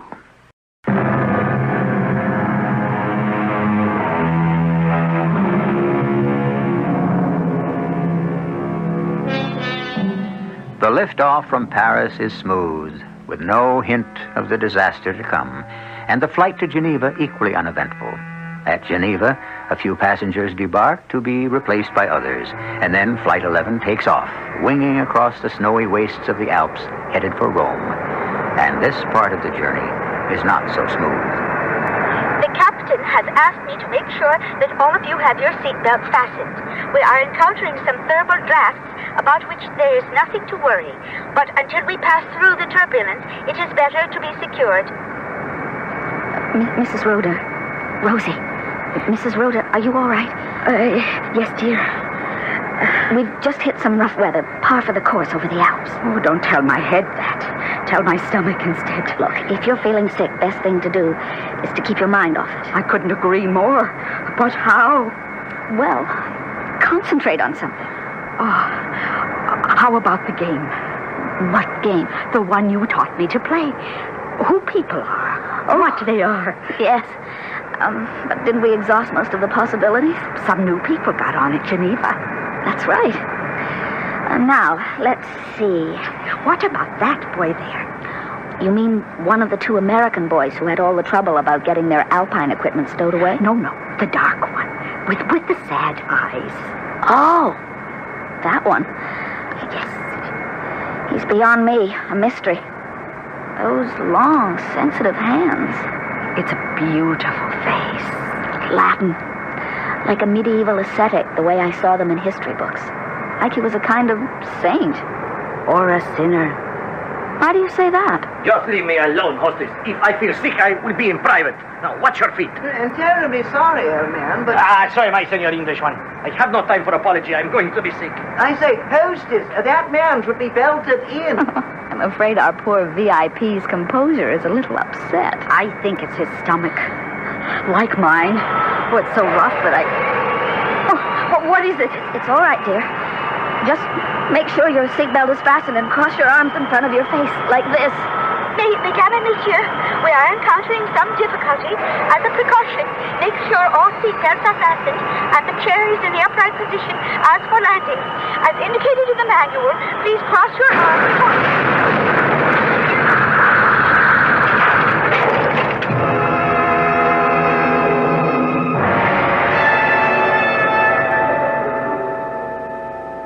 I came home, dog-tired from a show rehearsal to the empty house, poured myself a scotch. I turned on the radio and was on my way to the fridge when the news came through. Exploding me, jet-propelled for Geneva. By the time I reached there, the casualty list was being released, and the news of the crash was all bad. Then, suddenly, selfishly for me, it was all good, because Susan's name wasn't on it. And the news had come through that the plane had broken up. The tail section, with 6 passengers, was unaccounted for. So, the news was bad again. Somewhere in the icy wastes of the Alps was whatever remained of the plane's tail, with its 6 passengers. And one of those 6 was my wife, Susan. Come on, Senor Saint, you've got to try again. No, It is hopeless, senorita. We were fortunate to get the young Englishman free before the flames. But his wife's still in there. We don't know. Maybe she remained with the rest of the plane. That is beyond us. We cannot brave the fire. I guess you're right. What about the Englishman? He is badly hurt. I think he has a concussion, too. At least he is alive. As all of us survivors are. 5 of us. Just 5. Courage, senorita. Courage. We're going to need it, Senor Saint. My name is Pepe. Pepe Silvera. Why do you call me the other? Oh, I don't know. I've forgotten why at the moment. How can you talk? We must go to... Go? Where? How do I know?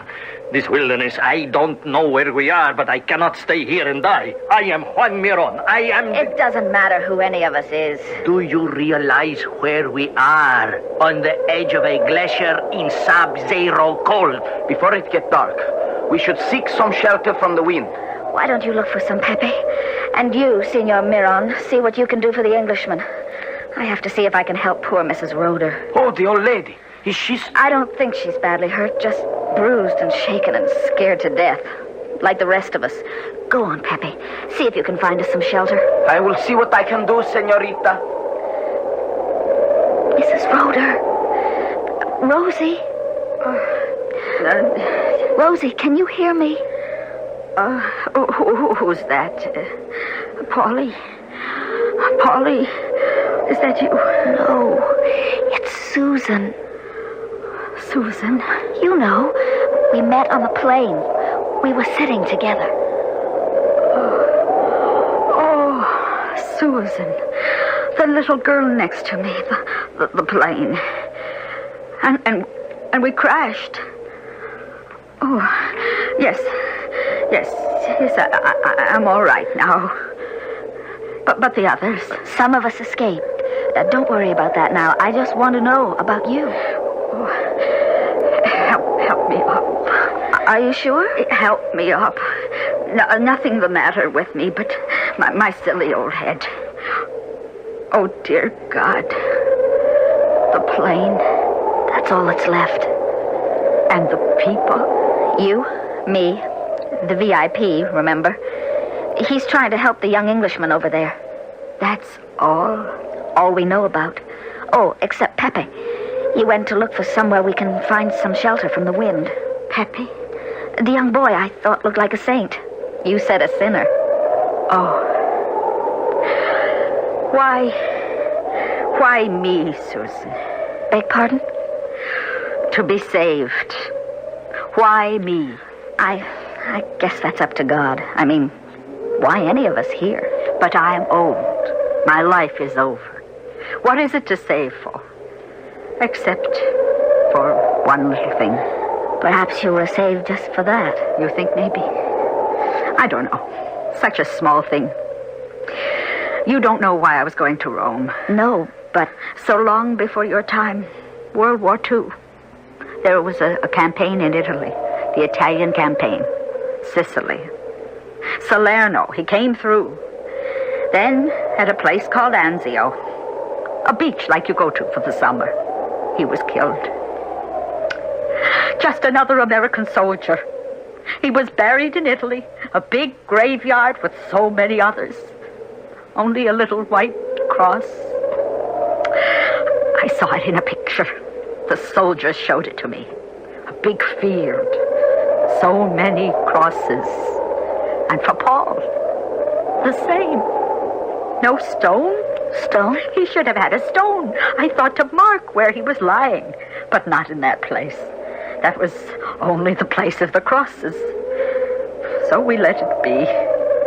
But when my husband died last year, it was still in my mind.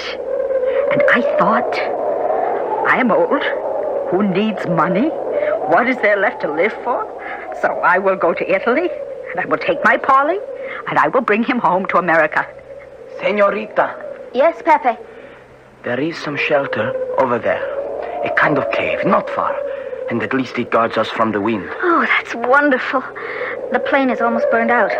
Better get out of the wind. We can huddle together for the night. By morning, a rescue plane is sure to find us.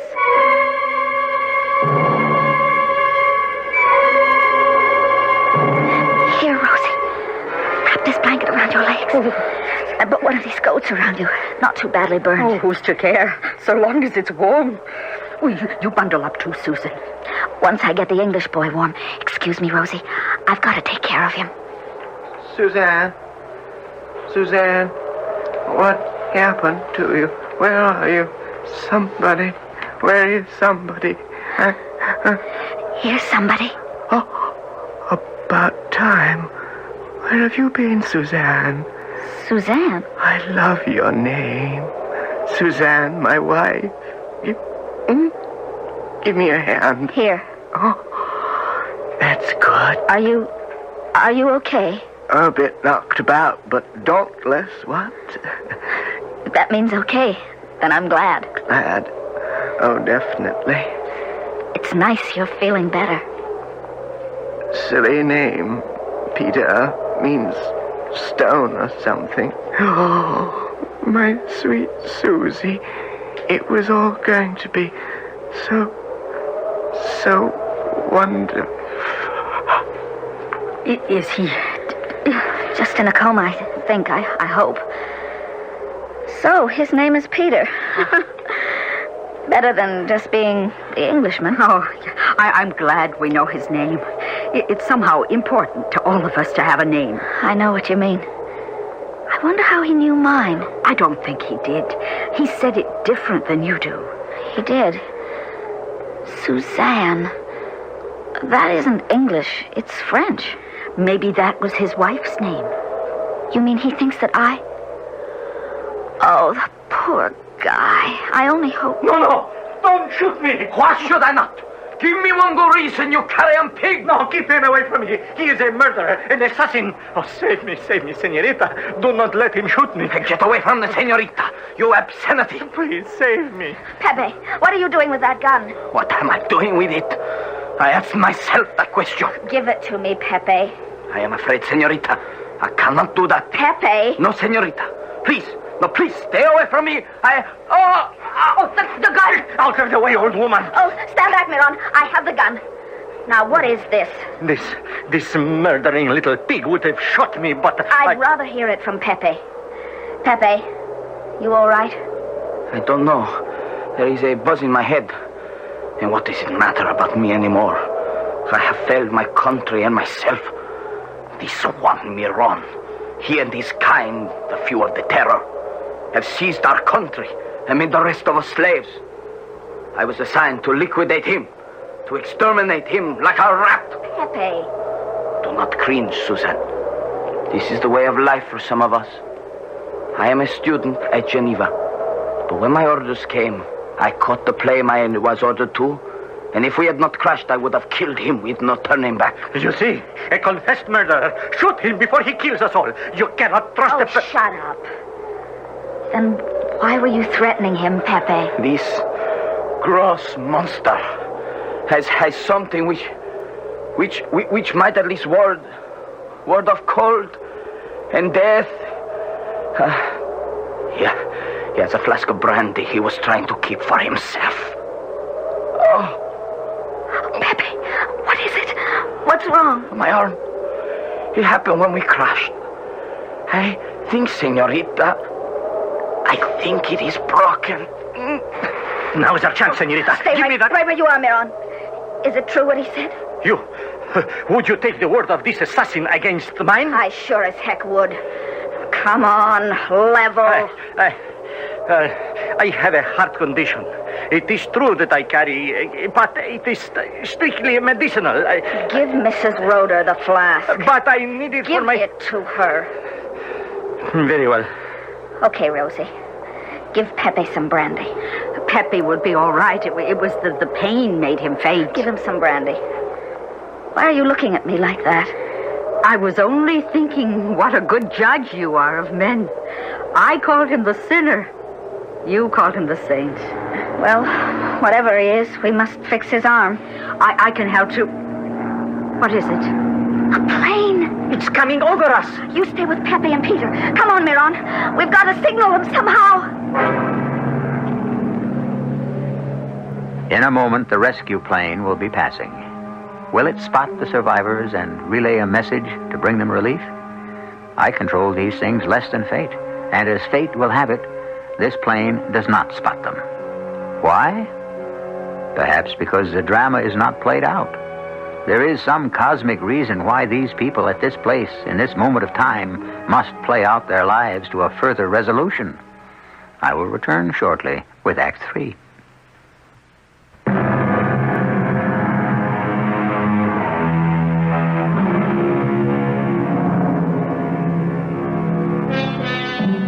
Five people clinging to the side of a mountain in the frozen Alps. With dusk, a rescue plane has missed them, and now they must huddle together through the night, striving for warmth to last it out, praying for the dawn and the chance that searching planes will locate them.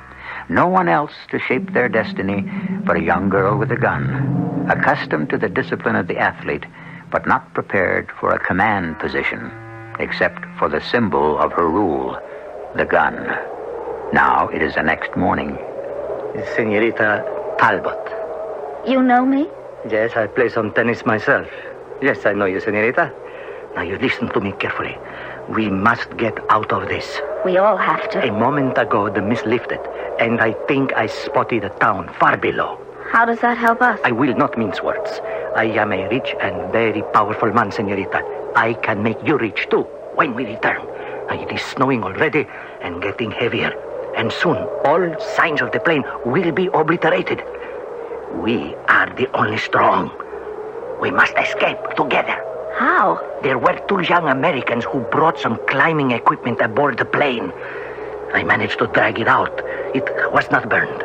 You and I could escape down the mountain. What about the others? An assassin, a dying Englishman, and an old woman. They're weak. Let them die. We are the strong who deserve to live. Well, senorita, what do you say? Senorita Talbot, wait! I promise when we return, you will... Susan, darling, did that plane see us? I don't know. Do you think they know we are here? I don't know. How's Peter? Oh, you can see about the same. And Pepe? He is resting. I did what I could for his arm and gave him some brandy. Oh, here, child, you need some yourself. You're half frozen. Thanks.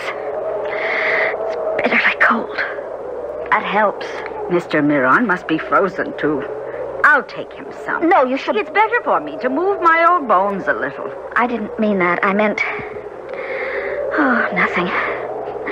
I suppose at least physically you can call him a human being. Give him his ration of brandy. Mr. Miron, would you like a little brandy, maybe to ward off the cold? Senorita. Pepe, I thought you were asleep. Not while he is around. He has troubled you, this Miron. He doesn't trouble me, Pepe. He makes me want to throw up. What did he want? He wanted us to climb down the mountain together and leave the rest of you here. Perhaps I should have killed him, after all. That never solves anything, Pepe. You are right. Looks like there might be hope for the human race. It is what I must believe. Yes. And for the individual, too. I wonder. This Senora Rhoda, we have been talking and she has told me of her son. We are of the same age, her son and I. I mean, when he died. And she has asked me if I want to return to America with her. Would you go with her? Would I? I think you should, Pepe. You were not made for hate. What you are interested in is justice. You can find that in America. She is quite alone. She lives on a small farm. There is no one left to work it. Then go. You are not her son, but you can fill out her last years and find yourself and where you want to go at the same time. She's very lonely, like you. Oh, it is a dream of the most miraculous. No, but it cannot work. Why not? When we return to civilization, Miron will arrange it so I rot in jail for the rest of my life. When the time comes, Pepe, we'll see. In the meantime, I don't like guns. So I feel I can return this now. Look at it's Miron. Forgive me, senorita, if I was too rough. But it was necessary, you see, that I have the gun. Now, we are at last back to where we belong. Miron, you pig! I swear! Quiet, assassin. Now, listen to me, all of you. The snow is starting to get heavy. Before it gets dark, The Senorita Talbot and I are leaving to go down the mountain. I am not going with you. There is one place too steep to manage alone. It will take two healthy people. The Englishman is no use. The old lady, she's too old. And my friend, the assassin, has a broken arm. You will go with me, or I shoot the rest of them. You had better go, Senorita. No, sir, not on your life or mine. You'd have to shoot me, too. You go alone, or stay with the rest of us, Senor Miron. A plane! There is a plane that's coming. Oh, she is right. A helicopter! He's almost over us. He's going to land. Senorita, we're safe. Oh, Senorita Talbot, what is it? Miron, help me. She's fainted.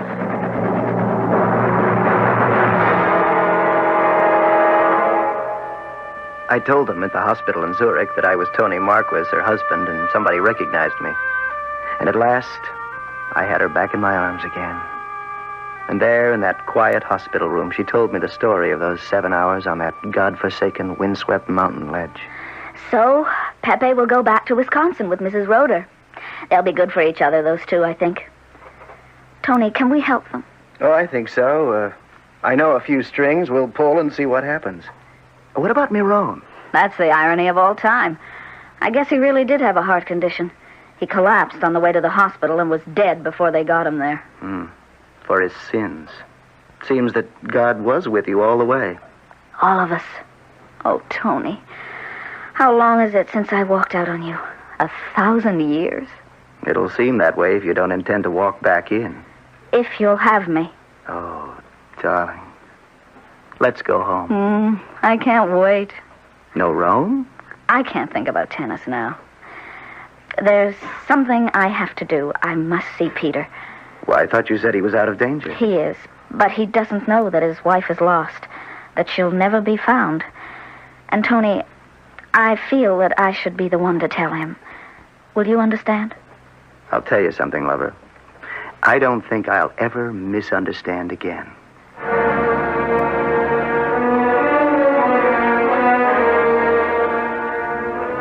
Suzanne. Susie. Yes, Peter. I'm here. Suzanne. You're not Suzanne. No, Peter. But I know you. Your face. Yes, you were on the plane. Yes, Peter, I was on the plane. We crashed, didn't we? But why are you here? Where's Suzanne? Peter, listen to me. Suzanne... Oh, of course. You don't have to tell me. I suppose I've known all along. She didn't make it, did she? No, Peter. She didn't. Why was I saved? Why didn't you let me die? I'm sorry. That's childish, isn't it? I'm sorry. So am I, Peter. More sorry than I can tell you. Except that, just a little bit, I've been where you are myself. But I'm so lucky, because grief is a long thing, and for me it was short. I'm glad for you. What about you? Oh, what can I say? I suppose life is longer, and I'll have to find some way to live it. I wish I knew how to tell you. I suppose I have to learn how to forget. But that's my problem. You go live your life and be happy. If it'll help any, your tragedy taught me to realize what I almost threw away. That helps a lot. Goodbye, whoever you are. And, thanks. Oh, I say. Yes? Forgive me. I don't even know your name.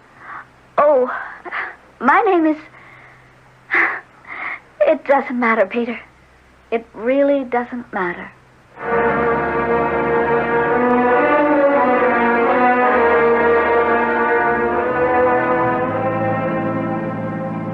Where are we going, Tony? Well, I don't know. Do you? Yes. Back to Geneva, I guess, and the next plane for Rome? I'm not going to Rome. Tennis isn't that important anymore. Well, singing isn't that important either. You want to go? You want to have me? I'll go where you go. Darling, turn it around. It makes more sense. I go where you go. Susie, in the last few days, I lost you twice. Never again. I'll do anything to keep you. That goes double. I can always sing. I can wait a few years. Hey, let's have you go up to the top first. No, Tony. I won't let you give up your career. Mine doesn't matter anymore. Now, wait a minute. No. Now, you hold up and listen to me. This isn't something that either of us has to sweat out deciding. It's already being done for us. Mm-hmm. And what does that mean? Something I found out in the hospital. I'm not going to be eligible for singles much longer, and I can't qualify for doubles, mixed or otherwise, because my partner's too young to handle a racket. What? All he or she will be good for is making a racket. Susie, you aren't... Now, you mean we're going to have a baby? That's why they held me in the hospital for observation. I almost lost it. Oh, but you're all right now. Mother and child are doing fine. Oh, darling, I love you. And I love you.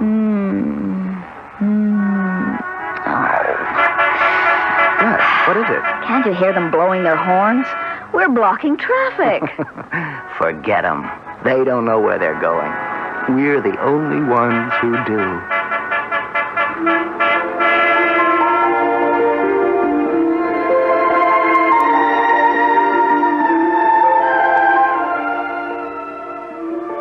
We started with Satchel Paige's sage philosophy.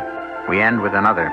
The considered opinion of the wahoo bird, who always flew backwards because he didn't care where he was going. He just wanted to see where he had been. Somewhere between the two lies the truth.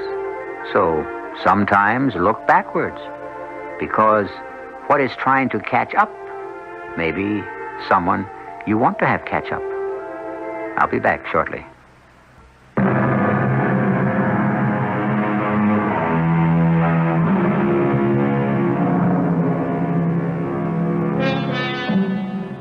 Within 4 weeks after the birth of her child, Susan was back on the courts.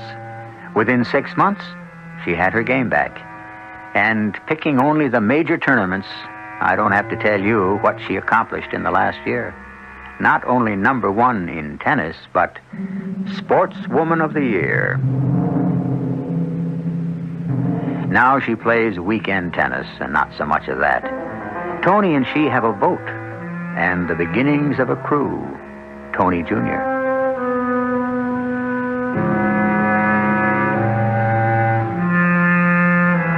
Our cast included Roberta Maxwell, Russell Horton, Earl Hammond, Christopher Tabori, and Martha Greenhouse.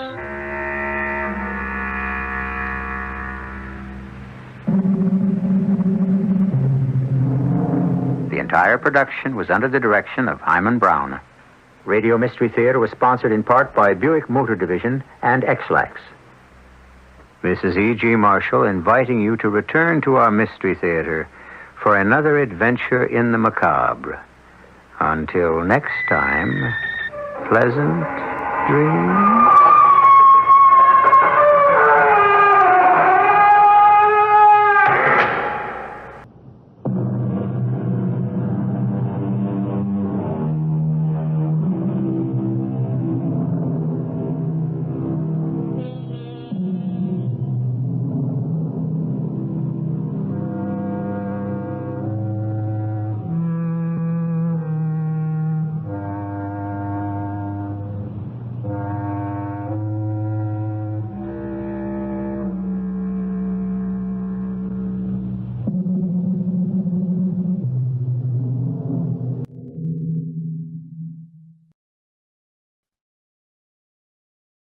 CBS Radio Mystery Theater presents...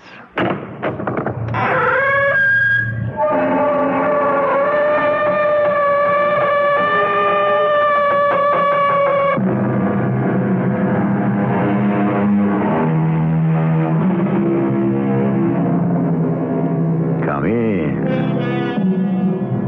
Welcome. I'm your host, E.G. Marshall. Ahead Ahead of us, walking uncertainly, is a person groping for the explanation to a vivid encounter with an apparition, or to precognition, ESP. The winter wind sweeps across the snow-covered Iowa prairies. Sergeant Small and Private Denny Malloy are on patrol a few miles from their Army base. Ben, look, a barn. Well, let's get out of this wind before we freeze to death. My hands are numb. Yeah, mine too. Anyway, that thing's probably buried in the snow. Yeah. Push the side door. Okay. I'll close it. Oh, man. We could have died out there. Drop your rifles. Oh, no way. The guy from space.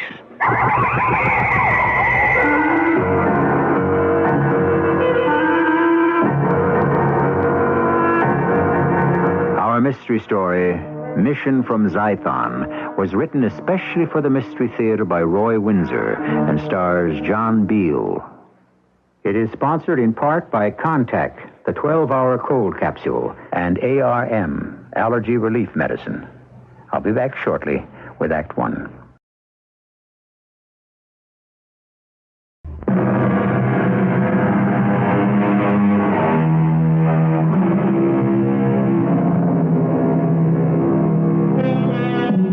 The unexplained fascinates us. We're a little afraid of the mysterious, but you can't shrug off the strange experiences that many reliable persons have and are willing to disclose.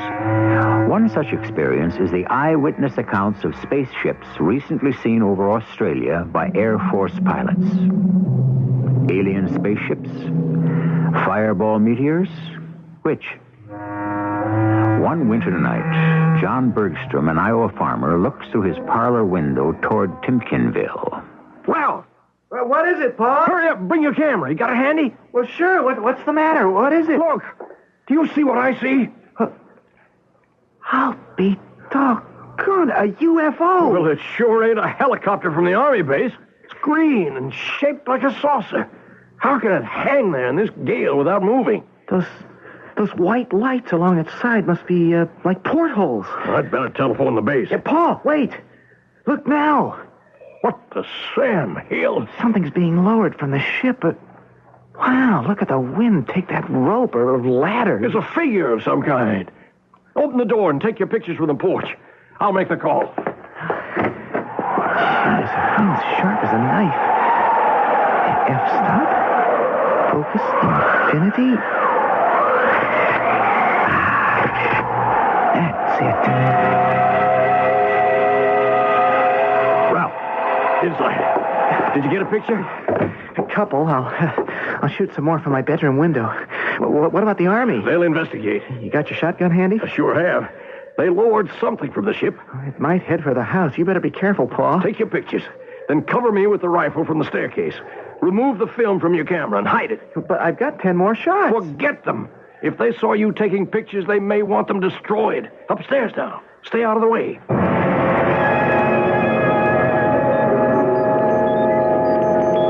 Hey, Sarge. Yeah, what is it, kid? Look at this radar screen. Huh? Oh, yeah. It's been clear since I came on duty. Nothing. Nothing's flying in this weather. Blizzard conditions. And then this. It looks like a donut. Yeah. What about the television monitors? Clear. Nothing's moving around the silos. I'll notify Major Lewis. I can't explain it. That circular thing just hangs there in that one spot. Huh? Where is it? The scanning beam establishes the spot at 100 feet above Timkenville. That's not a fireball meteor. They move, and fast. Oh, nothing can fly in weather like this. Yeah, still you never know, kid. Stay alert. I'll be back. I don't suppose I have a choice, Sergeant. Sir? Yeah, you report that Malloy saw a donut-like thing on his radar screen. Yeah, Major, I saw it myself. Just hanging there. Mm-hmm. Is he a science fiction addict? No, sir. He's a highly trained electronics engineer graduating So from... he didn't jump to the conclusion that the donut was a spaceship? Well, he didn't say. And you, Sergeant? I'd just as soon not say, Major. That means you've said it. You believe in that nonsense. So does some farmer who telephoned a few minutes ago, John Bergstrom. Claims that he and his son saw and photographed a spaceship which hung in the sky a quarter-mile from their farmhouse. You'd better investigate. Yes, sir. I'll take Private Malloy with me, if that's okay. Ask Simpkins to replace him in control. Return with the film. Why me? The fresh air will do you good. Oh, I'll freeze to death. I'm a Florida boy. Winter in Iowa is my idea of the pits. Oh, this is unreal, Sarge. A spaceship? Why not, kid? It could be. Could not be. Where are we going? Some farmer named Bergstrom, not far from Timkenville.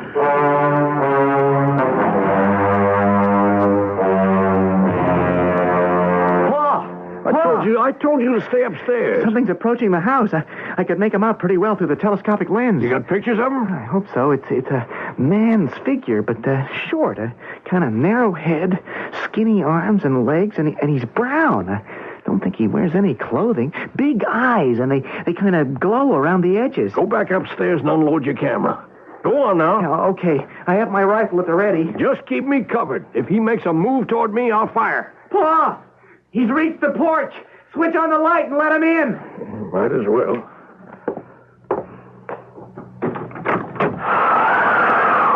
Hello. Come on in. I am Rotar from the planet Zyton. What can I do for you, Rotar? You do not believe me. Well, I can't say I believe anything I've seen in the last half hour, but that's all right. Maybe it's a nightmare. Sometimes I fall asleep. It is not a nightmare. It is real. You saw us in the sky. Well, it's pretty hard to miss. The glowing green saucer hanging 100 feet above the ground. You took pictures of the ship. I must have them. It is evidence. We saw you pointing the camera at us. Evidence of what? My mission. It is secret. It must be carried out. Well, that depends on what the mission is. I don't know if you come in peace or if you're here to destroy. It makes no difference. The people of Earth will soon find out. I will have the camera now. This is a shotgun, Rotar. If I press the trigger ever so gently, I could blow you to smithereens. You are wrong. The people of Zython can withstand gunfire, heat, and cold. We are indestructible. You will give me the camera, or I will attack. With what? With this. Pa! You dirty killer. Stay there. You cannot harm me.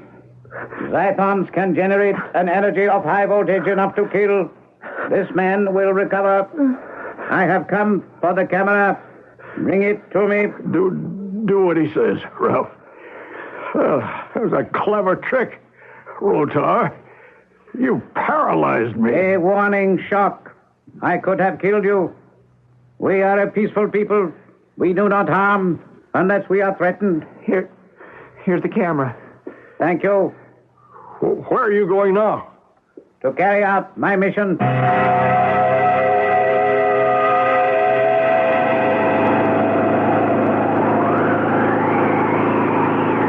I reckon that's the place. The lights are on.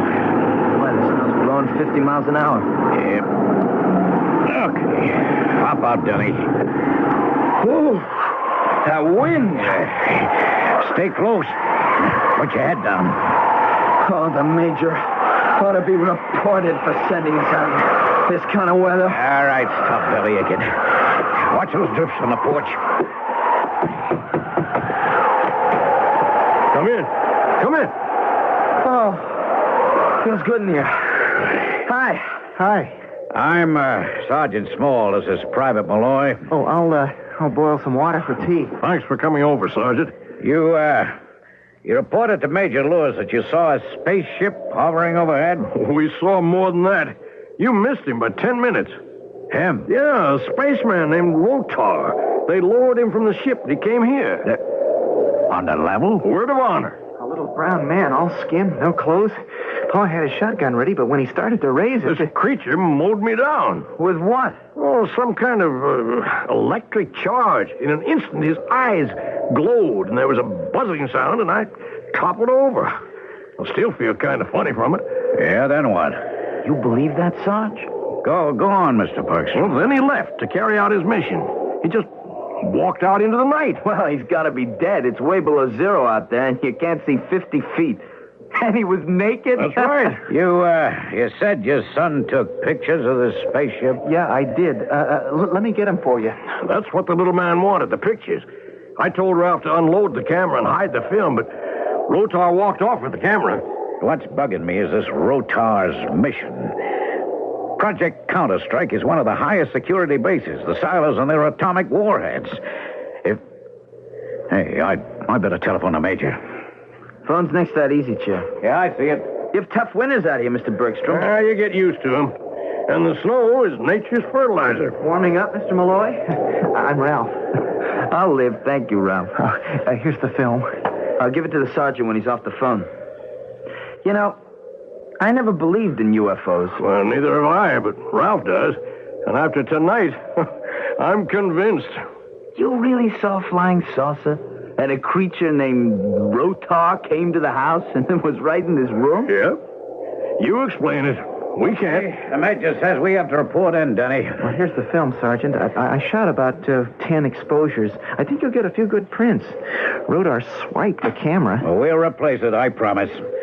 Okay, Denny, back to the Jeep.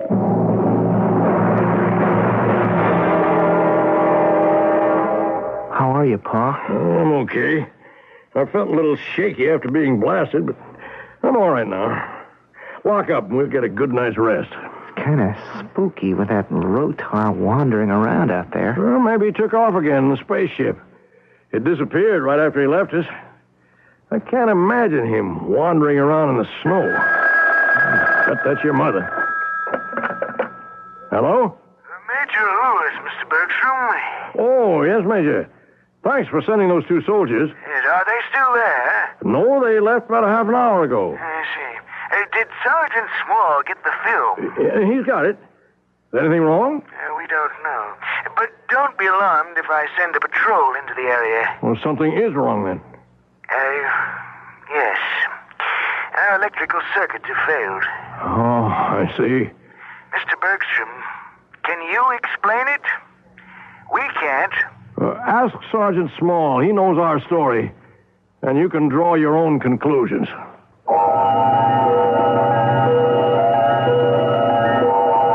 About 5 years ago, something from outer space buzzed an Army helicopter and nearly caused the death of 4 crewmen. It happened over Mansfield, Ohio. The pilot noticed a strange red light to his east. It approached with great speed. The pilot put his plane into a dive. The UFO stopped overhead and bathed the plane in green light. Then the spaceship sped away. The helicopter's instruments malfunctioned. The radio went dead, and the craft was trapped in an anti-gravity vortex and rose thousands of feet into the sky. All this was attested to by the crew. Fiction? I'll continue shortly with Act 2.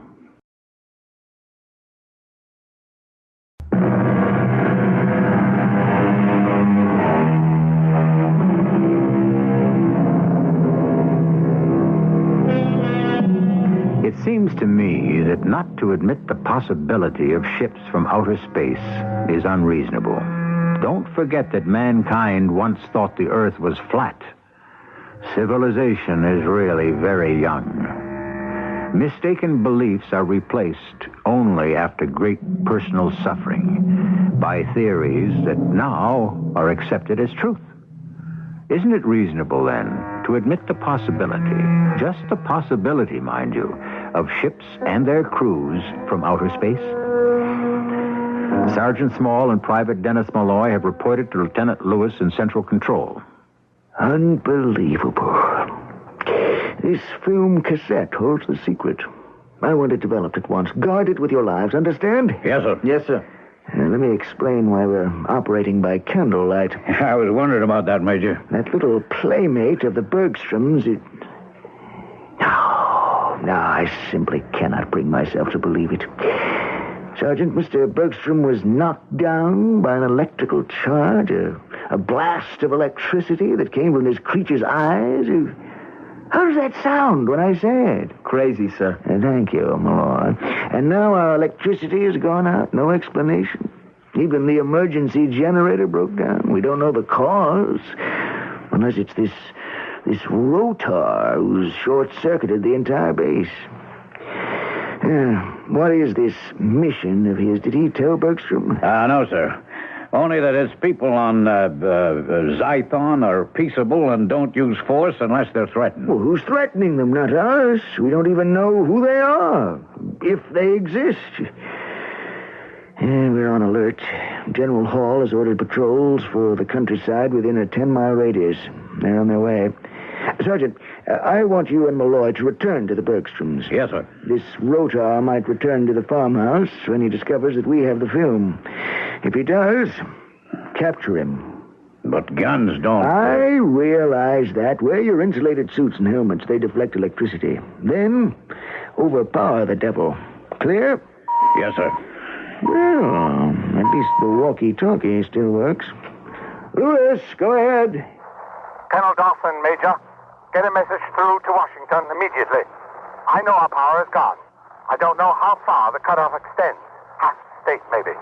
Send a plane and order the pilot to get the message through. This is an emergency. The guards in our underground installations were knocked out. I don't know how. And our manuals and diagrammatics have been stolen. Act at once. Acknowledge. Yes, Colonel, I'm on the double. Over. It's a catastrophe. On your way, Sergeant. It's that little monster. I want him captured and destroyed.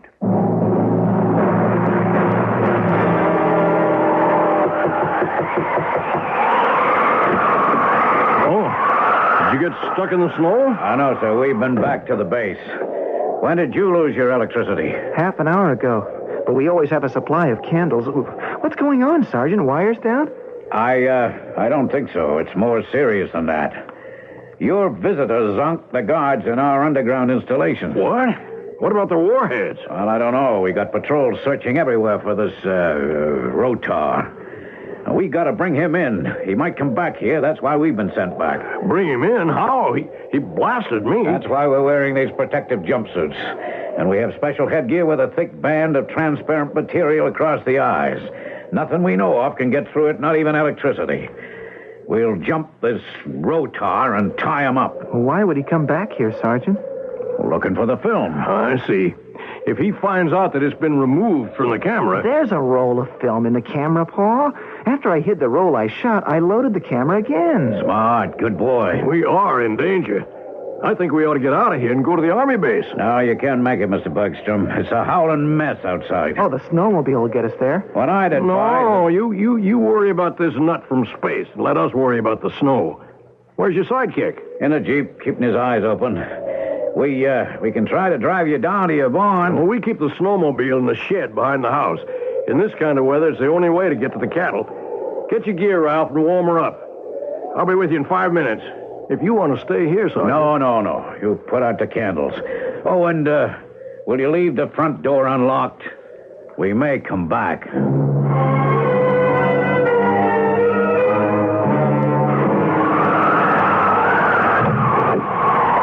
Okay inside? Yeah, they're leaving for the base. How?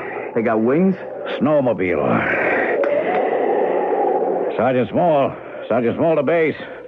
Message for Major Lewis. Get this now. Bergstrom and his son are heading for the base. They're on a snowmobile. I'll explain later. That's all. Well, now what, Sarge? Do we stay here? If we do, let's go inside the house. Won't freeze to death in the Jeep. Wait a minute. Hey, look over there, Denny. Oh, there's a glow in the sky. Well, maybe we got the electricity back at the base. The phones, too. Come on inside. I'll try to reach the Major. They left the door to the house unlocked. Oh, just so it's warm. This is like it. Hey, the light's on, so power's been restored. Ooh, hey. Sergeant?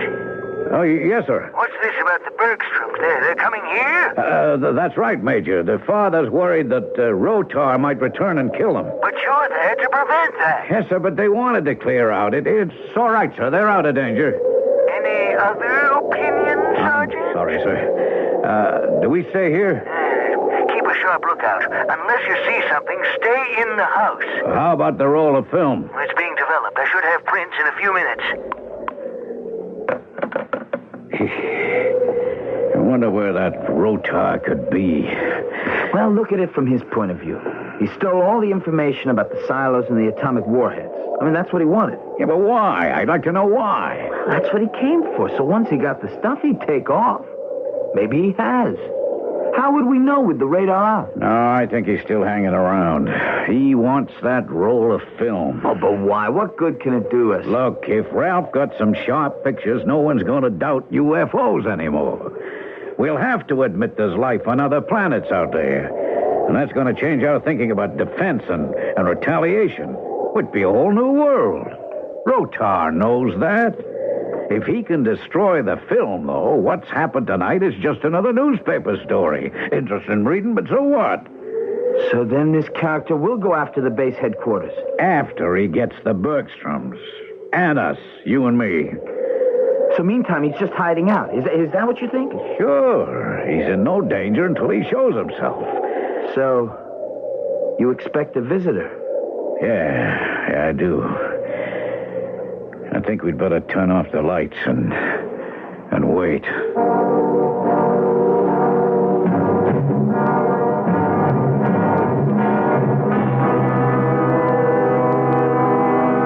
You're Bergstrom?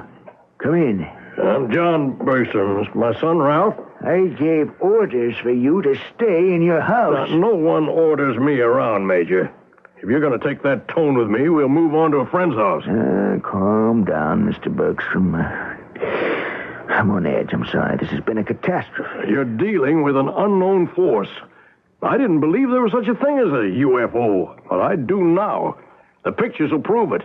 Have they been developed? Yeah. I received them just before you came in. Take a look. Excellent. Look at this one. The spaceship and Rotar at the end of the ladder.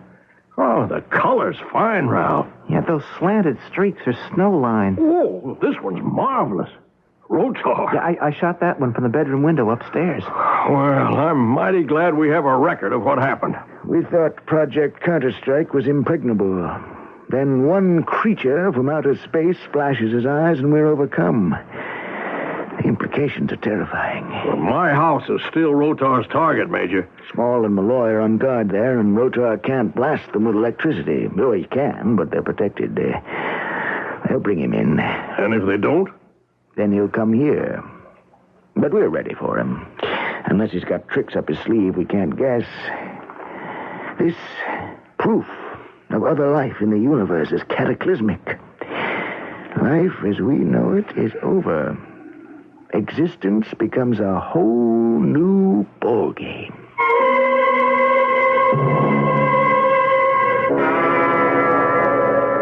What did Lewis have to report, Sarge? The pictures Ralph took confirm what the Bergstroms saw. Great pictures. Oh, and the Major said there's a blip on the radar screen. The UFO? Might be. We better get outside. Maybe the ship is coming to pick up Rotar. I'd say that was a good guess. Come on, kid. Wait. I see something. Up there, in the sky to the east. Yeah. Hey, that's it, kid. Just the way Bergstrom described it, like a saucer, green and glowing. Yeah. Hey, it's coming closer. About a mile away and still coming. It's coming toward the house. Look at that cone of white light shining on the bar. Well, let's get down there, Danny. Run! Come on. The thing's just hovering up there. Not more than 100 feet above the ground. Yeah, but something's being lowered. Oh, what is it, a rope or a ladder? It is a rescue ship. Hey, they're shooting at us. You okay, kid? Yeah, I'm okay. Oh, I hope our gear protects us. Come on, we're almost there. I can't run much farther, Sarge. Come on. Get the door. Hang in there, kid. He must be in here, Sarge. Yeah. Now to find him. He could set the barn on fire, you know. Hold it now. Just let's catch our breath. Yeah. Get the flashlight. You want me to try the loft? No, we stay together. Now look, those are milking stalls. He might be in one of them. How would he get out, Sarge? I mean, you're a country boy. There's a number of ways. The barn doors, the side door from the hayloft. Just keep your flashlight on the barn door. I'm going up into that loft. Well, you said we'd stick together. No, good. We double our chances if we separate. We're not that far apart. Just shoot your light at the doors, back and forth. But he might be armed, Sarge. The gear's no good against a pitchfork. Right. Now, where are you, friend Rotar? Hey, he's here, Daddy. Come on up. Oh, that was blind. You all right, Sarge? Yeah, so far. Come here, you little monster. You will force me to kill you by fire? Oh, no, you won't, Rotar. I got him. All right, I'll cover his eyes with my arm. Here, he's strong. Hold him around the head. I'll turn him over. Oh, there. He's on his stomach. Okay, I can hold him down alone. Look for some rope, Danny, down below. Yeah, there's some there behind the hay. Okay, get it. We'll tie him up. What we got to worry about are his eyes. Look, take off your jacket and tie it around his head. Yeah, that's a good idea. That should take care of the electricity. Hey, Sarge, he's saying something. I don't want to hear it. We got him. Now, let's lower him to the barn floor, and then I'll notify the major.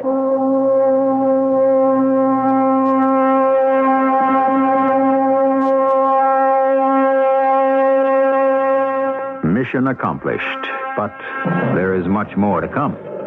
We still do not know why Rotar has come to Earth. What was his mission?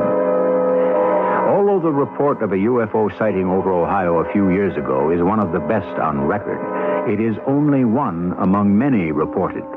Since 1948, there have been reports of pilots experiencing close collisions with ships from outer space. The subject cannot be dismissed as fiction. I will return shortly with Act 3.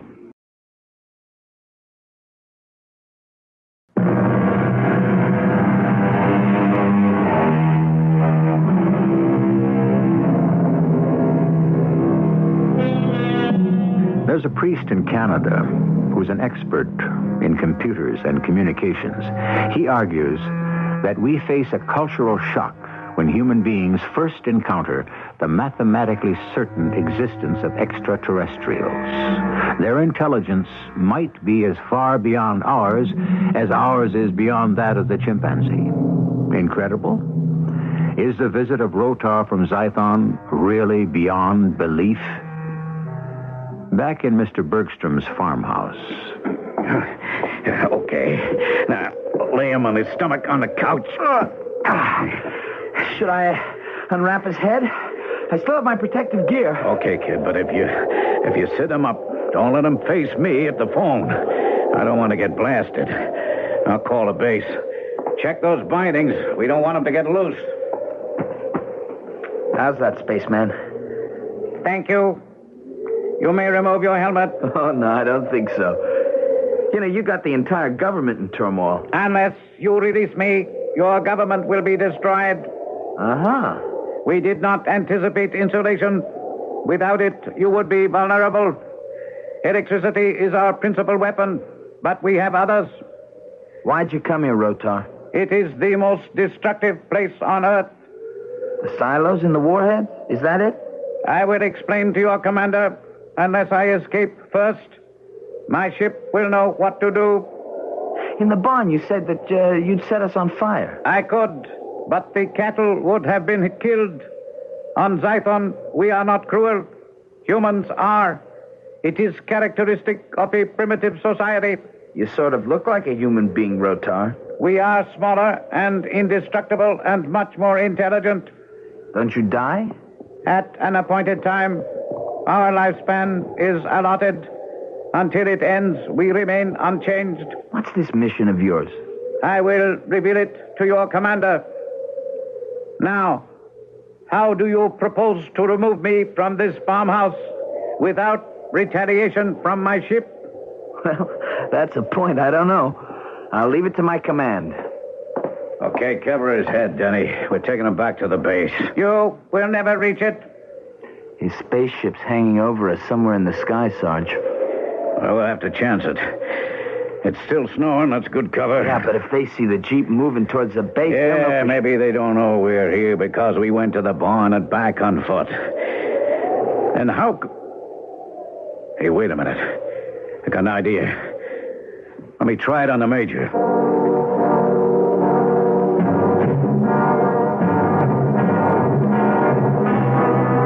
You're welcome to spend the night here on base, Mr. Bergstrom. Well, thank you, but we have to get home to the cattle. The cows can't milk themselves. We should have been in bed an hour ago. We're up at 4. What happens now, Major? Well, we questioned Rotar. Small and Malloy are bringing him to the base. Well, I'd like to hear what he has to say about that mission he's on. So would I. Stick around if you want to. I'd like to, Pa. Oh, excuse me. Major Lewis speaking. Yes, sir. Sergeant Small here. Yes, Sergeant. We got a problem. Rotar said if we take him to the base and the Jeep will never get there, that the spaceship will attack and free him. Well, nothing shows on the radar screen. I have a suggestion, sir. Let's hear it, Sergeant. Well, we have snowmobiles on the base. They're small, and in the snow, they'd be hard to track. If you'd send out a few... Excellent, Sergeant. Right away. We'll watch the screen. Keep an eye on the sky. They might try to land another Rotar, and one is enough. Yeah, we're bringing him in a snowmobile. Excuse me, I'll be right back. Maybe I should lead them to the house, Pa. We've done enough. One little man from space and Project Counter-Strike is out of business. I'm sure glad I got those pictures. I am, too. Otherwise, we'd be locked up.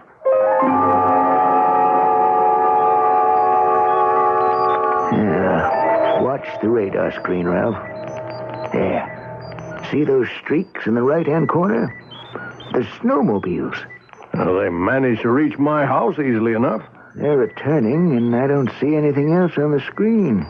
They should be here in a few minutes. Uh-oh. What's that way up in the right corner of the screen? Oh, it's a donut-shaped thing. Why, that's the ship. The streaks are returning from my house. The ship's just standing still. I don't think it's seen the snowmobiles. What's that cone of light in the center of the screen? Well, that's the beam we saw, Pa. It lighted up half an acre.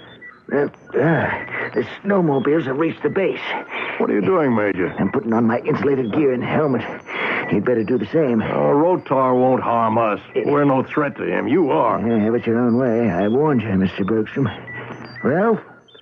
No, Pa's right. No, thank you. I'll stay the way I am. How we made it, Major? Bring him here into the ready room. Put him down. Good work, gentlemen. I want me to remove the ropes. After you lock the door. Hey, Ralph, put on the insulated gear. Oh, Rotar won't harm us, Danny. You are right, young man. I will not harm anyone now. You will hear about my mission. Then you will release me. If you do not release me, Earth will be devastated. Are you the commander? I'm in charge of security, or my responsibility. You know who I am. I am Rotar from the planet Zyton. And where is that?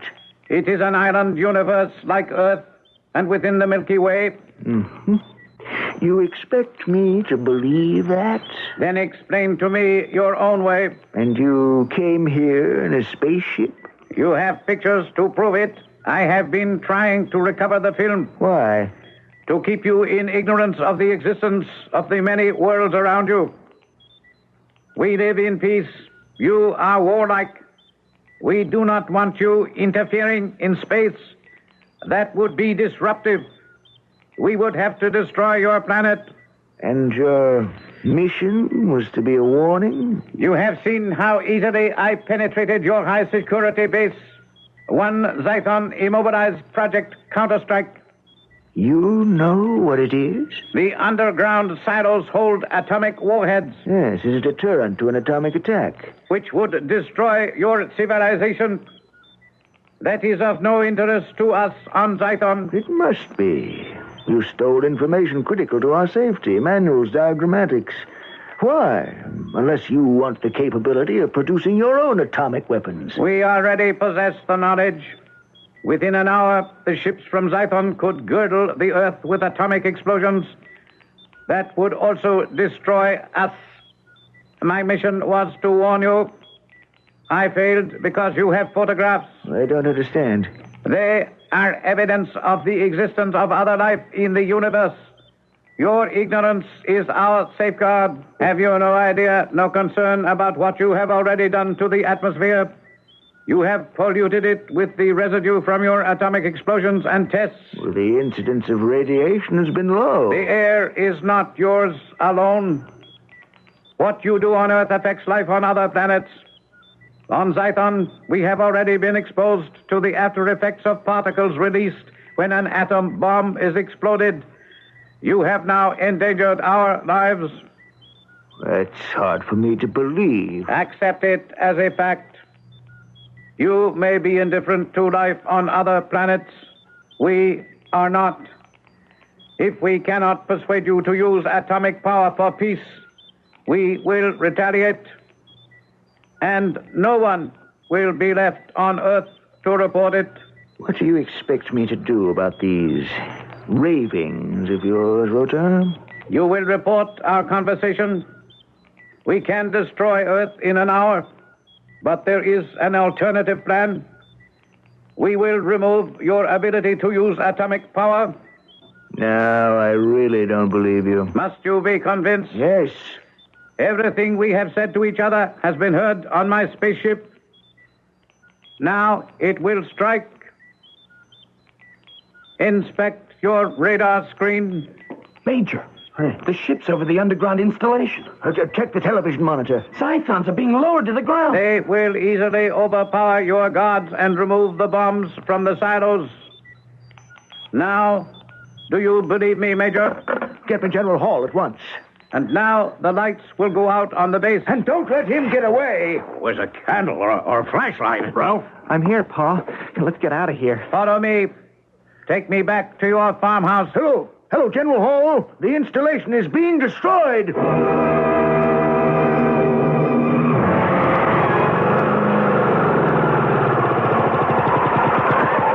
I thank you.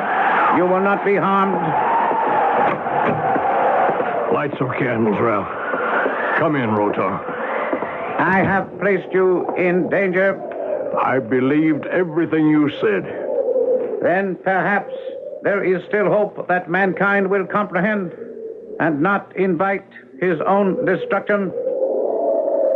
I see through the window that my troops have accomplished their objective. Are they hearing our conversation? You told the Major that... Yes. No one will be harmed. We will carry away the atomic warheads and dismantle them. Will the leaders of your nations heed this warning? I should hope so. But I don't know. It's going to take a while before they accept the truth of what's happened tonight. You've projected us into a new world, Rotar. That was not my intention. Let the pictures be circulated. Your people on Earth must see them, and they must be told what happened to the underground installations. Then they will believe what I have said. I will leave you now. I wish you well.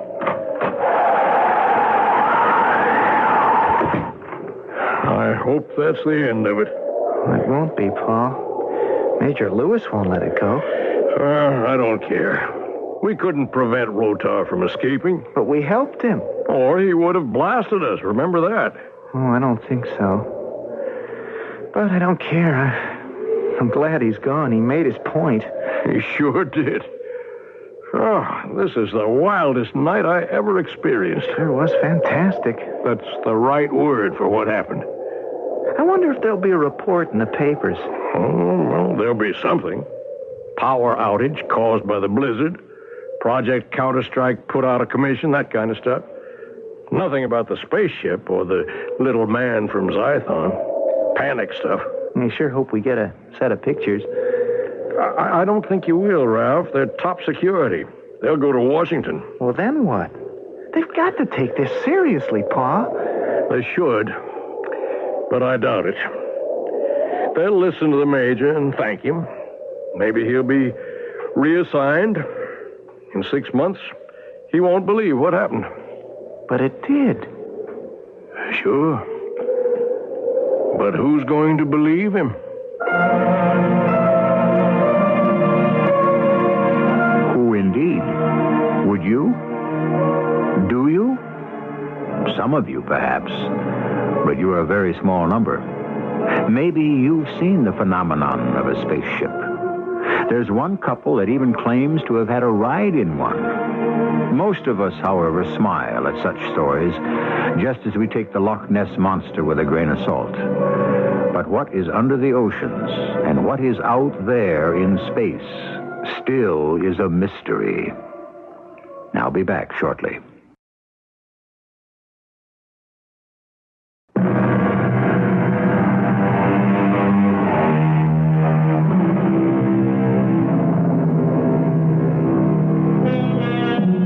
Fantasy?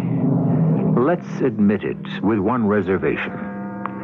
No silos have been raided, and no atomic warheads have been stolen. The reservation is this. Is fiction, based on imagination which has been nourished by suspected facts, just fiction?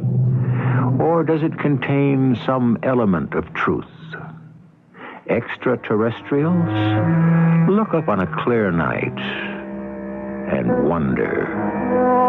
Our cast included John Beale, Russell Horton, Christopher Tabori, and Ian Martin. The entire production was under the direction of Hyman Brown. Radio Mystery Theater was sponsored in part by ARM, Allergy Relief Medicine, and Contact, the 12-hour cold capsule. This is E.G. Marshall inviting you to return to our Mystery Theater for another adventure in the macabre. Until next time, pleasant dreams.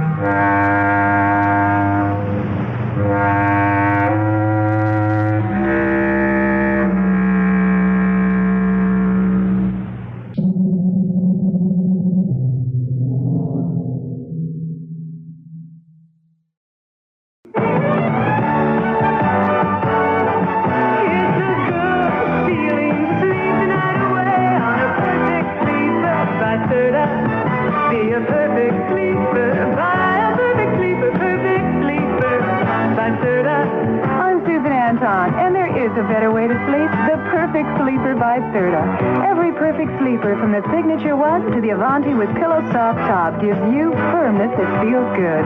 Firm, deep support for your back and luxurious comfort on top for you. See your Serta dealer soon. It's a good feeling to sleep the night away on a perfect sleeper by Serta.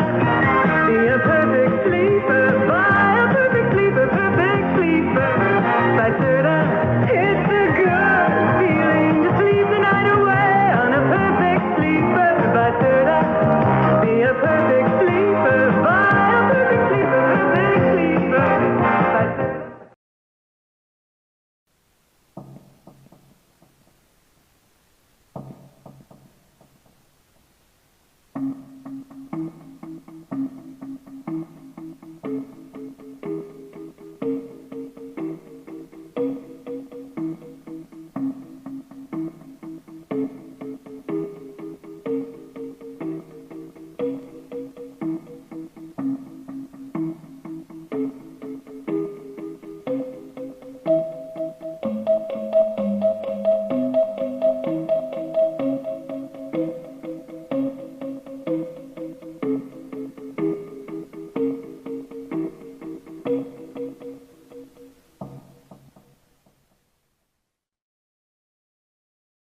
The CBS Radio Mystery Theater presents...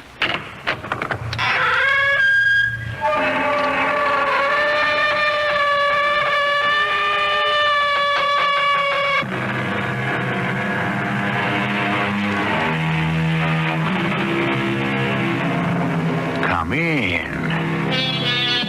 Welcome. I'm E.G. Marshall. How many of us have at one time or another said, boy, if I had to do it all over again?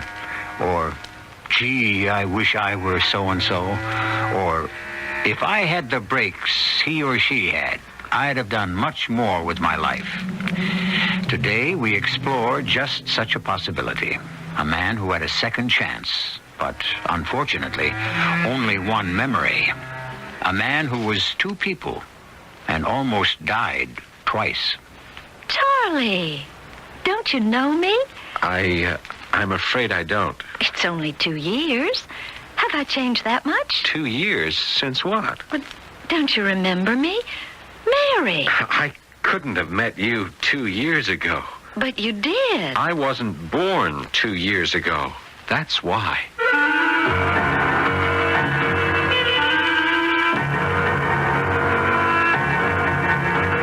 Our mystery drama, Stranger from Nowhere, was written especially for Mystery Theater by James Agate Jr. and stars Paul Hecht. It is sponsored in part by ARM, Allergy Relief Medicine. I'll be back shortly with Act One.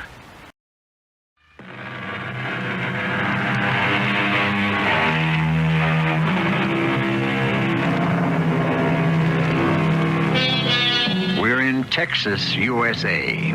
I don't have to tell you one of the reasons for its fame. I shan't name names or actual sites, but the reason is space. One of the main space centers of the country is there. It is also where you'll find geneticists, scientists, and the newest electronic gear listening to space out there for whatever or whoever is out there. More I can't say because I think Uncle Sam is still a little sensitive about the strange case of Charlie Robinson. It's symbolic, really, the way Mary came into my life on a merry-go-round. It was late Saturday night. I'd spent all day at the carnival watching the people with their children having fun on the rides, the slides, sticky cotton candy all over their faces. Made me wish I was married and had a kid of my own. Then the place emptied, and I got onto the merry-go-round for a last ride. I love riding on these things. Looks like we're the last grown-ups left in the old Tex Carnival. Hi. Hi. What's that? You're riding on a giraffe? Oh, no. This is an ostrich. Doesn't going around like this bring back your childhood? Childhood? No, I never had one of those. Charlie Robinson, it's not you. It couldn't be. How'd you know my name? Oh, typical. Typical Charlie to be riding a white horse. What do you mean? Always riding off in some strange direction, your banner flying. Look, why don't you explain yourself? Well, I'll try to as soon as this merry-go-round stops. Phew. Hey, that is some unusual power you have. Oh, I thought so, too. All I have to do is say, stop the merry-go-round, I want to get off, and it stops.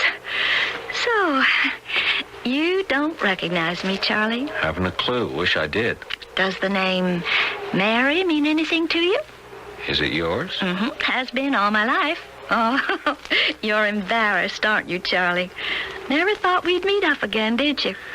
Why did you leave? I am sorry to say this, but I don't know you at all. In 2 years, have I changed that much? 2 years? Since what? Well, that's when we met 2 years ago.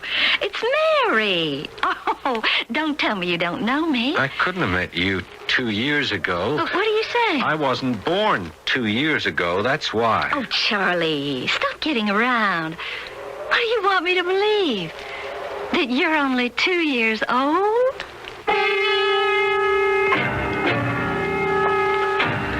I realized the moment I said 2 years ago, I wasn't on Earth. It was a mistake. But sometimes things slip out before you can stop them. But this girl and that name I couldn't figure, because Charlie Robinson was a name I was sure I'd made up for my identity on Earth. My real name is Selrah, S-E-L-R-A-H. I put a C in front of it, spell it backwards, and it makes Charles. As soon as I got back to my apartment, I unscrewed the silver spheroid and talked to my contact, Jarva. Jarva? Yes, Selrah. What is your report? We are ready to take it down. Jarva, I've had an unnerving experience today. What is it? A young lady said she knew me. She called me by my Earth name. What did she want? I don't know. Recognition, acclaim. I thought you might help me, Jarva. You have been sent to the planet Earth to observe, not to have warm feeling for Earth females. I will consult and get back to you. My mother planet has a tie with planet Earth. Millenniums ago, our name was Kill. We learned that on many stars and hominid-inhabited planets in our galaxy, this name was negative. Therefore, 400 Earth years ago, we renamed ourselves Tycho Brahe after the Danish astronomer who discovered Cassiopeia. I was there. Selrah? Yes, Jarva? I'm here, still awaiting instructions. Do you remember the Earth year 1600? 1600 Anno Domini. Very well. You had a meeting in Prague with Johann Kepler and the great astronomer after whom our planet is named. Tycho Brahe, yes? On that occasion, you were 30 Earth years old, the same as you are today, and you made yourself into an expert astronomer. My instructions are, now, make yourself into an expert American from Texas. Yeah, it's all very well for you to tell me, but what about the Earth female called Mary? If you cannot carry off your disguise and your orders, you will be recalled, but in disgrace. Oh, plead my case, would you? I'd give anything to return to Tycho. I will report your wish, but don't expect much consideration until you have served your time. At night, I look out of my window up at the stars and I cry. Somewhere out there is my homeland. 1,000 light years afar, or 1,000,000, who knows? I don't. I'm so lonely. I hate the daily pretense to be Charles Robinson, to be always on my guard, to be living a lie. It's almost unbearable.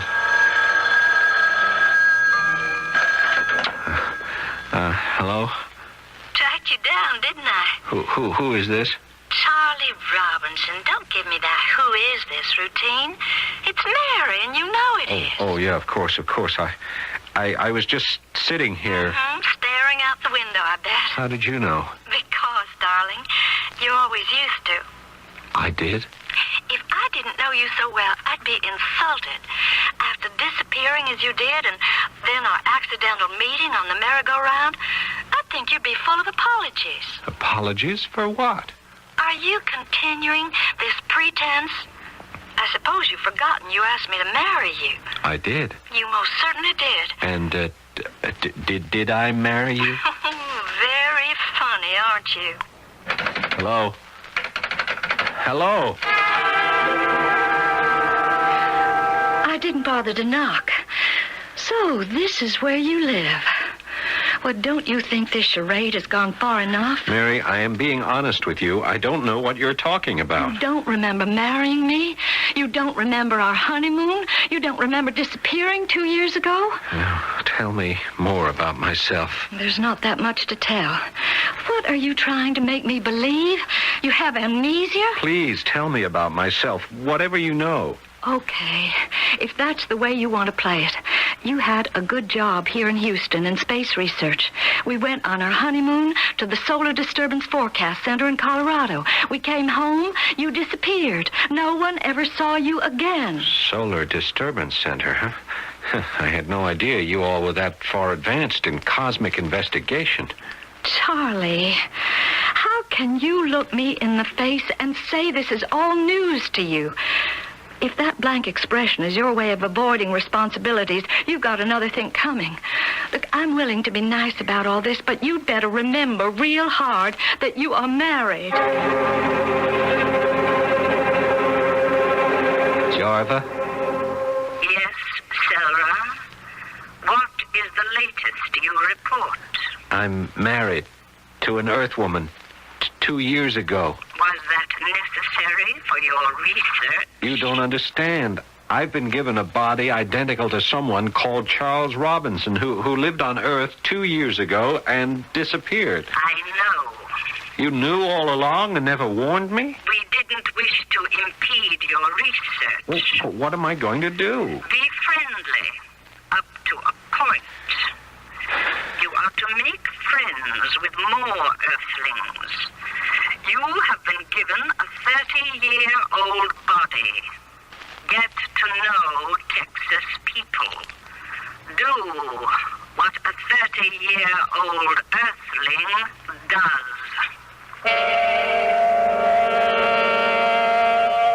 Chronometry is an Earth science to measure time. Clocks and calendars do not exist on Tycho Brahe. By earthly standards, I am thousands of years old. My instructions were to make friends, so I contacted Mary and invited her for drinks to my apartment. I want you back home with me. Mary, besides my physical resemblance, what makes you think I'm your husband? 1,000 things, starting with your name. I told you I made it up. It's a coincidence. Are you in hiding, Charlie? Oh, yes, in a way I am. Look, I wonder, I just wonder if I could trust you with the truth. Darling, I forgive you. Whatever it was that took you away has brought you back. When you disappeared, I used to think it was the shock of your parents dying in that accident the day we came back that took hold of you, and off you went. Mary, my parents died 3,000 Earth years ago. I wish you wouldn't talk like that. It scares me. If I could prove to you I am not your Charlie Robinson, that I come from another planet in intergalactic space, could you keep that a secret? Another planet? Oh, sure I could. All right. Now, what do you see in that bookcase on the top shelf? Well, it's a sort of a silver ball. Right, now, I'll get it down for you. I'm going to open it and put the two halves on the table. Pull up a chair, huh? Well, what is it? It's not silver, is it? It looks sort of iridescent. There. I've unscrewed the two halves of the sphere. Now, lay them side by side, face up. Is it some kind of a magic trick? Maybe I overestimated your intuition. Jarva? Can you hear me? Jarva, are you listening? Jarva, I have a visitor with me. The Earthling woman I told you about. Will you speak to her? I don't hear anything. What are you doing, Charlie? I'm communicating with my control on Tycho Brahe. Tycho Brahe? My home, the planet that I come from. Oh, yes, of course. Her name is Jarva, and only I can hear her. But perhaps if you are patient, she'll speak to you. Oh, yes, sure. Now, listen, Charlie. I just remembered I have an appointment at the doctor's, so if you don't mind, I'd better go now. Take care, will you? Everything is going to be all right. Who do you believe? That's the problem. I've no reason to doubt Charlie's sincerity, that he's positive he's come from another planet called Tycho Brahe. Is it his imagination or ours? His ability to communicate with this Jarva, his control. There are too many imponderables at this moment for me to advise you one way or the other, except to say, stay with us until I return shortly with Act 2.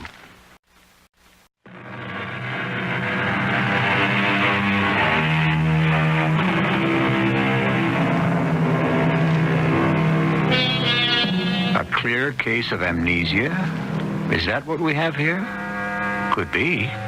Or is it possible Charles Robinson is a being from another planet, straitjacketed into the body of a human with human memories and speech? Those of you who have made Mystery Theater a listening habit know that that could also be. And so, thinks Charlie, since my assignment is to observe the Earth species in their native habitat, I'll begin by switching on a television set. Concludes our interview with science fiction writer Joshua Pride, whose last year's bestseller has just come out in paperback. Mr. Pride, have we left out anything we ought to mention? Well, nothing really, except if you don't mind, since I'm here to plug my book, I'd like to mention again the name of my novel is Tycho's World. What? What did he say? Certainly. Tycho's World. Remember, folks. Which takes us to a planet of non-mortals who are eons advanced in their civilization. Thank you. Our program is Other Worlds. Our guest today, author Joshua Pride. Jarva, can you hear me? Yes, Sarah. This is Jarva. Why do you call me? I just turned on a Houston, Texas television channel, and they were interviewing a science fiction writer. Now, this writer has written a book called Tycho's World, supposedly about our world. You must be mistaken, Sarah. Are you certain? I am very sure, but how could he know what Earthling would have any idea? Or who is it, Jarva? Probably that female Mary. Answer her. Hold on a second, Mary. I'll be right there. What'll I do about this man who calls himself Joshua Pride, this writer? We leave that to you. If he's dangerous to your mission, you will know what steps to take. Coming.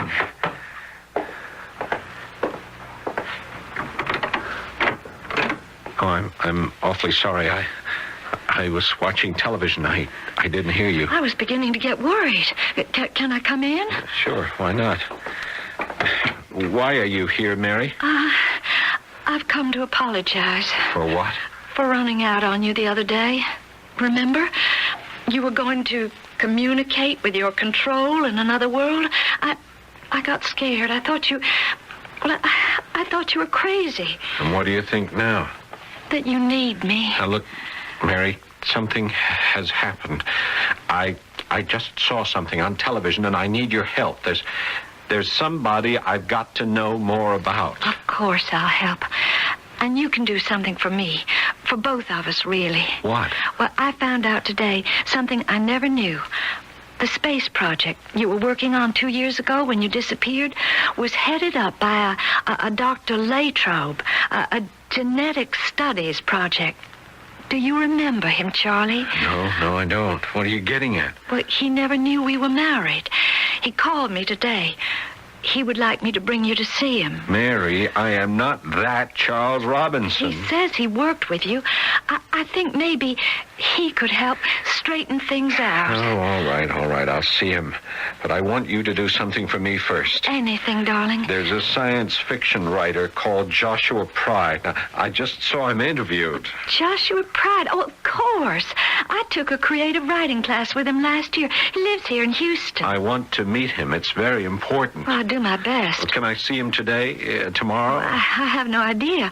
I'll go to talk to him, and I'll find out when he can see us. Not us, Mary. Me, alone. I have to see him alone. Do you understand?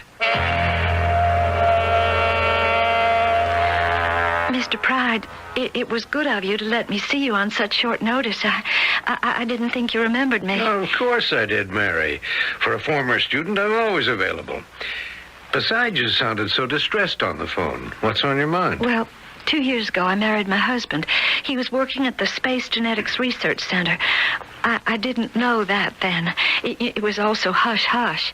And then Charlie's parents died, and a day later he disappeared. It just vanished. So I went out to work, and, well, as you know, last year I thought I'd like to do more than just a 9-to-5 secretarial job. So I took your writing course. You showed a great deal of promise. Have you kept up your writing? Well, I tried to. But that's not why I'm here. See, Charlie, my husband, he showed up the other day, but he's different.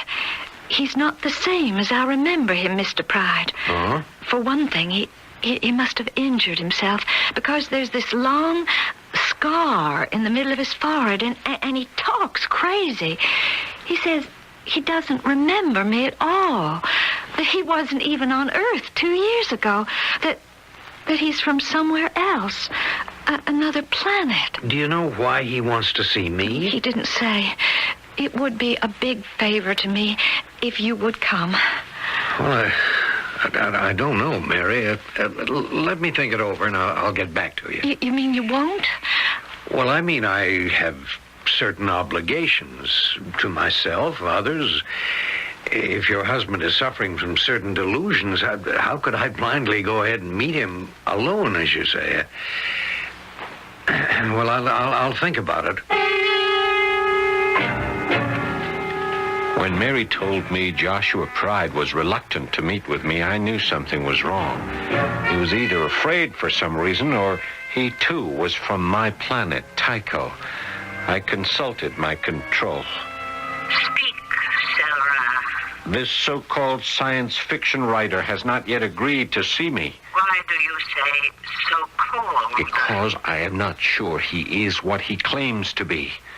He could be from the far side of our planet because he's unlike us. I saw his face clearly on television, and he has no third eye, or even the slightest scar of its removal. That means nothing. He could have had a better plastic surgeon than the one who removed your third eye. Why is he hesitating to meet me? Sarah, we have told you to deal with the problem. Don't get in touch again. Until you have.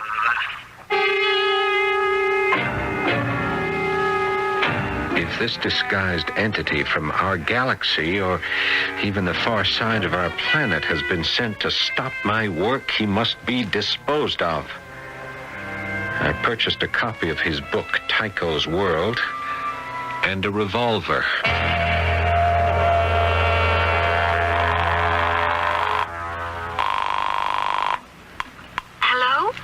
Mary Robinson? Mr. Pride? Is that you? Yes, it is.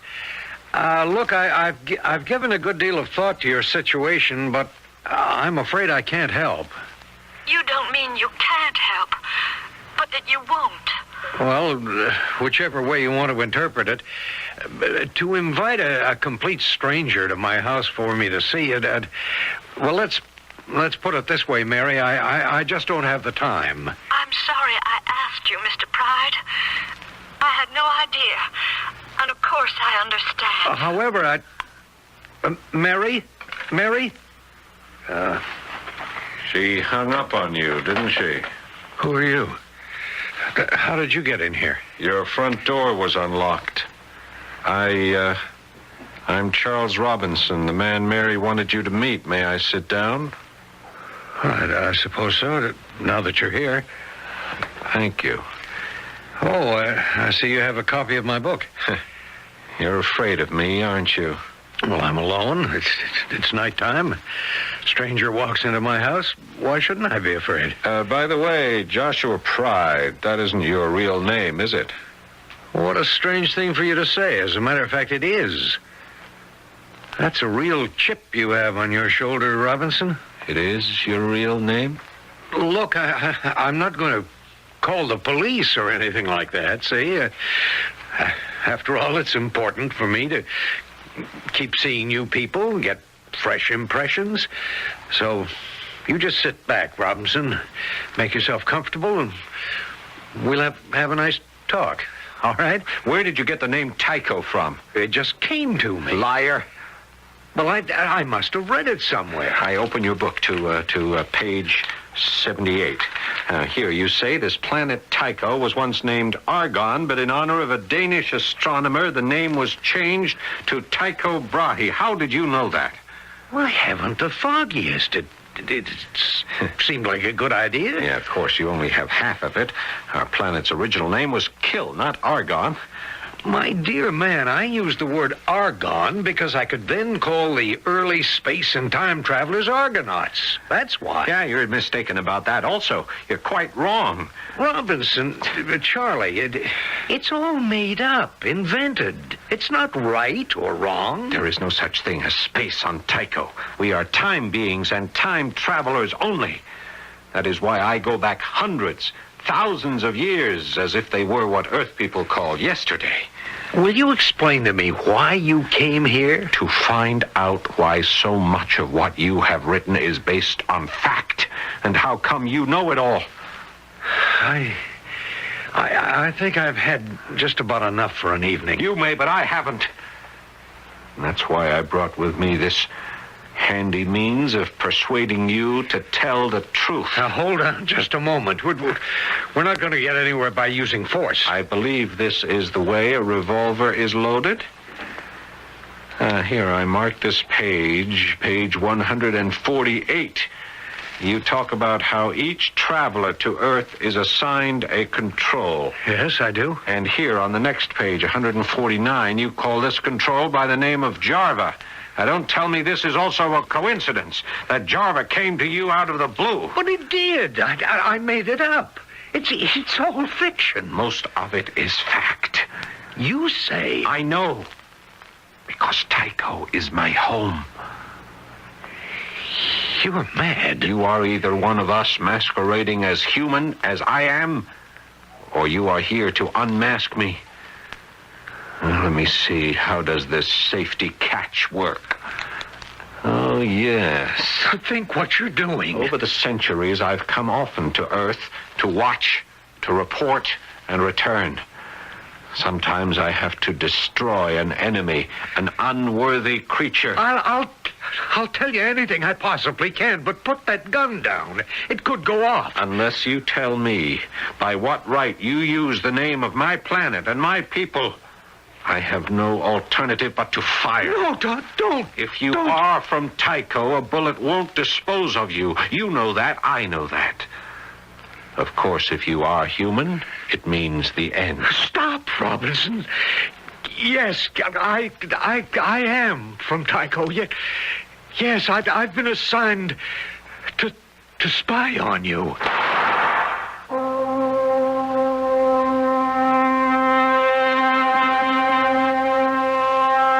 Scientists have gone on record with a proposition that there is no confirmed evidence that somewhere in any one of the billions of systems of stars, of nebulae, of clusters, of interstellar matter, that life superior to ours does not exist.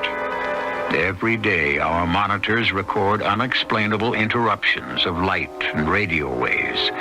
So do not discount the possibility of truth in what you are hearing.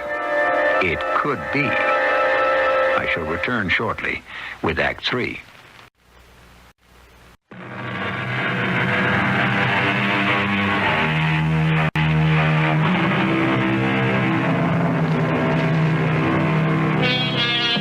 As our story becomes more intricate, it also becomes more incredible. A creature arrives on Earth, the duplicate of a man who has disappeared, identical except for a third eye, which he has had surgically removed. The creature is called Charlie Robinson. He thinks like a man, yet often talks like a history book. He's controlled by a voice contained in a silver sphere. He has just shot a writer called Joshua Pride. Mary, what are you doing here so late? I had to see you, Charlie. I called and called, but you weren't here. I had to go out. I've made a date for us to see Dr. Latrobe. Who's that? Charlie, remember your promise? You said you'd see him. Did I say that? The man you worked for here in Houston 2 years ago in space genetics, he's waiting for us now. Now? It's 11 o'clock at night. He said he'd see us now. Please, Charlie, we must. What's the hurry? It's for your own good. You promised. I don't understand why we can't go see this man tomorrow. I'm very tired. Tomorrow will be too late, believe me. Why? Why? Because your life is in danger. Please come. Oh, no. Charlie, is there a back way out of this apartment? I don't understand. You don't. Tonight you tried to kill Joshua Pride. You fired a gun at him. He called me as soon as you left. I'm trying to save you. Now do you understand? Those are police down there. What will they do to me? For attempted murder, probably put you in jail. I'm the only one who knows. Whatever you did, it wasn't your fault. Hurry, please. Prison? There isn't a prison on earth that could hold me.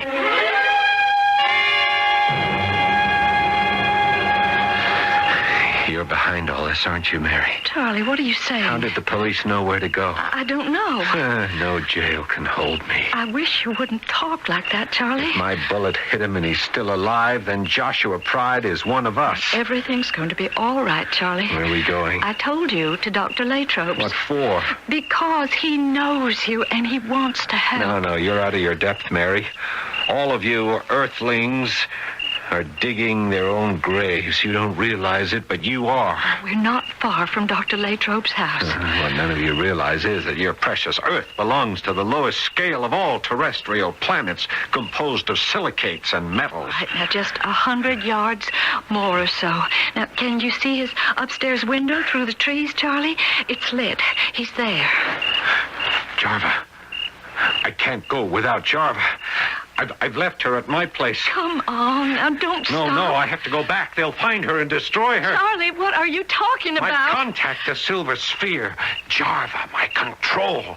It's my only way of communicating with my planet. I've got to go back. The police have your apartment surrounded. They're bound to. You go back there and they'll capture you. Let me go back for you. You would? Charlie, you're my husband. I love you. I'd do anything for you. Now, where is that silver sphere? It's on the bookshelf to the right of my bed. Top shelf. I'll find it. Promise me not to move. You sit right there by that birch tree until I get back.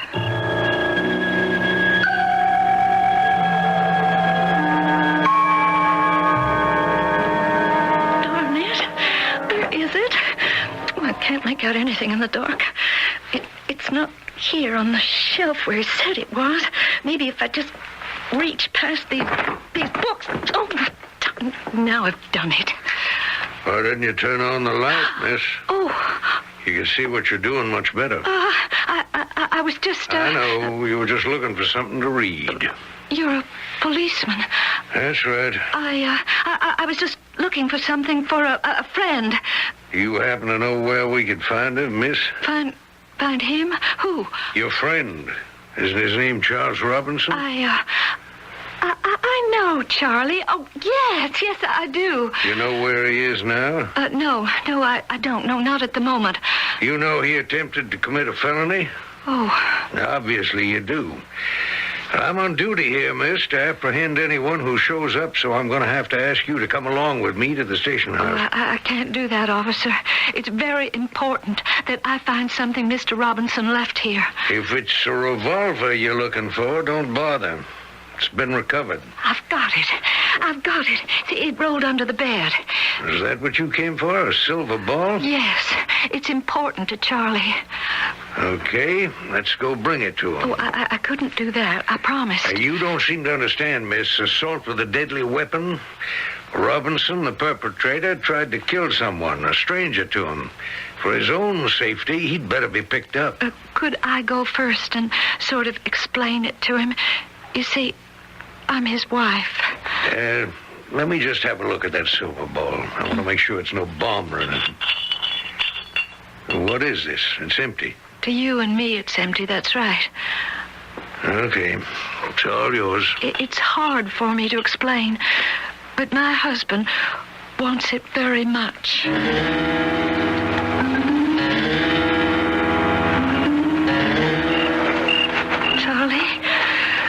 Charlie, where are you? Right here behind you. Oh, you startled me. Did you bring Jarva? Yes, here she is. Oh, Mary, you're wonderful. I was so afraid. Charlie, I want to tell you something. No, wait. Until I've made contact. And then we can talk. Jarva? Jarva, can you hear me? This is Selrod, Jarva. There's nothing. What is it? What's the matter? Jarva! Charlie? I can't get through. Jarva, this is Selrod, citizen of Tycho Brahe. Help me, Jarva. Don't leave me on Earth alone. Mary, it's all over. They've abandoned me. Charles Robinson, will you put your hands up and come forward quietly? Oh, Mary. It's for your own good. Glad you're here, Mary. You know Joshua Pride? Yes, I do, Dr. Latrobe. Hello, Mary. I understand Charlie's getting better every day. Yes, Robinson is improving greatly. Everything he imagined seems to be disappearing from his mind. Everyone's been so understanding from the beginning. The police letting you take Charlie to the hospital, Dr. Latrobe, to say nothing of you, Mr. Pride, not pressing charges. When Dr. Latrobe told me the bullets were blanks, I didn't want to look silly. Besides, Robinson wasn't himself. It was amnesia, wasn't it? No doubt about it. What I don't understand is where did he get those wild ideas about coming from another planet? My fictional planet, in fact. I expect very soon it will all seem like a bad dream, if he remembers it. He's lucky. He won't, but I always will. Why so? 2 years ago, when Charlie was working here, I found him in the laboratory one morning, unconscious. But why wasn't I told? Mary, we had no idea he was married. His parents had just died in an accident, and we thought he was alone in the world. Oh, excuse me. Yes? Yes, Doctor. Yes, she's here. I'll send her right along. Thanks. I'm glad to hear it. That was Dr. Mercer, the neurophysicist in charge. He says, Mary, if you'll go down to his office and wait, you can have a visit with your husband. The whole thing had to be kept quiet, Mr. Pride. We were doing these top-secret genetic studies, so... So, when you found Robinson unconscious that morning, you couldn't bring him around, eh? He came to a total amnesiac. How could we release him like that, knowing no one, not his own name or where he was from? Here we had a man with a great brain capability, but no memory. So we used him as a guinea pig. You're kidding. We programmed him, giving him memories, ambition, a reason for living. Well, how could you do that? Oh, my Lord, of course. You used my book. Tycho's World, exactly. And all the fictional characters in it. Robinson became one of them. It took months, but we instilled in his dormant cells who he was, where he came from, and what he had to do on Earth. Spy and report. We gave him the name Selra. Java, a character in your book, became his control. That explains it. We gave him a miniaturized sender-receiver in a sphere he carried with him, which we monitored day and night. The scar on his forehead, which was really the result of a fall in the laboratory, became plastic surgery removal of a third eye.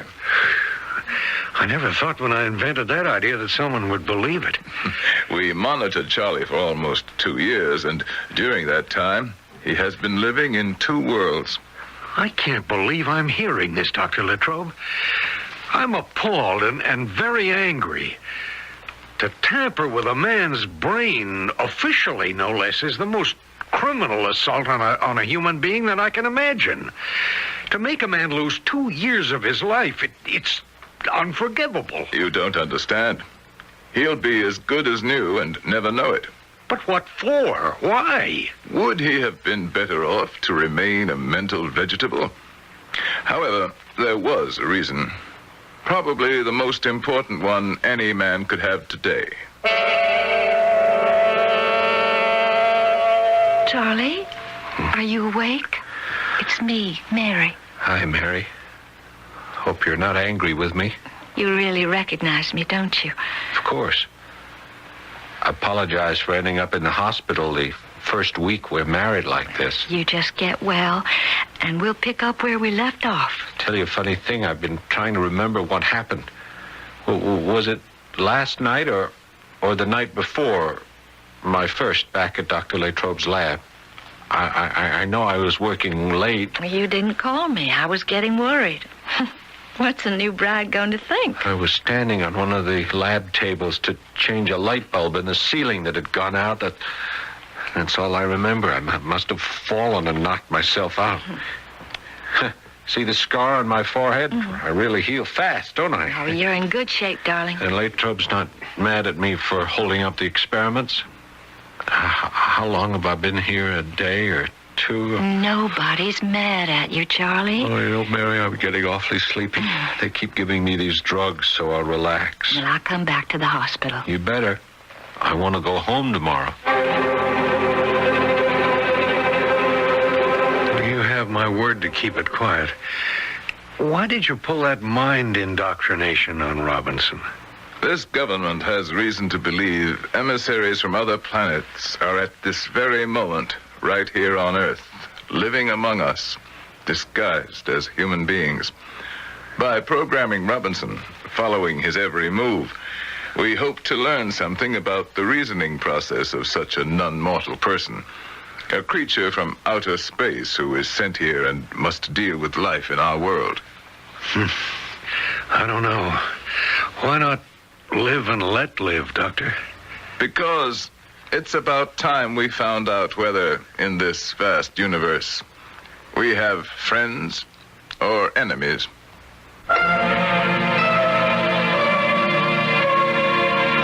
We have given you a glimpse into a file marked Top Space Secret. As I said in the beginning, if this account were widely known, it might be a bit embarrassing to Uncle Sam. However, I'm confident if anyone can keep secrets, it's you, that scrupulous league of listeners to Mystery Theater. I shall return shortly.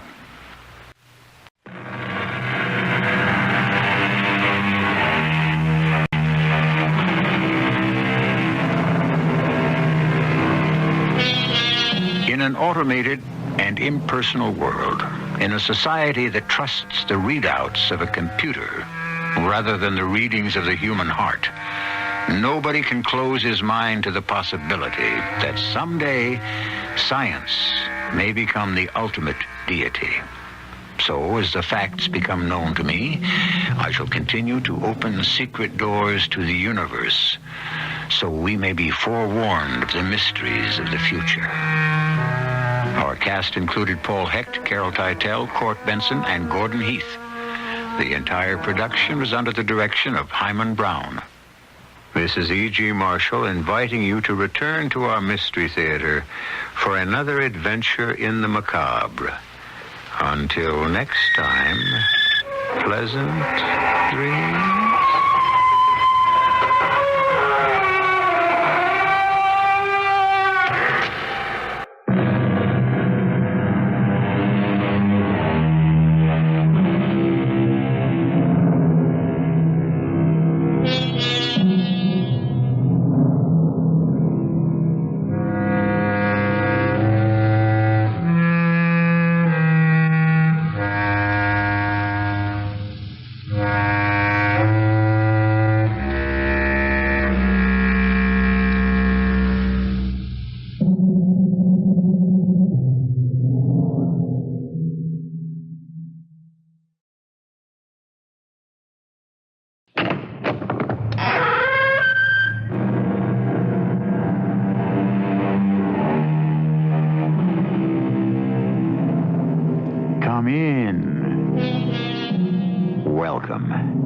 I'm E.G. Marshall.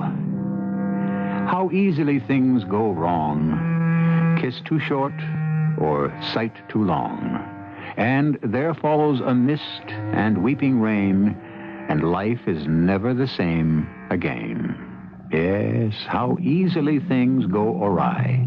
Without warning, without reason, and you're reduced to asking, what did I do? But most of the time, what you did doesn't matter. It's what you should have done and didn't.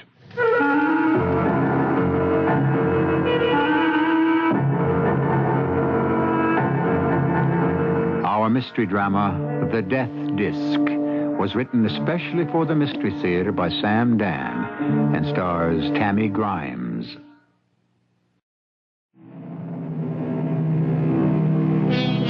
Is each of us, as Mr. Huxley suggests, involved in a cosmic chess game where the play is determined by the laws of nature?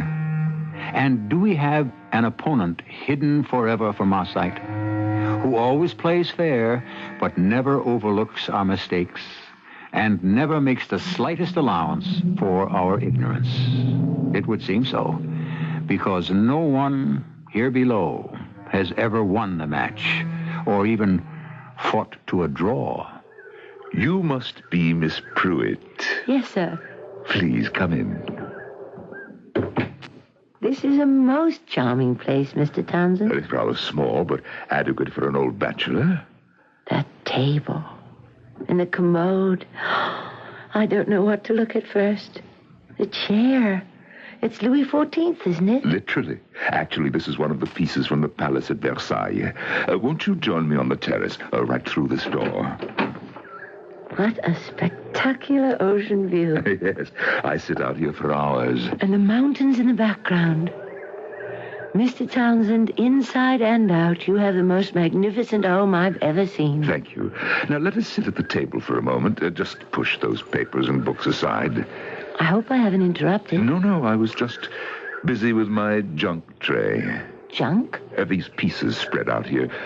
What do you think they are? They look to be little objects of gold. They are gold, aren't they? Oh, yes. Purest gold. Some of it appears to be jewelry. Primitive jewelry. Some of it is. Some happen to be artifacts I have been attempting to classify. Just to choose something from the jumble. This little thing here. Now, what do you suppose it is? You say it's pure gold. It looks like a disc of some sort. Well, it is. It's a death disc. It was used by the judges of an ancient Sanskrit people. The person would be informed of his death sentence when the magistrate handed him this disc of gold. Oh. I think it's superior to the British system where the judge would put on a black cap. It's fascinating. Do you really think so, Miss Pruitt? Or are you just trying to make me feel good? But it is fascinating. Forgive me. You're here, of course, about the job, and I'm using you as a captive audience, compelling you to listen while I ramble on and on about my esoteric hobby. Well, now, let me put the death disc back on the tray, and we shall attend to business. Now, as you know, I am the trustee of the Martindale Foundation. Yes, sir. It is my responsibility to hire an executive director. But what do I know of these things? So I depend on the guidance of others. Paul Carney, my attorney, is quite impressed with your qualifications. Mr. Carney is very kind. And very knowledgeable. I trust his judgment. And so you can relax, Miss Pruitt. This interview with me is merely a formality. I know I can do a good job, Mr. Townsend. Oh, so do I. Now, all that's left to discuss, I suppose, is your salary. Excuse me, please. I always forget to bring the extension outside.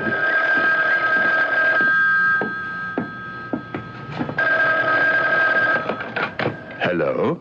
Elwood, is Miss Pruitt arrived yet? Yes, Paul. She is here now. What do you think? Well, I'm quite favorably impressed. I knew you would be. I was afraid she'd be one of those high-powered types. Selma Pruitt? Never. One of those abrasive, liberated women. I'm not trying to push you, Elwood, but the work of the foundation has to go on. Their applications for grants must be processed, and I really don't think you can do better than Miss Pruitt. Well, I'm inclined to agree. I see no reason at this point why she should not be hired. Good. Then you'll send it to me, and I'll get the paperwork started. Yes, I think so. Wise choice. Talk with you later. Goodbye, Paul. Oh, Miss Pruitt, could you come in here for just a moment? Yes, Mr. Townsend. I've prepared the tea tray in anticipation of your coming. I hope you'll join me in a cup. Thank you, Mr. Townsend. My man is off today, and I have to do for myself.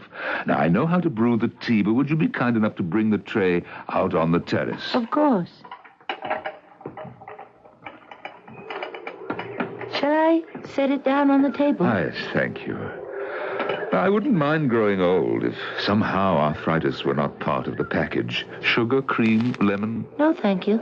I take that as a good sign in a person. It proves they are concerned with the essentials and not distracted by the trimmings. Well, now we were going to discuss salary. Yes, Mr. Townsend. I had mentioned a figure to Mr. Carney. Is that agreeable? Mr. Townsend? Mr. Townsend? Are you all right? Yes? You said you wanted to discuss my salary. Your salary? Mr. Carney seemed to think... I do believe, Miss Pruitt, that at the moment such a discussion might be premature. But if I'm to start work, I should know. The fact is, we do have several other applicants who must be seen. Oh? Yes. Hadn't Mr. Carney told you? No, sir. He probably neglected to. But I was under the impression... The executive secretary actually runs the Martindale Foundation. He or she is responsible for several millions of dollars a year in grants to the arts and sciences. But I've already served in a similar capacity. We would be remiss if we did not screen the largest possible number of eligible candidates. You do understand, don't you, Miss Pruitt? Yes, sir. I understand. I understand that I'm not going to get this job. It's true, isn't it? I only said there are other candidates. That isn't true. Now, Miss Pruitt... Why did you suddenly change your mind? I think I have a right to know. Well, I think you already know. But I don't. Very well, let's leave it at that. But what did I do? Miss Pruitt, I do not see any point in prolonging this discussion.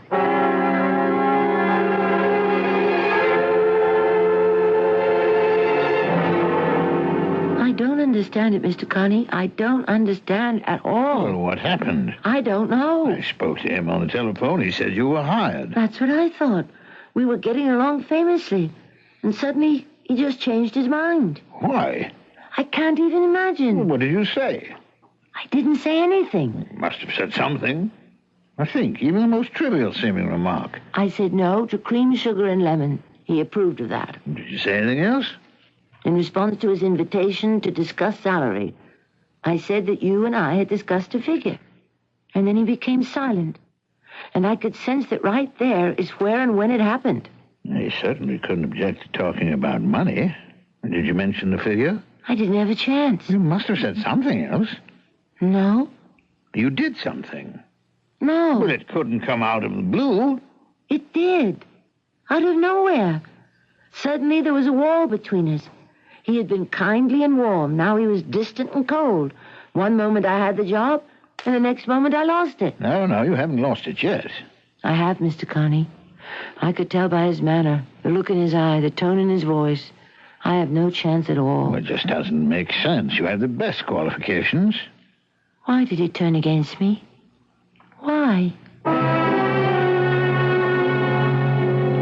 Why, Elwood? I cannot think she is the person we're looking for. But I do. Then we disagree. She is by far the most qualified candidate I've seen. Now, what is wrong with her? Let us say I do not care for her personally. That is not fair. Perhaps. Elwood, when we spoke on the phone, you told me you were very much taken with her. Oh, did I? Well, that was a first impression. And like most of its type, it turned out to be wrong. But you spent only a few moments with Miss Pruitt. I mean, when did you have a chance or a reason to revise your impression? Paul, what is your interest in her?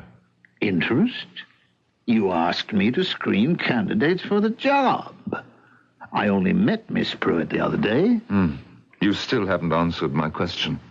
I see no reason why she shouldn't be hired. I think you're doing her an injustice. Does it strike you she may be doing me an injustice? I don't see how. Well, you seem to take the position that I am being arbitrary, capricious. And aren't you? No. Now, I decided not to employ her for a very good reason. Actually, the best in the world. Then why didn't you tell her? There is no need.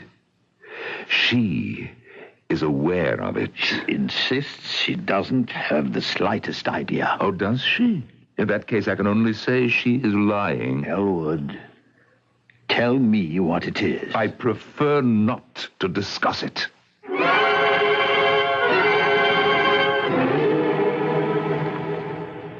I don't know, Mr. Carney. Mr. Townsend insists that you do.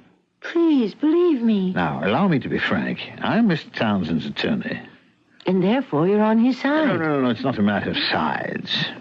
Mr. Townsend, after all, does have the right to be arbitrary about the person selected for the job. I don't deny that.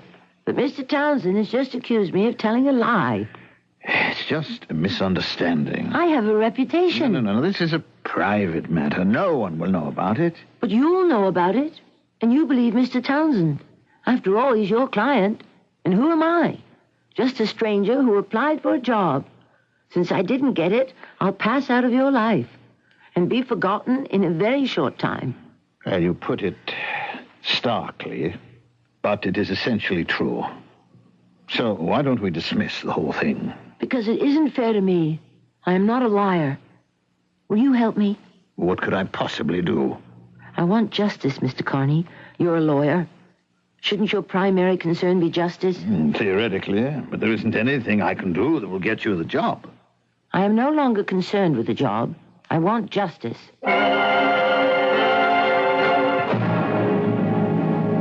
Miss Pruitt, I consented to this meeting against my better judgment. Elwood, judgment, better or worse, should be suspended at this point until we establish the fact. There is only one fact, and it is perfectly obvious. And what is that?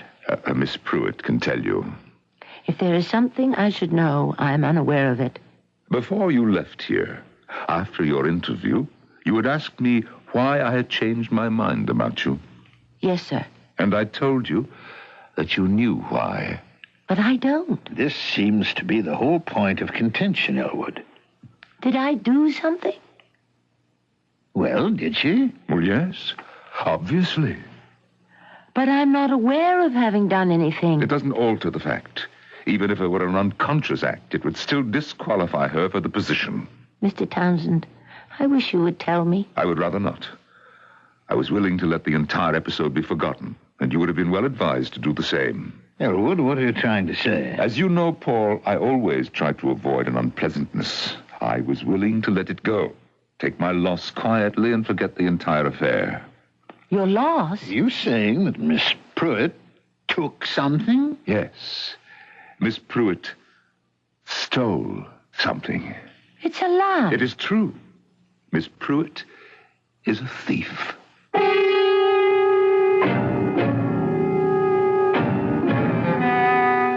Really? We weren't quite prepared for this one. But if it's true, what did Miss Pruitt steal? Or more to the point, why? Or, if you want to explore the other end of the tunnel, if she's telling the truth, then Mr. Townsend must be lying.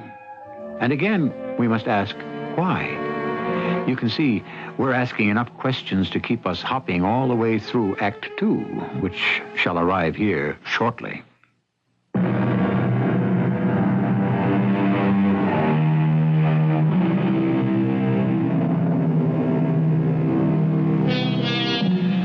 Truth is elusive, reality is ephemeral, and even illusion is illusory. According to the philosopher, there's practically nothing you can hold on to in this world here below. What happens when two apparently respectable people accuse each other of lying? The obvious answer is that one is wrong and the other is right. But could they both be right? Could they both be wrong? Could they both be both? Mr. Townsend, I am not a thief. Very well, Miss Pruitt. No, it's not very well. Elwood, what did she steal? Listen to what you just said. Do you believe him? Mr. Carney and I have known each other for many years. He knows of my respect, actually of my reverence for the truth. What did I steal? Well, since you intend to brazen it out... I resent that word. Now, look, we've all gone too far to back out now. Suppose you tell us what it is, Elwood. Well? I know what you want, Mr. Carney, to think of me, Miss Pruitt. That I am a rich, influential, capricious man who is using his power to torment you. I couldn't have said it more directly. Actually, I'm trying to protect you From what? Suppose I acknowledge the fact publicly that you are a thief. It could destroy you. I'm an old man. I don't want to have that on my conscience.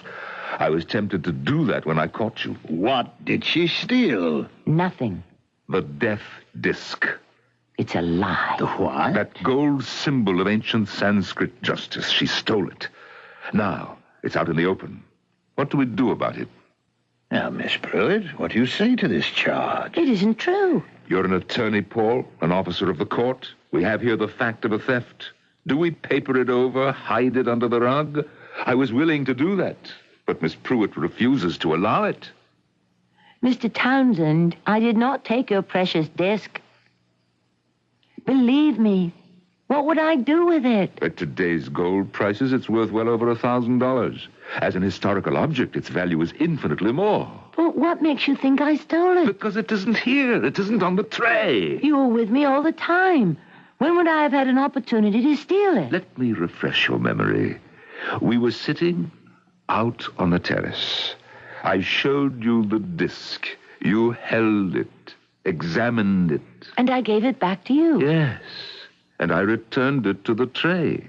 You admit that? But then, Miss Pruitt, the telephone rang. It was Mr. Carney's call. I went inside to answer. And then you called me in to help you with the tea things. Yes, but for at least a minute, you were alone. During that interval, you decided to steal the disc. No. Why would I do that? It was perhaps a sudden, uncontrollable urge. How could I expect to get away with it? It was the smallest, perhaps the most insignificant of all the objects on the tray. And there is such a mass, so large a clutter of things you thought I might not notice. But I didn't take it. It isn't here. We both agree it was there when I went inside to take the telephone call. You were left alone with it, and now it is gone. The fact speaks for itself. Well, Miss Pruitt... Why are you looking at me like that, Mr. Carney? Well, I'm very sorry. You believe I'm a thief. Suppose we say no more about it. If you say I stole it, then you should call the police. Such an accusation might be difficult. Perhaps impossible to prove legally. Then it shouldn't be made at all. Then, of course, we do have this possibility. You could sue Mr. Townsend for false arrest, defamation of character. What are you saying, Mr. Carney? As a lawyer, I am merely stating legal possibilities. But do you believe what you're saying? Come, we are prolonging an unpleasant situation. Now, if you will all excuse me, the matter is closed.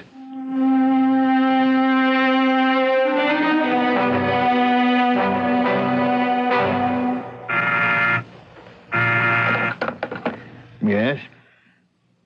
Oh, no. Get rid of her. Tell her I'm in a meeting.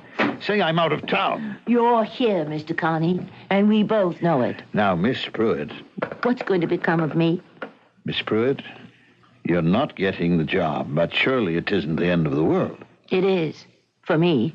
A woman with your background, you'll find something somewhere else. You think I'm a thief, don't you? Well, there is no point in raking all that up again.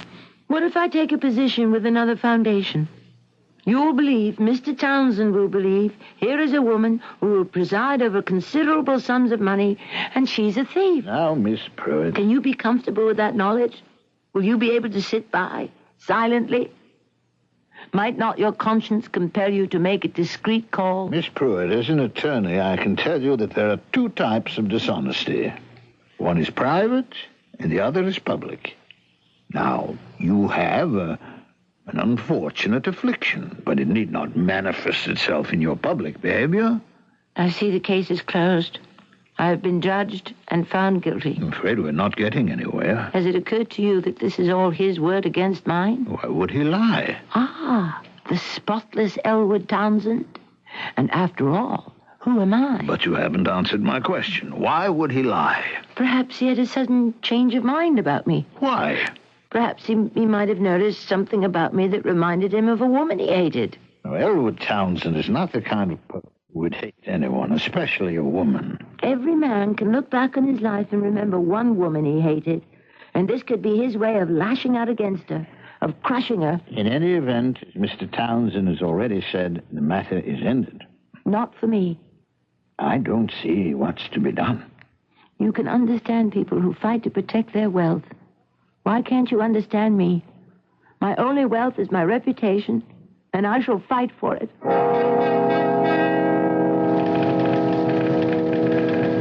Yeah. Lieutenant Stovall? Joe Stovall, that's me. What can I do for you? I was directed to you. Well, it's going to be your lucky day. What happened? I wish to report a robbery. Mm-hmm. Okay, what's your name and address? Selma Pruitt. I live at 7648 South Crescent in Lawrence. Oh, that's a nice neighborhood. Low crime area, too. Why didn't you report it to the local precinct? That's not where the robbery happened. It took place in the home of Mr. Elwood Townsend on Lookout Point. Mr. Townsend, hmm? And what was stolen? A death disc. A what? It's an ancient artifact. Anyhow, it's a disc about the size of a 10-cent piece. A bit thicker. Weighs a few ounces. It's made of gold. Uh-huh. Approximate time of robbery? 10 o'clock this morning. It was removed from a tray of similar objects that was resting on a table on Mr. Townsend's terrace. Only that one piece stolen? Yes. Why? I don't know. You know how it could have happened? No. Any suspects? Yes. There's one. Who's that? Me. I'm suspected by Mr. Townsend of stealing that disc. Wait a minute. Now, let me get organized here. I was under the impression you were an employee of Mr. Townsend's. You were coming here to report a robbery. Now it turns out... Look, why would you want to come here and tell me that you're suspected of committing a crime? Because Mr. Townsend refuses to accuse me. Oh. Yeah. Yeah. Look, would you excuse me for just 1 minute? I just remembered that I have to deliver these papers to the inspector. I'll be right back. No, Lieutenant. So what you're saying, Mr. Townsend, is that nothing was stolen. That is correct. And this lady isn't telling the truth. Well, why should she do a thing like that? I'm sure I don't know, Lieutenant. Yeah. Okay, look, I'm sorry I bothered you. No, it's quite all right. Goodbye, son. I gotta start shaping up. I must be getting old as sloppy. I should have spotted her for a nut the minute she walked in. Well, yeah, Miss Pruitt, we're going to look into it. And I want to thank you for reporting the matter to your police department. What are you going to look into? The case, naturally. You don't believe me. Oh, no, You were probably in touch with Mr. Townsend, or his attorney, Mr. Carney. Miss Pruitt, Mr. Townsend says that there was no robbery. But that isn't true. Now, look. I like you. Please, Lieutenant. I mean, you're my type. Don't get angry. I mean, you're nice, you're quiet, and you radiate a lot of, well, call it class. Lieutenant, I refuse Take my advice, lady. Back off it. Back off what? Whatever it is. You could get into trouble. I mean, actually, if I were a cop who operated by the book, you'd be in trouble now. What kind of trouble? Lady, it's against the law to make a false report of a crime. But the man accused me of a theft. How could he accuse you of theft if there wasn't any theft committed? I don't know. It's crazy. That's all I can say. It's crazy. You know something? Sometimes things just don't go too well. So, maybe you begin to imagine... No. No. What do you say to a cup of coffee, huh? I mean, we got a guy here. He's not such a great cop, but we keep him because he makes such terrific coffee. How about it? Huh? No, thank you. Look, whatever it is, forget it, huh? He's not worth it. Thank you, Lieutenant. Thank you. Goodbye. Sure. Anytime.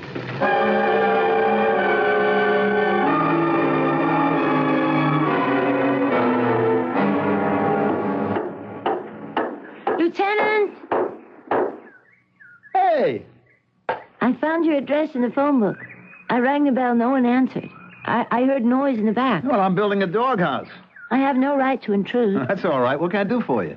I really should go to a private detective. I did try one, but the prices those people want... Well, they have to live, too. I must find out what could have happened to that disc, how it might have been stolen, by whom. Oh, we're back to that, huh? Lieutenant, I know I don't have the right to ask, but you look like a very decent sort of person. Well, flattery will get you everywhere. But where do you want me to go? I want you to investigate. Investigate what?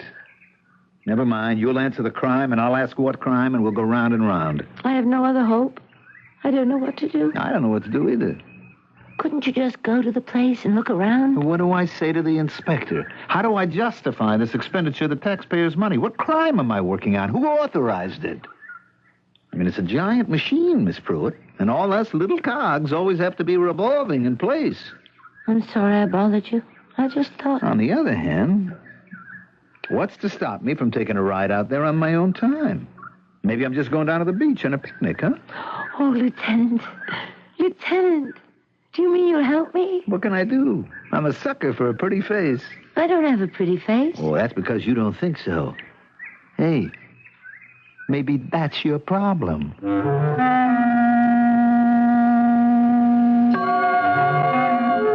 It could very well be her most serious problem.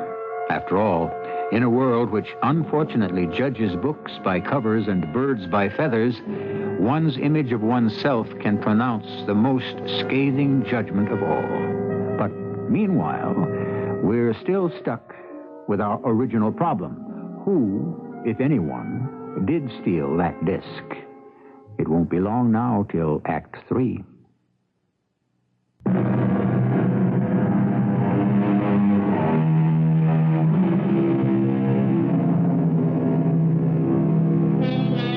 We have to concern ourselves with the basics. When an object is suddenly missing from its place, it has either been mislaid or stolen. No? What other alternatives do we have? It couldn't have simply vanished into thin air, could it? Let us not dismiss any possibility, remote as it may seem. We do live in an age where the word impossible is slowly disappearing from the dictionary. And this kind of hint is all you're going to get.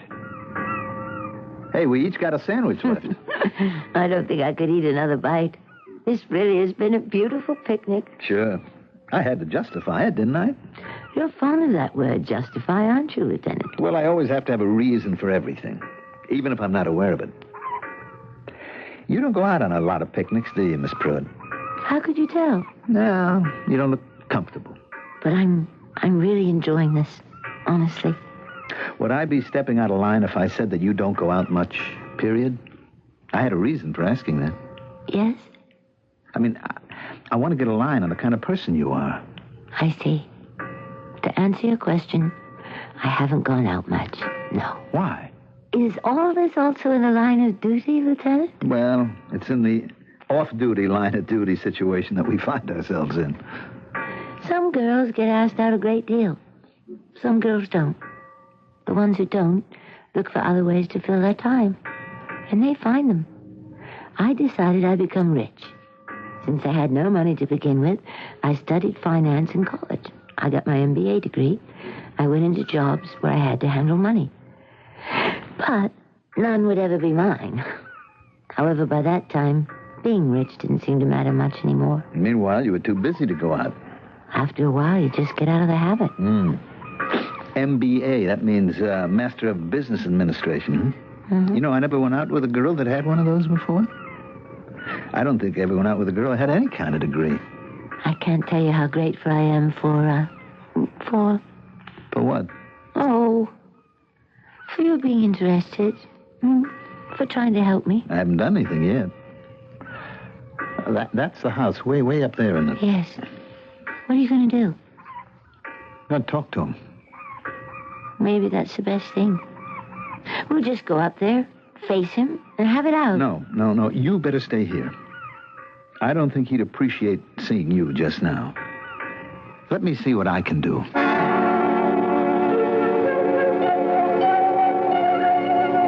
I'm Lieutenant Stovall. Yes, we spoke on the telephone. Won't you come in? Thank you. Look, before we begin, I have no legal right to be here. I beg your pardon. I mean, you can ask me to leave and I'd have to go.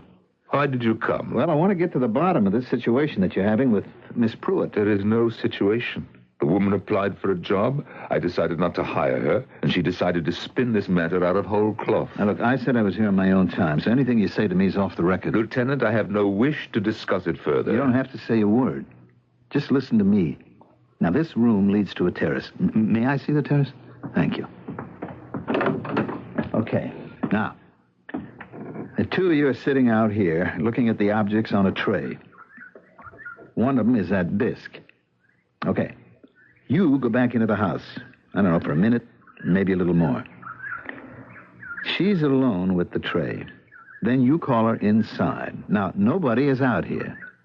Could somebody have sneaked up here and stolen it? No. This terrace projects out of the mountainside. The only access is through the living room of the house, and the intruder would have to get by both of you, right? Yes. Okay. Both of you now go back outside, and you notice that that thing is gone from the tray. She's the only one who could have taken it. Now, why didn't you face her with that, Mr. Townsend? Is this off the record? Lieutenant, I said I do not care to discuss it. If she stole it, and how else can we account for it? I mean, it's gone. Then she's in trouble. No. She will not be accused of any crime. No. Her trouble is deeper than that. This lady steals without knowing it. I'm sorry. Mr. Townsend, look, you're the trustee of the Martindale Foundation, the purpose of which is to help people. Now, she's a person that needs help. Why didn't you accuse her then and there? I simply cannot face unpleasant confrontations. I have neither the heart nor the stomach for it. That's wrong, I suppose, but since she was eminently qualified for the job and Mr. Conley was tremendously impressed, at that point I had to tell her why. And at that point, hadn't it become a matter for the police? But we could no longer prove it. She'd had ample opportunity to dispose of the disc or hide it. Mr. Townsend, you may have had your personal feelings, but you also have your duties as a citizen. Now, just a moment, Lieutenant. A crime was committed in your presence. You deliberately closed your eyes to it. Now, had you held her for the police, we would have found the evidence on her person. Well, I did not want her to go to prison. She'd have been forced to face up to basic facts, and she'd have been sent away to a place where she could be helped. I'm sorry. Perhaps you're right. Well, will you help her now? How? She needs treatment. It'll cost. I understand. But if she is so thoroughly convinced of her innocence, how can she be convinced of treatment?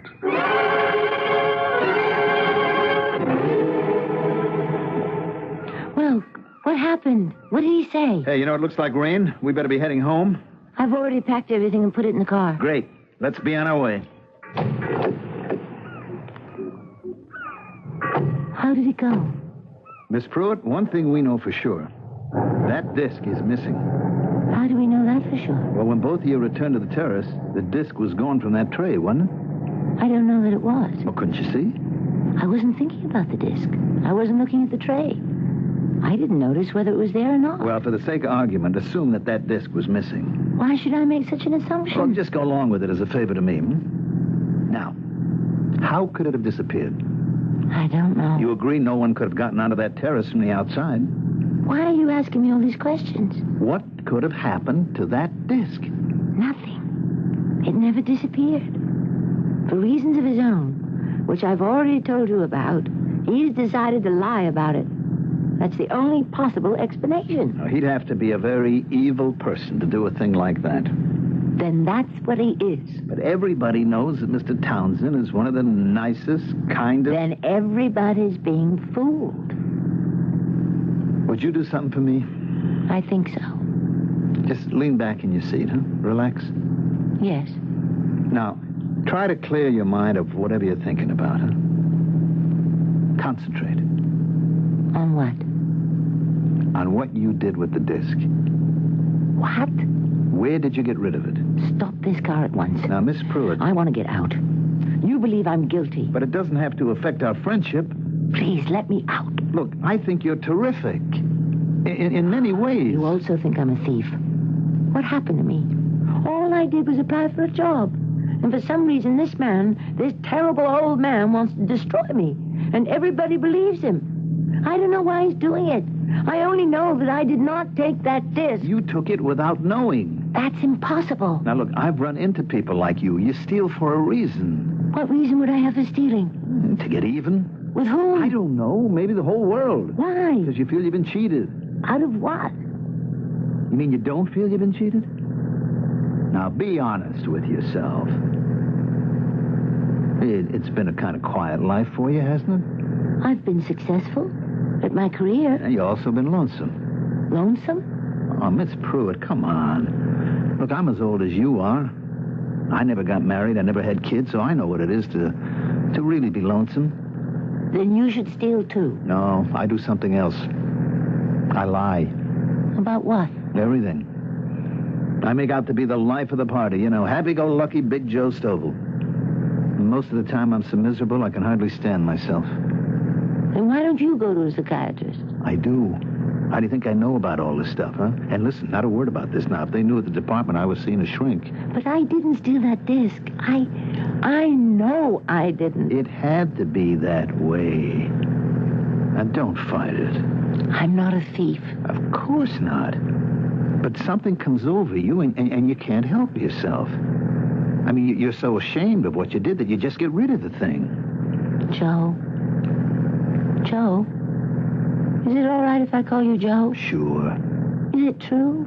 I mean, I can't fight the whole world. Never try. What can I say? Can I believe there's a conspiracy against me? Of course not. Now, look, you'll go to see a good psychiatrist. Mr. Townsend has arranged everything. Mr. Townsend? I told you, he's really a very fine person. Did I really steal it? Once you face up to it and quit fighting it. It's so hard to believe. I know. I'm so ashamed. So ashamed. Listen, you're on your way. And everything's going to be all right. I'm a thief. All these years I've been a thief. And I never knew it.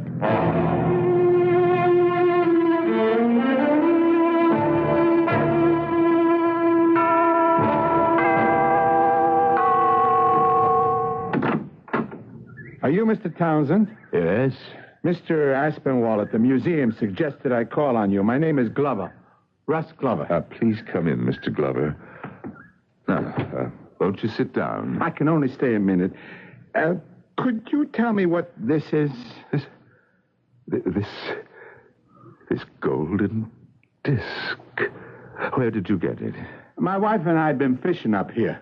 You've got some great trout streams in these mountains. You ever try the disc? Where did you... Some of them, though, are kind of narrow. Anyhow, I'm making a cast when my line gets snagged in a tree branch. So I climb up. Now, there's a bird's nest on this branch.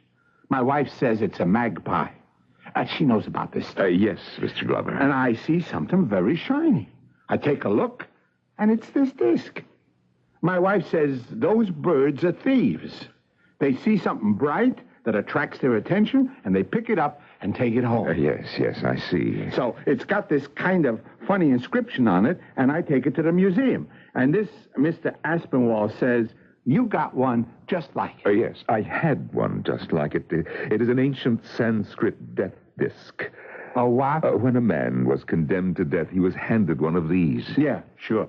So, my wife says it must belong to this Mr. Townsend, and that bird was flying along one day and was attracted to the thing and just swooped down and swiped it up. And she said, you go up there and return it. You've come here to give it back to me? Sure. It's the right thing to do, ain't it? Oh, yes, the right thing. Yes, it is the right thing. I bet you must have kept wondering, where did it go? How could it just disappear? Did you ever even dream it could have been something like this? No, Mr. Glover, not in my wildest dreams.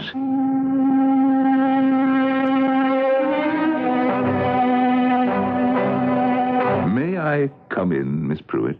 Oh, yes. How have you been? How? I'm not sure. I'm not sure of anything anymore. I've been to see Dr. Rosensteel, and I'm more confused than ever. Everyone tries to convince me that I stole your disc, because it's the only answer. And so sometimes I accept it.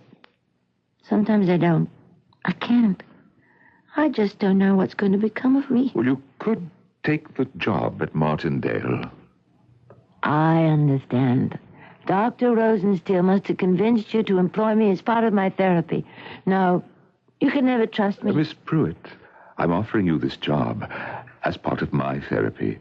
Because right now, I don't believe I can ever trust myself again. I always saw myself as a kind and wise sort of person.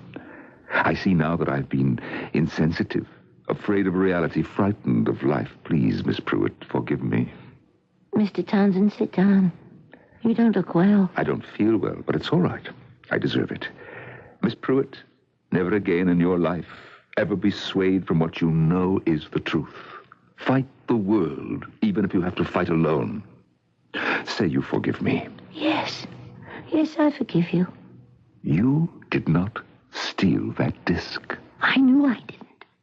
Yes, I always knew it. Rejoice in your vindication. It is a precious moment for you. Who did steal that disc? Who? A little birdie, Miss Pruitt. A little birdie.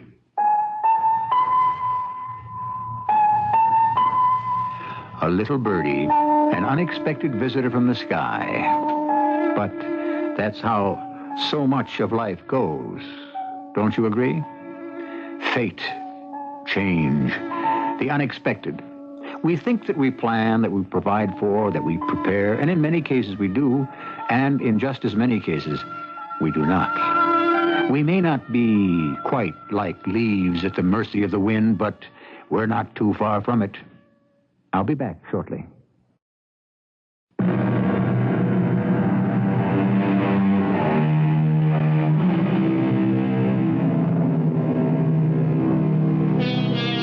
What do you do when suddenly you are forced by public opinion to doubt the evidence of your own five senses? When the wind blows, the tree sways, doesn't it? What is the moral of our little tale? Simply this. In human endeavors, the truth usually belongs to whoever can present the most convincing argument. Our cast included Tammy Grimes, Norman Rose, and Mandel Kramer. The entire production was under the direction of Hyman Brown. This is E.G. Marshall inviting you to return to our Mystery Theater for another adventure in the macabre. Until next time, pleasant dreams.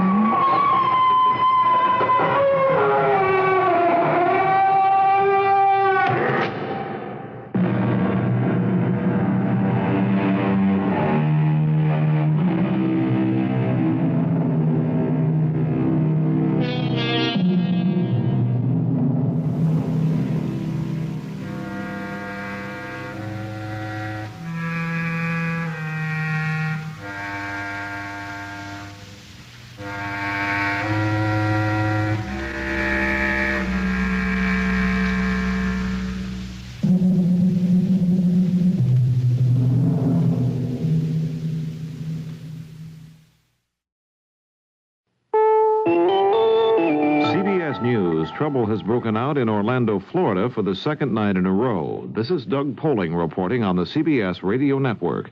Disturbances developed Wednesday evening in an area of downtown Orlando where similar incidents had occurred the night before. A report from Dave Elliott of Orlando station WKIS. Looting and rock and bottle throwing has again erupted in a predominantly black neighborhood of West Orlando. Glass-strewn streets have been cleared by police who have set up roadblocks around a 20-block area. Orlando Riot Squad units and members of the Orange County Sheriff's Department SWAT team both have moved into the troubled area where there have been several fires reported by authorities. At least one neighborhood market was destroyed, and there have been police reports of a couple of more businesses burned and several broken into. Sporadic looting has been reported by what police say were gangs of black youths roaming the area, tossing missiles, and breaking into the stores. Dave Elliott for CBS News in Orlando. Tuesday night, the Orlando disturbances broke out after police made an arrest at a neighborhood bar. More news in a moment. The White House said late Wednesday that President Carter did discuss some low-classification State Department cables with his brother Billy, but does not recall showing Billy the texts of those cables. According to Justice Department records, the president gave Billy copies of the cables which dealt with Billy's visit to Libya in 1978. A Justice Department lawyer said that Billy Carter, through an assistant, inquired about the C-130 transport planes Libya purchased from the United States, the delivery of which has been tied up by an arms embargo. Billy Carter claims he made no inquiry about the aircraft. Well, I never talked to anybody in the government about the C-130s. The only thing I know about the C-130s is I did find the status of the C-130s in a roundabout way, but the only thing, Jack Anderson wrote so many articles about me and the C-130s, I wanted to find out what in the hell they were. A White House official said the State Department cables Billy is supposed to have seen were classified no higher than confidential or limited use only, indicating they were not sensitive enough to be classified secret or top secret. The American aircraft carrier Midway has arrived at Subic Bay in the Philippines 2 days after colliding with a Panamanian freighter in the South China Sea. 2 American sailors were killed in the accident, 3 others were hurt, and 8 airplanes were damaged. The carrier has 3 gaping holes in its hull plating. A spokesman said it will take a couple of days to fully assess the damage. Egypt's President Sadat says Wednesday's action by the Israeli parliament violates the spirit of the Camp David Accords. Sadat was referring to the Israeli parliament vote to annex East Jerusalem and make the entire city the official Israeli capital.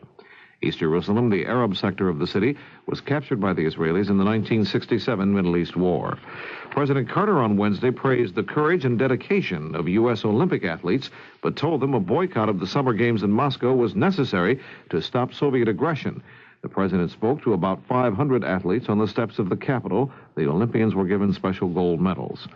The government's barometer of future economic activity showed some improvement in the month of June for the first time in a year, indicating the recession is starting to bottom out.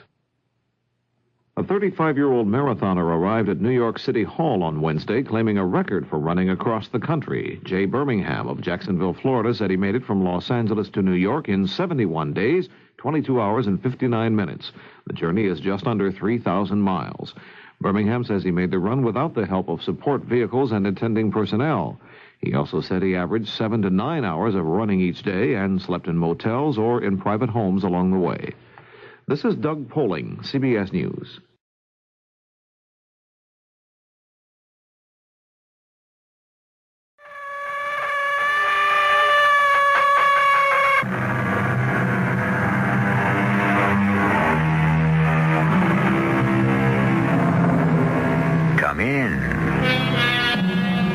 Welcome. I'm E.G. Marshall. There's a certain kind of real estate which is special and unique. It can be at once the best or the worst place of all to be. If you want to hide from the world, shut away everyone else, and have perfect solitude, it's the place for you. But if you love your fellow man and value human contact, as most of us do, this paradise can be the very worst kind of hell. The piece of real estate is an island, and this is the story of a very special island. Our mystery drama, The Mysterious Island, was based on the classic by Jules Verne and written especially for the Mystery Theater by Ian Martin and stars Earl Hammond and Leon Janney.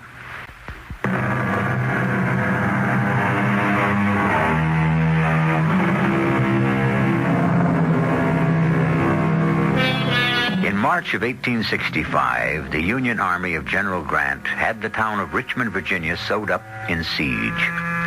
And a curious situation developed. Within the town were many Northern prisoners, Union officers and others whose burning desire was to escape and rejoin the North. But while allowed certain liberties, the town was so strictly guarded that escape seemed impossible. However, just as their prisoners could not escape, the Southern secessionists themselves were also trapped. That is how Forster's balloon came to be manufactured and inflated in the great square of Richmond, waiting on north wind, which arrived on March 18th with a vengeance. What brings you out in such weather, Captain Harding? What else, Mr. Spillett? Escape? Whenever the weather is bad is the time. The worse it gets, the better our chances. Have you a new plan? I've been approached by someone with a new idea. Who? His name is Pencroft, a sea captain and a navigator. Well, we can hardly hope to escape by sea, so we have little need of a navigator. Don't be too sure. Suppose we were to escape by air. By air? How? We're looking at the means right now. Foster's balloon. Are you mad? We're not aeronauts. I am an engineer. Pencroft is a sea captain. We have some qualifications. And what about me? You, Mr. Spillett, will have a front-page story for the New York Herald. And what a newspaper story for a war correspondent to write. As if I'm alive to put pen to paper. No, it's impossible. The craft is too well guarded, and besides, Jonathan Forster is scheduled to leave today. With 5 heavily armed men, the gondola is packed with $2,000 in gold, ammunition, and stores.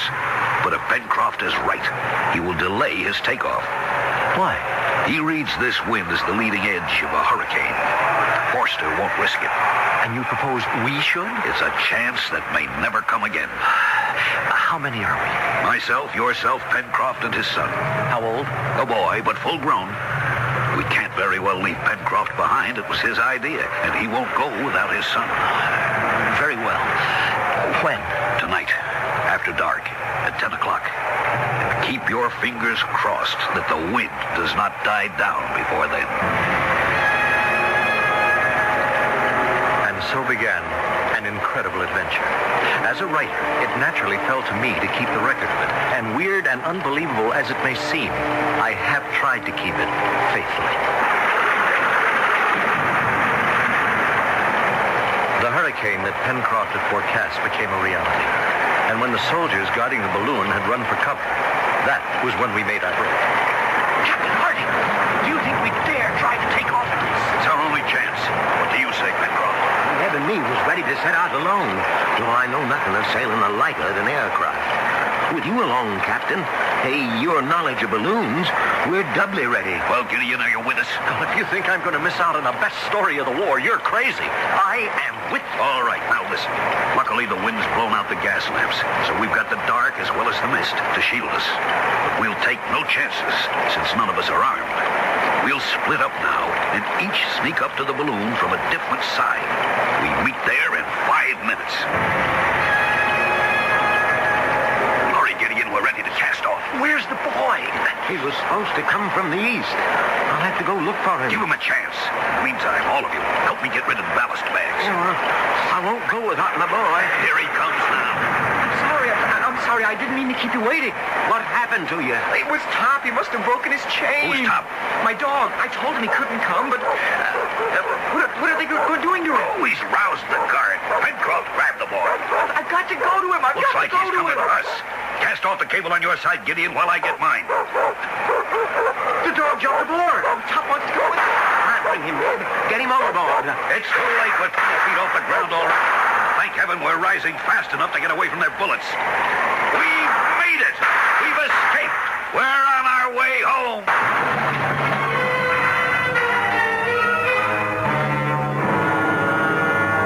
Home. Little did any of us know how long it would be before we saw that again, if ever. No words could describe the terror of the next 5 days. The full rage of the hurricane swept us through the air, tossing and turning the gondola basket like a pendulum till all of us were airsick. By night, the captain could not dare risk a descent, and by day, a curtain of swirling fog shrouded the earth. For 5 days we rode the whirlwind, surviving it Lord only knows how, till at last, that morning, for the first time, the mist parted below us, and we saw the sea. It's sea beneath us. Yes, and we're falling fast. What's that sound? There's a rent in the balloon. The gas is leaking out. What can we do, Captain? Get everything overboard. Lighten her as much as we can. What about this gold? Over with it. It's over $2,000. Good, it might buy us our lives. Over.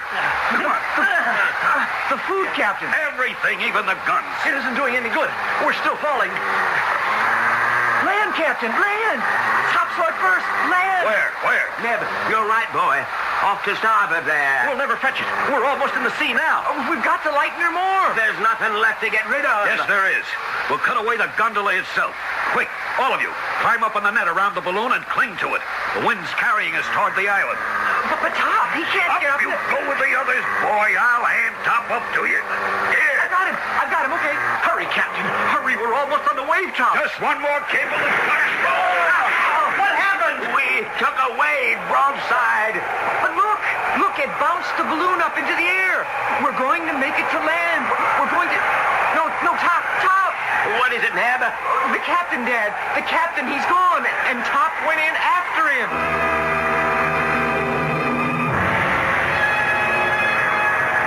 It was true. A wave struck the balloon and carried away Captain Harding and the dog. And the loss of their weight had been just enough to let the collapsing balloon rise and the wind to carry it towards the land. Now, just before we came to the shore, the balloon, half inflated, fell again to the sea. And with the wind driving it and us clinging to the mesh, we were rushed to the shore, battered by the surf, fighting our way to shore, exhausted and half dead. Easy, lad. Easy. We'll find him. Never in a sea like that. Any sign of them, Gideon? I didn't have much hope, and I was too exhausted to go far. What happened to the balloon? As soon as we cut ourselves free, the wind took it. It's gone, too. It's Top! It's Top! Here, boy! Come on, boy! Oh, Top, you're alive! You made it! The dog looks in good condition. Strange. Something stranger. His coat's near as dry as a bone. How could that be if he come out of the sea? Well, he didn't. He came along the beach and... Hush, boy, hush. Well, then that means the captain may have made it ashore, too. I don't see a sign of him. If only Top could tell us. Oh, but he is, Mr. Gideon. He is. Look. He's got my sleeve, and he's trying to pull me back the way he came. He's trying to take us to the captain. We followed the excited dog. He was leading us into the tropical jungle. Now, after fighting our way for nearly a mile, we came out in a clearing off which opened a cave. And in it, we found... It's the captain! Down, Top, down. Well, I only hope he's still alive. Captain, can you hear me? Neb, here, take my hat. Get some water from that stream. Yes, Father. How is he? Well, he's unconscious. Oh, that's a bad gash in his head. But otherwise, he seems unhurt. How in the name of all that's holy could he have got out of that sea, cross all them rocks, and dragged himself here? Yes, it seems impossible. But we haven't time to worry about any mysteries now. We have to try to bring him to. As I worked over the captain, my mind was busy with many questions. Where were we? Was it an island or a continent? Did it have inhabitants or not? And how could a man with so serious a concussion, exhausted from a long swim, have possibly dragged himself across those jagged rocks without injury and found his way a mile deep into this tropical jungle to the safe haven of this cave? I can't answer your question, Gideon. When I hit the water, I was knocked half dizzy. I swam as long as I could, but the waves were terrific. And the last thing I remember was thinking I'd had it and blacking out. You don't remember anything about getting to the beach or finding your way here? Not a blessed thing. And Top? Oh, I remember his swimming beside me when I blacked out. Yes, but he could hardly have dragged you ashore. Hardly. Well, you'd better rest. Gideon, where are we? Well, that's what I've been hoping to ask you. I've been thinking about that since I regained consciousness. Now, traveling southeast from a starting point in Richmond at an average of 90 miles an hour ahead of the wind, my guess would be some 7,000 miles away and somewhere in the Pacific.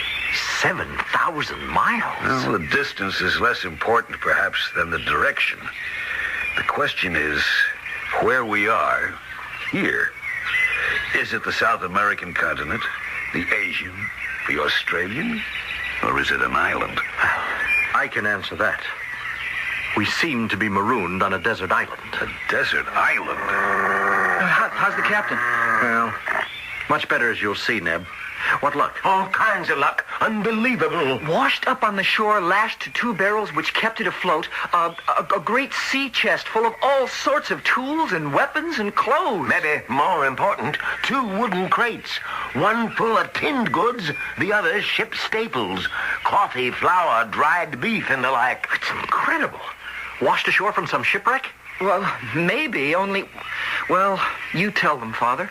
All I could say is them rope lashings hadn't been in the seawater long. Someone or something, we think, left those stores for us. And I know for sure I couldn't have saved myself.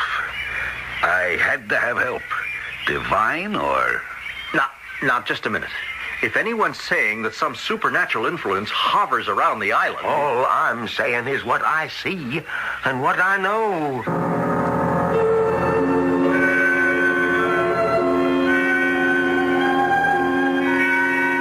Well named, the mysterious island, with its unknown benefactor who seems to protect our castaways.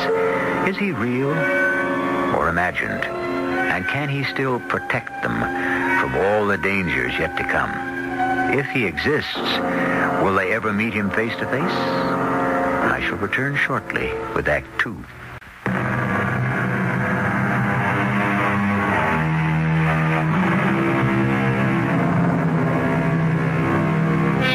Can you conceive of traveling 7,000 miles in an unguided balloon?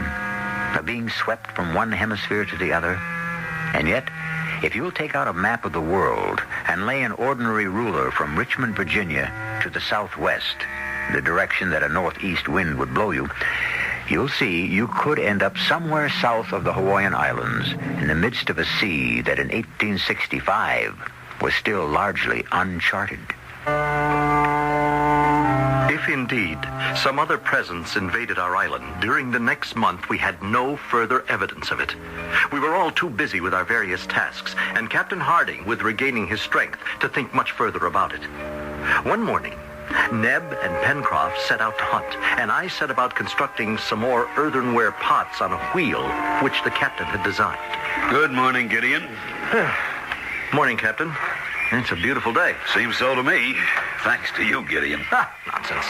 I've done little. Without your leadership and knowledge, we'd all have been in a bad way.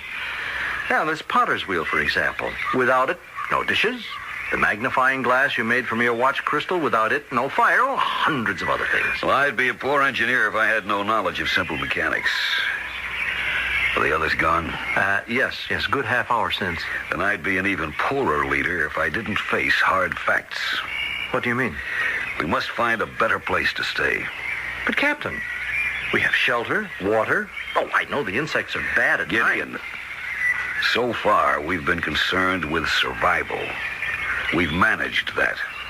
Now we have to consider escape. Escape? To where? Another island, then another. Till at last the mainland or civilization. But how? We must build a boat. And to do that, we must be near the sea where it can be launched. Tomorrow I start looking for our new home. 3 weeks later, Captain Harding had found what we came to call Granite House, which became our permanent home. I will never forget the day he first led us to it. A great granite cliff suddenly reared straight up from the beach, a sheer wall facing the sea. To the side of it, we climbed a tortuous path, past a waterfall, till we came to a small plateau with a small lake cupped in it. Around the lake, we followed him to an opening in the granite wall, and then through a continuously downward path till... Seems like we're on our way back down to the beach again, except inside. Exactly, Mr. Pencroft. Well, we must have come a couple of 100 feet through this narrow cave, Captain. Not much further. This is a fascinating formation. At one time, I believe the lake above and the sea itself were one, filling these caverns. It won't come back and drown us now, will it? No chance. You'll see why in a moment. Now, welcome to your new home. Why, it's huge. And all those windows opening onto the sea. That's why the sea no longer boils up into the lake. It broke through the granite eventually. Oh, it must be 60 feet down to the beach. A little less. But if we lived here, we'd have to have all that climb up and then hundreds of feet back down again. Not at all, Mr. Pencroft. We would build a stout door to protect our rear. Rope ladders from our windows to come and go, which could be drawn up if need be. Use the waterfall for power to help our machines, and build our boat ready to be launched in the river mouth down below. Well, I understand, Captain Harding, but do we need all that protection? Who knows? Are we not all sure there is some other presence on our island? We moved in, and we made it home, and we started to build our boat, the Bonadventure. Looking back over my diaries, it is hard to believe the time that passed almost unnoticed, but even harder to believe the amount of work that was done. On one of his exploring expeditions, Captain Harding had discovered the tattered remains of the balloon trapped in the treetops. These had been brought back to make sails.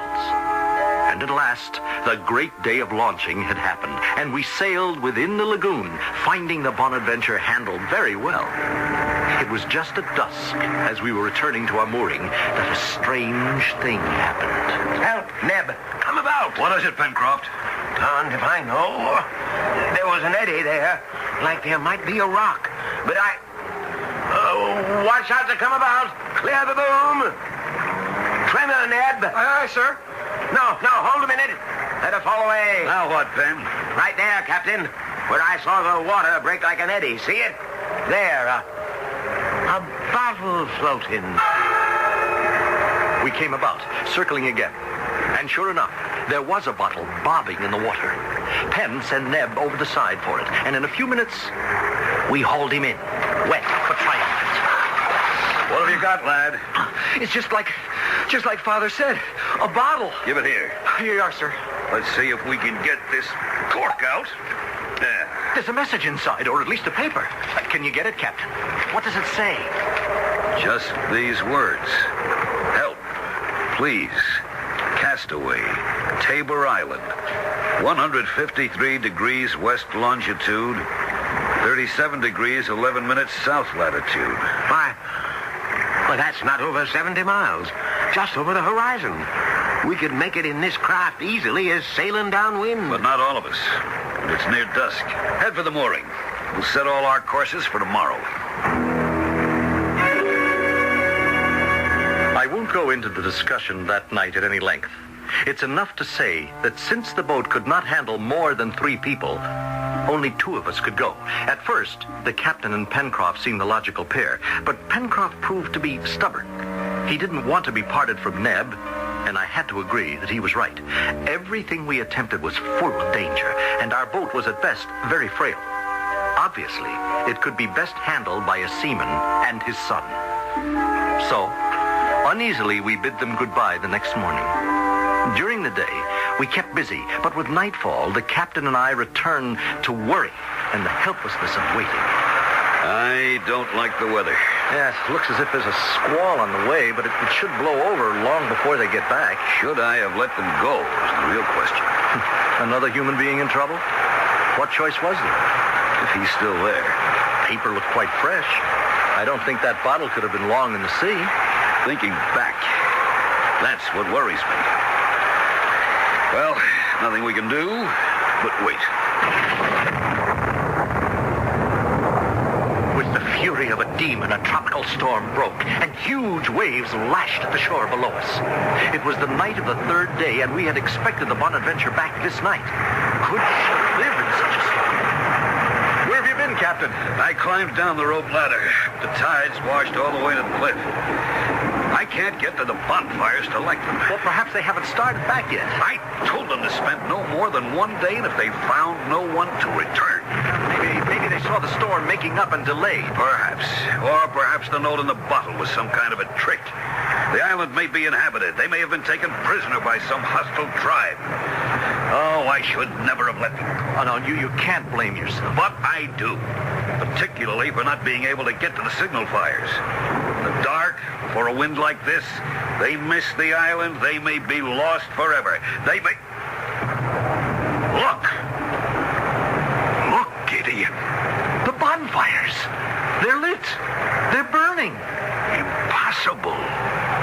How could any man in this tide reach the point except by sea? And no mortal could live in such a sea. Look out beyond the bonfires. Can you see it winking on the sea? The riding light of the Bonaventure. And the fires will lead it straight to home. It was the bonfires that saved Pencroft and Neb. And who or what hand had lit them was a question lost the following morning in the excitement of their news. For they had found a castaway on Tabor Island. A new member had joined our society. He was tall, a mass of hair and beard, half clad in animal skins and filthy, more beast than man, and his arms were tightly bound behind his back. When we first reached the island, we thought there was no one there, although we did find an old broken-down shack, but that looked as though nobody lived there anymore either. Then we found him, running on all fours like an animal. When we tried to come nearer, he attacked us.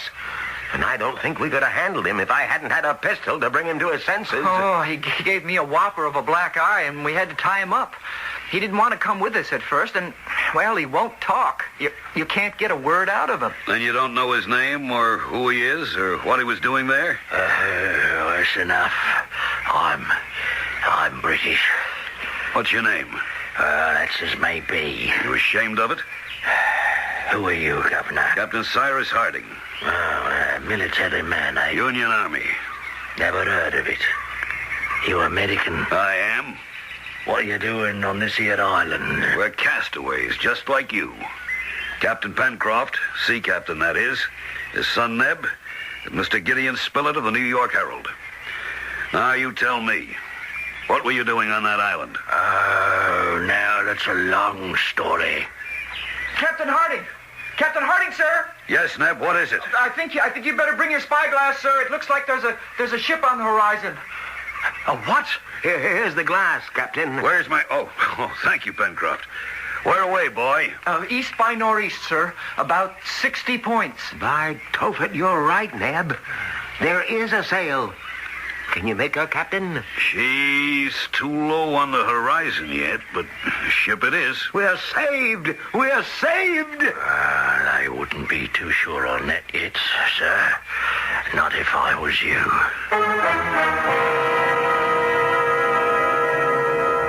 In the midst of their excitement, all four of them turned to the stranger among them, their wild burst of hope and enthusiasm dampened, chilled as though they'd been doused in ice water by the ominous tone of his voice. What does he mean? What enemy could the approaching ship turn out to be? I'll return shortly with Act 3.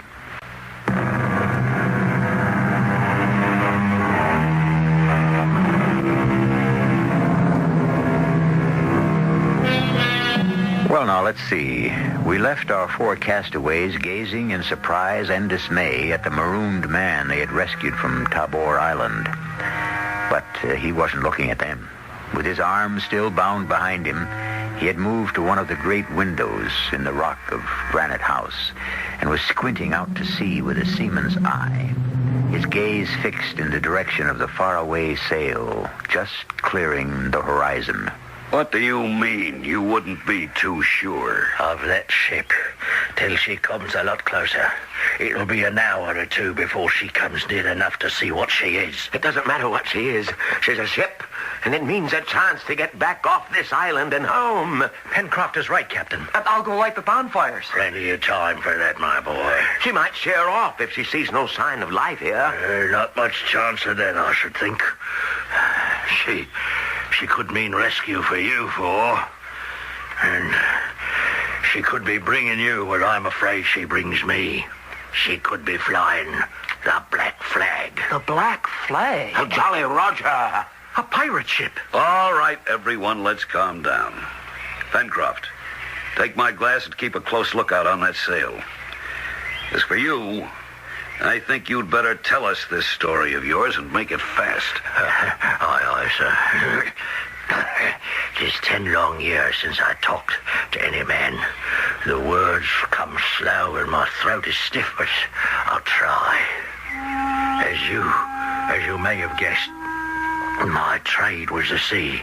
But in 1855, I'd been on the beach in Australia, and in desperation to keep body and soul together, mixed up in various trades, none of them quite legal, I palled about with another no good, who in his cups more than once claimed to be the legal heir of Lord Glenarvan. You mean the millionaire, the shipping magnate? Yes, the same. I never paid him much heed. And one night in a barroom fight, he was knifed and killed by another Joey of mine. Joey? An Australian word for friend, Neb. Go on. About a year later, this big steam yacht put into Melbourne, and it's his lordship looking for his son. Well, between us, Bob Joyce and myself, we saw a real opportunity to make our pile and end up rich. The plan was simple. Lord Glenarvan's ship needed to take on some crew. I was to say I knew where young Glenarvan might be found. And then, ship aboard with some men we had on our side, and enough of Bob Joyce's gold to buy enough others in the crew. For what purpose? The boy was dead. Where could you lead them? Just far enough to sea to take over the ship. Now, don't forget, a steam sail ship in those days in Australian waters.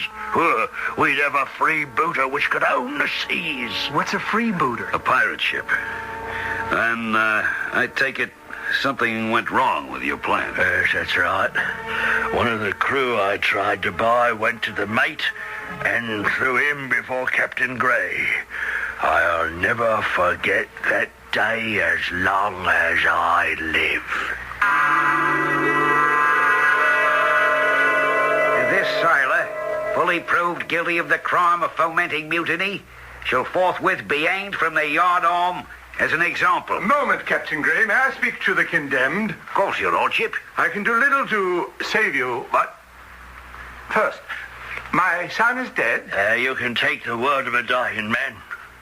Who killed him? That's not for me to say. Give me the name of the man so I can hunt him down, and perhaps I can save your life. Well, why should I protect him now, whatever? The knife was in the back. His name is Bob Joyce. Very good. Bob Joyce. If I find this man, would you be witness against him? Well, that's a hard promise to make. Since within 15 minutes, I'll be dancing on the end of a yardarm. I could intercede. And have me set free? No one can promise that.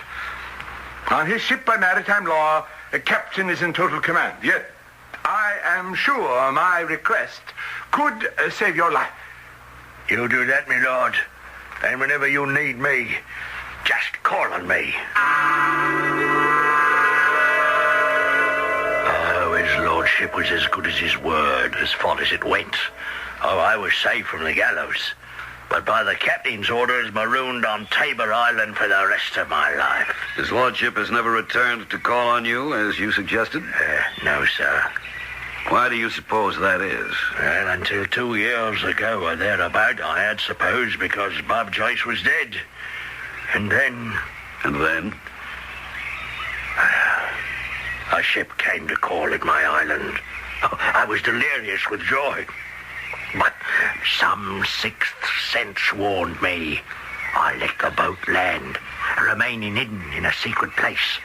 Saw the men who felt I had betrayed him, Bob Joyce, and heard him. He vowed he would search every island in this area until he found me either dead or exterminated. Why was he so violent against you? Because he felt I betrayed him, condemned him to a life of piracy and fleeing the hangman. That's why you're afraid of this ship we see bearing down on us. That it may be his ship. Yes, Captain. Because if it is, I'll give you my word for what it's worth that he will destroy me and all the rest of us without a single regret.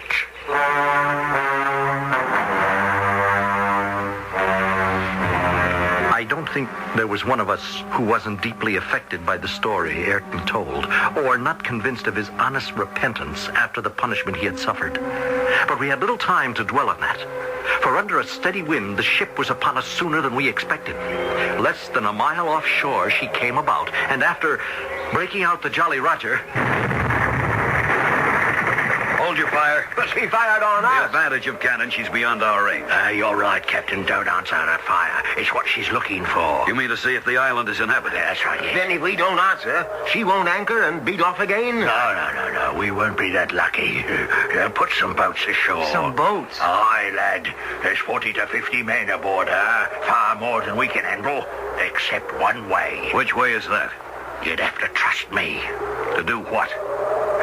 I see a spit of land going out there. It can't be more than half a mile to the ship from there. It's coming on to nightfall. Free my arms. Take me out there and I'll guarantee to swim to the ship and set off the powder magazine and blow them all to hell where they belong. And if I fail, what have you lost? Under cover of darkness, Neb and I sneaked down with him to the point, leaving the captain and Pencroft to hold the fort. Neb and I were armed with guns to protect him if he had to make a run for it. At exactly midnight, he slipped into the water for the long swim, and Neb and I settled down to wait and pray for his safe return. In less than an hour, all hell broke loose across the water in the dark. We got him. He was discovered. Well, that much is obvious. How can we help him to escape? Mostly by keeping quiet and praying. The trouble is, we never should have risked this. Oh, well, why? Because obviously now they know there's someone on the island. And it won't take long to discover how few of us there are. Well, why should they bother us? I mean, maybe they'll just sail away. No, I wouldn't count on it. They'll have to come to shore for water. An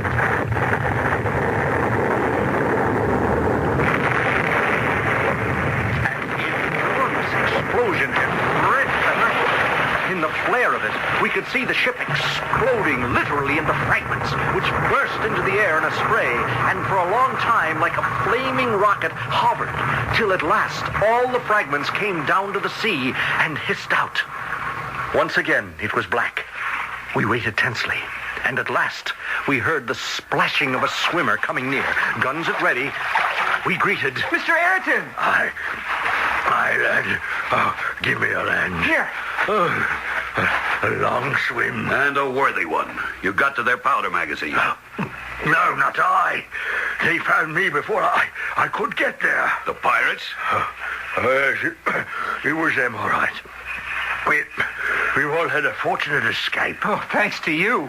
No thanks to me, lad. But their powder magazine blew up. Not through my efforts. Well, whose? Maybe the good gods, but some other hand than mine. He's passed out, Mr. Gideon. Yes, exhaustion, I hope. Here, I'll take care of him. How is he? Not hurt. Just sheer exhaustion.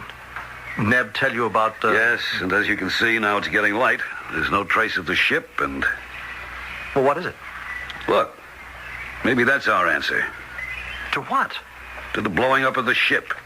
The chest with the supplies, the bottle with the message. Everything that's been happening to us since we landed on this mysterious island.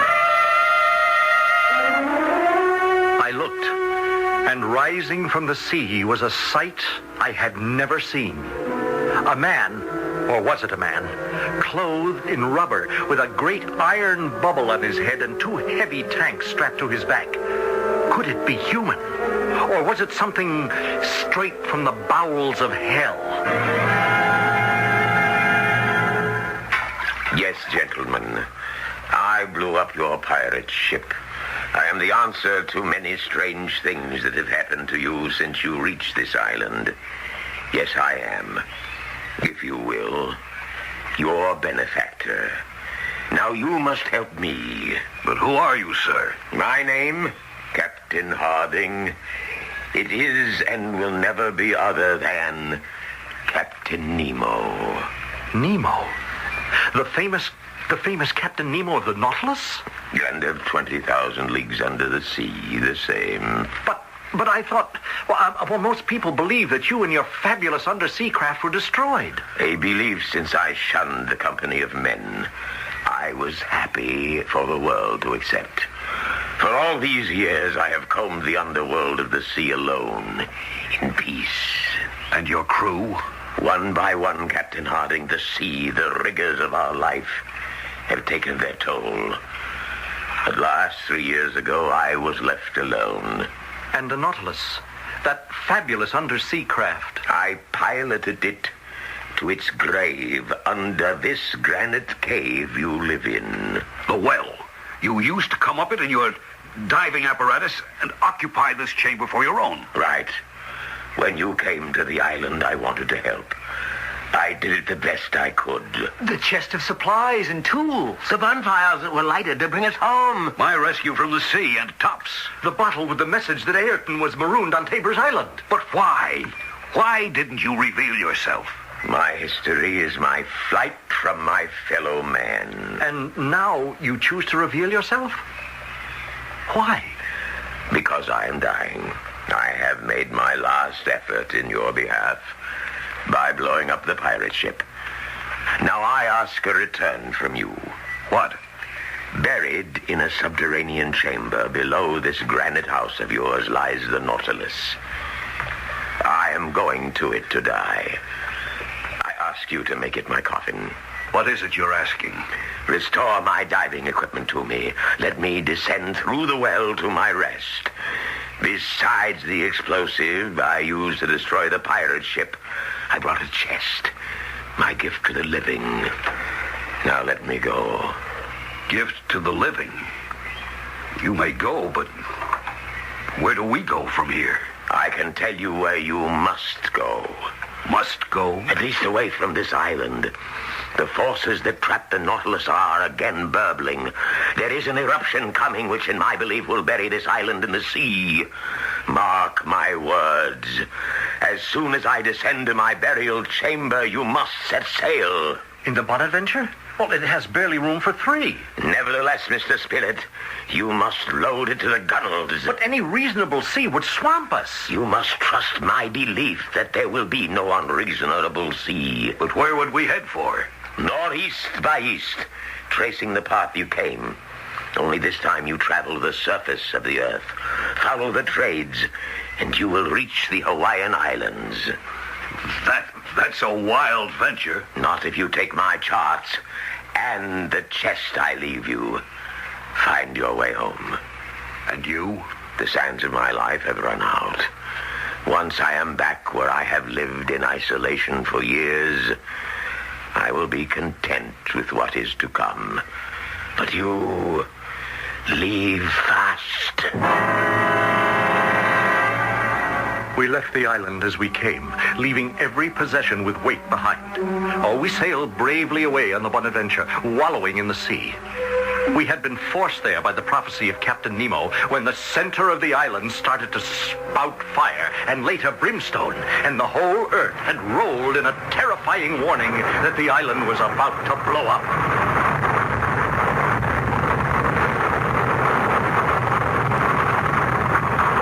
We watched while it did, and within all of us was a thankful prayer.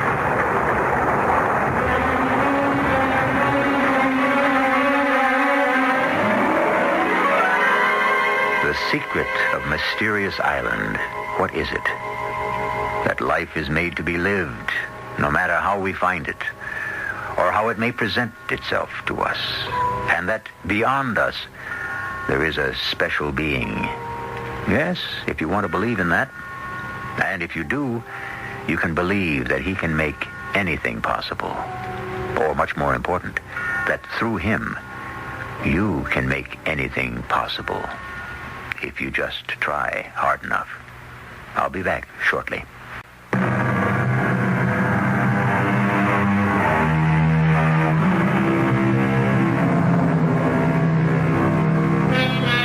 A unique and fascinating man, Jules Verne.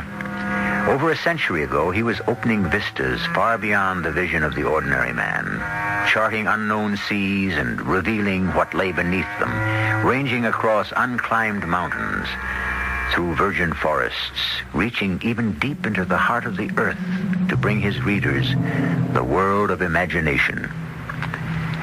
Where would the rest of us be if the dreamers and the visionaries didn't possess the keys to keep opening new doors to new tomorrows? Thank God for Jules Verne.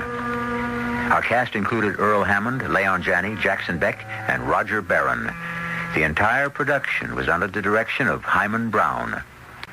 This is E.G. Marshall inviting you to return to our Mystery Theater for another adventure in the macabre. Until next time, pleasant dreams.